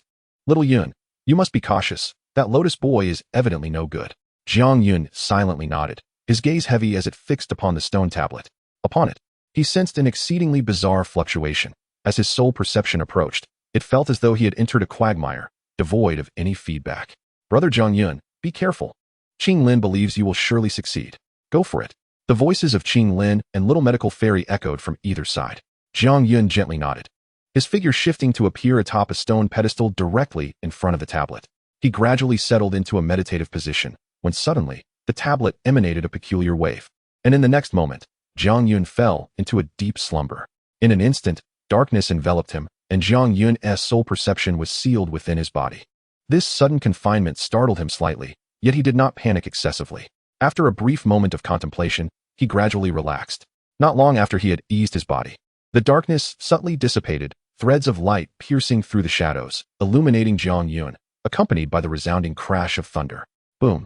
In the ancient feeling sky, thunder roared like an enraged dragon, its immense sound causing the very heavens and earth to tremble violently. Before his eyes lay an endless silver ocean, within which lightning surged. Colossal bolts of thunder swimming like furious dragons. This was a sea composed of thunder. Was this the internal space of the stone tablet, or was it the nightmarish mist? Jiang Yun's body, akin to a dough zone, floated in midair as he gazed at the space before him, a flicker of vigilance crossing his eyes. Indeed, the renowned combat techniques of the purifying Lotus Demon Saint were deeply ingrained in the hearts of many. With a sense of vigilance, Jiang Yun stepped cautiously into the depths of the void. As his feet moved, the surrounding thunder roared towards him, and a surge of excruciating pain erupted from his soles. Observing the tumult, Jiang Yun activated his spiritual power, conjuring a violet barrier. Any thunder that ventured within a Tenjong radius was swiftly consumed by the concealed black flames within. Boom! Above the sea of thunder, a blinding bolt of lightning, akin to an enraged dragon, tore through the sky before crashing down upon the tumultuous waves, sending colossal sprays of water soaring. Jiang Yun maintained a calm demeanor, strolling leisurely as if time held no sway over him. He had long lost track of how long he had traversed, yet the sea of thunder seemed boundless, with no discernible endpoint in sight. Gazing into the distance at the resplendent, silver-hued sea of thunder, Jiang Yun's brow furrowed slightly. The pure Lotus Demon Saint was indeed formidable, despite having anticipated your tricks. I find myself ensnared in your illusion once more. However, you have underestimated my capabilities. With a low exhale, Jiang Yun unleashed a torrent of purple light, causing the heavens to appear as though they were rent asunder. Darkness enveloped him, and a familiar sensation washed over him once again. Snowflakes danced through the air, and a chilling wind howled in a world blanketed in white, an endless expanse of snow stretching before him. A shadowy figure meandered through the snowy terrain when suddenly, a crimson volcano emerged on the horizon, infusing the white landscape with vibrant color. The figure abruptly halted. A volcano? What trickery is this? Jiang Yun murmured, a cold smile gracing his lips. He was acutely aware that he had yet to escape the nightmare bestowed upon him by the pure Lotus Demon Saint. Yet he no longer felt apprehensive, for he surmised that the destination lay just beyond this illusion, provided he could shatter its confines. The volcano, though not lofty, standing at less than 500 meters, was adorned with clusters of blazing red lotus flowers. Both petals and leaves gleamed crimson, each blossom the size of a basin, creating a mesmerizing sight as they swayed gracefully across the mountainside, reminiscent of a dream. Jiang Yun's keen gaze spotted a singular, grander fire lotus atop the summit. Measuring a full meter in diameter, its 12 petals blooming magnificently. It stood alone at the peak, exuding an intoxicating fragrance. Its vitality so profound that it seemed to breathe life into the very world around it. Dreamfire God Lotus. Jiang Yun exclaimed in astonishment, recognizing the flower's name. This rare herb, long thought to be extinct and documented solely in ancient texts, possessed the ability to replenish the essence of the soul, much like the soul infant fruit, enhancing one's spiritual foundation. Furthermore, when used as the primary ingredient, it could be refined into a 9th-grade treasure pill, the Fire Spirit Pill, which, as the name suggests, would elevate the user's affinity for fire attributes, granting them the exceptional talent akin to that of a fire spirit. Regrettably, it is but an illusion, Jiang Yun observed for a moment, shaking his head in disappointment before resuming his ascent towards the mountain's pinnacle. As Jiang Yun ascended the volcano, an eerie wave suddenly swept over his body, causing goosebumps to rise uncomfortably all over him. His expression turned grave, and his soul force scanned the surroundings incessantly.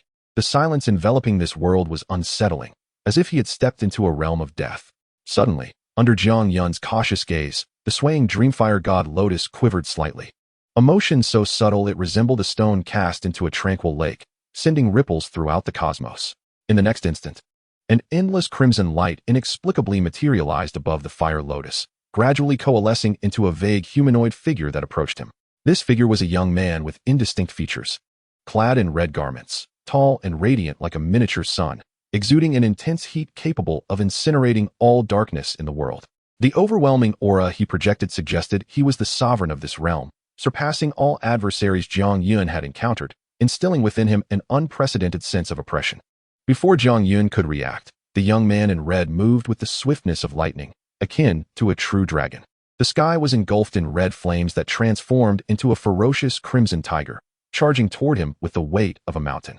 White tiger seal. A familiar sensation stirred memories within Jiang Yun, prompting an astonished exclamation. Yet at that moment, he showed no signs of hesitation. An extreme gale tore through the fabric of reality, and the surrounding energy coalesced into a massive, obsidian finger that crashed down upon the white tiger. With a resounding crash, the two forces collided, causing a slight ripple in space without any explosive discharge. In that fleeting moment of contact, both entities shattered and were annihilated. As the soul-breaking finger disintegrated, Jiang Yun did not pause. He struck out with a powerful palm, causing the space around him to erupt. A colossal hand engulfed in black flames shot forth like lightning, imbued with an ineffable force of annihilation, aimed directly at his opponent. However, the young man was no pushover. He raised his palm, where a purple radiance emanated, pulsating with a dangerous aura, as if a formidable edge was about to erupt. In the next instant, a purple glimmering spear materialized, radiating a terrifying sharpness that pierced through the void and shot toward Jiang Yun. The power of annihilation spread, cloaking the entire realm in hues of purple and black, the blinding brilliance accompanied by an oppressive aura of destruction extending for miles. Damn it, this is my mirrored self. What a formidable pure lotus demon saint. Jiang Yun cursed amidst the booming sounds. Having confirmed the origins of his adversary, a mirrored figure replicated by the pure lotus demon saint through some unknown means, possessing all his abilities. He even suspected that the opponent might have the combat experience of the pure lotus demon saint. A half-emperor stand-in, such an adversary was the most formidable to contend with, for only one truly knows the location of their own weaknesses, especially when it is a fortified version. In light of this, let us engage in a fierce battle. After initially feeling vexed, Jiang Yun quickly regained his composure, recognizing this as a rare opportunity, one not afforded to many. Battling against oneself, should he triumph over his opponent, the rewards would be unparalleled. As thoughts raced through his mind, his offensive did not falter. With a downward thrust of his palm, an ethereal handprint descended from the heavens, while simultaneously, he summoned eerie, ominous chains that hurtled towards his adversary. This was undoubtedly the most formidable foe he had encountered since his inception. With a resounding boom, Jiang Yun raised his palm, yet his opponent remained undeterred, swiftly forming familiar seals with both hands. In an instant, a colossal black tortoise appeared, soaring through the air. The impact of Jiang Yun's assault struck his opponent fiercely, creating ripples that spread outward, unleashing a terrifying wave of energy that engulfed the area in a tempest, causing the very ground to crumble. Cursing under his breath at the indomitable tortoise shell, Jiang Yun lamented that he had never realized how infuriating this divine technique could be. Azure dragon, white tiger, vermilion bird, black tortoise. The Four-Spirit Celestial Seals. Chapter 87. The Fall of the Demon Saint. Boom. In this desolate world, astonishing waves of energy erupted from above the volcano. Two ferocious auras clashed in a relentless battle, causing snowflakes to scatter like flying daggers, stirring a blizzard that churned the skies, instilling fear in all who beheld it. Enormous dragon claws swept through the air, accompanied by a fiery vermilion bird and even a gigantic violet eye. Both warriors had long surpassed the realm of emperor-level combat. A myriad of formidable fighting techniques unfolded, as the two seemed like tireless machines of war, with each movement causing countless snow-capped mountains to shatter. At the heart of the conflict, two circles of indescribable, terrifying power suddenly emanated, followed by the emergence of two radiant orbs, one purple, one black, rising in succession. Boom. Both figures were propelled backward, yet they swiftly converged once more, resuming their fierce contest. The overwhelming fighting spirit surged around them, spreading like a tidal wave. Holding a violet crystal spear, Xiaohong poised her weapon with a glimmering tip aimed directly at Jiang Yun. Grasping a black flame war glaive, Jiang Yun raised an eyebrow. In the next moment, he witnessed his opponent dart forward, the violet spear dancing and unleashing numerous violet blossoms that threatened to envelop his vital points. Clang! With remarkable reflexes, as his opponent closed within a mere arm's length, Jiang Yun's glaive met the oncoming barrage of spear blossoms in a fierce clash, resulting in a dazzling explosion of sparks and a tempest of wind cascading from the point of contact. Once again, a violent onslaught erupted, as the sky filled with the dance of spear and glaive, each vying for dominion over the heavens, the myriad of flickering sparks rendering the onlooker momentarily dazed. With another earth-shattering collision, both combatants, unfazed, charged at one another once more. The crimson-clad Jiang Yun strides forth, his red garments billowing as if he were a celestial being descended upon the earth. Surrounding him, the four spirits roar, manifesting a realm of stars. While the true spirits of the four symbols stabilize the universe, Jiang Yun's hair dances wildly. His figure stands like a towering mountain, and within his eyes, the sacred flames of black and white flicker, resembling two demonic suns rising and falling. With each step he takes, his aura swells, and gradually, an overwhelming inferno of demonic flames surges towards the heavens, coalescing into a spectral figure behind him. Boom. Jiang Yun's gaze ignites with intensity. Words are unnecessary.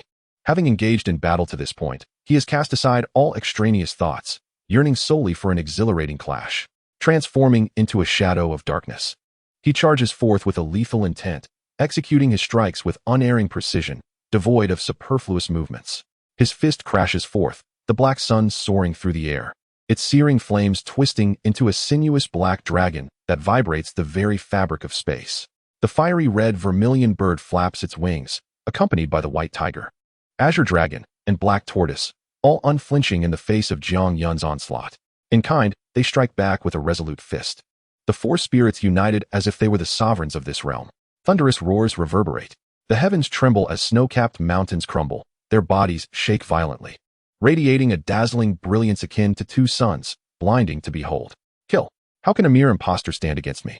Jiang Yun bellows, exuding an overwhelming aura as boundless black and white flames erupt from within him, coiling into two colossal dragons that stretch from heaven to earth, illuminating the cosmos. Roar. Opposite him, the fiery figure lets out a long howl, the four great spirit beasts converging into a formidable seal that hovers in the palm of his hand. Grasping the seal with one hand, he resembles a sovereign of flames, his flowing red hair cascading wildly as he thrusts the seal forward with a terrifying might. Boom. A palm descends, the boundless black flames penetrating all barriers. Even before its arrival, it incinerates the surrounding realm, reducing a snow-capped mountain below to nothingness. Jiang Yun emanates an aura that captivates all. At this moment, he has reached an unprecedented pinnacle in his state, a single strike seemingly shattering some boundary, empowering him exponentially. He advances relentlessly, denying his opponent any respite as the ocean of black flames engulfs the sky, overwhelming the very essence of existence and enveloping the crimson figure entirely. Boom. The red silhouette is shattered by Jiang Yun's strike, erupting into a myriad of crimson sparks. However, in the next instant, something strange occurs. The sea of red flames surges magnificently, appearing from afar as a conflagration swirling upon the horizon. As the blaze spreads, a fiery figure reemerges at its center, his long crimson hair deepening to a shade reminiscent of flowing blood. Kill. The sea of flames roars with the sounds of slaughter, resonating with scorching sound waves. Within this inferno, the figure flickers in and out of visibility. In a heartbeat, the the flames churn, and the very sky above the sea of fire fractures, revealing a colossal phantom entirely enveloped in flames, slowly taking shape. Boom. With the emergence of this fiery phantom, the temperature of the world seemed to surge instantaneously, and the energies of heaven and earth boiled over in an instant. Has it come? Observing the unfolding events before him, Jiang Yun maintained a calm demeanor, murmuring in a tone that was oddly subdued. The inferno reflected within Jiang Yun's pupils, flames dancing as his arm hung slightly down, a slender hand slowly emerging from his sleeve, flickering embers igniting deep within his eyes. Evil spirits, be vanquished. A deep voice suddenly surged forth from the sea of flames. And in the next moment, the fire surged wildly, the fiery phantom coalescing abruptly. Strangely, the eyes of the fiery phantom became remarkably animated, resembling those of a living being. Suspended in the sky, it reached down with its right hand toward the blazing sea below, causing an explosion that erupted from the flames. A colossal hand of fire, towering over 100 feet, burst forth from the inferno, radiating an astonishing heat. In a blink, it appeared above Jiang Yun, descending upon him with a mighty slap. Great compassionate hand. Accompanied by a commanding shout, the fiery phantom solidified entirely, revealing an exquisitely handsome visage, one that was all too familiar to Jiang Yun. It was indeed the pure lotus demon sage. How unexpected to see you, Jiang Yun exclaimed, a cold smile gracing his face, as if he had anticipated this encounter. God-slaying mysterious demon light. Jiang Yun's movements were equally swift, as the black-purple mysterious light shot towards the pure lotus demon sage. A wave of terrifying energy swept across the sky like a tempest. Boom. The massive hand shattered, the sea of flames extinguished, and tranquility returned to this realm. Jiang Yun gazed at the pure lotus demon sage across from him and remarked with a light chuckle, I never imagined the illustrious pure lotus demon sage would resort to such tricks. The pure lotus demon sage responded with a cold smile. His gaze fixed intently on Jiang Yun as he spoke in a deep voice. Against an evil spirit from beyond the realm such as yourself, any means are justifiable. How did you come to know? Jiang Yun inquired curiously. I knew the moment you entered. That flame, though reminiscent of the void-devouring flame, is assuredly not of the Dou Qi Continent. So that is how it is, Jiang Yun mused. No wonder you, a half-emperor who has dealt with your entire life, possess such insight. However, in your current state, you cannot kill me. I acknowledge your prowess, yet the methods of any half-emperor are beyond your comprehension. Hearing the veiled threat in the pure lotus demon sage's words, Jiang Yun remained unfazed, locking his gaze onto the sage's otherworldly eyes, and suddenly burst into laughter. Ha! There's no need for the esteemed demon sage to intimidate a junior. Ultimately, I remain within your nightmarish mist, surrounded by illusions. My heart is fearless, rendering your extermination tactics ineffective. The initiative lies with me now. Initially, I believed there was a third layer of illusion, but upon seeing you, I realized that the third layer has crumbled without a fight. I can dispel this nightmarish mist at any moment. Upon hearing Jiang Yun's words, the pure lotus demon sage was internally astonished, yet his countenance remained impassive as he coldly regarded Jiang Yun, an aura of murderous intent enveloping him. You may attempt it. Jiang Yun remained unperturbed, gazing steadily at the pure lotus demon sage, exuding an air of calm and composure. Fire demon spear. After a prolonged silence, the pure lotus demon sage suddenly bellowed, and the sea of fire re-emerged. He gently grasped the air above the fiery expanse, whereupon the flames surged violently, giving rise to a colossal spear of pure white fire that shot forth with ferocity, appearing in the hands of the pure lotus demon sage in an instant. Go! As the command left his lips, the fiery spear in his hand transformed into a towering giant, descending upon Jiang Yun. Accompanying this was a massive wave of flames, erupting forth with terrifying heat that, even though Jiang Yun was aware it was an illusion, still sent a jolt of trepidation through his heart. Come! At this moment, Jiang Yun executed an unexpected maneuver, facing the surging inferno without a hint of resistance. He spread his arms wide and plunged directly into the sea of flames. Buzz!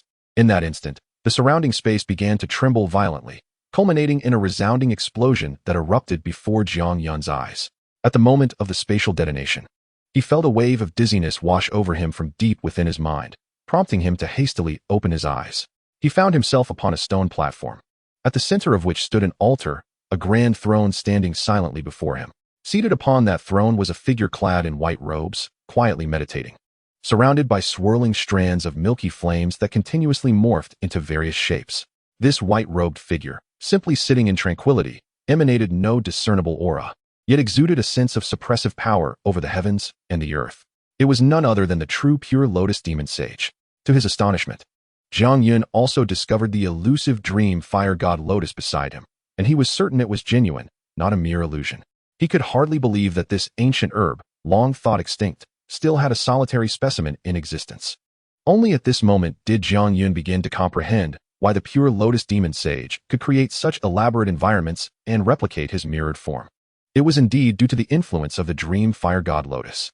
Simultaneously, as Jiang Yun stepped onto the altar, the white-robed figure slowly opened its eyes, revealing a visage of striking beauty, tinged with an indescribable complexity. I never expected this day would come.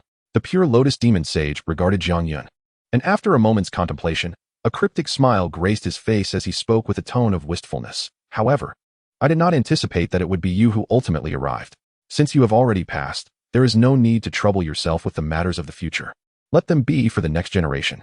Jiang Yun responded with a light smile. The pure lotus demon sage remained non-committal, but for the first time, a hint of curiosity flickered in his gaze as he inquired, "Might you enlighten me on the state of the outside world? What manner of grandeur does a battle emperor possess?"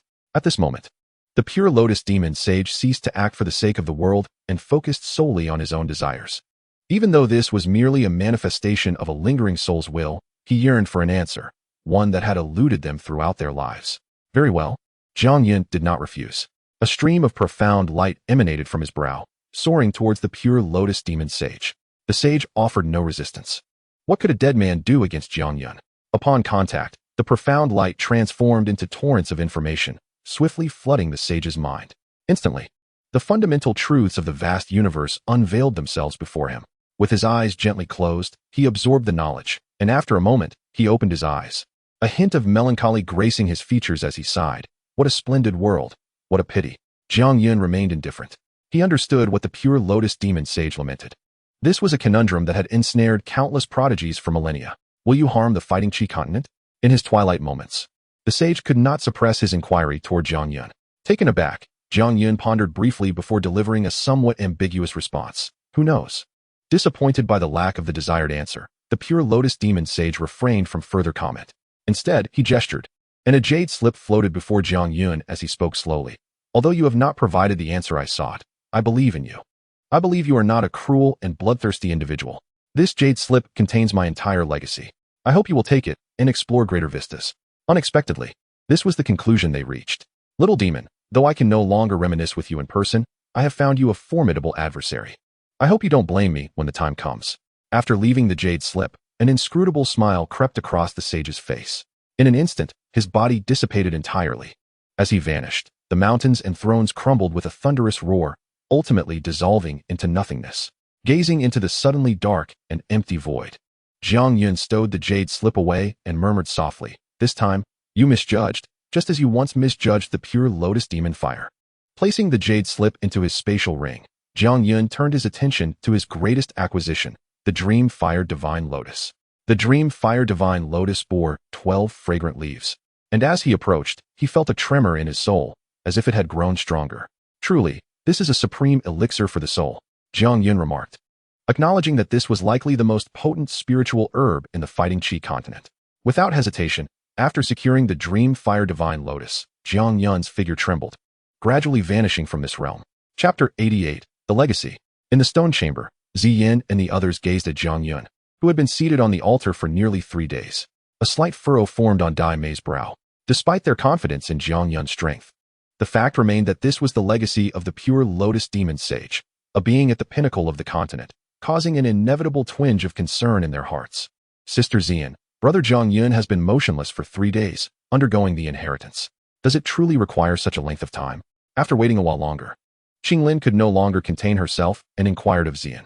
Upon hearing this, a shadow of concern fleetingly crossed Ziyan's visage. However, in Jiang Yun's absence, she remained the steadfast pillar for the trio. With unwavering confidence, she replied, "Ching Lin, do not worry. With Xiao Yun's capabilities, this minor ordeal shall not impede him." Trusting Ziyan's words, Ching Lin suppressed her anxiety and steadied her mind, awaiting Jiang Yun's awakening. Meanwhile, the petite healer, who had been eavesdropping, quietly exhaled, maintaining a composed demeanor as she gazed at the figure on the altar. As the minutes slipped by, half an hour passed in the blink of an eye. Just as Ziyan began to feel a hint of impatience, the altar suddenly erupted with a brilliant radiance. Under this luminous glow, Amidst the joyful gazes of Ziyan and her companions, Jiang Yun gradually opened his tightly shut eyes. Xiaoyun, you are awake. Upon seeing Jiang Yun regain consciousness, Ziyan and the others rushed towards him with elation, and even the recently acquainted petite healer followed closely behind, mirroring their movements. Gazing at the trio, Jiang Yun revealed a gentle smile before producing a jade slip. Is this the inheritance of the pure lotus demon saint? Ziyan beheld the jade slip, crafted from an unknown material, with a look of surprise directed at Jiang Yun. You truly succeeded. The petite healer also regarded Jiang Yun with astonishment. Although she had only recently met him and lacked the deep trust that Ziyan and Ching Lin possessed, she had learned about the significance of the pure lotus demon saint through their discussions over the past 3 days. In the context of her previous worldview, a Dou Wang was already a formidable figure within the empire, let alone the legendary Dou Sheng. The strongest being on the continent was already enough for the petite healer to fathom the extent of his power. The fact that such an existence-s inheritance had been acquired by Jiang Yun left her utterly astounded. You succeeded. In response to the petite healer's inquiry, Jiang Yun nodded with a smile. He did not hasten to accept the inheritance contained within the jade slip. Instead, he focused on the remnants of the pure lotus demon fire map in his hand. At this moment, compared to before, the lotus imprint on the map had dimmed significantly, losing its former vitality. As his soul force swept across it, Jiang Yun was acutely aware that the soul will left behind by the pure lotus demon saint had dissipated into the wind. This meant that even if he were to gather the 4 fragments, possessing only a quarter of the pure lotus demon saint's residual soul might not suffice to contend with the pure lotus demon fire. Essentially, this fragment had become obsolete. In the contemporary world, only Jiang Yun, who had obtained the inheritance from the pure lotus demon saint, held the opportunity to master the ancient array of refining heaven and, in turn, acquire the pure lotus demon fire. With thoughts racing, Jiang Yun's gaze flickered as he stowed away the fragment. Though it had lost its utility, others were unaware of this fact. Once he reached the central continent, he could easily dispose of it for significant rewards. He believed that even the imperial clans would find it intriguing. As for the subsequent realization that this item was utterly useless, it was of no concern to Jiang Yun. He could always keep a portion on his person. How could it possibly be of any utility otherwise? Contemplating this notion, a smile involuntarily graced Jiang Yun's lips, which was fortuitously noticed by Ziyan, eliciting an exclamation of surprise. Wow, Xiaoyun, your smile is quite something. What mischievous scheme are you concocting now? Jiang Yun's expression momentarily stiffened as he cast an annoyed glance at the exuberant Ziyan. With a sudden pop, a playful flick met Ziyan's smooth forehead, provoking another gasp from her. Ziyan immediately clutched her forehead, gazing at Jiang Yun with a look of feigned grievance. The little healer and Ching Lin, who were observing the playful exchange, couldn't help but chuckle, a hint of envy flickering in their eyes. Indeed, the last time Hanfeng encountered misfortune, you smiled just like that, Xiaoyun. Ziyan, feigning pain from the light-hearted encounter, noticed that Jiang Yun did not offer his usual consolation. Instead, he was being teased by the 2 younger girls, prompting her to pout in his direction. Casting a sidelong glance at the playful Ziyan, Jiang Yun addressed the 3. I require some time to delve into the legacy of the pure lotus demon saint, so I must trouble you to remain here a little longer. Not a problem at all. Brother Jiang Yun's matters are of utmost importance. I do not mind waiting. Ching Lin chimed in, eager to support him. It's nothing to worry about. During our previous herbal gathering in the mountains, I often spent nights outdoors. Please don't underestimate my resilience. The little healer added, her gentle smile radiating understanding. Stealing a glance at Ziyan, who nodded solemnly in agreement, they shared a tacit understanding. A mere glance was sufficient for them to comprehend each other's thoughts. When it came to serious matters, Ziyan was never one to waver. Once everything was arranged, Jiang Yun once again seated himself at the altar's center, retrieving the jade slip and allowing his soul's energy to gradually permeate it. In an instant, a faint halo began to manifest around him, coalescing upon his surface. Within his mind, fragmented images flashed before him, while lines of text were indelibly imprinted deep within his soul. In a trance, Jiang Yun felt as though he had traversed an endless void, encountering a familiar figure, the pure lotus demon saint. At that moment, the figure suddenly opened its eyes, gazing intently at Jiang Yun. Its irises shone a pearlescent white, illuminating the surroundings as if the very heavens had ignited. The figure regarded Jiang Yun in silence, transforming into an endless stream of light that surged towards him. Fated one, I hope you will make good use of my legacy. Accompanied by a low, murmured voice, Jiang Yun's vision began to blur, an overwhelming influx of information exploding within his mind. Fortuitously, his soul's strength proved resilient. He merely felt a slight sting before quickly regaining composure. As he returned to a state of awareness, everything before him had settled into tranquility.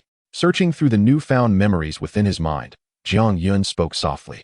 Amidst the haunting mists of nightmares, the symbols of broken illusions, the great compassionate hand, the inferno demon spear, and the ancient formation of celestial refinement, all these testify to the remarkable legacy of a half-emperor.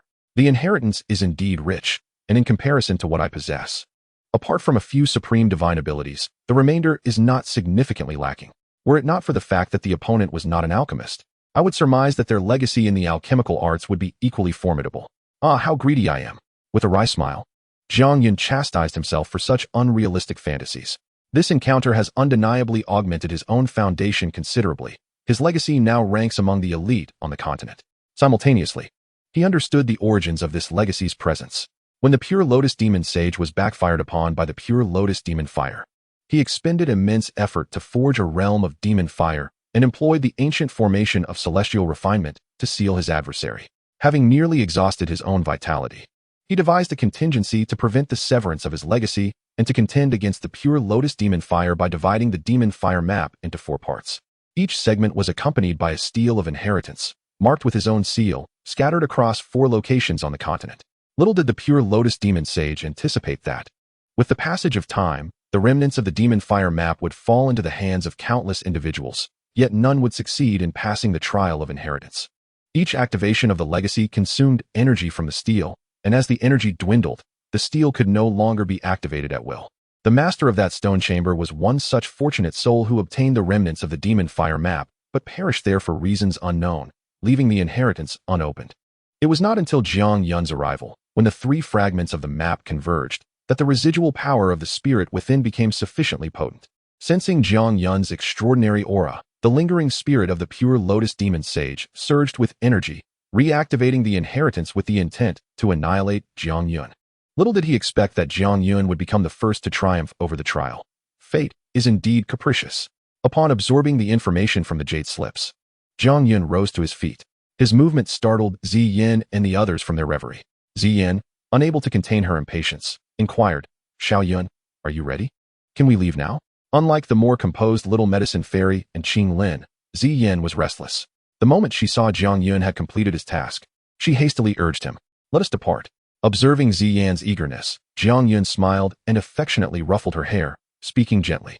"Where shall we go?" Suddenly, Ziyan, caught up in her excitement, faltered, gazing at Jiang Yun with a puzzled expression. Their journey thus far had been filled with purpose, albeit primarily driven by Jiang Yun's intentions. Now, without a clear objective laid out by him, she found herself momentarily at a loss. Taking Ziyan's hand, Jiang Yun turned to the little medicine fairy and remarked, "I now require a tranquil environment. Until we resolve the issue with the little medicine fairy's cursed body, she cannot cultivate. I must examine her constitution before devising a solution." Upon hearing Jiang Yun's words, the little medical fairy was momentarily taken aback, and then a tremor coursed through her heart, her eyes glistening with unshed tears. She had not anticipated that Jiang Yun would place such significance on her matters. After attending to her own affairs, she immediately began to address her own concerns. In that instant, warmth enveloped her heart. It was the first time she had felt such a sensation since leaving her village. Little medical fairy, Ching Lin, sensing the tender emotions of the little medical fairy, grasped her hand empathetically, offering her warmth. "It's all right." Feeling Ching Lin's kindness, the little medical fairy turned back with a smile, then gently tucked a loose strand of hair behind her ear as she softly addressed Jiang Yun. "Brother Jiang Yun, I know of a tranquil place that suits your requirements." The little medical fairy had initially intended to address Jiang Yun in a manner similar to Ching Lin, but upon reconsideration, she hesitated. Ultimately, seeing that Jiang Yun had no objections, she boldly referred to him by name. "Then let us set forth." Jiang Yun responded with a smile, showing no reluctance. As before, Jiang Yun led Ching Lin, while Ziyan guided the little medical fairy.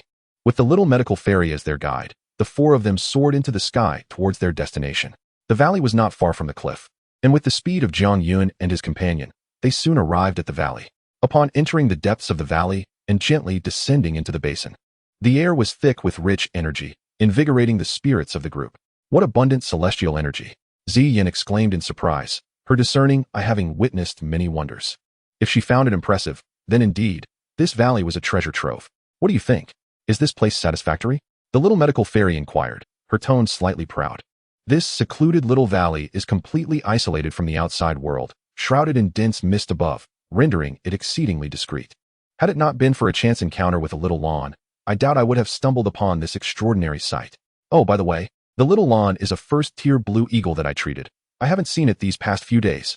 The energy here is exceptionally abundant, truly a treasure. And there are numerous rare medicinal herbs, indeed quite exceptional. Jiang Yun finally spoke, noting that the intensity of the energy here could rival that of the inner courtyard of the Canaan Academy. Furthermore, due to the seclusion and the multitude of people present, this place surpassed even that. Within the valley, although the light was dim, one could still vaguely see various precious medicinal herbs growing, their fragrant aromas mingling with the mist, creating an atmosphere of tranquility. Ziyan sensed the location of several medicinal plants and immediately soared joyfully towards them. Observing this, Jiang Yun did not intervene but turned to the little medical fairy beside him, saying, "This place is splendid. If you are prepared, let us commence immediately. I require your cooperation to study the calamity poison body so I can devise an effective treatment plan." Now, the little medical fairy was taken aback, not expecting Jiang Yun to be so resolute. After a moment's hesitation, she nodded. Early treatment would be best for her, and she naturally had no objections. "That's good to hear." As he spoke, Jiang Yun cast a glance at the ever-quiet Ching Lin, warning her, "There are numerous fifth-level magical beasts lurking around the outskirts of the valley. Do not wander off alone. Instead, focus on your cultivation here." "Understood, Brother Jiang Yun." Ching Lin responded obediently, her demeanor a stark contrast to that of a certain exuberant little dragon. Jiang Yun nodded with satisfaction and, looking around, raised his hand, unleashing a series of mystical spirit seals that shimmered with ethereal light. Under the curious gazes of the little healer and Ching Lin, a third-level gathering formation swiftly took shape. The surrounding energy of heaven and earth seemed to be drawn towards this place, converging as if by an unseen force. The little healer and Ching Lin stared, wide-eyed, at Jiang Yun's technique, their astonishment evident as they gazed up at him, admiration flickering in their eyes. After ensuring Ching Lin's safety, Jiang Yun led the little healer into the thatched cottage she had previously constructed. Initially unfazed, the little healer suddenly became aware of the implications of being alone with a young man, her cheeks flushing with warmth. With a rosy complexion, she gazed at Jiang Yun's back, nervously fidgeting with the hem of her garment, her enchanting eyes shimmering like dew-kissed blossoms as they lowered to the ground. Chapter 89, Daily Life. Turning to see the little healer hesitating in place, Jiang Yun was momentarily taken aback. Observing her radiant visage, he realized the abruptness of the situation. However, adhering to his principle of remaining unperturbed while allowing others to feel the awkwardness, Jiang Yun maintained a nonchalant demeanor and softly urged, "Come in. Are you afraid I will harm you?"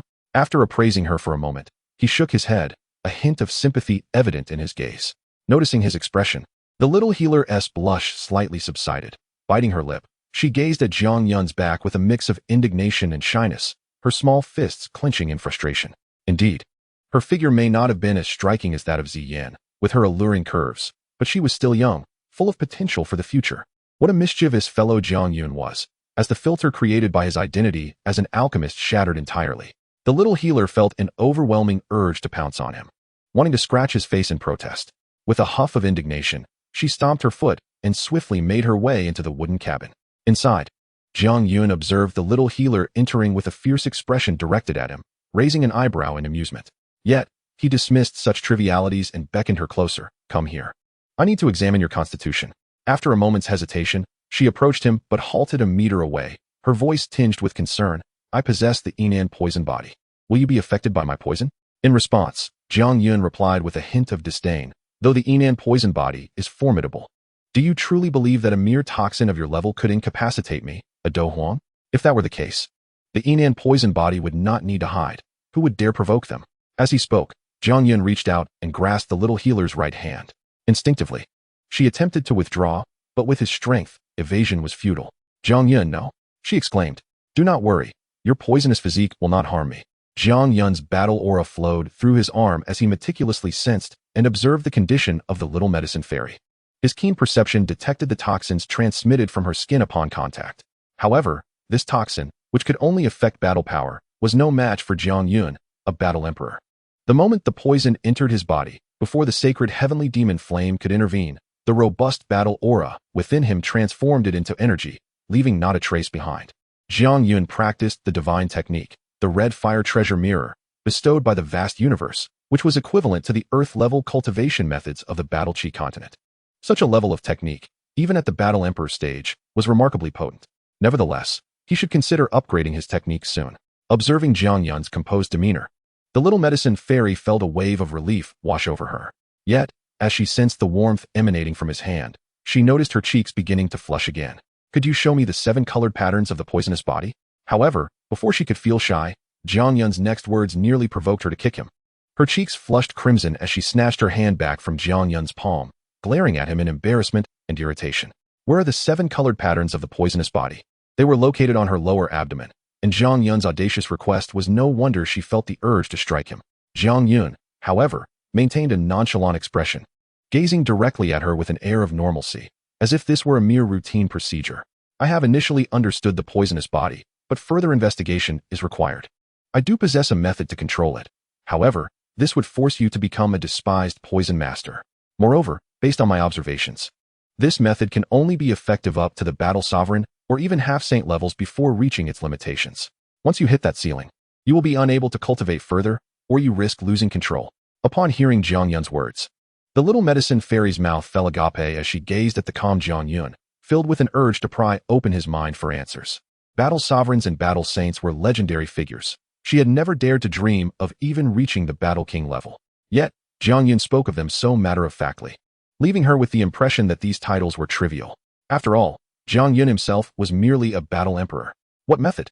She asked, her eyes gleaming with eagerness. Glancing at the little medicine fairy, Jiang Yun produced a black scroll and began. This poison pill technique requires 3 essential items. First, 3 types of strange fire. Second, the magic core of a 7-tiered heavenly poison scorpion dragon beast. And third, the Bodhi transformation saliva. At this moment, the glimmer of excitement in the little medicine fairy's eyes gradually dimmed. She had heard of, and for an ordinary person to find even one was a stroke of luck. She needed to find 3. The latter 2 treasures, however, were completely unfamiliar to her. I have the Bodhi transformation saliva. And I also know where to find the 7-tiered heavenly poison scorpion dragon beast. Now, it depends on whether you truly wish to become a poison master. As the light in the little healer's eyes gradually dimmed, Jiang Yun's voice, like a celestial melody, resonated, restoring a spark of vitality within her gaze. Without a hint of hesitation, the little healer resolutely declared, I do not wish to become a poison master. Do you truly possess a method to completely eradicate the cursed poison body? Gazing at Jiang Yun, her eyes brimmed with hope.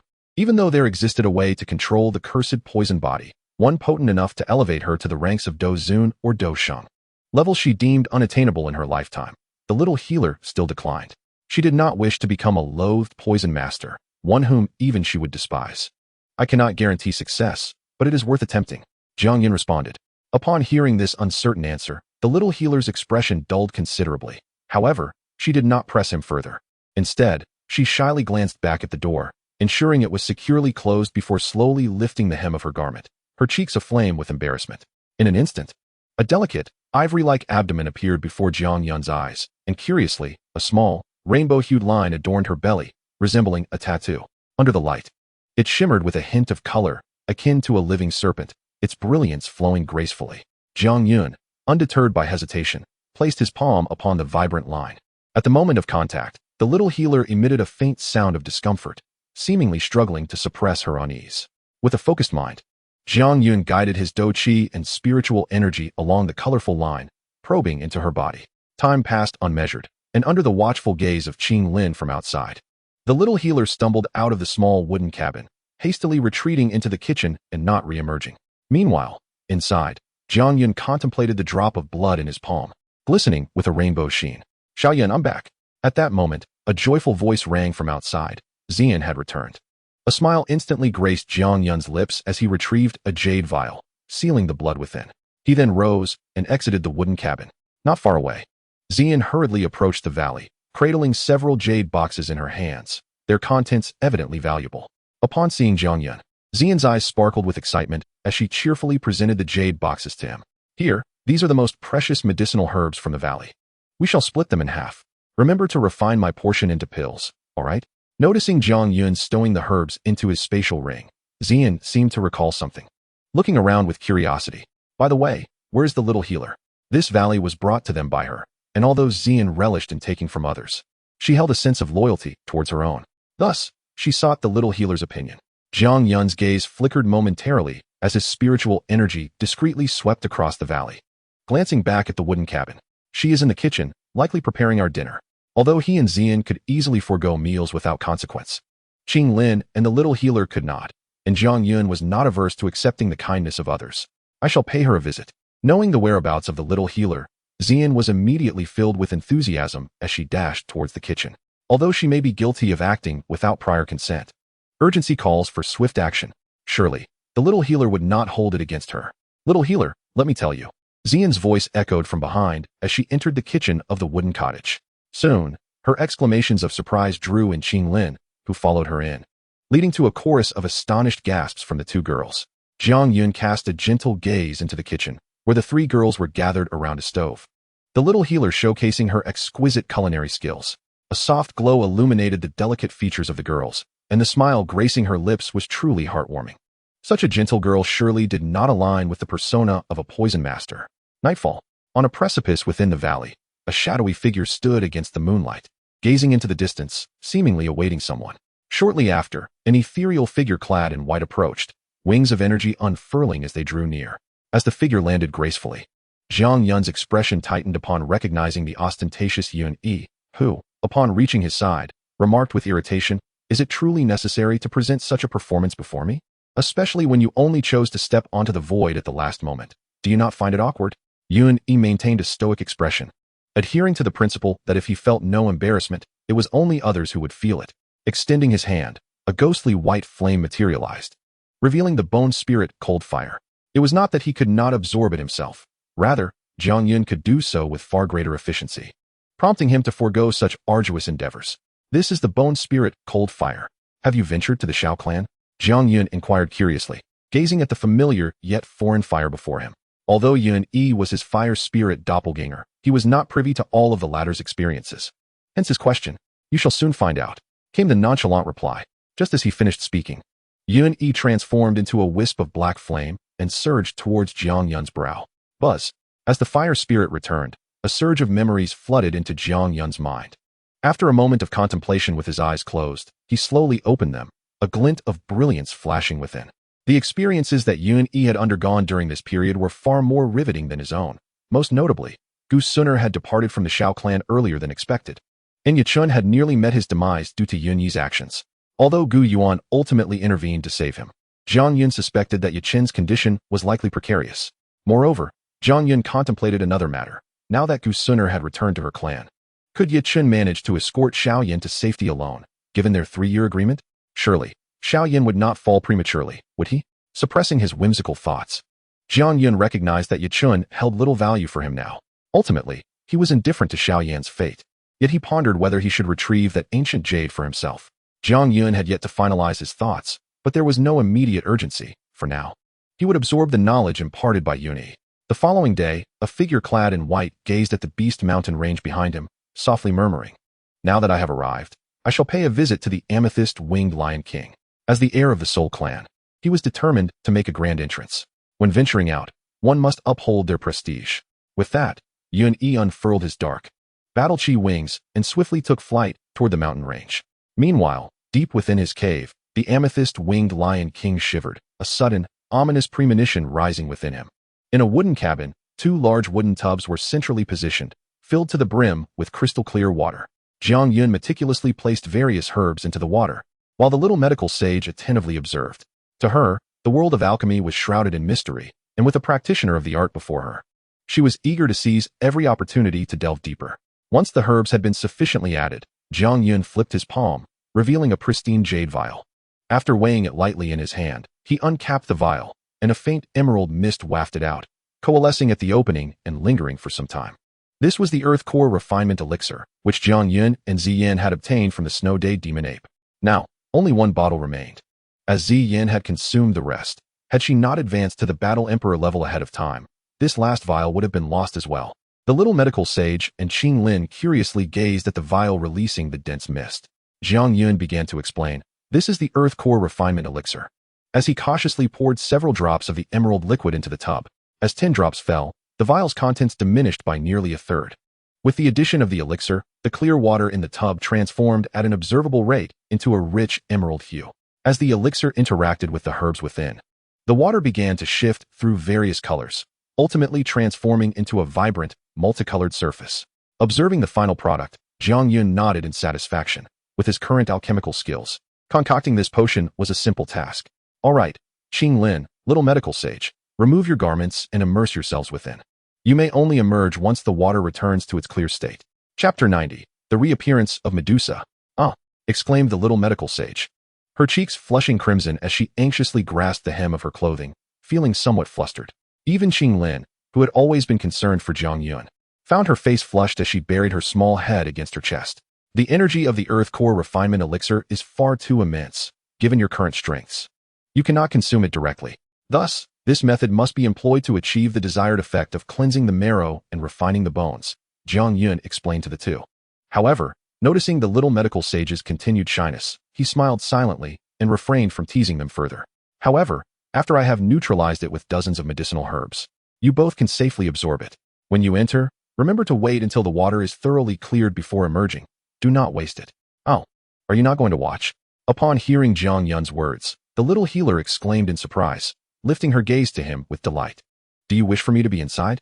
Jiang Yun inquired with a hint of curiosity in his tone. No, hurry and go. The little healer's face flushed even more as she urged Jiang Yun towards the exit. Jiang Yun was gently pushed a couple of steps forward and, complying with the motion, left the wooden cabin, casually setting up a defensive formation before departing. What a rascal! Watching Jiang Yun's retreating figure, the little healer murmured, only to turn and meet the seemingly amused gaze of Ching Lin, which made her feel even more bashful. Ching Lin, how dare you tease your sister? Just watch as I strip you bare. She playfully gestured before pouncing towards Ching Lin. Little sister, you are not as strong as I am. Ching Lin naturally resisted. And due to her superior strength, it wasn't long before the little healer's garments slipped away, revealing her exquisite, porcelain-like form in the room. Unfortunately, this scene would go unseen by anyone. A crimson lotus flower floated in midair, emanating a fragrant aroma that spread around, causing the medicinal herbs in the valley to appear more vibrant, swaying towards it. Xiaoyan, what is this? At that moment, Ziyan's head poked out from Jiang Yun's shoulder, drooling slightly onto it. Since her appearance, her gaze had not strayed from the dreamfire divine lotus. Her instincts told her that consuming it would allow her to break through to the dozone level, even the dozoin. However, the remnants of her rationality warned her of the peril. If she did so, she would be overwhelmed immediately. This is the primary ingredient of a 9th grade elixir.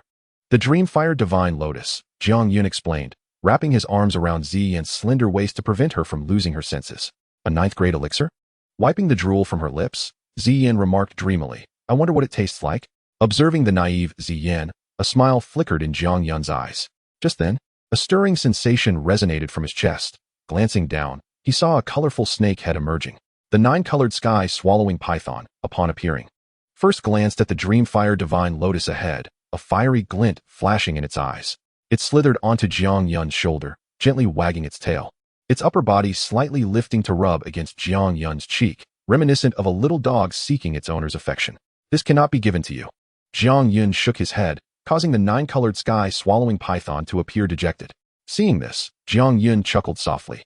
Here, you can have this instead, at this stage. It will suffice. As he spoke, he flicked his fingers, accurately propelling a fire lotus seed into the python's slightly open mouth. Upon consuming the lotus seed, the 9-colored sky swallowing python joyfully spun around, and an intense radiance erupted violently from within its body. The brilliance flickered and vanished.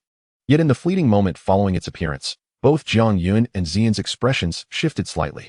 The body of the 9-colored devouring python resting upon Jiang Yun's shoulder suddenly radiated a resplendent glow. In the next instant, a supple and graceful figure found its way into Jiang Yun's embrace. As their gazes met, locking onto the exquisitely enchanting visage before him, Jiang Yun could not help but marvel. This woman was indeed a masterpiece of the heavens, exuding an irresistible allure. She was the epitome of desire in the hearts of nearly every man. At that moment, the brightness in her captivating eyes held a hint of shyness as she regarded him. Have you had enough? A voice, cold and laced with malice, pierced through the air. Ziyan's frosty gaze was fixed upon the Medusa nestled in Jiang Yun's arms. At the sound of her words, Medusa instantly regained her composure, stepping away from Jiang Yun's embrace.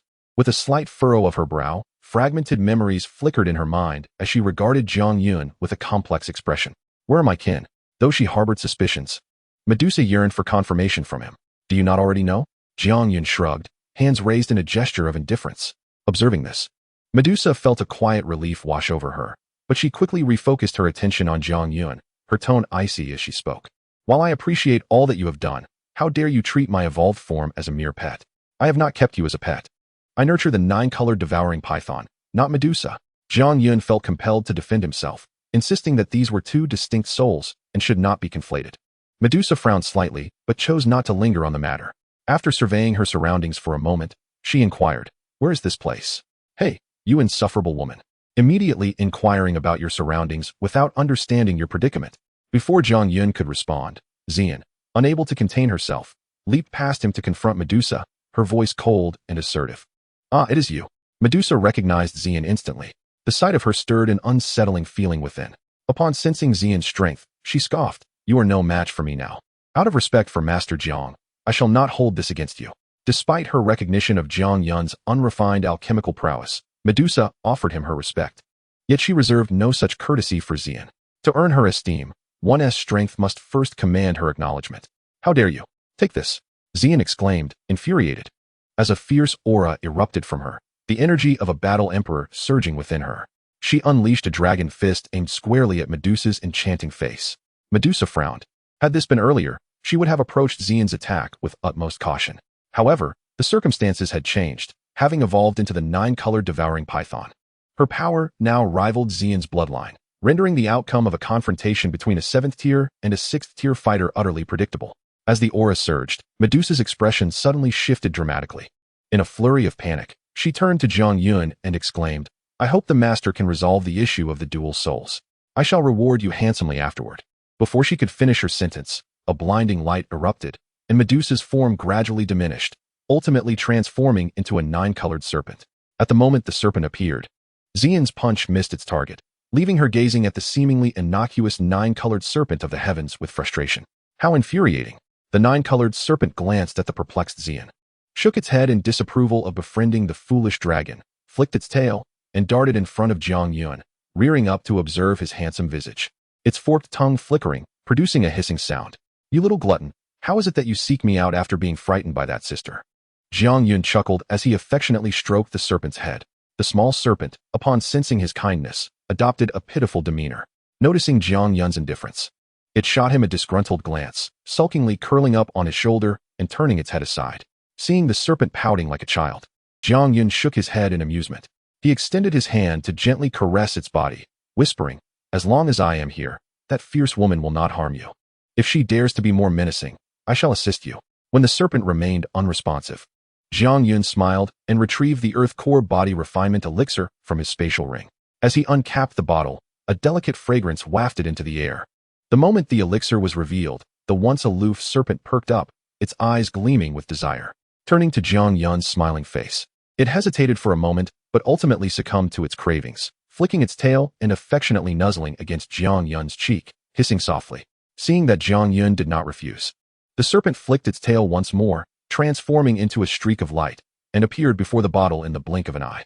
It peered in, extending its tongue directly into the bottle, greedily consuming the elixir.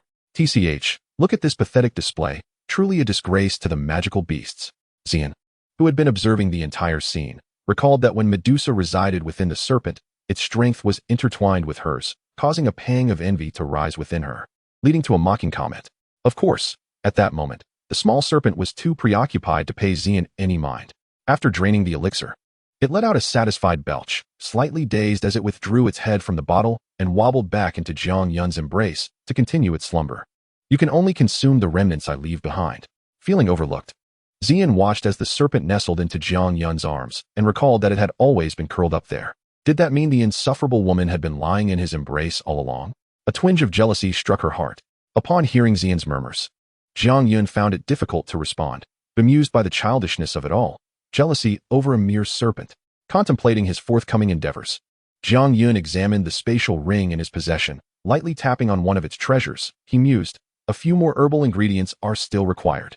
Turning his gaze towards the ominous beast mountain range behind him, he silently hoped that it would harbor the herbs he sought. "Master Jiang Yun." The voice resonated as the colossal figure of the 8-winged black serpent king materialized behind him, bowing its head in reverence towards Jiang Yun and Ziyan, devoid of the ferocity it had once displayed upon their first encounter. "While Ziyan and I are away, Ensure the safety of the little medicinal fairy and the green scale. Should they awaken prematurely, inform them that we shall return shortly. Understood. With the 8-winged Black Serpent King's affirmation, Jiang Yun nodded and turned to Ziyan, smiling as he said, "Let us proceed. I am off to the Beast Mountain range in search of a few herbs, and I shall rely on you for this endeavor. Leave it to me." Ziyan responded confidently, eagerly taking Jiang Yun's hand as they soared towards the Beast Mountain range. Thud! The bloodied amethyst-winged Lion King collapsed onto the earth, casting a pained gaze ahead, where a young amethyst-winged lion was recklessly charging towards a figure that resembled a demon. Foolhardy, Yun scoffed, extending his palm with a calm demeanor before sweeping it forward. A dark, ominous beam of light cleaved through the void, splitting the space in twain. Boom! The young amethyst-winged lion was sent flying, inevitably meeting the same fate as its mother, collapsing into a pool of blood. The child amethyst-winged lion wailed mournfully, its eyes filled with resentment as it gazed at Yun, defiantly questioning, "Who are you, and why do you seek to eradicate us both?" Yun regarded the amethyst-winged lion with a stoic expression, coldly responding, "Those who align with me shall prosper, those who oppose me shall perish. The fate of anyone who defies my soul palace is already sealed." Upon hearing this, the amethyst-winged lion's pupils constricted sharply, recalling the scene when this figure had suddenly appeared at its doorstep a mere quarter of an hour prior, demanding its allegiance as a steed. Without a moment's thought, it had rejected the notion, unwilling to relinquish its status as a sovereign to merely serve another. Thus, its nightmare had begun. Is this truly the reason? The amethyst-winged lion found it difficult to comprehend that such a refusal warranted utter annihilation. Was this not enough? Had it forgotten that this world operates on the principle of the survival of the fittest, where the weak possess no right to refuse? Yun callously shattered the last vestige of the creature's hopes. A surge of black flames erupted from his palm as he advanced steadily towards the amethyst-winged lion. The emergence of the flames instilled a profound sense of dread within the creature, prompting it to instinctively retreat. Yet, the excruciating pain coursing through its body served as a harsh reminder that it was no longer the reigning monarch of the Beast Mountain range. As they approached, Yun gazed upon the feeble amethyst-winged Lion King and the vigilant amethyst-winged Lion King that stared back at him. The outcome has long been predetermined. No matter what, you cannot escape. With these words, 2 streams of black flames surged towards them, instantly entering their bodies. A roar erupted as the flames blazed within, causing the amethyst-winged Lion King to emit a cry of agony, feeling as though it were being reduced to ashes. Strangely, as time passed, the aura of both beings began to rise significantly, swiftly reaching the pinnacle of the Dou Emperor level, transcending into another realm. Accompanying the surge in power, a colossal black flame mark gradually solidified at the center of their foreheads. Chapter 91. Gathering the Herbal Ingredients. Roars of immense magnitude resonated, infused with a pressure that shattered the boundaries of the Dou Emperor level. Observing the 2 majestic amethyst-winged Lion Kings behind him, Yun nodded with satisfaction.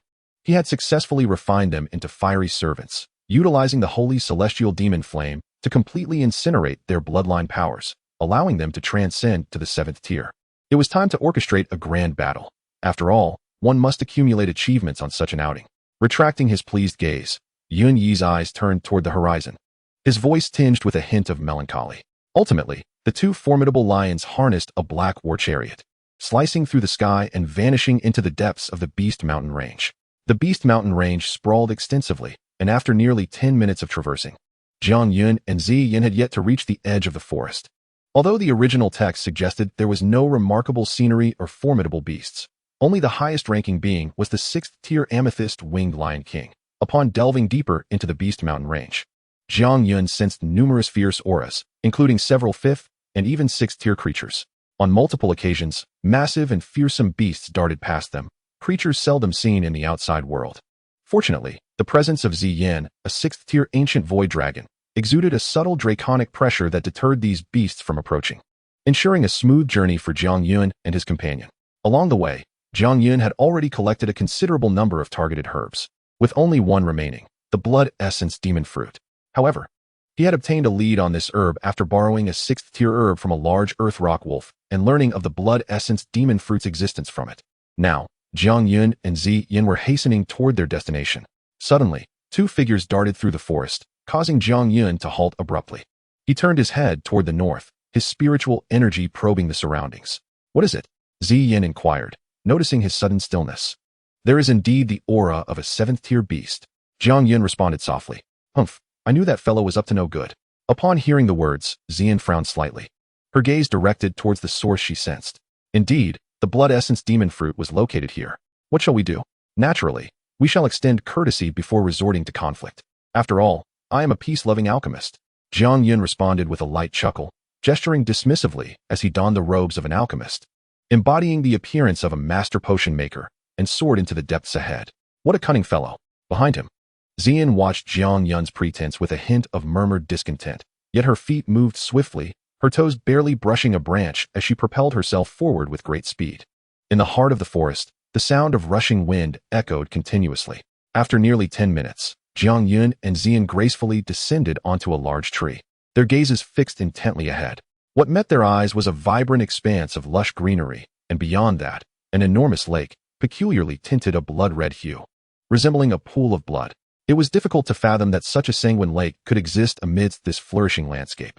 The lake was approximately 1,000 feet in size, its surface shimmering with reflections, and as a gentle breeze stirred, ripples danced across the serene water, akin to a gaping abyss ready to consume. Though the scene was bizarre, Jiang Yun could distinctly feel the celestial energy in this place, far denser than in other locales. Xuan, look over there. At that moment, Ziyan tugged at Jiang Yun's sleeve, pointing ahead with uncontainable joy illuminating her face. In the center of the lake floated a small patch of land, akin to an island at the heart of the water, upon which stood an ancient tree bearing 3 blood-red oval fruits. This was, indeed, Jiang Yun's ultimate objective, the blood essence demon fruit. That's it, he murmured softly, nodding in acknowledgement.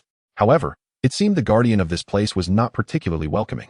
Jiang Yun's gaze, a blend of amusement and intrigue, lingered upon the eerie lake. If it prefers to remain hidden, then let it stay hidden forever.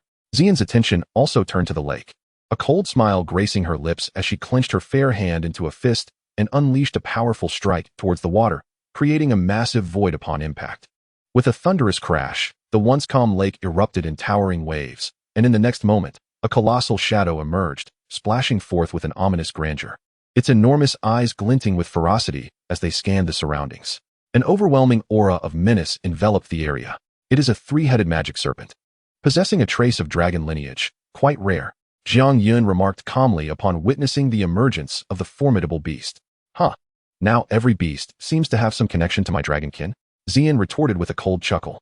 The ancient dragon lineage comprises more than just your Taishu ancient dragon. Jiang Yun responded, affectionately ruffling Ziyan's hair, his voice lighthearted. As I gazed upon the 3-headed demon serpent, its colossal form loomed at a staggering 100 feet, adorned with crimson scales resembling the most formidable armor, enveloping its massive body.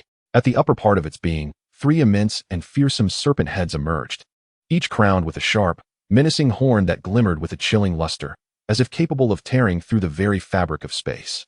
Hissing ominously, the demon serpent's blood-red and malevolent eyes were fixated intently on Jiang Yun and Ziyan by the lake's edge, its gaping maw emitting an eerie, low growl. Foolish insects! Do you dare covet what belongs to me?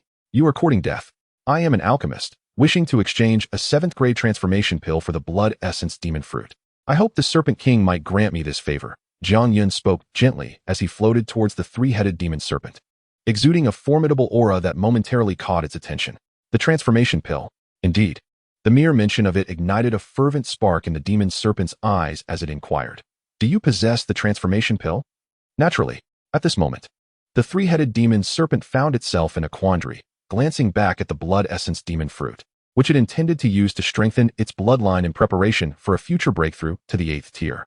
Yet, the allure of the transformation pill was equally enticing. What to do? Suddenly, a more advantageous scheme materialized in its mind.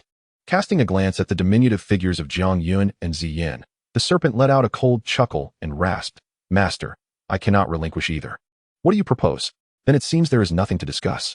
Jiang Yun sighed, wishing to remain a peaceful alchemist, yet feeling compelled into conflict. Human, from the moment you dared to tread upon my territory, your fate was sealed. Surrender the transformation pill to me. With that final utterance, the 3-headed demon serpent lunged forward, unleashing a terrifying gale that uprooted the surrounding trees like mere weeds, a spectacle both awe-inspiring and horrifying. Boom! Simultaneously, the tranquil lake erupted in a colossal column of water, from which sharp, dark water spears shot forth, raining down upon Jiang Yun in the sky. These piercing water projectiles evidently contained tremendous power, and the air was tainted with a foul stench, indicating the presence of a horrifying toxin. Yun, be careful. The strength of the three-headed demon serpent was estimated to be around 5-star Dou Zong, bolstered by its formidable beastly physique and bloodline power. Capable of contending even with 7-star Dou Zong. Despite her awareness of Jiang Yun's capabilities, Ziyan couldn't help but feel a surge of concern.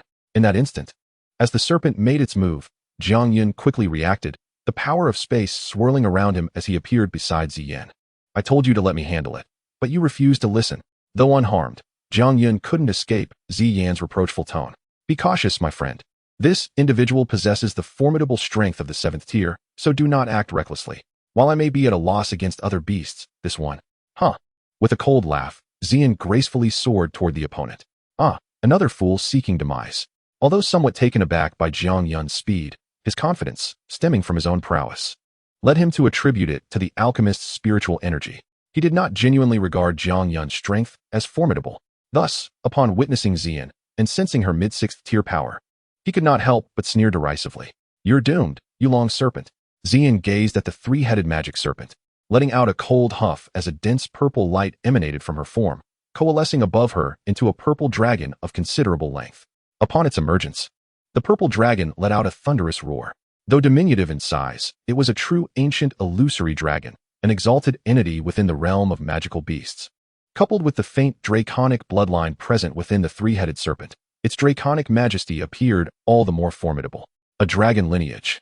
How could such a pure bloodline exist in this place? As the low growl of the purple dragon reverberated, the fierce glint in the eyes of the three-headed magic serpent abruptly waned, replaced by profound trepidation. Allow me to enlighten you. With that declaration, Ziyan moved swiftly, surging forward, her body radiating a vibrant purple aura. Her hands transformed into colossal dragon claws, and with a single swipe, she unleashed a powerful gust that struck fiercely against the massive body of the three-headed serpent. A pained wail erupted as Ziyan tore a substantial chunk of flesh from the serpent, blood gushing forth. You seek your own demise. The overwhelming agony quelled the serpent's fear, and its expression shifted to one of fierce resolve as it forcefully channeled its internal energy. With its 3 serpentine heads thrashing, dark pillars of foul energy shot forth. Boom. As the battle commenced, Jiang Yun remained vigilant, observing the unfolding conflict to ensure Ziyan's safety. While the three-headed serpent indeed possessed tremendous strength under Ziyan's bloodline suppression, it could only muster 70% of its true power, leading to a stalemate. Yet, Jiang Yun perceived that as time passed, the scales of victory began to tilt toward the three-headed serpent. A disparity of a single realm cannot be compensated merely by bloodline power. As levels rise, the gap between magical beast bloodlines diminishes, the suppression lessens, and the potential for variance diminishes. With a swift retreat, Ziyan evaded a dark energy pillar that grazed her chest. Casting a glance at the bloodied three-headed serpent, she suddenly formed a seal. Ancient void dragon seal. With a resounding cry, Ziyan unleashed a brilliant purple-golden radiance that illuminated the sky, condensing behind her into a colossal phantasm of an ancient void dragon. In the next instant, the ancient dragon transformed into an overwhelming purple-golden seal, which she then struck forth with a mighty blow. This is precisely the Azure Dragon seal from Jiang Yun's 4 spirit seals. However, with Jiang Yun's assistance, it has been transformed into the Void Ancient Dragon seal, more befitting of the Taishu Ancient Dragon. By harnessing the power of the Void, this assault becomes increasingly elusive. Change. Master, I consent to the exchange. The three-headed magic serpent's countenance shifted dramatically as it suddenly sensed an overwhelming threat and the chilling breath of death, prompting an immediate plea for mercy. It was unwilling to continue the fight. Once it had dispatched these 2 ancestors, it would swiftly flee to another location to reign supreme. Before its words could fully escape, a colossal dragon seal manifested behind its 7th inch. With a resounding crash, a mist of blood erupted, accompanied by 2 anguished cries. As one of the serpent's heads burst into a cloud of gore, leaving the remaining 2 heads wailing in despair. Since you do not wish for my well-being, may you all perish. The severed head only served to incite its ferocity, and it emitted a furious roar. A tempest of violent energy surged forth, with several water pythons coalescing around it, sweeping outward with immense force that sent Ziyan reeling backward. With a thunderous sound, a massive serpent's tail suddenly breached the water's surface, descending upon Ziyan. Observing this, Jiang Yun hesitated no longer. In a flash, he appeared beside Ziyan. Gazing at the oncoming ferocious attack, he smiled, raised his palm, and released numerous spirit seals, conjuring a formidable defensive array. A dark-hued barrier enveloped both him and Ziyan, colliding directly with the raging serpent's tail. The impact reverberated with a deep thud as the tail was repelled, while the dark glow, though diminished, remained steadfast. What? The three-headed magic serpent cried out in astonishment, immediately turning to flee into the distance. Where do you think you're going? Alarmed by its escape, Ziyan grasped her spear and pursued it, with Jiang Yun swiftly following suit. Shortly thereafter, the two figures returned, and upon seeing Ziyan's beaming expression, Jiang Yun understood the outcome. At last, the medicinal ingredients were gathered. He pondered how long it would take to prepare for the 9th grade elixirs, observing Jiang Yun as he stored the blood essence demon fruit. Ziyan couldn't help but express her reflections. From now on, I shall truly rely on you. Jiang Yun placed the ingredients within his storage ring alongside the freshly forged 7th grade magic core, speaking meaningfully. Chapter 92, 8th grade. Rest assured, I shall handle it. Ziyan failed to grasp the deeper implications of Jiang Yun's words. After all, who could have anticipated that a creature, abandoned and forced to contend with magical beasts for survival, was the princess of the Taishu ancient dragon clan? Even Ziyan herself believed she was merely a remnant of the Taishu ancient dragon lineage, never realizing the nobility of her bloodline. Nevertheless, even so, in response to Jiang Yun's teasing remarks, she solemnly patted her chest and vowed her commitment. Observing the situation, a deeper tenderness filled Jiang Yun's eyes. He turned to gaze towards the valley and softly remarked, "It has been a few days since we emerged. It is indeed time to return. Otherwise, I fear that Ching Lin and the little healer must be anxiously waiting for us. Let us hasten back then." Upon finishing her words, Ziyan turned and grasped Jiang Yun's hand, soaring towards the valley's direction. Within the valley, the little healer and Ching Lin, having fully absorbed the core refining essence, were engrossed in their training, their attention diverted to the books in their hands. White Fang, why haven't brother Jiang Yun and sister Ziyan returned yet? Unable to contain her concern, Ching Lin whispered to the cautious White Fang beside her. Could something have happened? Surely not. Brother Jiang Yun and sister Ziyan are incredibly capable. What beast in the Beast Mountain range could possibly pose a threat to them?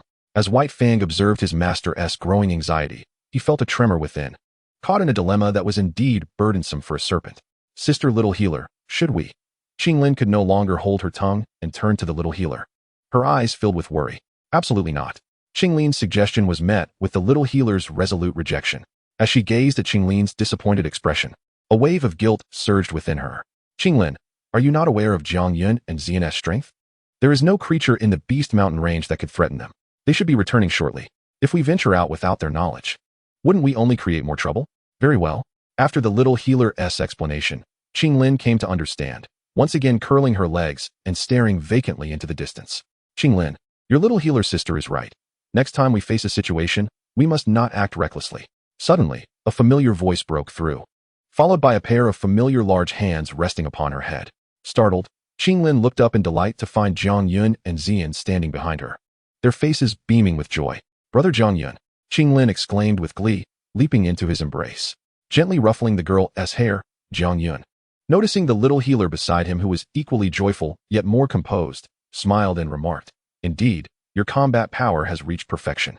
Fortuitously, I have gathered all the necessary herbs for refining the elixir. Thus, I can now address the issues concerning your constitution." In Jiang Yun's contemplation, prior to the manifestation of attributes, was the ideal moment to resolve the troubles of the cursed poison body. Therefore, when preparing the core refining essence for the little healer, he focused on purifying her channels and fortifying her foundation, with the enhancement of strength being secondary. Really, upon hearing Jiang Yun's words, the little healer could not suppress her elation. The cursed poison body had long been a source of distress for her. Resolving it sooner would be nothing short of a blessing. I shall commence at once. With that, Jiang Yun soared towards a nearby open space. In the clearing, Jiang Yun seated himself upon a massive stone, closing his eyes in concentration. At this moment, he aimed to attune his combat energy and soul to their optimal states, while recalling the refining techniques and precautions for the bone growth and blood fusion elixir in his mind. Indeed, it is the bone-mending blood-integrating pill.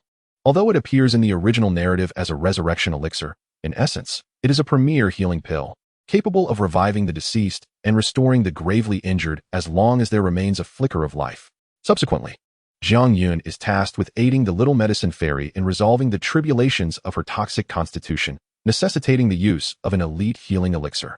This pill is fundamentally a 7th-tier concoction, yet its inherent spirituality allows it to ascend to the 8th tier. While the spatial ring of the medicinal dust does contain higher-tier healing elixirs, Jiang Yun opted for the bone-mending blood-integrating pill due to its relatively simple ingredients and superior efficacy. As the first light of dawn graced the horizon, Jiang Yun exhaled a breath of stale air, gradually opening his eyes, which sparkled like stars.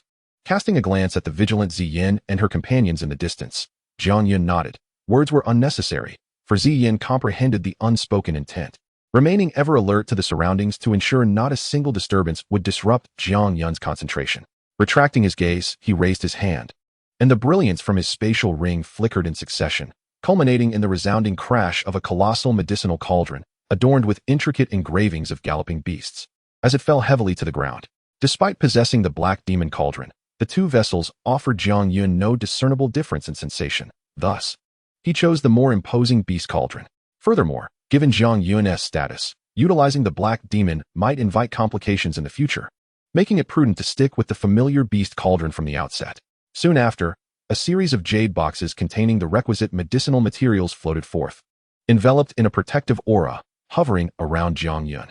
A cursory examination revealed an impressive array, numbering at least 100 varieties of ingredients, each of which was essential for crafting 7th-tier or higher elixirs, often requiring a considerable quantity of resources. The demands on spiritual energy were exceedingly high. For those lacking in soul manipulation skills, merely gazing upon such a plethora of materials would likely induce dizziness, let alone the daunting task of refining them. Once the materials were extracted, a white flame ignited, swiftly devouring them as Jiang Yun carelessly tossed them into the cauldron. The flames roared violently, causing the ambient temperature to rise dramatically. As the fire blazed, the engravings of the beast cauldron came to life, emitting a thunderous roar, revealing their ferocity. A gentle wave of spiritual energy radiated from Jiang Yun's brow, invigorating the verdant grassland, which now appeared to flourish even more vibrantly. As countless weeds shimmered with a radiant green glow, teeming with vitality and expanding outward with haste. Beneath the surface, buried deep within the soil, grass seeds, influenced by this surge of spiritual energy, exhibited an exuberant vitality. Continuous streams of spiritual energy flowed into the cauldron, regulating the temperature of the white flames and sensing the changes within.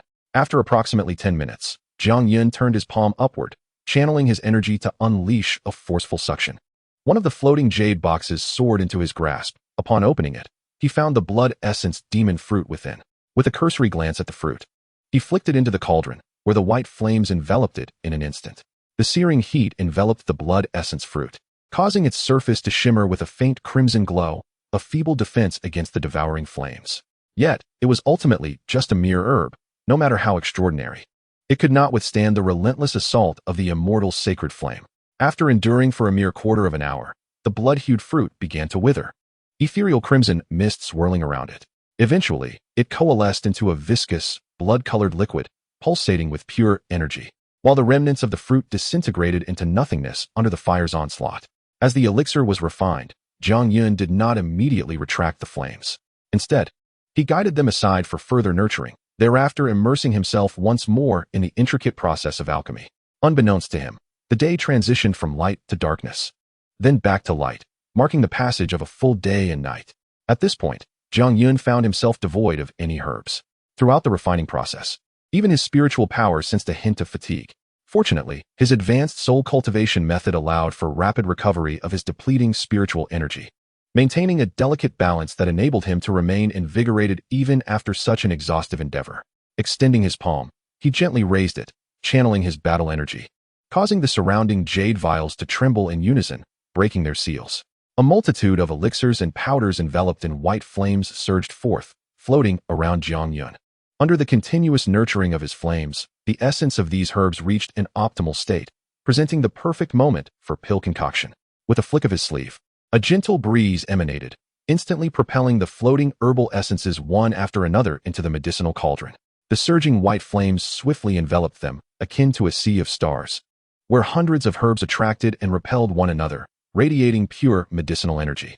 With focused intent, Jiang Yun's gaze fixated on the cauldron, his soul power, imbued with spiritual fluctuations, spread throughout every corner, causing the herbal essences to gleam brilliantly. Forming a seal with his hand, he unleashed a torrent of soul energy that surged into the cauldron, commanding, "Consolidate." As his voice echoed, the tumultuous white flames within the cauldron swirled like a fiery vortex, urging the liquids and powders to converge. A thunderous sound erupted as the pure medicinal forces clashed, creating ripples that sent the white flames dancing wildly, colliding against the cauldron's inner walls. The beast cauldron quivered slightly, each wave of impact rivaling the force of a battle emperor's strike. The potency contained within the 8th grade pill was now evident. However, at this moment, to stabilize the liquid within the cauldron, Jiang Yun swiftly directed his soul power, guiding the fusion of the medicinal forces to prevent them from dissipating after their fierce collisions. As Jiang Yun's soul energy intertwined, the previously tumultuous essence of the herbs began to calm, the spiritual force acting as a lubricant, allowing the liquids to meld together seamlessly. Gather spirit. As the liquids began to merge, a miniature gathering spirit array formed in the palm of Jiang Yun's hand, enveloping the cauldron in its embrace. The intangible spiritual energy surrounding him, as it melded with the medicinal liquid, was meticulously compressed into the pill. This was Jiang Yun's unique secret to enhancing the quality of his elixirs. As the fusion progressed, and the spiritual essence within the pill intensified, Jiang Yun once again settled into a state of tranquility.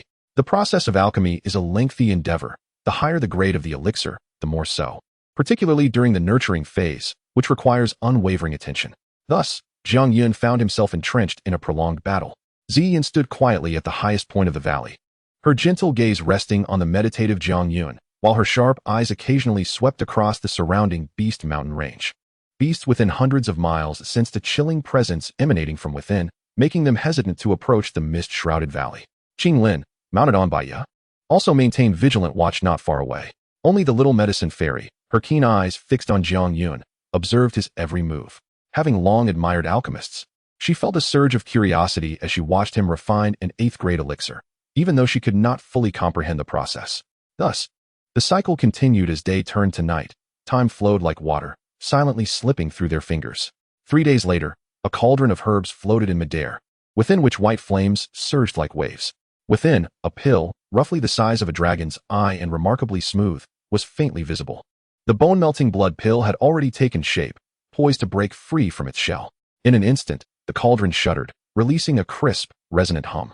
Following this sound, a rich, dense medicinal aura erupted from the cauldron like a volcanic eruption, revealing the source of this aura to be the perfectly rounded pill. The surge of medicinal essence grew increasingly vigorous, eventually shooting skyward. In response to this potent aura, a wild wind howled above the valley, clouds swirling tumultuously. As the forces of heaven and earth converged like crashing waves, layer upon layer of heavy, dark clouds materialized, cloaking the sky and blocking the sunlight. Pressing down upon the valley, thunder rumbled ominously, and under the watchful gaze of the four, the storm clouds churned, gradually revealing hues of red, blue, and purple. Colored Danlei, Jiang Yun murmured softly as he gazed at the pill thunder above. Ziyan straightened her delicate form, her eyes fixed on the overcast sky, feeling the immense power it exuded. What terrifying Danlei! Is this the hallmark of an 8th grade elixir? She said, her voice tinged with concern. Alas, my strength is still insufficient. I feel I cannot keep up. Yet, she resolutely circulated her internal energy, preparing for action at any moment. The colored Danlei. Master Jiang truly is an 8th grade alchemist. In the distance, Baiya, trembling beneath the thunder, stared in awe at the overwhelming might of the Danlei, while glancing at the faintly visible dark red pill within the beam of light.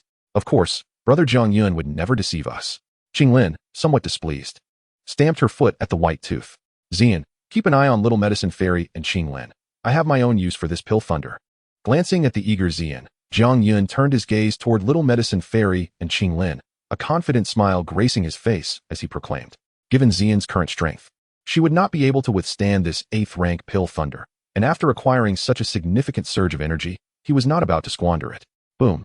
At that moment, a colossal rumble echoed, and amid the roiling thunderclouds, a tricolored lightning bolt descended with swiftness akin to a giant serpent, bursting forth from the clouds. Its target unmistakably the dark red pill. Come forth. Chapter 93, 5 stars. Observing the descending pill thunder, Jiang Yun let out a hearty laugh, his foot striking the ground with such force that he soared into the sky. Then, amidst the worried gazes of Ziyan and the others, he crashed directly into the formidable lightning. Boom. The fierce lightning surged around him, and Jiang Yun felt sharp jolts of pain. A tingling sensation enveloped him. It seemed his physical body still fell short, unable to withstand the pill thunder at this moment. In an instant, Jiang Yun made his assessment. His physical strength was insufficient to endure the 8th rank pill thunder. Having tested the limits of his corporeal form, he no longer pressed recklessly. As dark energy surged around his body, the lightning power surrounding him seemed to encounter an unimaginable force, dissipating at an astonishing rate. Once the first bolt of pill thunder was entirely absorbed, Jiang Yun felt the surge of fighting spirit within him, his gaze fixed intently on the thunderclouds above. While others refining pills could only harvest a fraction of their energy, he was intent on extracting every ounce of value from this pill. Neither the pill thunder nor the pill itself would be spared. Ha ha ha, devouring heaven and earth. With a thunderous laugh, Jiang Yun unleashed a terrifying black flame that rapidly engulfed half the sky, its oppressive might snatching dominion from the pill thunder. The sky appeared eerily divided. One half ablaze with tricolored lightning, the other half a seething sea of black flames. Boom boom. As if incited by Jiang Yun's actions, the clouds churned violently, and an unusual suction force erupted from them. Under the watchful eyes of the group, the thunderclouds began to slowly contract. Yet Jiang Yun could distinctly sense the energy within them steadily rising. Boom. The resplendent lightning danced across the sky like a roaring dragon, unleashing brilliant rays as it swept down with the intent to punish Jiang Yun for his audacity against the heavens. Bring it on. With fervor igniting in his eyes, Jiang Yun shouted, his hands swiftly forming seals. The vast sea of black flames began to churn rapidly before their eyes, ultimately transforming into an ancient colossal beast. Its body as dark as ink. The colossal beast possessed an exceedingly bizarre form, its entire body enveloped in a pitch-black hue, rendering its eyes and nose virtually indistinguishable. Yet, its enormous mouth stood out remarkably, and the moment it manifested, a dreadful force of devouring energy emanated from the creature. As it took shape, Jiang Yun raised his hand and pointed. In the next instant, the beast's gaping maw opened wide, and black ripples surged forth from its abyss-like mouth, voraciously engulfing the Danlei. Above in the heavens, thunder resounded with an unrelenting roar, and the swirling tricolored thunderclouds resembled a lightning manufacturing machine, continuously spewing forth increasingly potent and resplendent bolts of lightning, all of which fell into the beast's cavernous mouth. From a distance, the spectacle was indeed magnificent. This fellow, Xiao Yun, possesses such extraordinary abilities. Beside him, Ziyan was taken aback by Jiang Yun's maneuver, astonished at every turn. Even she was unaware of the multitude of techniques Jiang Yun had yet to unveil. It seemed that with each display, he consistently expanded her understanding. She was certainly aware that Jiang Yun possessed a flame of obsidian hue with devouring powers, yet she had never fathomed that such flames could achieve this extent. The tumultuous tricolored Danlei raged on for nearly 10 minutes before gradually subsiding. During this span, nearly 100 terrifyingly potent bolts of lightning surged forth from the thunderclouds. Yet none could breach the defenses Jiang Yun had established. Boom. Ultimately, sensing its inability to contend with him, the thunderclouds surrendered this formidable challenge. The energy fluctuations within the clouds beginning to wane. After such a prolonged assault, did they intend to depart unscathed? However, Jiang Yun harbored a differing opinion. With a cold snort and a sweeping gesture of his hand, he commanded the black flame beast to open its mouth wide, facing the thunderclouds. Its enormous maw resembled a black hole, unfathomable in depth. In the astonished gazes of Ziyan and the others, it voraciously consumed the remnants of the thunderclouds before them. After devouring the thunderclouds, the colossal black flame beast transformed into a flicker of flame, returning to Jiang Yun's body. Feeling the surge of energy within him, Jiang Yun knew it was time to break through. Yet, before doing so, his gaze turned toward the dark red pill suspended in midair, exuding a rich medicinal fragrance. With a beckoning hand, he summoned his inner energy, unleashing a powerful attraction that drew the pills swiftly into his grasp. From an external perspective, the 7th and 8th grade pills appeared quite similar. However, from the standpoint of an alchemist, the differences were stark. 7th grade pills contained concentrated energy but were lifeless, while 8th grade pills had already developed their own sentience, thus earning the designation of living pills or spiritual pills. A faint mist of spiritual essence swirled around the surface of the pill, coalescing into a vague image of a blood tiger. As the pill rested in his hand, it felt akin to grasping a pulsating heart, radiating a blood-red glow and exuding a potent vitality. Remarkably, it was a tricolored 8th grade pill. Suddenly, a voice filled with astonishment reached Jiang Yun's ears, a voice he recognized all too well. It belonged to the Yao Tianhua, whom he had saved and who had consumed the soul-nourishing elixir. Young friend, at such a tender age, you have already attained the rank of an 8th-tier alchemist. Such talent is truly unprecedented. At this moment, the voice of the esteemed Tianhua carried a hint of reverence. Previously, he regarded Jiang Yun as an exceptionally gifted junior. However, that perception had shifted. Jiang Yun had now become an 8th-tier alchemist, a status far more noble than that of a combat master. Considering his current circumstances, it would be no simple task to cultivate a rapport with an 8th-tier alchemist, even in his prime. His confidence in Jiang Yun's ability to resurrect him was now unwavering, and he contemplated how to ingratiate himself with this remarkably young alchemist, whose future prospects were undoubtedly boundless. Surviving his dire predicament had bestowed upon him this precious opportunity, which he was determined to seize. Since the esteemed Yao has awakened, it appears he has recovered quite well. Jiang Yun seemed to have anticipated the sudden voice and displayed no surprise. Thanks to your elixir, the debt of gratitude is beyond words. From now on, this frail body of Yao Tianhua shall heed your commands. The esteemed Tianhua was astute and immediately sought to ingratiate himself. However, Jiang Yun's response was noncommittal. He neither agreed nor disagreed. Brother Jiang Yun, is this truly the 8th-tier elixir? How could it transform in such a manner? It won't actually become a sentient being, will it? At that moment, Ziyan and Ching Lin, along with the little medical fairy, had also approached Jiang Yun's side, gazing at the blood-colored tiger. Ching Lin could not help but exclaim in admiration. The esteemed Tianhua understood the moment was not appropriate for him to interject. Thus, he chose to remain silent. Ziyan and the little medical fairy were captivated, their eyes sparkling with curiosity as they looked at Jiang Yun. After all, this was a closely guarded secret of alchemists, who wouldn't be intrigued. Once Jiang Yun had secured the elixir, he turned to the three and smiled. 9th-tier elixirs can indeed transform into true sentient beings. It is said that such elixirs can cultivate autonomously, becoming indistinguishable from us. Upon hearing Jiang Yun's revelation, Ziyan and her companions widened their eyes in shock, struggling to fathom the concept of an elixir taking on human form. Is that still considered an elixir? The little medical fairy blurted out, unable to contain her astonishment. What do you think? Jiang Yun responded with a smile. In the face of his rhetorical question, the little medical fairy glanced at the blood-colored fierce tiger suspended in Jiang Yun's palm. Apart from its size, its lively eyes bore no distinction from the magical beasts she had encountered before. The image of a sentient being consumed was too jarring to visualize. Shaking her head vigorously, the little medical fairy sought to dispel the overwhelming imagery from her mind. Ziyan, however, was undeterred by the notion of human or beast. Her gaze remained fixated on the elixir in Jiang Yun's hand, her desire palpable, nearly drooling at the thought. As a magical beast, particularly a rapidly growing Tai Su ancient dragon, any high-tier elixir held immense allure for Ziyan. Suddenly, the pill vanished from Ziyan's sight. She hurriedly looked up, only to find Jiang Yun smiling teasingly at her. Ziyan's face flushed with embarrassment as she scratched the back of her head. Had she not seen an 8th-grade pill before? Her curiosity was purely innocent.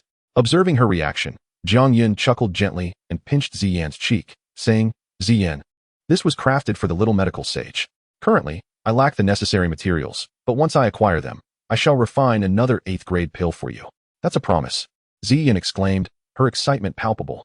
As their conversation unfolded, Jiang Yun was continuously refining the sacred heavenly demon flame of thundercloud within him, when suddenly, an exceptionally pure energy surged forth, coursing through his meridians. Crack! A barely audible sound resonated, as an overwhelming force erupted from Jiang Yun's body, flooding the surroundings with its intensity. This surge lasted but a fleeting moment before Jiang Yun swiftly reined it back in. Yet the abrupt change did not escape the notice of Ziyan, who was nearby. Xiaoyun. Ziyan gazed at Jiang Yun, her eyes sparkling with joy. Indeed, it's 5-star. Jiang Yun replied with a light chuckle, casually clenching his fist and relishing the significantly enhanced fighting spirit within him, a smile of delight gracing his face. You've completely caught up with me. Upon hearing Jiang Yun's words, after an initial thrill, Ziyan was overtaken by a sense of defeat and urgency. It's all right. I'm merely a powerless alchemist and still require your protection. Sensing her despondence, Jiang Yun affectionately tousled her violet hair, his face adorned with a tender smile. Hee. At Jiang Yun's endearing words, Ziyan's eyes immediately turned crescent-shaped with glee. In the future, Ching Lin can also protect brother Jiang Yun. At this moment, Ching Lin, standing nearby, raised her hand assertively. All right, but Ching Lin must train diligently. Jiang Yun encouraged the enthusiastic Ching Lin. With Jiang Yun's encouragement, Ching Lin felt an invigorating surge of motivation. Little medical sage, the pill has been successfully refined. We can now address your physical condition. At this juncture, Jiang Yun's gaze shifted to the ethereal girl standing beside them.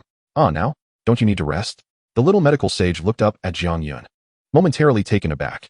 I'm fine. Resolving your issue sooner will also allow me to rest easy. Jiang Yun's words stirred a flicker of emotion within the little medical sage. Subsequently, Jiang Yun led her back to the wooden cabin in the valley, while Ching Lin and Ziyan stood guard around them. Inside the cabin, Jiang Yun looked at the little medical sage and smiled softly, saying, "Leave everything to me from here on." As his words fell, he sensed the little medical sage's sudden tension. "Do not worry. Although I lack complete assurance, with my preparations, even in the worst-case scenario, I can ensure your safety. If that is the case, let us begin." Upon hearing this, the young healer nodded gently, taking a deep breath to quell the tension within her heart. She then settled cross-legged upon the bed, her upper body erect, the graceful curve of her slender neck and waist forming an enchanting silhouette. Jiang Yun acknowledged her with a nod, raising his hand to summon a jade box, within which lay a viscous mass of emerald green, slowly writhing. Indeed, it was the Bodhi transformation essence he had acquired previously. "I must incinerate your physique and even your soul with the power of flames," he articulated. "A person's attributes are dictated by their soul force. I shall harness the devouring power of the sacred heavenly demon flame to consume the very essence of your toxic body. And then, with the life force of the Bodhi transformation essence, awaken the innate wood attribute within you. Throughout this process, you shall endure the searing agony of flames. Should you falter, all will be in vain. Are you certain you wish to proceed?" The young healer gazed at Jiang Yun, whose expression was grave, and nodded resolutely. Having come this far, she would never concede defeat. "Rest assured, I am here," Jiang Yun reassured her with a gentle smile. As a fiery blaze of black and white flames erupted from his left palm, the sacred heavenly demon flame. With a flick of his hand, the flames surged forth, enveloping the young healer entirely. In an instant, the terrifying heat of the strange fire incinerated her white dress to ashes, leaving no remnants. Her flawless figure, akin to sheep fat white jade, yet still somewhat youthful, was laid bare before Jiang Yun's eyes. However, neither of them had the capacity to dwell on such thoughts at that moment, for the young healer found herself bereft of rational thought. The excruciating pain delving into her very soul, threatening to render her unconscious. Soul Link, just as she was on the brink of collapse, a violet chain descended deep into her soul. Instantly, an indescribable sense of relief washed over her, making the previously unbearable agony of the flames seem somewhat more tolerable. Chapter 94. I Am Destiny. Boom. Simultaneously, as if sensing a grave threat, a torrent of terrifying dark gray toxic mist erupted violently from the young healer's body. Her violet eyes began to shift rapidly towards a grayish-purple hue, the transformation quickening, and it would not be long before they became entirely devoid of color. At that moment, the young healer began to levitate slowly, her once violet hair gradually transforming into a bleak gray. This gray exuded an aura of death, devoid of any vitality, instilling a shiver that resonated from the depths of the soul. When the toxic body fully erupted, this gray would swiftly consume all life force of its host. Though the young healer was still far from the complete manifestation of her toxic body, Jiang Yun's actions had accelerated this process dramatically. Their only path forward now was one of success. As the gray poisonous mist enveloped the surroundings, the flush on the little healer's cheeks dissipated swiftly. Her once gentle visage gradually faded, revealing the faint traces of anguish and struggle in her brows. Clearly, the backlash of the poison and the searing flames were unbearable. Even with Jiang Yun's assistance, steeling herself, she resolved not to let the agony of the poison erode her will. Jiang Yun cast a glance at the gray toxic fog surging forth from the little healer's body and intensified the flame's heat. Sizzle, sizzle. At that moment, the dense gray poison on the little healer's surface erupted with a fierce hissing sound, as if it had encountered its nemesis, then retreated with lightning speed. Ultimately retreating back into her body, it converged at the dantian, located in her abdomen, where the colorful threads intertwined. As the poison re-entered her body, the little healer's eyes turned gray, the aura of death growing ever more pronounced, and her body instinctively sought to flee from the perilous vicinity. However, with Jiang Yun's prowess, if the little healer, devoid of combatants, could not hold her ground, she would surely perish. Just as her body began to move, his hand pierced through the black and white flames, pressing firmly upon her delicate shoulder, compelling her downwards with force. "Consume it," he commanded, as a surge of spiritual power poured forth from his brow, precisely manipulating the state of the sacred heavenly demon flame. Upon his command, the inky flames seemed to respond instantly, dispersing into countless tiny flames that penetrated the little healer's skin, racing into her body in a frenzy to chase after the myriad of gray toxins. Simultaneously, the white, undying sacred flame entered her soul, continuously infusing her with vitality, purging the toxic attributes from her essence, while steadfastly preserving the life force within her. The pervasive black flames nearly enveloped every corner of the little healer's body, even delving into the depths of her soul. With Jiang Yun's current mastery over spiritual realms, he effortlessly commanded the flames. Under his guidance, the residual toxins within her were completely devoured, all remaining toxins converging towards her abdomen. Countless subtle sounds echoed from within her, culminating in a thick ring of black sacred heavenly demon flame forming around the toxins in her abdomen.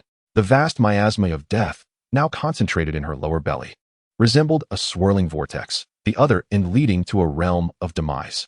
This was the very source of the malevolent poison within her.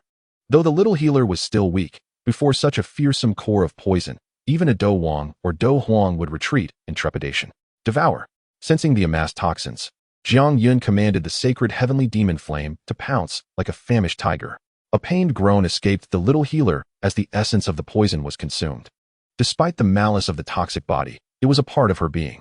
With its essence devoured, her body naturally reacted. Consume it. Jiang Yunfei swiftly retrieved the freshly crafted bone-blood melting pill and presented it to the lips of the little medicine fairy. Drawing upon her dwindling resolve, she hastily swallowed the elixir, astonished that her first ever pill was an 8th-grade remedy. In that moment, a sense of surrealism enveloped her. As the bone-blood melting pill entered her being, it dissolved instantaneously, infusing her entire body with a surge of vitality. Her previously deteriorating condition came to a halt and began to improve gradually. The flesh and tendons that had been ravaged by the toxic miasma were revitalized, and the intensity of their newfound life surpassed that of the past. Witnessing this transformation, Jiang Yun continued to manipulate the sacred heavenly demon flame. As time elapsed, the essence of the cursed poison within her was nearly consumed by him. With a mere gesture, he summoned the viscous, almost sentient Bodhi essence, drawing it into his palm, where it was enveloped by white flames. Upon contact with the fire, the Bodhi essence writhed violently, as if seeking to escape the flames. Jiang Yun was resolute in preventing its escape. Although the Bodhi essence possessed remarkable properties, it required the refining touch of the unusual flames before it could be applied directly to the little medicine fairy. Under the intense heat of Jiang Yun's flames, within just a few breaths, the Bodhi essence ceased its struggle. As it was incinerated, myriad emerald dust particles began to emerge from it, not fully detaching but rather coalescing at the base, forming a small, thumb-sized emerald orb, indeed, a Bodhi seed. However, Jiang Yun had no time to dwell on this. He swiftly grasped the refined Bodhi essence and pressed it against the smooth expanse of the little medicine fairy's abdomen. As the Bodhi essence made contact with her skin, it emitted a peculiar radiance, silently penetrating her body through the pores. With its entrance, a vibrant green hue rapidly spread from her abdomen, enveloping her entire being within moments. Countless droplets of emerald liquid clung to every corner of her form. Most critically, at the core of her being, droplets of this green liquid surged inward. And as the Bodhi essence flooded in, the miasmic vortex of toxic gas began to react violently, swirling in a frenzy. Ultimately, the remnants of the poisonous essence were swiftly neutralized by the vigorous life force contained within the Bodhi essence. At this moment, the little medicine fairy emanated a luminous green glow. Jiang Yun distinctly observed that as the essence of the cursed poison dissipated, her mutated wood attribute, once tainted with toxicity, began to awaken slowly under the nurturing influence of the Bodhi essence, a treasure of the wood attribute. Moreover, after the shattering and subsequent reconstruction, one could distinctly perceive the extraordinary affinity between the newly formed entity and the surrounding wood elemental energy. Have I inadvertently created a sacred body of wood? This unexpected outcome left Jiang Yun astounded, yet it appeared to be quite favorable. Little medical immortal, channel your battle energy and condense a swirling vortex of wood elemental energy. Sensing the disappearance of the toxic essence within her body, Jiang Yun softly urged, preparing to seize this opportunity to firmly establish the attributes regained by the little medical immortal. Following Jiang Yun's instructions, the little medical immortal promptly began to channel her battle energy, gradually compressing the vast vortex of battle energy in accordance with the breakthrough methods imparted by Jiang Yun and his companions. Soon, bolstered by the abundant wood elemental energy, she successfully formed a wood energy cyclone, officially breaking through to the status of a warrior. Yet the events were far from over. The immense power of the Bodhi transformation surged forth, and with her breakthrough, the little medical immortal's aura soared as if propelled by a rocket. 3-star warrior, 5-star warrior, 7-star warrior. Ultimately, with Jiang Yun's assistance, the little medical immortal firmly established herself as a 1-star battle master. Observing the familiar strength of the little medical immortal, Jiang Yun took a moment to assess her state. With the dissolution of the toxic essence, her previously pallid skin now radiated a healthy flush. His gaze shifted to her smooth, flat abdomen, where the vibrant patterns still remained, yet he could no longer sense the oppressive poison, only a vibrant vitality. Realizing that there was nothing amiss, Jiang Yun suddenly became aware that the little medical immortal was still unclothed. Though still somewhat inexperienced, her figure was perfectly proportioned. Her skin fair and delicate, and her slender waist exuded an unparalleled allure.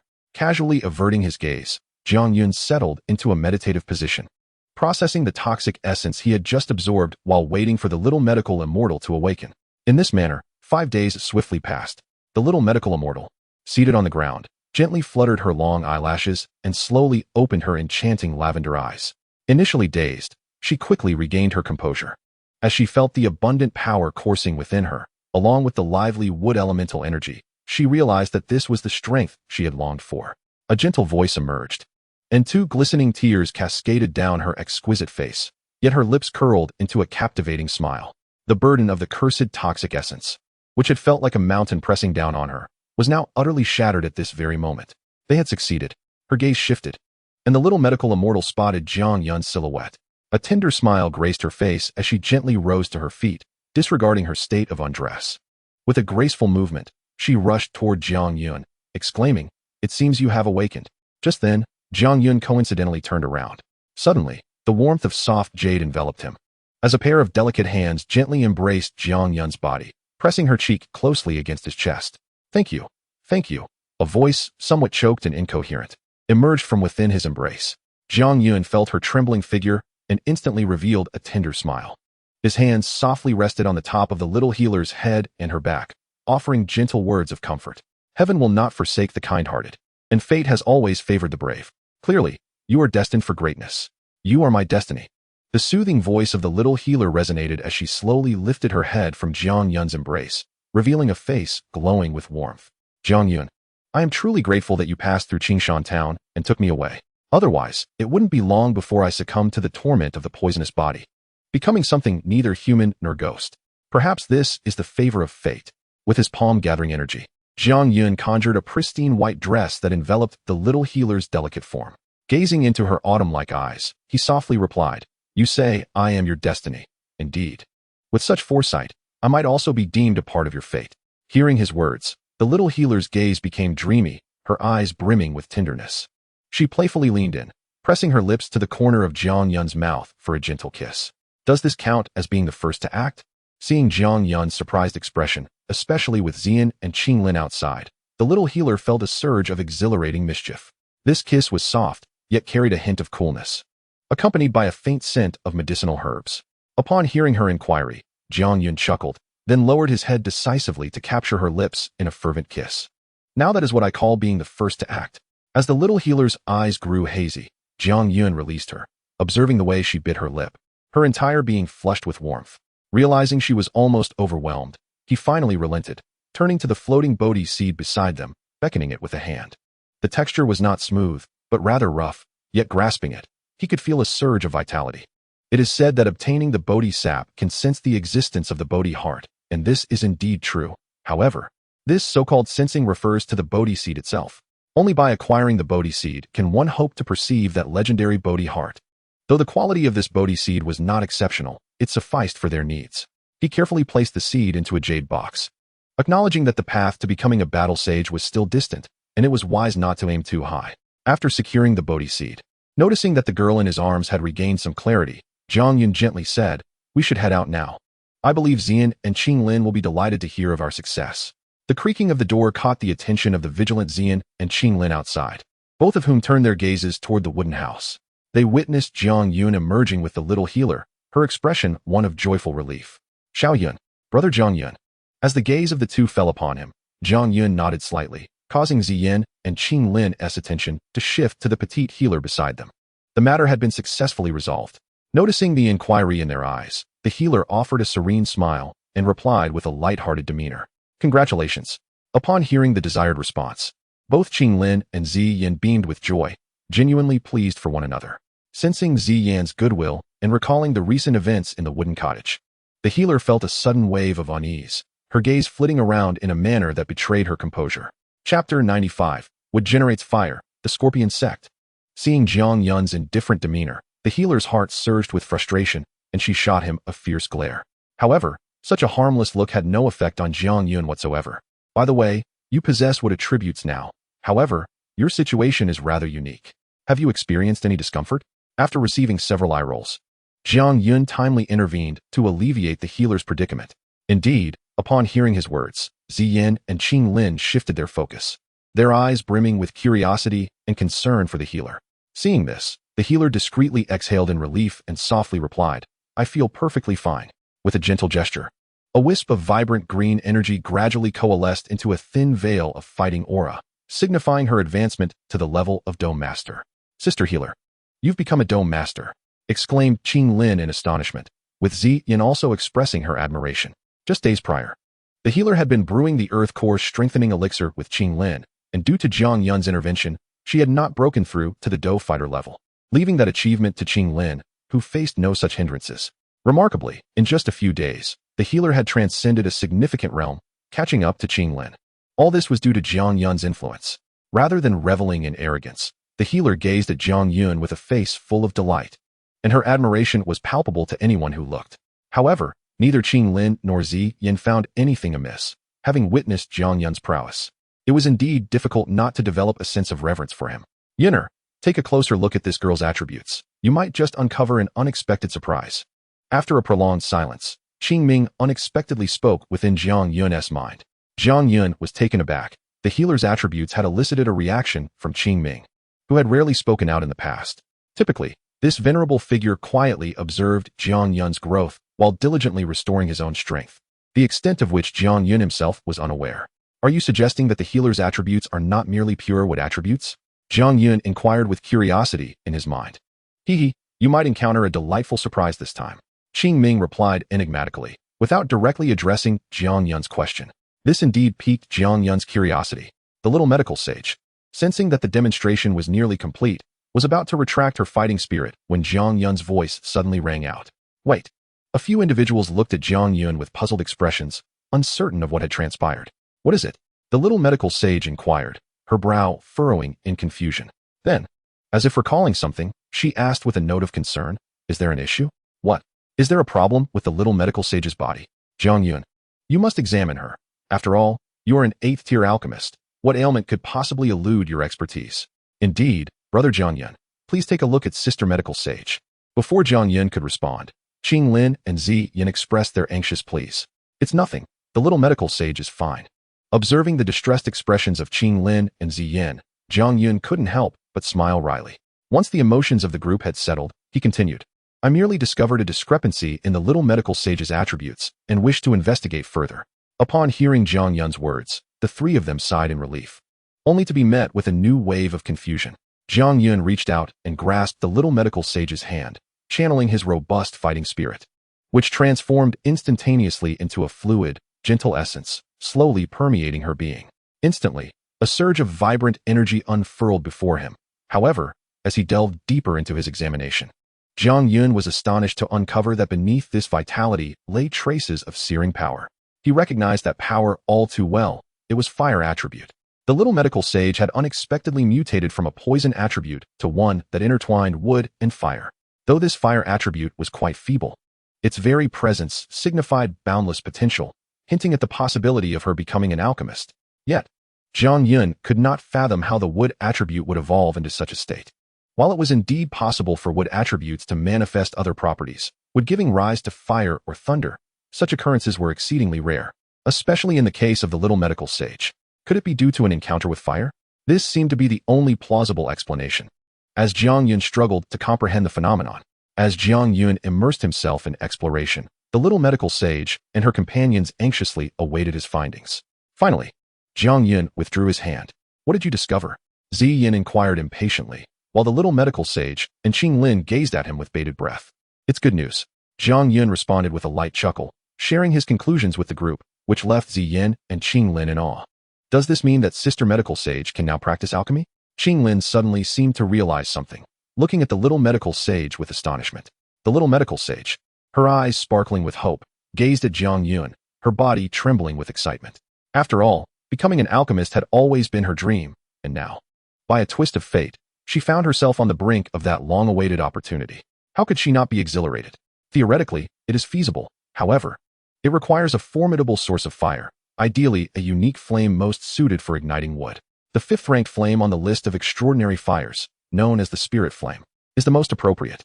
Yet, this flame is notoriously elusive, and there is currently no information regarding its whereabouts.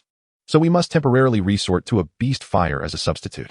In response to the eager gaze of the little medicine fairy, Jiang Yun slowly nodded and continued, however, given your circumstances, while there is a significant probability of successfully concocting a potion, it will be exponentially more challenging than for an ordinary alchemist. The extent of your future achievements remains uncertain. That's all right, as long as I can refine medicine, even if it's merely a low-grade first-tier pill. I will consider it a wish fulfilled. Before Jiang Yun could finish his sentence, the little medicine fairy eagerly interrupted him. Very well. We shall make a trip to the imperial city, and perhaps we can find a suitable source of fire along the way. I will teach you the knowledge of an alchemist during our journey, Jiang Yun stated, acknowledging her enthusiasm. Are we leaving here? Ziyan exclaimed with excitement. Clearly tired of her secluded life. There are no suitable medicinal materials left. We have no reason to linger here. Are we departing? The little medicine fairy turned back reluctantly to gaze at the unforgettable valley. Sister little medicine fairy, we will have the opportunity to return and visit again. Ching Lin gently consoled, sensing the fairy's wistfulness. Thank you, Ching Lin. The little medicine fairy felt considerably better upon hearing Ching Lin's comforting words, even though they all understood that once they left, it might be a long time before they could return. Just as they finished packing and prepared to leave, a sharp cry suddenly pierced the air from the distant sky. Upon looking up, they saw a massive blue eagle soaring rapidly through the depths of the mountains, circling above the valley in mere moments. It's Xuan. The little medicine fairy exclaimed with delight upon spotting the first-tier blue eagle, an initial-tier blue eagle. The group's attention was drawn to the majestic creature. Jiang Yun keenly sensed the tremor in its gaze. However, upon locking eyes with the little medicine fairy, the creature surprisingly restrained its fear and lingered. Such a loyal and compassionate magical beast. Let us assist you, Jiang Yun declared, raising his hand as a white chain spiraled forth, transforming into a flash of lightning that sped towards the eagle. Not long after, a colossal blue eagle flapped its wings, soaring swiftly into the sky, with powerful gusts of wind rushing past. Upon its back sat 4 figures, Jiang Yun and his companions. Compared to moments ago, the blue eagle seemed to have undergone a transformation. With each flap of its wings, a pale blue whirlwind surged forth, accelerating its speed. Many magical beasts in the Beast Mountain range became increasingly apprehensive upon sensing its aura, for the blue eagle now radiated an unmistakable presence of the 4th tier. This is indeed the masterpiece of Jiang Yun, who once again invoked the sacred heavenly demonic flame to awaken the latent bloodline power within his adversary. However, the formidable bloodline power within the blue eagle was exceedingly thin, and despite Jiang Yun's enhancement, it could only attain the 4th tier of prowess. Nevertheless, this level of cultivation is the pinnacle that most magical beasts can scarcely hope to achieve in their lifetime. Presently, even the most anxious medical sage can find solace. A 4th tier flying magical beast, as long as it remains stable, is sufficient to thrive in this realm. Surrounding the Jama Empire are 3 great empires, the Luoyan Empire, the Molong Empire, and the Chuyan Empire, each boasting greater strength than the Jama Empire.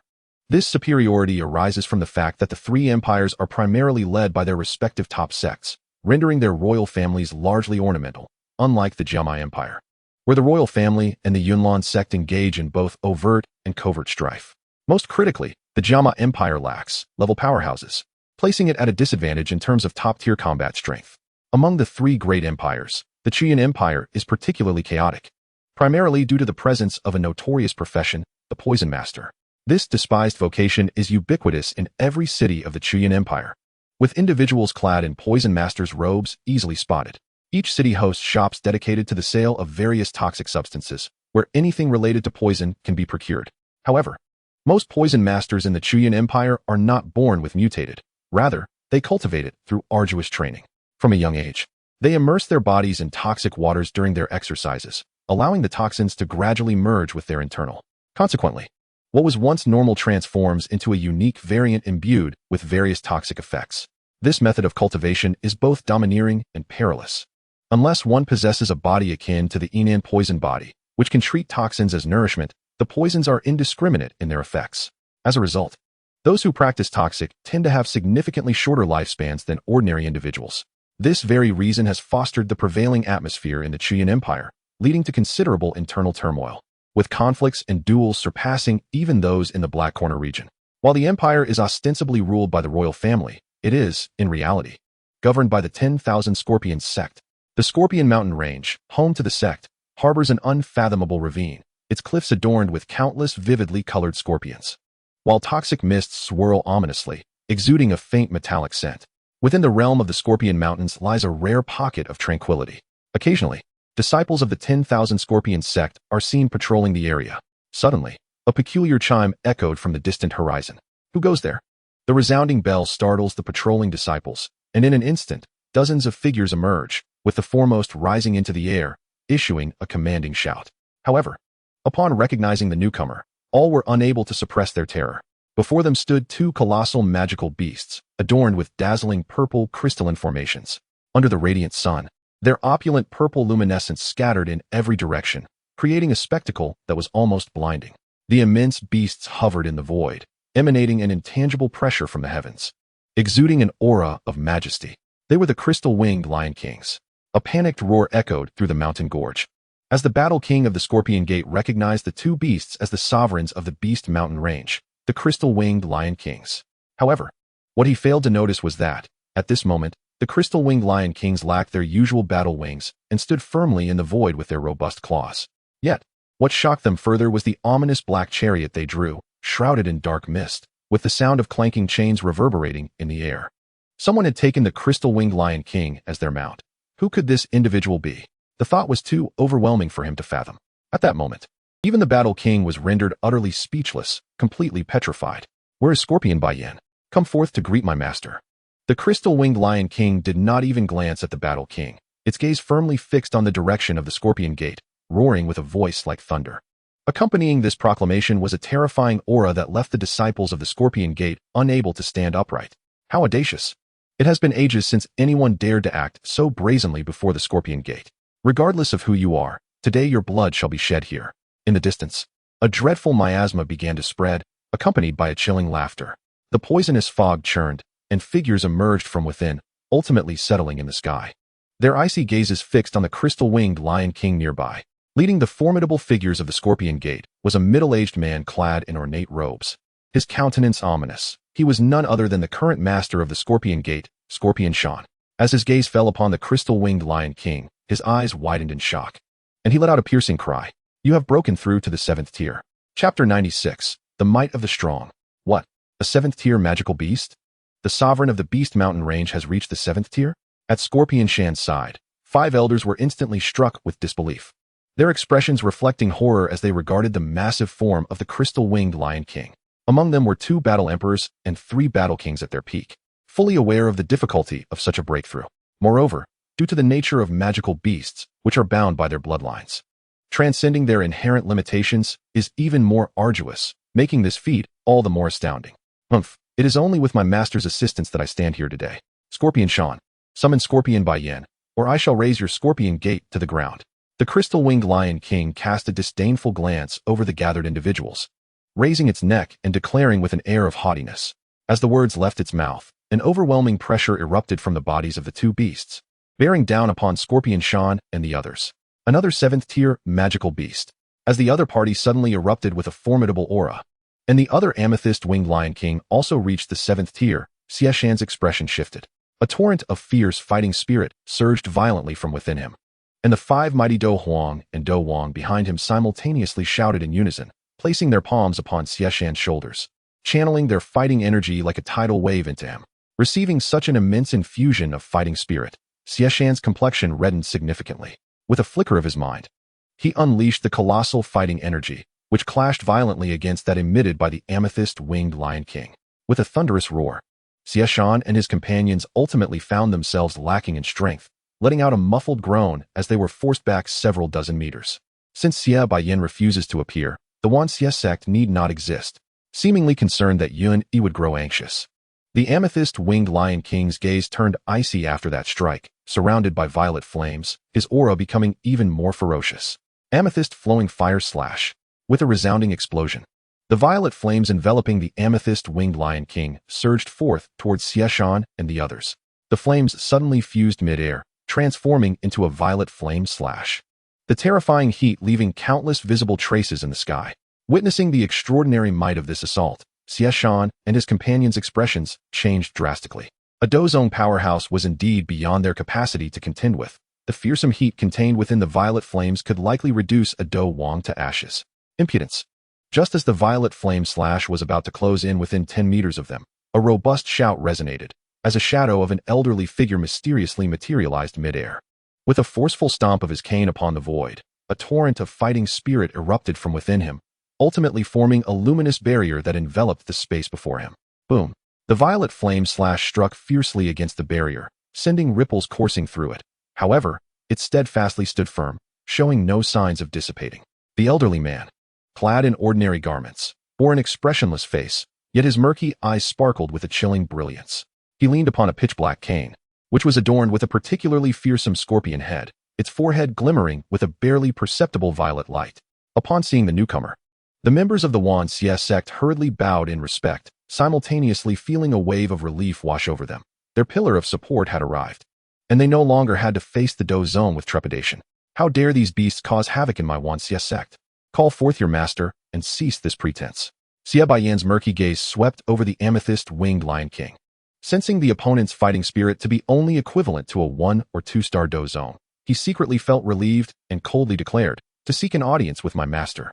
You are woefully underestimating Xie Baiyan. Amethyst. At that moment, a detached voice emerged, imbued with an unusual power that instilled a profound silence within the hearts of all present, causing Xie Baiyan's heart to leap unexpectedly. With merely a voice, the arrival has demonstrated an extraordinary level of spiritual cultivation, indicating that a formidable presence has indeed graced us. Under the gaze of the assembled crowd, a slender hand lifted the curtain of the vehicle, and Yun slowly emerged from within. However, his appearance left everyone present momentarily stunned. He was remarkably youthful. Despite appearing to be merely 18 or 19, his vibrant energy unmistakably revealed his still tender age. Young master, the amethyst-winged Lion King gazed at Jiang Yun, lowering its massive head, its eyes brimming with an unprecedented fervor. In that moment, even if Yun commanded the beasts to their demise, they would comply without hesitation. In their understanding, the moment they departed from the Beast Mountain, their lives ceased to belong to them. This is the terrifying nature of a fire slave. It does not completely strip you of your reason. You remain yourself, yet within your consciousness, you possess a master for whom you would sacrifice everything. The behavior of the amethyst-winged Lion King caused Scorpion Baiyan's pupils to constrict sharply, utterly dispelling any illusions he harbored. The newcomer indeed hailed from an unknown, formidable power. To arrive mounted on a 7th-tier magical beast was beyond imagination. Scorpion Baiyan, Yun's gaze settled upon him as he spoke in an unassuming tone. From this day forth, the Wan Scorpion sect shall serve me, shall it not? The young man's domineering voice resonated in the ears of all present. Devoid of any preamble, his tone strikingly calm, as if proclaiming an undeniable truth. At that moment, the members of the Wan Scorpion sect looked up, their expressions frozen in shock. Above them, against the backdrop of the darkened sky, the figure clad in white robes surveyed the surroundings with an air of authority. 2 majestic magical beast monarchs lay prostrate at his sides, radiating a celestial glow that rendered him akin to a divine entity, noble and extraordinary. Sunlight cascaded down, illuminating his face, revealing a remarkably handsome visage. Even the astute Scorpion Baiyan found himself momentarily dumbfounded by Yun's presence. When silence lingered, Yun's brow furrowed slightly, his indifferent yet profound gaze sweeping across the crowd. In an instant, a dragon's roar echoed throughout the vicinity. Behind Yun, dark mist swirled, revealing a serpentine shadow, a pitch-black demon dragon, enveloped in an enigmatic, abyssal flame that blotted out the sun, casting terror on the faces of all present. Heavens, what is that? It is a dragon. Amidst the black mist, there exists a true dragon. A dragon clan on the northwest continent. How terrifying. In that moment, gasps of astonishment erupted from the crowd, their shock palpable. Beyond the amethyst-winged Lion King, there was yet another hidden power. Who might this young master be? Yield or perish. The next moment, Yun's indifferent voice resonated, accompanied by an aura reminiscent of an unfathomable abyss pressing down upon Scorpion Baiyan. A muffled grunt escaped him as he was compelled to retreat several steps, overwhelmed by Yun's imposing presence. How is this possible? However, at that moment, Scorpion Baiyan had no time to concern himself with his internal injuries. Instead, he gazed in horror at Yun, while the others remained oblivious. How could he fail to recognize the truth?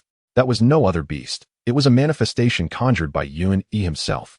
This revelation only deepened Scorpion by Yan's astonishment. How old was Yun? He could not even be a fraction of Scorpion by Yan's age, yet he had already ascended to the same realm. How could he possibly accept such a reality?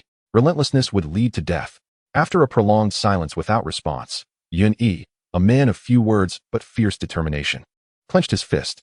A tempest of violent energy surged forth, ripping through the surroundings and creating a vast expanse of white waves. The thunderous roar reverberated as the terrifying force of his punch tore through the heavens. The dragon behind him trembled, its tail whipping fiercely, unleashing a torrent of flames toward Scorpion by Yan. This was perilous. Sensing the overwhelming aura, Scorpion by Yan's expression shifted dramatically. His form quivered as he violently swung his staff. From the scorpion's mouth atop the staff, 5 streams of rancid, poisonous light erupted, merging in midair into a colossal venomous serpent that surged toward the dragon. Boom! The fierce energies collided violently in the void, erupting with a series of hissing sounds, while wisps of faint smoke began to rise. Funeral of Souls. With the first strike initiated, the opponent would now face Yun Yi's tempestuous onslaught, gathering his combat energy. An enigmatic rune materialized in Yun Yi's hand. As the energy coalesced, the rune transformed into a deep crimson, seemingly coming to life, before leaping into the void and vanishing. Boom! A swirling vortex of pitch-black energy, spanning 100 feet, unexpectedly burst forth from the void, spinning rapidly, creating an illusion that even the very fabric of space was being drawn into it.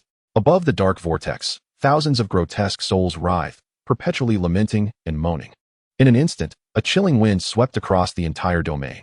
A mere glance at that dark vortex could evoke the sensation of one's very soul being consumed within. The eerie, mournful cries emanating from the vortex heralded its terrifying advance towards Scorpion by Yan. Blood Soul Technique. Witnessing the approaching assault, Scorpion by Yan's expression turned grave. With a furious shout, he slammed his staff into the void, causing his garments to rip apart. A blood-red giant scorpion tattoo on his body began to writhe, as if it were alive. As Scorpion by Yan altered his hand seals, the blood demon scorpion tattoo burrowed into his flesh, transforming him drastically. His hands twisted grotesquely into massive crimson pincers. Before long, he had morphed into a monstrous hybrid of man and scorpion, drenched in blood, exuding an aura of ferocity that soared skyward. I care not from whence you come or who stands behind you. If you seek my life, then today, you shall become the first offering in the grand culmination of my blood soul technique. At this moment, having ascended to the formidable rank of a 5-star Dou Zone, his power surged dramatically. Due to the nature of his techniques, he became somewhat erratic, his crimson eyes fixated on Yun and the amethyst-winged Lion King. With a tempestuous surge of violent energy, he brandished his massive blood-red pincers and launched himself toward Yun. Great burning flame palm. As the Scorpion King approached, exuding an aura that rivaled that of a 5-star Dou Zone, Yun Yi's expression remained devoid of any trepidation. Calmly, he extended his right palm and pressed forcefully against the Scorpion King. Buzzing. High above, a black fire dragon roared and swiftly twisted, morphing into a colossal black flaming hand, measuring 100 feet in size, descending fiercely upon the Scorpion King in synchronization with Yun Yi's hand movement. Damn it! How can you be this powerful? At this moment, facing the oncoming fiery handprint, the Scorpion King was engulfed by tumultuous waves of dread. He could scarcely fathom that such a young individual possessed such extraordinary prowess and terrifying might. With no time to ponder further, the overwhelming energy bore down upon him. The Scorpion King's countenance shifted multiple times as he gestured, propelling those behind him toward the handprint in a desperate attempt to shield themselves. Ancestor! Before they could even utter a cry of despair, several Dou Huang and Dou Wang were swiftly extinguished. Witnessing the fiery hand that posed no hindrance, the Scorpion King's expression altered drastically. His hands moved rapidly, condensing the remaining energy within him into a black energy sphere the size of a head in mere moments. As the black sphere materialized, the Scorpion King's aura diminished significantly. Gritting his teeth, he flicked his fingers, sending the black sphere hurtling forth. Boom! The two forces, each imbued with a terrifying energy that could shake even the strongest Dou Zone, collided fiercely. However, the anticipated stalemate never materialized. The black handprint, resembling an unfathomable abyss, voraciously devoured the black sphere.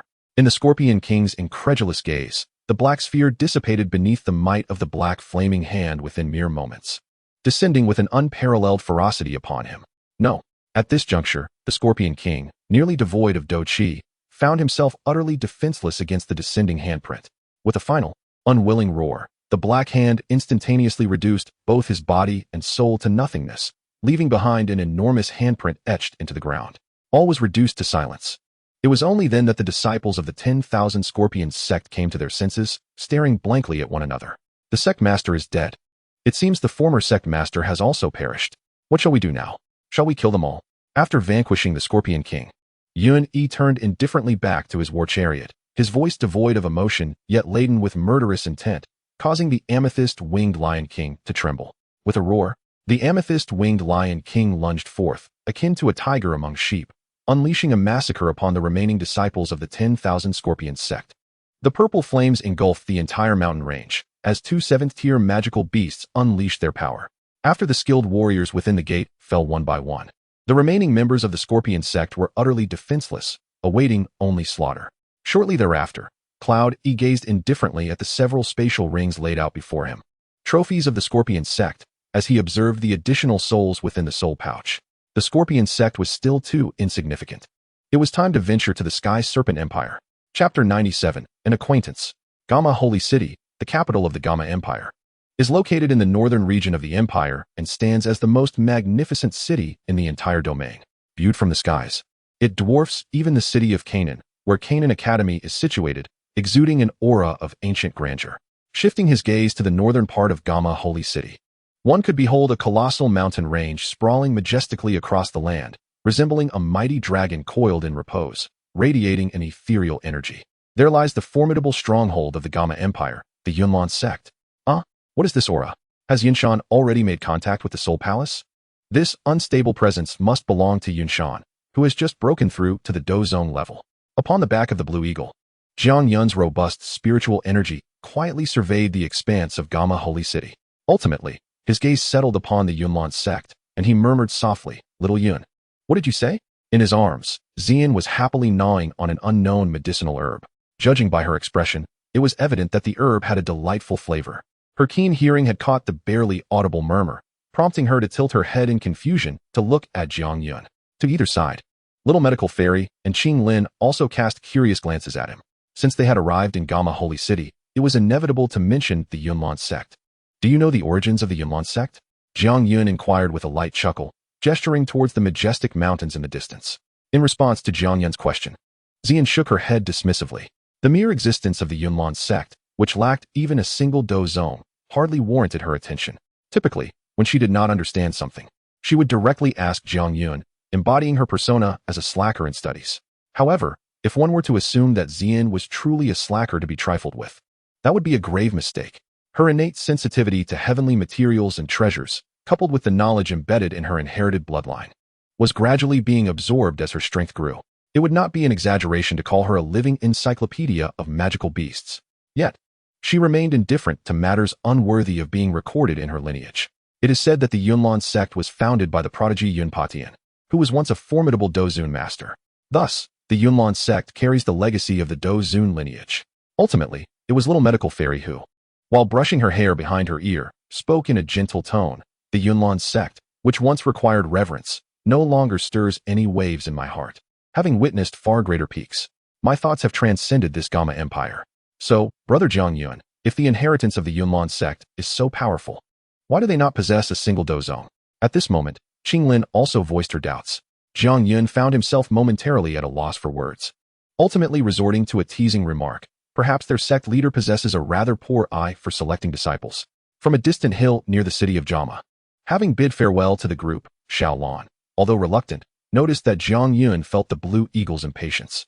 Casting a glance at the seemingly unfazed Ziyan, Jiang Yun appeared to have deduced the reason. Aware of Jiang Yun's gaze upon her, Ziyan turned her head momentarily, then immediately broke into a broad smile. The playful demeanor of Ziyan instantly alleviated the melancholy of parting, and Jiang Yun led the three of them toward Jama City, passing through the imposing, ancient, and heavily guarded towering walls. The four finally entered the city.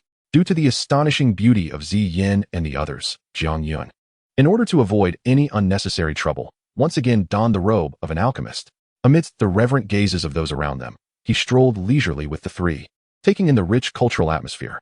After wandering for a while, Jiang Yun suggested, "Let us visit the auction house. It is said to be filled with rare treasures, and there should be something interesting to behold." The three women nodded in agreement, having no objections to Jiang Yun's proposal. Moreover, for Ziyan, even this was a novel experience. The middle family occupies a vast expanse within Jama City, being one of the three prominent families of the empire. Their influence in the capital only second to that of the royal family. Soon, the four arrived at the headquarters of the Middle Trading Company, the grand structure eliciting awe at their power in the capital. Inside the hall, armed guards were omnipresent, each adorned with the emblem of the Middle family, showcasing their direct authority. Jiang Yun casually scanned the surroundings, noting that most of the guards were at the level of battle masters. A testament to the Middle family's profound heritage, the hall was filled with countless crystal counters, bustling with a continuous flow of people. Within the crystal displays lay an endless array of curiosities, surrounded by a throng of figures engaged in lively conversation. Let us see if there is anything to our liking. Jiang Yun gestured to the three, but unfortunately, apart from medicinal herbs and items to enhance their strength, Ziyan showed no interest in the glittering treasures. Xiao Yixian also gently shook her head, and as for Ching Lin, there was no need to mention. If Ziyan and Xiao Yixian had no desire to browse, she certainly would not venture alone.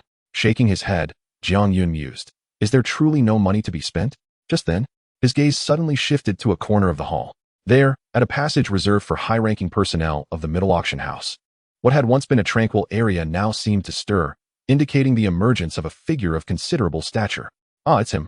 Sensing the chilling aura emanating from his very soul, a mischievous smile crept across Jiang Yun's lips. Before long, the recovered Haibadong emerged, accompanied by several figures. The urgency of the recent pleas from the Sea Elder and the royal family has intensified, along with those from the Mu and Nalan families. It is perplexing. During this period, they have collectively urged us to procure healing herbs. Dressed in splendid attire, Mitre Tingtian gazed at the silhouette of Haibadong before him, softly expressing his concern. An unmistakable shadow of worry etched upon his brow. As one of the three prominent families of the Jaimar Empire, the Mitre family should have ascended to become the third greatest power within the empire following the return of the formidable Haibadong. This should have been a cause for celebration.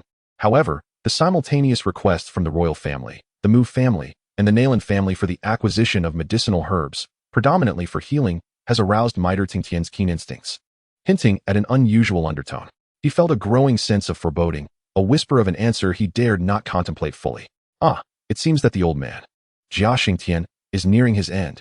In contrast to Mitre Tingtian's apprehensions, Haibadong exhibited a smirk, laced with disdain, though beneath it lay profound concern. His relationship with Jia Xingtian was neither particularly close nor entirely distant, yet the news of an old acquaintance's impending departure stirred a tempest within him. Observing Haibadong's candid demeanor, Mitre Tingtian felt a sense of helplessness. Unlike Mitre Tingtian, a woman in the crowd, exuding an enchanting allure in her striking crimson attire, was struck with a profound shock, unable to suppress an exclamation. Fortunately, she swiftly covered her lips, avoiding drawing attention. She was Mitre Yufei, who had been overseeing the branch in Wutan City. However, following the tumultuous events there, her family promptly recalled her. The other factions in the imperial capital similarly retracted their influence in Wutan City, leaving it seemingly forgotten for the time being. Upon returning to the imperial capital, Yufei was fortunate enough to gain Haibadong's favor, ascending to the position of chief auctioneer at the capital's auction house, thereby solidifying her standing within the Mitre family. Casting a glance at Mitre Tingtian, Haibadong remarked, "What is there to fear? If they dare to act, do they not permit me to speak?" With a glare directed at Mitre Tingtian, he noted that while his old companion was commendable, he lacked a certain audacity, exhibiting excessive caution. Shaking his head, Haibadong's gaze shifted, and suddenly, he trembled, his formidable emperor-level presence quaking as if witnessing something dreadful. "See, Elder, what ails you?" Haibadong's unusual demeanor naturally attracted the attention of several. Mitre Tingtian followed Haibadong's gaze, a flash of astonishment crossing his eyes. Before him stood a few remarkably charismatic young individuals, yet there was little more to behold, leaving him in a state of bewilderment. "Fool!" Mitre Tingtian's words snapped Haibadong back to reality, and he turned, unleashing a furious rebuke, spraying the other with spittle. Then, amidst the astonished stares of onlookers, he hurriedly approached the young man, his tone reverent, a demeanor he had rarely displayed in his lifetime. "The esteemed gentleman, last time." Haibadong was unable to recognize the benevolence of kind souls. "I am truly grateful for your magnanimity in forgiving my past transgressions and assisting me in breaking the seal. To see you once more today is indeed a stroke of fortune." Jiang Yun gazed at the reverent Haibadong before him with a playful glint in his eyes and remarked, "I must admit, I prefer the proud and untamed demeanor of the Ice Emperor." Haibadong was momentarily taken aback, then offered a wry smile, saying, "Why must you mock an old man like me? Ah, you are the old man who sold maps." At that moment, Ziyan recognized Haibadong. Clapping her hands in surprise, You are still alive. She cast a casual glance over him and curiously inquired. This is all thanks to the mercy you showed me back then, Hai Buodong replied, feeling slightly stifled by Ziyan's words. However, he dared not express any dissatisfaction, for he had encountered her before. The Dou Huang. Now that he had regained his strength, he felt a chill in his heart as he regarded her. Secretly relieved that he had escaped with his life back then, Ziyan turned to glance at Jiang Yun, and upon receiving a nod of affirmation from him, she no longer paid heed to the matter. Xiao Yixian and Ching Lin had become immune to the presence of the Dou Huang, merely reflecting on the scene without further emotional response. Let us not forget that there was still a Dou Huang entangled around Ching Lin's wrist, absorbing her Dou Qi. However, the members of the Meitel family in the distance were utterly astonished. When had they ever witnessed Hai Buodong bowing so low? Even the royal's enforcer, Xingtian, could not compel Hai Buodong to submit. The shrewd Meitel Tingshan immediately recognized the magnitude of the opportunity before him. Casting a glance at the three stunning beauties beside Hai Buodong, and then at his own descendants, he swiftly approached with a smile. Old Hai, since you are acquainted with this esteemed gentleman, let us retreat to the inner hall and extend our hospitality to our distinguished guests, shall we? What do you think, sir? Casting a disapproving look at the presumptuous Meitel Tingshan, Hai Buodong felt grateful to Jang Yun for releasing his seal. Yet, faced with an entity capable of controlling his very life, he felt a deep-seated apprehension, wishing only for the moment to pass. However, with Meitel Tingshan's invitation, he had no choice but to turn to Jang Yun with a forced smile. Very well, I happen to have matters that require the assistance of the Meitel family. Jiang Yun, having observed their subtle exchanges, quickly formulated a plan in his mind. Rather than pursuing them himself, it would be far more advantageous to have them present their valuable offerings willingly. Upon hearing Jiang Yun's agreement, Hai Buodong felt a surge of excitement.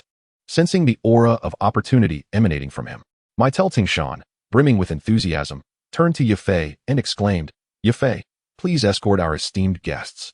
Yifei was momentarily taken aback, but, observing the exuberance on Meitel Tingshan's face, she quickly regained her composure and smiled at Jiang Yun, saying, Esteemed sir, please follow Yifei.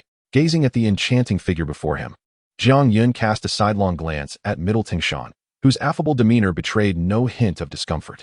This audacious fellow was quite shameless indeed. Responding to Yifei with a nod, Jiang Yun, accompanied by Ziyan and two others, followed her towards the upper levels. Her voluptuous form, elegantly enveloped in a brocade robe, offered a striking visual impact with every step she took. Among the women Jiang Yun had encountered, only Medusa could rival her allure. After ascending several flights of stairs, they arrived at the VIP room on the 6th floor. The 5 levels below were occupied by the auction house and shopping establishments, while the 6th and 7th floors were reserved for the middle family's personnel and their storerooms. Once seated, and after a few exquisite cups of tea and delectable fruits were served, Jiang Yun initiated the conversation. As the largest auction house in the Jiaming Empire, I wonder what conditions must be met to initiate a heavenly level auction. The room fell silent momentarily at Jiang Yun's inquiry. The classifications of the middle auction house were strictly divided into 4 levels: heaven, earth, mysterious, and yellow, with the heavenly level being the highest and rarely activated, sometimes only once every year or two. Earth level auctions occurred occasionally, mysterious level ones were more common, while yellow level auctions operated all day. Thus, hearing Jiang Yun mention a heavenly auction at the outset left several attendees momentarily taken aback. Eventually, it was Hai Buodong who regained his composure first and explained, a heavenly level auction may be initiated upon the appearance of a 6th grade elixir, earth level techniques, combat skills, or treasures of the 6th rank. Moreover, if the young master has any items he wishes to auction, the middle auction house can also arrange for a heavenly level auction. Observing Hai Buodong's generous demeanor, Jiang Yun understood that even if he were to produce a yellow level technique at this moment, the other party would likely part with their own treasures to facilitate the heavenly level auction. Naturally, Jiang Yun would not stoop to such a lack of decorum. Chapter 98, The Heavenly Auction. Jiang Yun retrieved a jade vial from his spatial ring and pushed it forward. Before it was even opened, an ethereal fragrance began to waft through the room. As the aroma enveloped them, Hai Buodong felt a loosening sensation within his internal energy. While the less adept Yifei's complexion flushed red, her internal energy boiling as she teetered on the brink of a breakthrough. Young master, what is this? Hai Buodong stammered, sensing the contents of the vial and trembling slightly. As you surmise, it contains a 6th grade Emperor's Essence pill. Jiang Yun waved his hand, completely unveiling the vial, revealing a pill the size of a longan, adorned with intricate patterns, floating in the palm of his hand as he spoke in a calm, measured tone. Emperor's Essence pill. Upon hearing this name, Middle Tingshan gasped in disbelief, staring incredulously at Jiang Yun. It was then that he noticed Jiang Yun was adorned in the robes of an alchemist, albeit without the insignia denoting his rank. Coupled with his earlier astonishment at Hebadong's reaction, it dawned on him just now that Jiang Yun was, in fact, an alchemist. As I gazed upon the elixir before me, a sudden realization struck me. Could this esteemed guest truly be a 6th-grade alchemist? Not just any 6th-grade alchemist, but one capable of concocting the esteemed imperial pill. It is a well-known fact that not every 6th-grade alchemist possesses the ability to produce such a remarkable elixir. The imperial pill, standing as the pinnacle amongst 6th-grade potions, is a feat that even 7th-grade alchemists approach with trepidation. While astonished by Jiang Yun's youth, Meister Tingtian harbored a deep desire for this to be true. Who would have expected that the master was indeed a 6th-grade alchemist? It seemed that Hebadong had underestimated the situation. Meister Tingtian's thoughts mirrored those of Hebadong, who, with a wry smile, shook his head. He recalled a time when an opportunity to collaborate with a 6th-grade alchemist lay before him, only to be declined. And what of the present? Hebadong was skeptical that the Meister family could forge a connection with someone of Jiang Yun's caliber when others sought nothing in return. It was evident that such a prodigious talent must have emerged from that coveted realm, Zhongzhou. As Hebadong pondered this, Jiang Yun maintained a serene smile. What, one wonders? Does the master wish to exchange? If it were merely gold coins, Hebadong would gladly pay double the price for the imperial pill. Taking a deep breath, he gradually regained his composure, reluctantly shifting his gaze from the imperial pill and respectfully addressing Jiang Yun. Meister Tingtian, upon hearing this, looked on with eager anticipation. Gold may be lifeless, but even at a premium, if it could facilitate Hebadong's advancement, then any amount spent would be worthwhile. Meanwhile, Yufei had been rendered speechless at the moment Jiang Yun unveiled the imperial pill. Now, observing the youthful Jiang Yun and then glancing back at the talents of the Jama Empire, she felt a sense of despair. I do not require gold coins. I only support barter. Medicinal herbs, techniques, rare treasures, anything that piques my interest, and I can offer 5th, 6th, or even 7th-grade pills in exchange. As Jiang Yun's words fell, the atmosphere thickened, with all present breathing more rapidly. 7th grade. Even Hebadong gasped in astonishment. 7th-grade pills are an extraordinary rarity when 6th-grade ones are already a challenge to find. Yet, to Jiang Yun, 7th-grade pills seemed as commonplace as cabbages by the roadside. Is this the fearsome nature of Zhongzhou? Observing Jiang Yun's demeanor, which bore no semblance of deceit, Hebadong chose to remain silent, respectfully stating, Master, the Meister family will employ every means to promote this auction. Yufei, select a fine residence for the master and his companions to rest, Meister Tingtian instructed, casting a discreet glance that hinted at deeper intentions. Yufei instantly understood, a wave of desolation washing over her.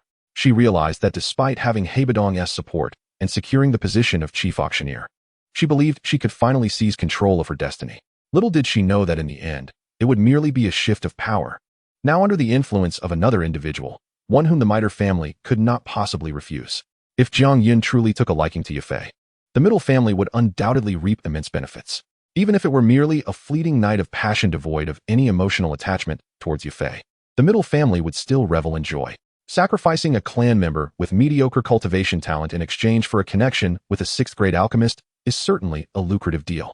As Yufei gazed upon Jiang Yun's handsome visage and recalled his esteemed background, her initial reservations began to dissipate, giving rise to other thoughts. If successful, could it be that the middle family would come to rely on her, treating her with the utmost respect? The mere notion brightened Yufei's smile considerably. Master, please follow me. Nodding, and taking hold of Ziyan's hand, they followed Yufei as they departed the premises. Jiang Yun was acutely aware of their clandestine maneuvers, as if he were gazing into a crystal-clear mirror. Although he could easily have the beautiful woman before him should he desire, Jiang Yun harbored no such intentions. The individuals he cherished by his side were primarily those with potential. Thus far, Ziyan remained his sole focus. Medusa could be considered half of a contender, as both of them possessed the potential to ascend to heavenly supremacy and assist him. The remaining Ching Lin and Little Medical Sage could only be viewed as alternatives. For the moment, Jiang Yun had yet to discover others with sufficient talent. Throughout their journey, Jiang Yun maintained a calm demeanor in response to Yufei's fervor. Upon reaching their lodging and observing the closed door, Yufei let out a resigned sigh. During their conversation, she sensed Jiang Yun's emotional distance. Her once prized beauty seemed to lose its effect in his presence, leaving her with a hint of frustration. Over the years spent honing her skills in the outside world, she had come to understand the potent allure of her beauty upon men. Until now, she had never encountered a man like Jiang Yun, who appeared utterly indifferent to her charms. Perhaps this is what it means to be a genius. Inside the room, as soon as Ziyan entered, She exclaimed in irritation, Xiao Yun. I dislike that woman. Confused, Jiang Yun regarded Ziyan with curiosity, unsure of the cause of her outburst. Could it be jealousy? Ching Lin and little medical sage eagerly huddled in a corner, enjoying the spectacle. Her reaction was quite natural. After all, she held no interest in Yufei, and simply ignoring her would suffice. Jiang Yun chuckled softly, affectionately ruffling Ziyan's silky hair. Ziyan relented, and upon receiving Jiang Yun's reassurances, her anger swiftly dissipated. She soon realized that as long as Jiang Yun held no intentions, there was no opportunity for Yufei to exploit. The crux of the matter was that Yufei reminded Ziyan of a detestable figure, Queen Medusa, with her equally enchanting allure, although Yufei lacked Medusa's innate seduction. The similarities in style irked Ziyan immensely. Overnight, a sensational piece of news spread from the middle family throughout the entire Jamar sacred city, even reaching the neighboring empires. The heavenly tier auction of the middle auction house was about to commence. In an effort to appease Jiang Yun, the entire might of the Miter family was mobilized, striving to disseminate this news within a short span of time. It is noteworthy that the Miter auction house stands as the largest commercial entity in the city of Gamma, wielding immense influence. In the blink of an eye, countless staff members from the Miter auction house spread the word far and wide. After the temporary failure of the beauty scheme, the Miter family, particularly Tian, understood that if they handled this matter adeptly and satisfied Jiang Yun, showcasing the sincerity of the Miter family, they could forge a favorable relationship with him. This could very well lead to an auction of 6th-grade elixirs, and even the legendary 7th-grade elixirs, all under the auspices of the Miter auction house. Merely this title would suffice to elevate the Miter family to new heights. The three prominent families of the city of Gamma had long since lost their equilibrium. The Nailan family had produced Nailan Yinran, who ascended to become the young master of the Yunlan sect, possessing an extraordinary talent and cultivation that rendered her invincible among the younger generation of the Gamma Empire. Thus, the Nailan family subtly began to eclipse the other two factions. However, a few months prior, for reasons unknown, the strongest members of the royal family, the Mu family, and the Nailan family all suffered grievous injuries, plunging the atmosphere of the empire into an increasingly eerie state. Although the return of Heibadong bolstered the Miter family's confidence, Jiang Yun's emergence presented a golden opportunity for them to rise beyond the Gamma Empire. Tung Tian of the Miter family was acutely aware of how rare and fleeting such an opportunity was. Yet, when fortune presents itself, can one afford to shy away simply because the odds seem slim? He swiftly issued orders to halt all operations of the auction house, dedicating their efforts solely to the forthcoming celestial level auction. Breaking news. In 3 days, the Miter family will unveil a celestial level auction. The event promises the appearance of 6th-grade beast flames, 6th-grade magical core weapons, and the legendary centerpiece will be high-grade elixirs. Extra. In the latest announcement, the Miter celestial level auction may feature 7th-grade elixirs. Yes, you heard correctly, 7th-grade elixirs. Instantly, the entire Gamma Empire was awash with flyers, and the voices of the Miter family's descendants could be heard in nearly every corner. In the midst of this fervor, Yaoyue gazed at the flyer in her hand, her beautiful eyes narrowing with gravity. All these treasures are rare and invaluable. Typically, presenting just one would suffice to initiate a terrestrial level auction, and even 1 or 2 could be enough to launch a celestial level auction. Could it be that the rumored 7th-grade elixirs are indeed real? Beside her, the somber Jack Xingxian set down his flyer, pondering deeply. Many of these items are the Miter family's hidden treasures. It seems they have truly allied with a high-ranking alchemist this time. At this, Yaoyue rose with excitement, her voice urgent. Great-grandfather, this master will surely heal your injuries. I shall go and invite him at once. As the imposing figure of Jia Xingtian furrowed his brow, he halted the eager Yao Yi from proceeding further, admonishing her sternly, do not act recklessly. If there truly exists a master alchemist, your approach may inadvertently offend them. I have perused the pamphlet, which states that the elixirs are available solely through barter, indicating the presence of such a figure. First, procure a few precious herbs from the treasure pavilion. I shall seek out Hai Bo Dong to gauge the situation. Yao Yi, her brows slightly knitted in contemplation, nodded in agreement. Very well. Meanwhile, within the Alchemist Guild, a palpable excitement surged. The rumors surrounding a potential 7th-grade elixir had drawn in the guild's elderly members, as the Empire possessed only one 6th-grade alchemist, and he was not affiliated with their guild. They had merely a single 5th-grade alchemist, and for practitioners, elixirs serve as both esteemed mentors and valuable references. Should they unravel even a fragment of the mysteries contained within, their own alchemical skills might experience a meteoric rise. These alchemists would likely go to any lengths, even sacrificing their fortunes, to acquire this 7th-grade elixir. President, At that moment, an elder stepped forward, prompting the surrounding alchemists to bow respectfully. He was none other than Fa Ma, the president of the Alchemist Guild in the Empire, a fifth-grade alchemist. I am already aware of the situation, he declared. Chemi, go and inventory the materials in the repository. We shall make every effort to secure this 7th-grade elixir. I trust there will be no objections. Fa Ma, a man of decisive action, issued his orders with resolute determination. None. Absolutely not. The alchemists voiced their unanimous agreement. For possessing such an elixir within the guild could potentially lead to breakthroughs in their own studies up to the 7th grade. Who would dare to dissent? President, where are you headed? Chemi inquired, observing Fa Ma as he strode purposefully toward the exit. I am off to pay a visit to the Miter family to consult the master. Fa Ma replied briskly without looking back, his pace betraying his eagerness. At that moment, within the Nalan household, Nalan Yinran, clad in the silver robes of the Yunlan sect, had just returned to visit Nalan Jia when she encountered this astonishing news. A 7th-grade elixir.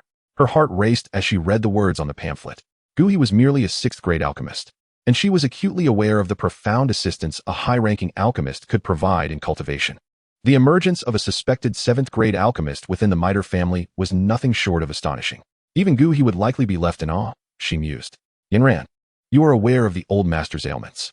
Your father intended to visit personally, but given the current circumstances, as a spirit fighter, I fear I may not gain an audience with the master. Could we possibly seek the assistance of Sect Master Yin? Nalan Su, the current head of the Nalan family and Yinran's father, spoke with a mixture of urgency and hesitation. Regardless of the circumstances, seeking aid through his daughter's influence was a challenging proposition for a father, especially when bound by the constraints of his status. Nalan Jia serves as the marshal of the Jiama Empire, while Nalan Yinran holds the position of the young master of the Yunlan sect. Most importantly, the royal family and the Yunlan sect are at odds, placing the Nalan family in a rather precarious position. Upon hearing Nalan Su's request, Nalan Yinran contemplated for a moment before rising and stating, I shall return to report to my master, but father, I cannot guarantee that he will acquiesce. Hearing Nalan Yinran's agreement, Nalan Su's expression brightened, and he excitedly replied, excellent. As long as Yinran conveys the message. Whether it succeeds or not is in the hands of fate. Chapter 99. A model for others. The following morning, before the Mitel auction house, a carriage exuding an air of nobility came to a halt under the vigilant protection of numerous armored soldiers. The carriage was drawn by 4 magnificent steeds, each entirely white and devoid of any blemish, while golden silk drapes adorned with the image of a fierce beast engulfed in blue flames surrounded it. This creature, quite formidable in size, bore a menacing visage that evoked a sense of intimidation. Its emblem was renowned throughout the Jama Empire, as it symbolized the royal family, reserved exclusively for significant royal figures. From within the carriage, a delicate hand as white as jade emerged, and Yao Yi was the first to alight. Instead of disembarking alone, she turned to assist Jia Xingtian in descending as well. Jia Xingtian, I did not expect you to be here as well. A voice of surprise suddenly reached from behind, and Fa Ma approached briskly, his gaze sweeping over Jia Xingtian with evident astonishment. Upon seeing the increasingly aged features of his companion, understanding dawned upon him. Haha, if I had delayed any longer, this old body of mine might truly have met its end, Jia Xingtian said with a self-deprecating smile, a tone of wistfulness evident in his voice. Fa Ma furrowed his brow and remarked, your injuries are indeed treatable, yet there lingers within you a formidable and domineering fighting spirit. This essence possesses a remarkably peculiar attribute, capable of devouring all substances within the human body.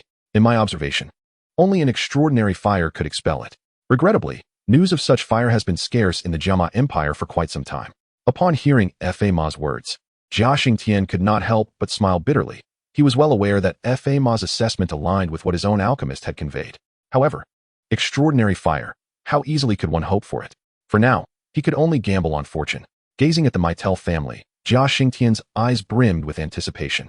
Great-grandfather, will Fa Ma take us inside? At this moment, Yao Yi, supporting Jia Xingtian, addressed Fa Ma. Very well, Jia Xingtian smiled, nodding in agreement as he prepared to step forward. In the next instant, as if sensing something, he turned to look into the distance, simultaneously freeing himself from Yao Yi's support. His posture instantly straightened, and his countenance grew markedly healthier, no longer resembling that of a frail individual. Fa Ma too sensed something, observing the stark contrast in Jia Xingtian, shaking his head inwardly as they both awaited what was to come. Before long, at the end of the road, several luxurious carriages appeared once again. The carriage halted not far away, and several figures descended, led by a woman of noble demeanor. Her serene and exquisite visage, adorned in simple garments, could hardly conceal her regal elegance. Beside her stood a mature man with defined features, exuding an air of sophistication. Among them were Yun Lianzong's esteemed leader, Jang Yun, the renowned Dan Wang Guhi, and the enchanting Na Lan Yanran. As they met, an unspoken understanding passed between them. Shortly thereafter, a lady named Yafei, draped in a crimson cloak and clad in an elaborate red palace gown, approached with grace. The arrival of such distinguished guests had inadvertently caused a delay. Old Hai had already been waiting in the hall. With Yafei's arrival, the atmosphere was charged as the four remarkable women, Yao Yi, Yun Yun, Na Lan Yanran, each shone in their own right, momentarily dazzling the onlookers. "Let us go see that old fellow," Jia Xingtian suggested, nodding as he stepped forward. Yun Yun and the others silently followed in his wake. Under Yafei's guidance, they proceeded to the loft from the previous day, where Hai Bo Dong and Mi Taer Ting Shan had also been waiting for some time. "Old fellow, I believe," Jia Xingtian began, his anticipation palpable upon seeing Hai Bo Dong. "No need to speak," Hai Bo Dong interjected hastily, raising his hand with a firm demeanor. "It's not that I lack compassion, but Master Jiang prefers solitude. You shall meet him once the heavenly grade auction commences." Upon hearing this, disappointment flickered across the faces of the group, yet a glimmer of hope emerged. If Hai Bo Dong spoke thus, it indeed implied that a master alchemist had arrived in the Jiama Empire. Is it truly impossible? Jia Xingtian lamented, still unwilling to relent despite the answer. "Heed my advice, do not provoke Master Jiang," Hai Bo Dong urged earnestly.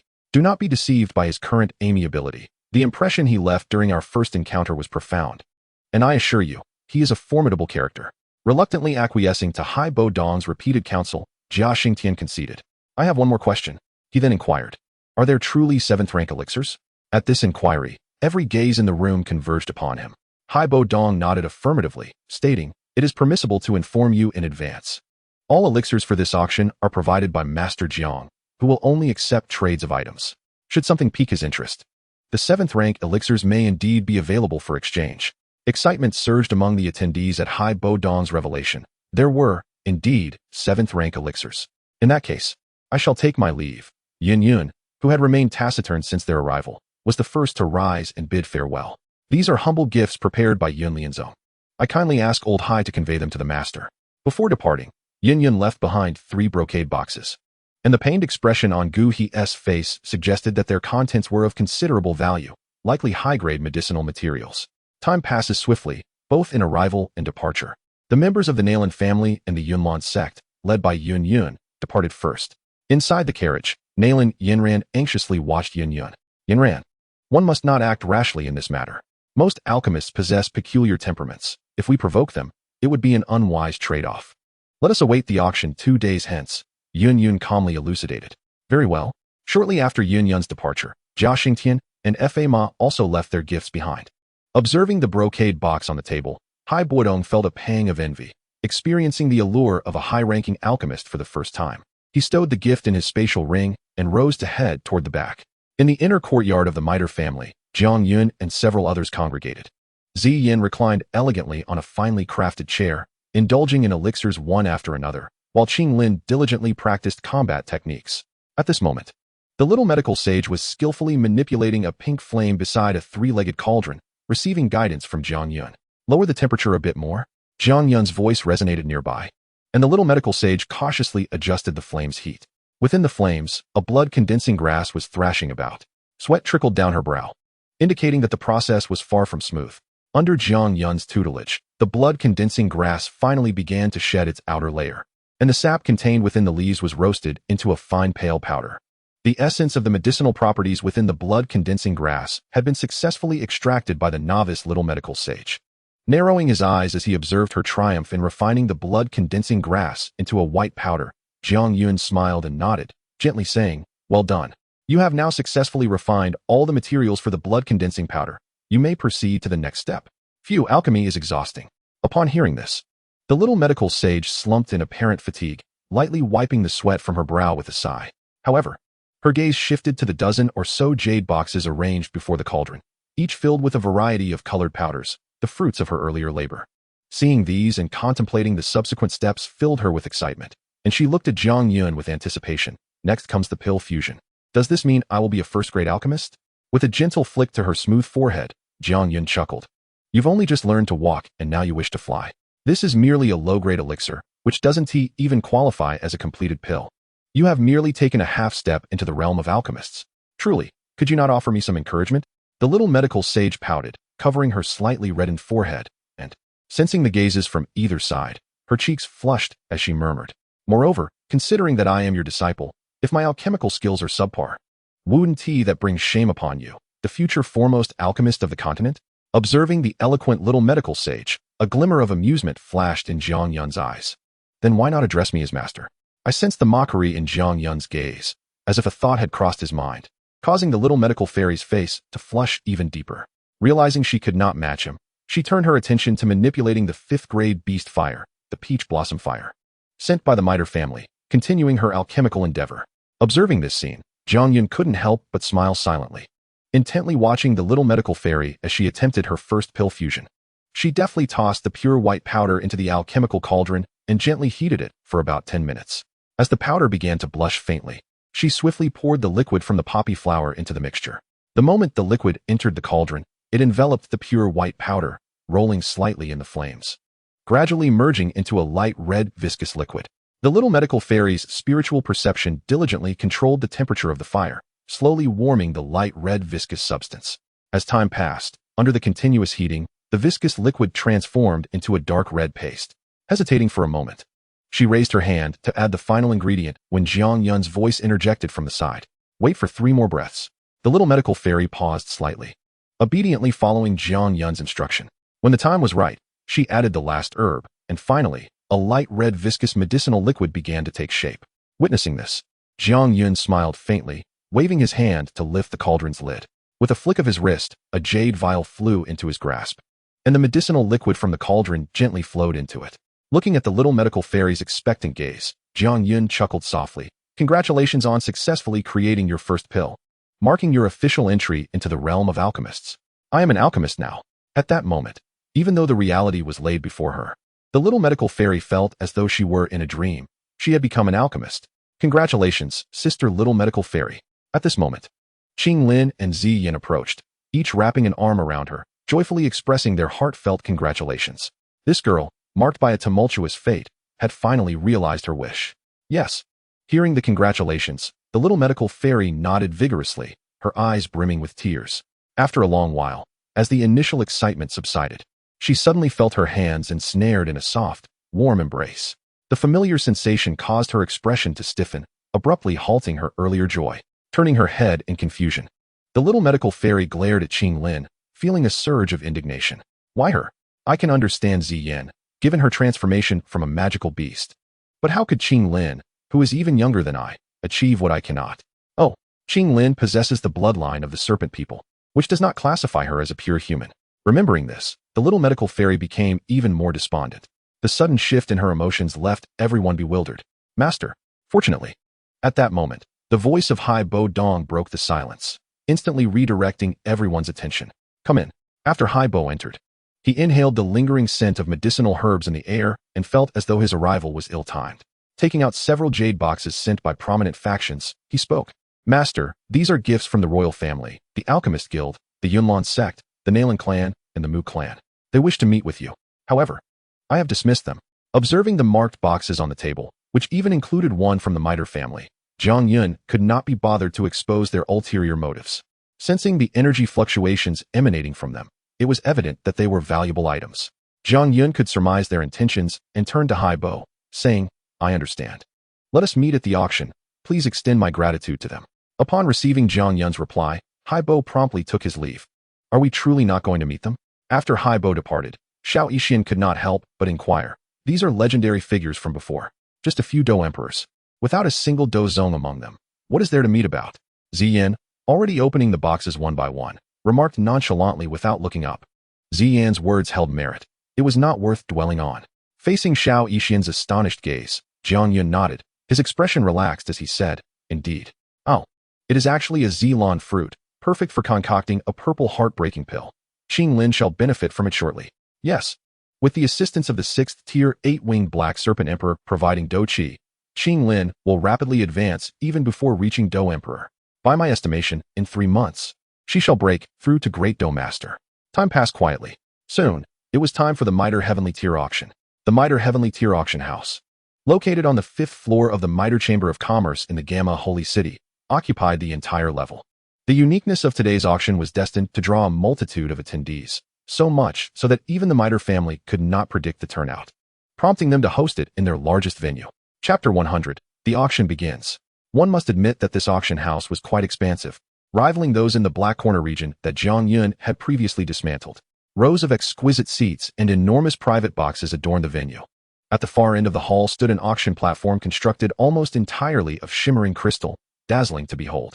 The auction house was circular, with the platform at its center, surrounded by private boxes for the auction participants, allowing nearly unobstructed views of the items on display. The Mitre family had invested substantially this time.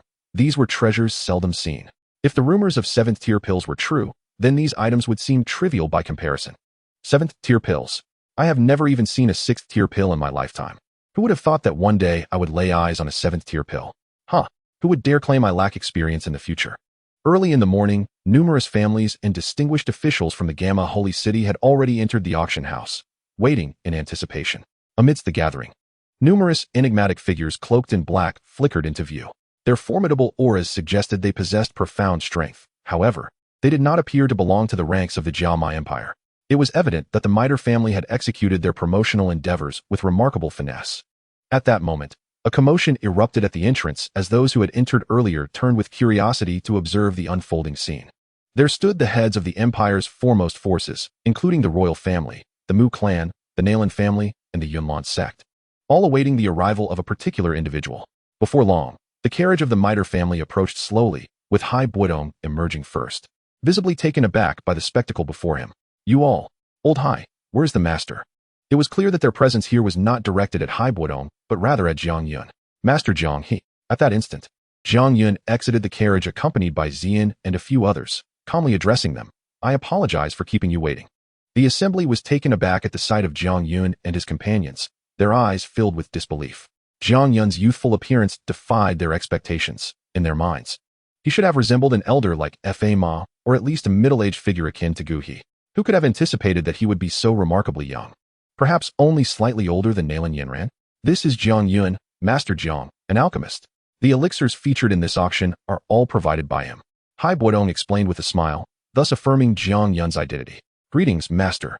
Upon regaining their composure, Jia Xingtian and the others hastily clasped their hands in reverence. I greet you all. The auction is about to commence. I shall take my leave now. With a polite nod, Jiang Yun led the ladies away, signaling to Yafei to proceed towards the auction without looking back. His seemingly aloof demeanor rendered the crowd speechless, as they found themselves at a loss for words. Do not fret, everyone. Master Jiang has not yet departed. After the auction concludes, you may seek an audience with him. Hai Buodong interjected as the assembly remained bewildered. Suddenly, they remembered the auction featured a selection of high-quality elixirs, and if they could procure some, their journey would not be in vain. As the crowd surged into the private boxes, Yun, noticing Nailan Yanran still in a daze, offered some comforting words. Yanran, there is no need for excessive worry. Compared to your peers, you have already made significant strides. Yun's words brought Nailan Yanran back to reality.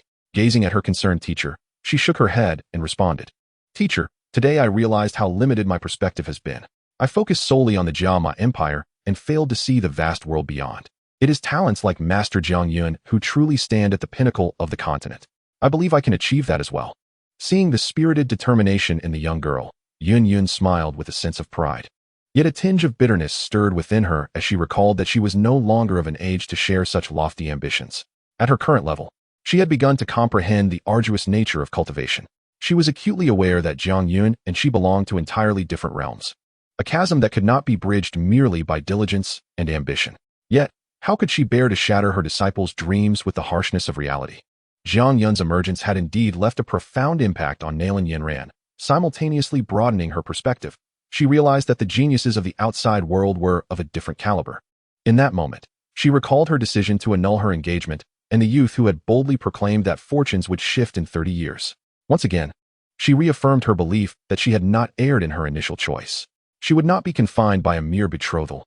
She, Nailan Yanran, aspired to far greater ambitions. As Jiang Yun settled into the private room prepared for him by the Mitel family, he was greeted with an excellent view that encompassed the entire venue. His gaze swept across the throngs of people below, and suddenly, his attention halted before he casually averted his eyes. After ensuring Jiang Yun and his companions were comfortably situated, Yafei departed. She was the auctioneer for the evening and needed to oversee the proceedings. Master, do you truly believe that 7th grade elixirs will appear here? At that moment, a figure clad in black robes whispered amidst the crowd. Receiving no reply, Xiaoyan curiously called out again, Master, Master, little Yin. There are formidable powers present in this venue, and it is unwise for the Master to speak freely. This occasion serves to broaden your horizons, allowing you to witness the world beyond the empire of Jiama, came the measured response.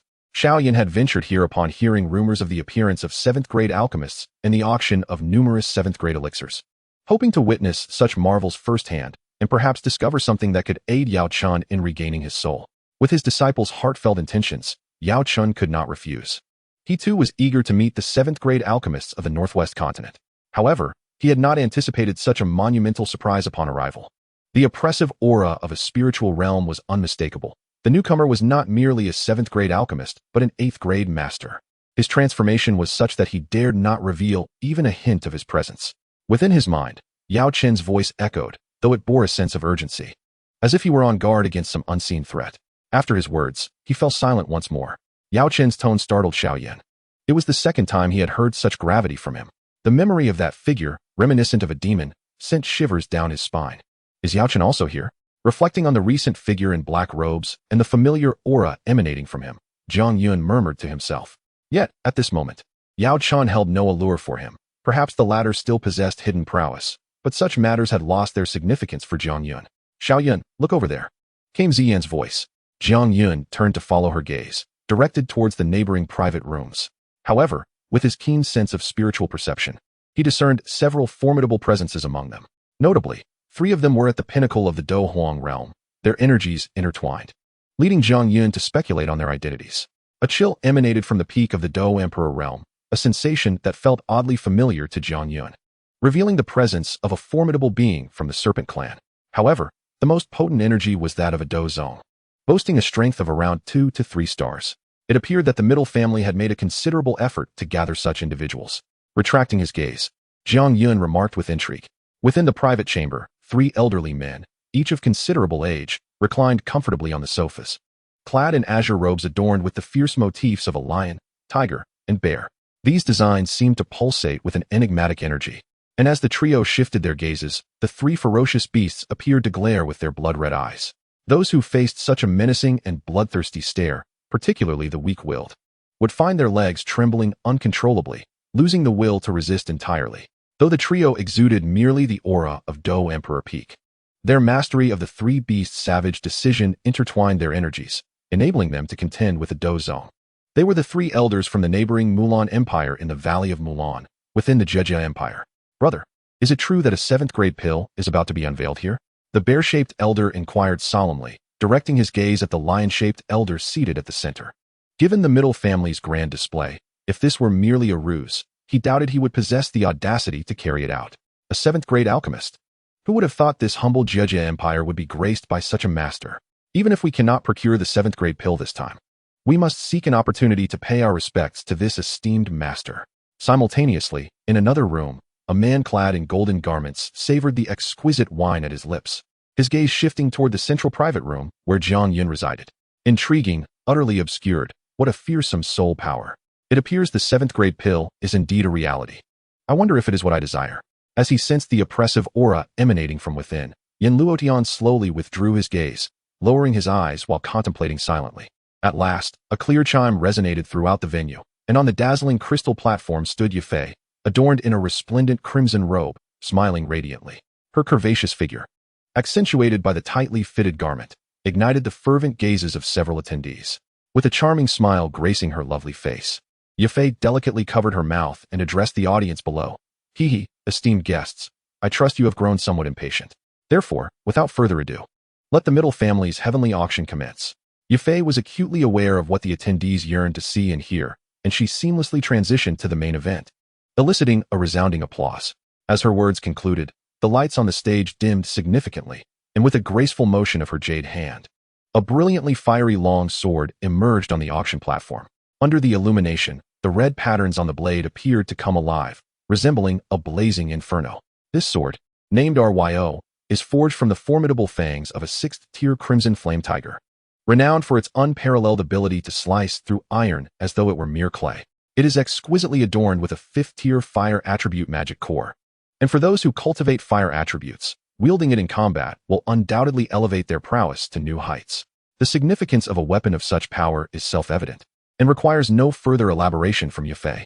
The starting price for this sword is 1 million gold coins. I invite all to bid. A magic core weapon, you say? Gazing at the longsword, Jiang Yun murmured. Having encountered numerous weapons in this world, he noted that they are predominantly utilized by those below the Dou Wang level. Upon reaching Dou Wang, one gains the ability to manipulate the forces of heaven and earth. Only a finely crafted weapon embedded with a magic core can truly augment one's capabilities. Nevertheless, to Jiang Yun, this sword still appeared somewhat rudimentary. Alas, had he learned the art of forging, he might have surpassed even the alchemists in wealth. Reflecting on his encounter with spiritual artifacts in the evil spirit clan, he felt a pang of regret at the thought of the forging inheritance he had yet to peruse. As Jiang Yun reminisced, the auction hall was soon abuzz with a flurry of bids. A 5th-tier magic core weapon holds considerable allure even for Dou Huang experts. This is a treasured artifact from the Miter family, and had it not been to showcase Jiang Yun's elixirs, they would not have readily offered it for auction. After a bidding war lasting several minutes, a man, visibly pained, successfully purchased the sword for 3 million gold coins. Following the successful sale of the sword, the auction stage began to showcase a dazzling array of treasures, combat techniques, cultivation methods, advanced beast flames, and even a worn copper plate, the origins of which were unknown, seemingly excavated by the Miter family. During the early phases of the auction, no particularly explosive items emerged, and the bidders consisted mainly of 2nd and 3rd-tier families, while the influential powers with substantial wealth had yet to make an appearance.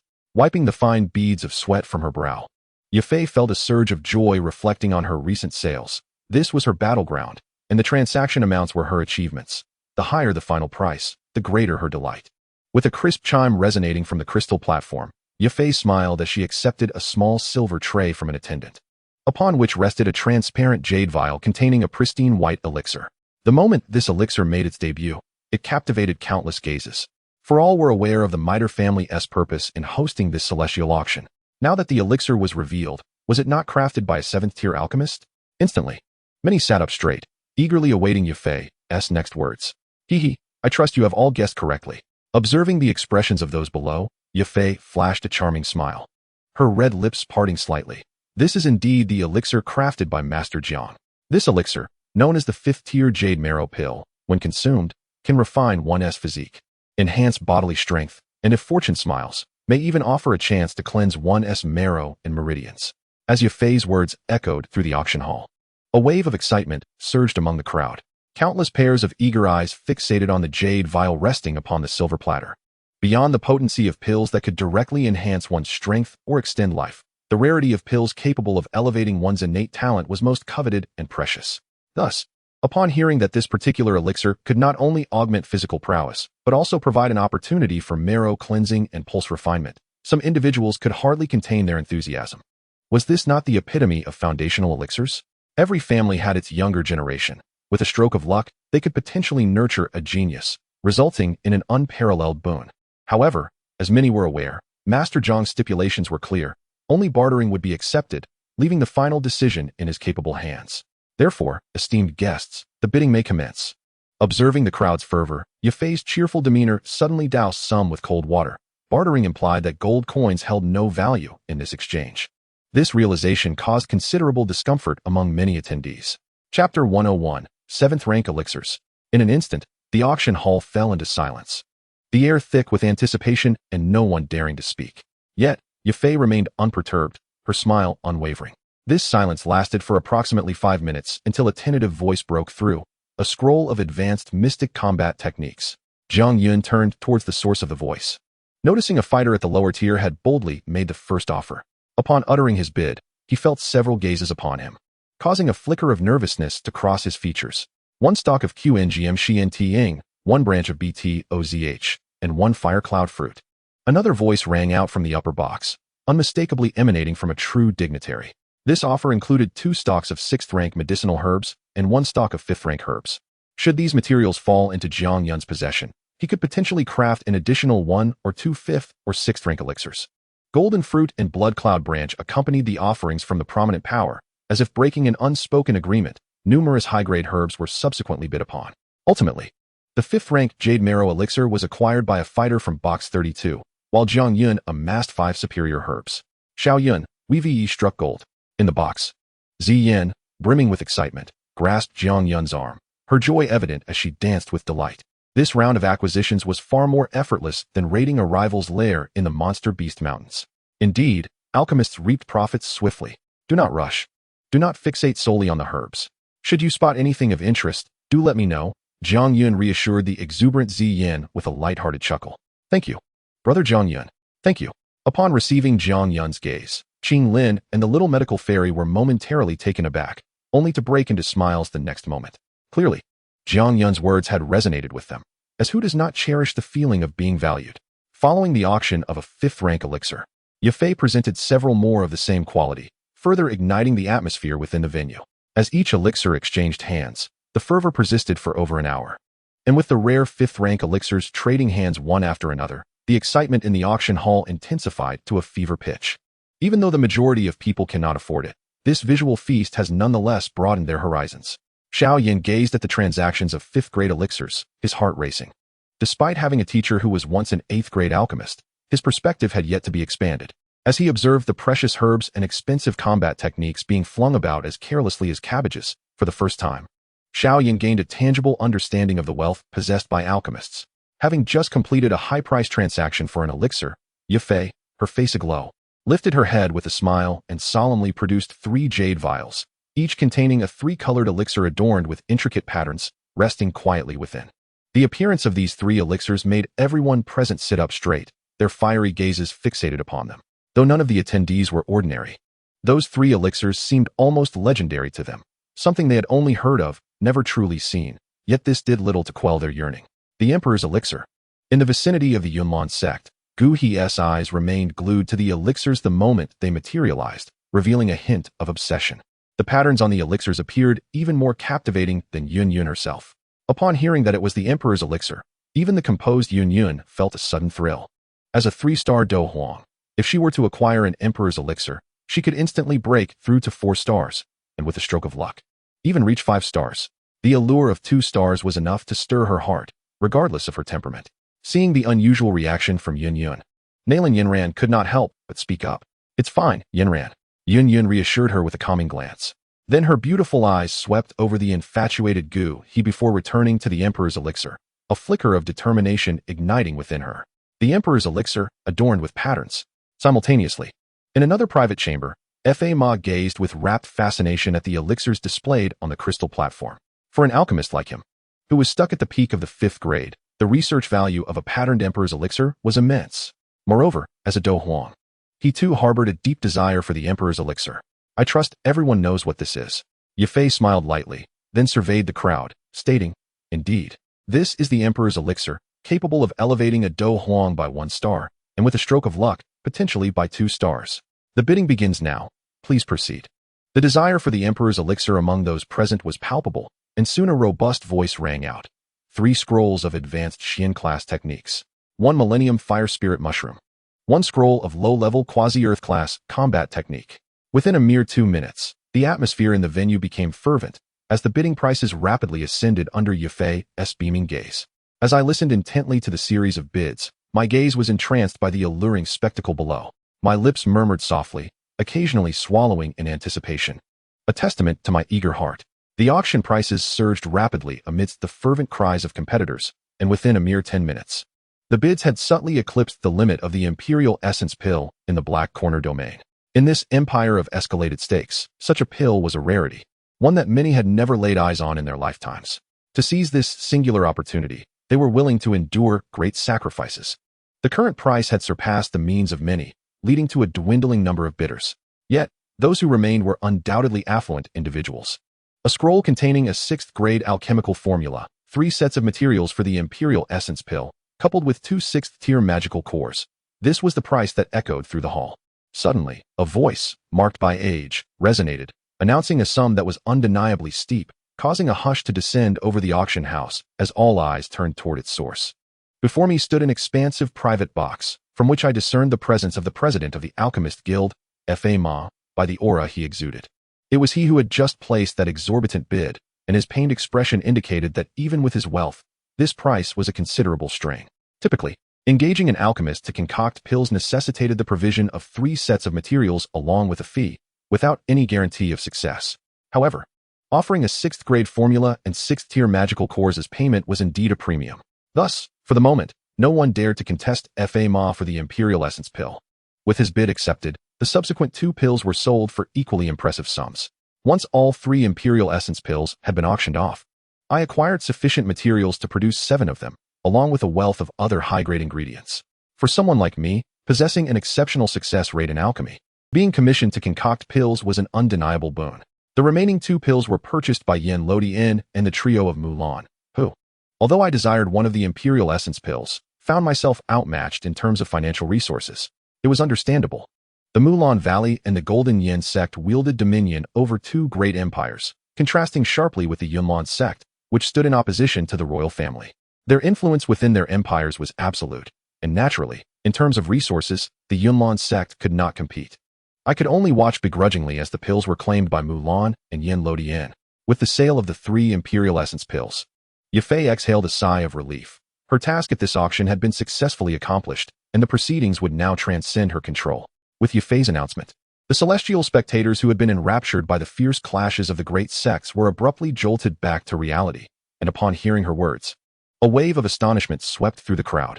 The commotion surrounding this auction is undoubtedly attributed to the emergence of the 7th-grade elixir, which has drawn a multitude of spectators. Even though the majority are cognizant of their inability to afford such treasures, the mere opportunity to behold the legendary 7th-grade elixir renders the journey worthwhile. Who could have anticipated that, at the final moment, Miss Yafei would execute such a maneuver? Miss Yafei, are you certain the auction has concluded? Indeed. The expression on Yen Luotian's face darkened as he had just experienced a flicker of joy from acquiring a Huangji Dan. His formidable fighting spirit reverberated throughout the venue. Once locked onto by a Dou zone, Yafei felt an immediate sense of suffocation. How could a mere Dou practitioner withstand the pressure emanating from a Dou zone? The terrifying aura exuded by Yen Luotian caused a shiver to run through all present as they realized that a Dou zone had graced the event with their presence. It was he. Many from the Empire recalled a familiar yet foreign presence, their expressions reflecting a mix of awe and shock as they gazed in that direction. What? If I choose not to purchase the elixir, does Sect Master Yin intend to coerce me? At that moment, a calm voice permeated the atmosphere, imbued with a unique power that felt like a gentle breeze against one's skin. The crowd, who had been overwhelmed by the imposing presence of the Dou zone, suddenly felt a lightness engulf them, as the weight upon their hearts dissipated entirely. Yafei experienced a release of tension, exhaling deeply as her chest rose and fell rhythmically. It was only then that she realized her back had become drenched, as though she had narrowly escaped the clutches of death. Casting a grateful glance towards Jiang Yun, her heart sank as she recalled the enchanting figures accompanying him. Just moments ago, she had felt an unprecedented sense of security.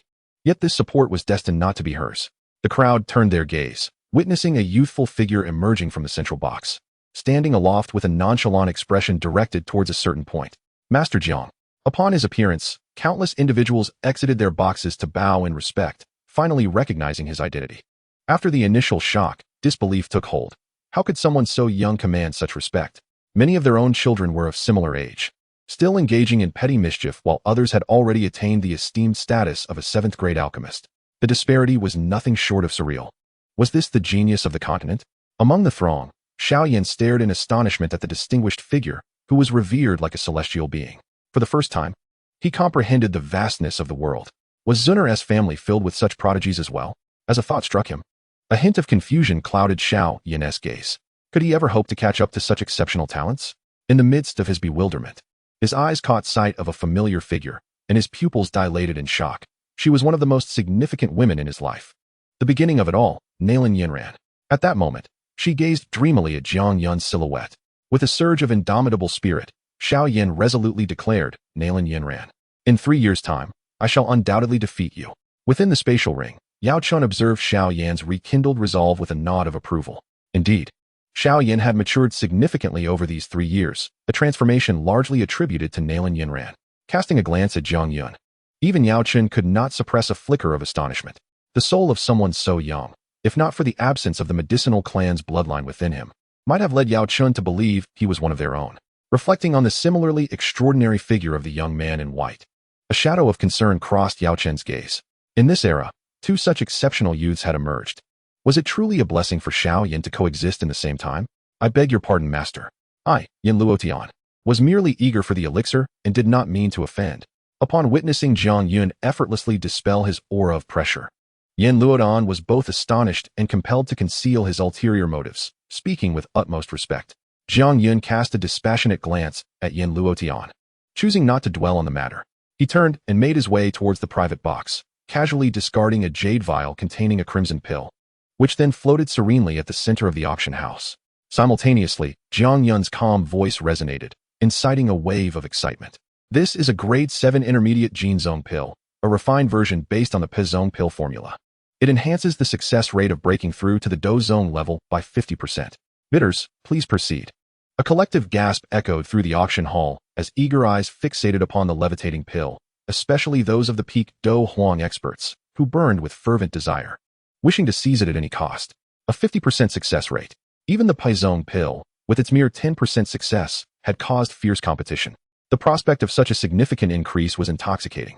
At that moment, a thunderous shout pierced the air as a figure clad in black robes, emanating the formidable aura of a 5-star Dou Wang, surged forward with explosive force towards the pill, suspended in midair. The sudden upheaval caught everyone off guard. Who would dare to act so recklessly in such a setting? Seeking death. A piercing cry erupted from within the private box, followed by a resounding dragon's roar. The spectators felt a blinding purple light flash by, accompanied by an overwhelming force that stung their skin. In an instant, a cataclysmic shockwave reverberated through the venue, sunlight streaming in as the dust settled. Attendees beheld a gaping hole in the auction house's ceiling, and the most alarming sight was a bloodied figure, seemingly in tatters, suspended in the void, teetering between life and death. Spatial power. Such terrifying manipulation of space. Chapter 102 concludes. All present were utterly astonished by Ziyan's prowess, as she decisively dispatched a Dou Wang in a mere instant, coupled with her formidable manipulation of spatial power. At that moment, everyone gazed toward the private box where Jiang Yun resided, their eyes filled with trepidation. The aura of the magical beast, the adept use of spatial abilities. And the recent dragon's roar, could it be? Within Xiaoyan's storage ring, Yao Chun was equally taken aback by Ziyan's capabilities. However, the seasoned veteran quickly discerned that the astonishing spatial power exhibited by her was far beyond what a Dou Huang could possess. The fleeting dragon's roar immediately led Yao Chun to contemplate the supreme being of the magical beast realm, prompting him to suppress his aura to the lowest possible level, fearful of attracting unwanted attention. Concurrently, he found himself cursing inwardly, lamenting that the Jiama Empire had encountered something extraordinary. Legendary powers, typically relegated to myth, had been revealed one after another. First, the Soul Hall mysteriously sought him out, followed by the emergence of the even more terrifying Soul and Ancient clans, nearly sinking the Jiama Empire. Now, the historically enigmatic Tai Su Ancient Dragon had also made an appearance. In Yao Chen's eyes, Jiang Yun was undoubtedly affiliated with the Tai Su Ancient Dragon clan, or at the very least, had significant ties to them. How else could the Ancient Dragon clan, which had been silent for millennia, suddenly manifest in the northwestern continent? Ziyan's display had quelled the restless spirits of those present. Jiang Yun's gaze gradually swept across the auction hall. Despite the absence of any overt display of power, his tranquil eyes seemed to conceal a terrifying abyss. As his gaze traversed the room, the previously tumultuous hall quieted as if ice had been introduced to boiling water, particularly in areas where concealed auras lingered. Jiang Yun indifferently remarked, "Everyone is aware of the auction's rules. Let us commence the bidding for this gene zone pill." With Jiang Yun's words echoing through the vast auction hall, an unusual silence enveloped the space. Those seated below, lacking the qualifications to bid, cast their gazes upward toward the private box, fully aware that they deemed themselves unworthy to contend for the pill. Only the formidable powers and established factions above possessed the foundation to compete. Witnessing this pinnacle clash could be deemed a worthwhile endeavor. Inside the box, the attendees were similarly enveloped in an unusual silence. Even those major powers, previously eager to engage, refrained from hasty utterances, leaning back against their chairs, fingers gently tapping the armrests, choosing to remain speechless. As for the 7th grade pill, many among them had never engaged in such competition, leaving them at a loss as to what price to propose. Jiang Yun, however, remained unhurried, leisurely stroking the verdant orb in his hand, the very Bodhi seed he had acquired. Although the surface of the Bodhi seed was somewhat coarse, Holding it brought forth an invigorating vitality that coursed through his being, instilling a sense of comfort. Jiang Yun harbored a profound affection for the sensation of holding the other party's hand, for this connection enabled him to sense the ancient Bodhi tree. Although he was still distant from the realm of the Dou Shang, had he encountered the other earlier, he would not have relinquished the opportunity. 5 scrolls of advanced Xian-tier combat techniques, 1 scroll of lowly D-tier techniques, and 3 6th-tier magic cores. After a moment of silence, Jia Xingtian was the first to succumb to impatience. He had reached the pinnacle of Dou Huang and was grievously wounded, lacking a viable remedy for his affliction. Utilizing the breaking sect pill could serve as a potential solution, yet it would be a gamble with his life. Given his circumstances, failure could result in his immediate demise, while success would merely prolong his existence for a short while. Moreover, these items represented the utmost price the royal family could offer. 3 scrolls of 6th-grade medicinal formulas and 2 scrolls of D-tier combat techniques. Even Fa Ma, despite his seasoned experience, wore a pained expression. Each alchemist possessed a lineage of their own. Such lineage often implied exclusive formulas, and today, Fa Ma had presented for unique formulas from his own school. Otherwise, had they been of the more commonplace variety found across the continent, Jiang Yun would have already acquired them and would not be able to exchange for the Huangji pill. However, the 4 6th-grade formulas had drained his resources entirely, leaving him with no recourse should further bids arise. 3 6th-tier magic cores, a soul-attracting herb, and the 3 beasts savage decision. At that moment, a somewhat frenzied voice pierced the air, revealing the eldest of the Mulan trio gazing at Jiang Yun with wild intensity. Upon hearing the other's bid, astonishment rippled through the crowd. Setting aside the 6th-tier magic cores, the soul-attracting herb could be employed to concoct 7th-grade pills, specifically those targeting the realm of the soul. This was an irresistible temptation for any alchemist. Not to mention, the fact that the opponent had even produced the Mulan Valley's ultimate technique, the 3 beasts savage decision, was indisputably audacious. Damn it! Upon hearing the Mulan trio's offer, Yin Luotian silently cursed, these price-inflating rascals. Although he had already attained the Dozong rank and had no need for the advancement pills, such elixirs were always in high demand within sections. It seemed there was no choice but to give it a try. 5 6th-tier magic cores, and a copy of the Tian Yin 9 flight wings.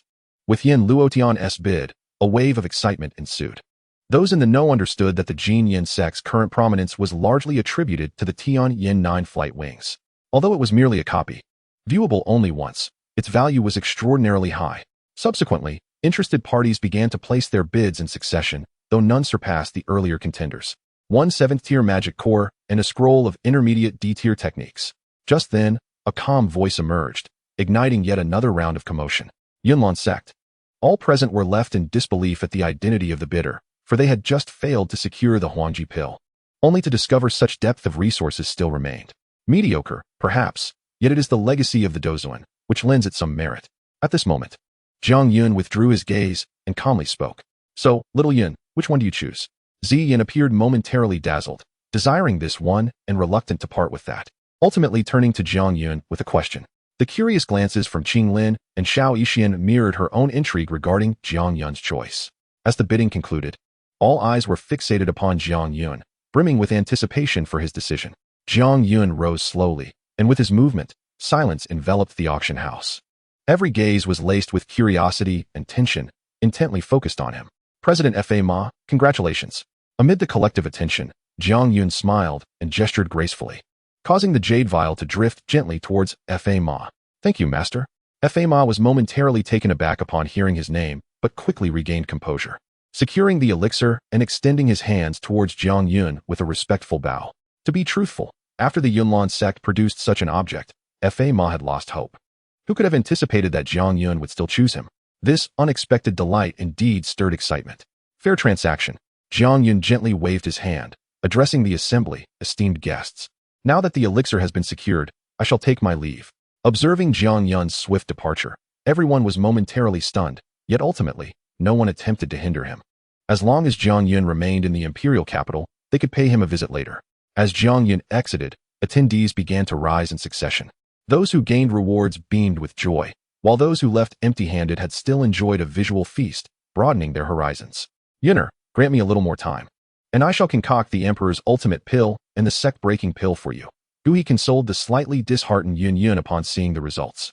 Elder Gu, please refer to me as Sect Master Yun. Clearly, Yun was not fond of the familiar address, correcting him with an indifferent expression. Very well, Sectmaster. Gui felt a pang of unspoken disappointment at her response, bowing his head respectfully. Let us depart. The imperial capital is rife with undercurrents. Upon our return, I must first consult my master before making any decisions. With the conclusion of the auction, nearby individuals were drawn in, should any unforeseen event arise. Her strength as a 3-star Do Huang might prove insufficient. Thus, she recalled the seclusion of Yunshan. Simultaneously, Jia Xingtian and others dispersed, confident that as long as Jiang Yun remained in the Jiama Empire, they would employ various means to breach the threshold of the Meitel family to seek an audience with him. However, all of this was a matter for the future. At present, he found himself once again conscripted by Ziyan, who was eager to begin with the plethora of medicinal herbs. After concocting a spatial ring filled with elixirs for Ziyan, Jiang Yun glanced at Hai Bodong, who awaited outside, and with a wave of his hand, the herbs began to merge into the cauldron. The pure white flames reignited, and Jiang Yun expertly began to manipulate the fire within the cauldron. This alchemical process continued until the dawn of the second day. Following a surge of intense energy fluctuations, Jiang Yun raised his hand to place the newly crafted elixir into a jade vial, much to the astonishment of Hai Bodong. This is a reward for the middle family, who played a part in this auction. After summoning Hai Bodong, Jiang Yun handed the vial to him amid the latter's anxious gaze. As Hai Bodong felt the lingering warmth of the elixir within the vial, excitement flickered in his eyes. This was the Imperial Essence Pill. He had previously attempted to acquire one at the auction, but had been unable to compete with the 3 others. Little did he expect to have it come to fruition so soon. It is all thanks to the Master's reputation that this auction could be such a resounding success. The middle family is fortunate to bask in the Master's glory, Hai Bodong quietly complimented. Well, if there is no contribution, then I shall reclaim the elixir, Jiang Yun said, observing the hand reaching out before him. Hai Bodong's expression momentarily stiffened as he became flustered. Master, enough. I was merely jesting. Please accept the elixir. Jiang Yun chuckled lightly, waving his hand dismissively. Upon hearing Jiang Yun's words, Hai Bodong breathed a sigh of relief, swiftly securing the elixir as he feared Jiang Yun might pull another trick. Once the elixir was safely tucked away, he finally relaxed, only to suddenly remember his purpose for visiting. He bowed slightly and reminded Master Jiang, outside, the 3 elders from the Milan clan, Yin Luotian, and others have sent invitations, wishing to meet with you. Cautiously glancing at Jiang Yun, he added, as for me, I will take my leave. Jiang Yun, at that moment, had no desire to meet with each of them individually. He could easily surmise their intentions. They were merely seeking elixirs. However, he had just harvested a significant portion of medicinal materials from several major empires, and regarding the techniques and skills they offered, he found little interest, save for a few suitable for Shao Yixian and Ching Lin. Thus, he bore no inclination towards their visitations. After a brief moment of hesitation, Hai Bodong instinctively shivered at the sight of Jiang Yun's calm gaze, realizing that this individual was capable of ruthless acts without a second thought. He promptly bowed and took his leave. Once Hai Bodong departed, Jiang Yun raised his gaze toward the distant sky, where the Yunlan sect was situated. His eyes, deep and inscrutable, reflected his thoughts. In a hall elsewhere, several figures sat together, once adversaries now united in a rare moment of harmony, showcasing the formidable allure of an alchemist. Anxiously awaiting news, as soon as Hai Bodong appeared, Jia Xingtian immediately rose in excitement, urgently inquiring. All eyes turned toward Hai Bodong, eagerly anticipating good tidings. Master Jiang has entered seclusion and is not receiving visitors, declared Hai Bodong, shaking his head in response to the eager gazes of the crowd. How could this be? Upon hearing Hai Bodong's words, the onlookers initially wore expressions of disbelief, with some even reluctant to let the matter rest. However, seeing Hai Bodong's resolute demeanor, they quelled their inquiries. Alas, it seems I am destined never to meet Master Jiang. With this thought, Fa Ma was the first to speak, expressing his disappointment with a sigh. He had hoped to discuss alchemical techniques with Jiang Yun, but it appeared that fortune was not on his side. Well, since that is the case, I shall take my leave as well, remarked Yin Luotian, casting a teasing smile at Jia Xingtian amidst the latter's grim expression. With a haughty snort, he took to the skies. The 3 elders of Mulan also shot Jia Xingtian a disdainful glance. Although the latter concealed his condition well, they discerned that he was not in good health, which was certainly favorable news for them. They awaited the opportune moment when they could launch an assault on the Jiama Empire and claim a share of the territory. Once all had departed, Jia Xingtian turned to Hai Bodong, who shook his head in regret. Seeing this, Jia Xingtian could only walk away with a dejected countenance. Exiting the middle family estate, he gazed at the distant sunset, which mirrored his own current state of despair. You seem to be in need of assistance. A gravelly voice suddenly broke the silence from behind. The unexpected sound jolted Jia Xingtian from his thoughts, even in his injured state. He was not one whom ordinary people could approach. He turned with a fierce glare, only to find a figure cloaked in black, standing quietly at a distance, observing him. Concealed yet revealed. "Who are you?" he scoffed, scanning the stranger with disdain, while internally he remained on high alert. Regardless, the ability to approach him silently indicated that this individual was not to be underestimated. "This should prove helpful to you," came the cryptic response as a pitch-black scroll was tossed toward him. Frowning, Jia Xingtian unfurled it, and an involuntary shiver coursed through him. He abruptly looked up. His expression transformed into one of astonishment as he regarded the figure in black.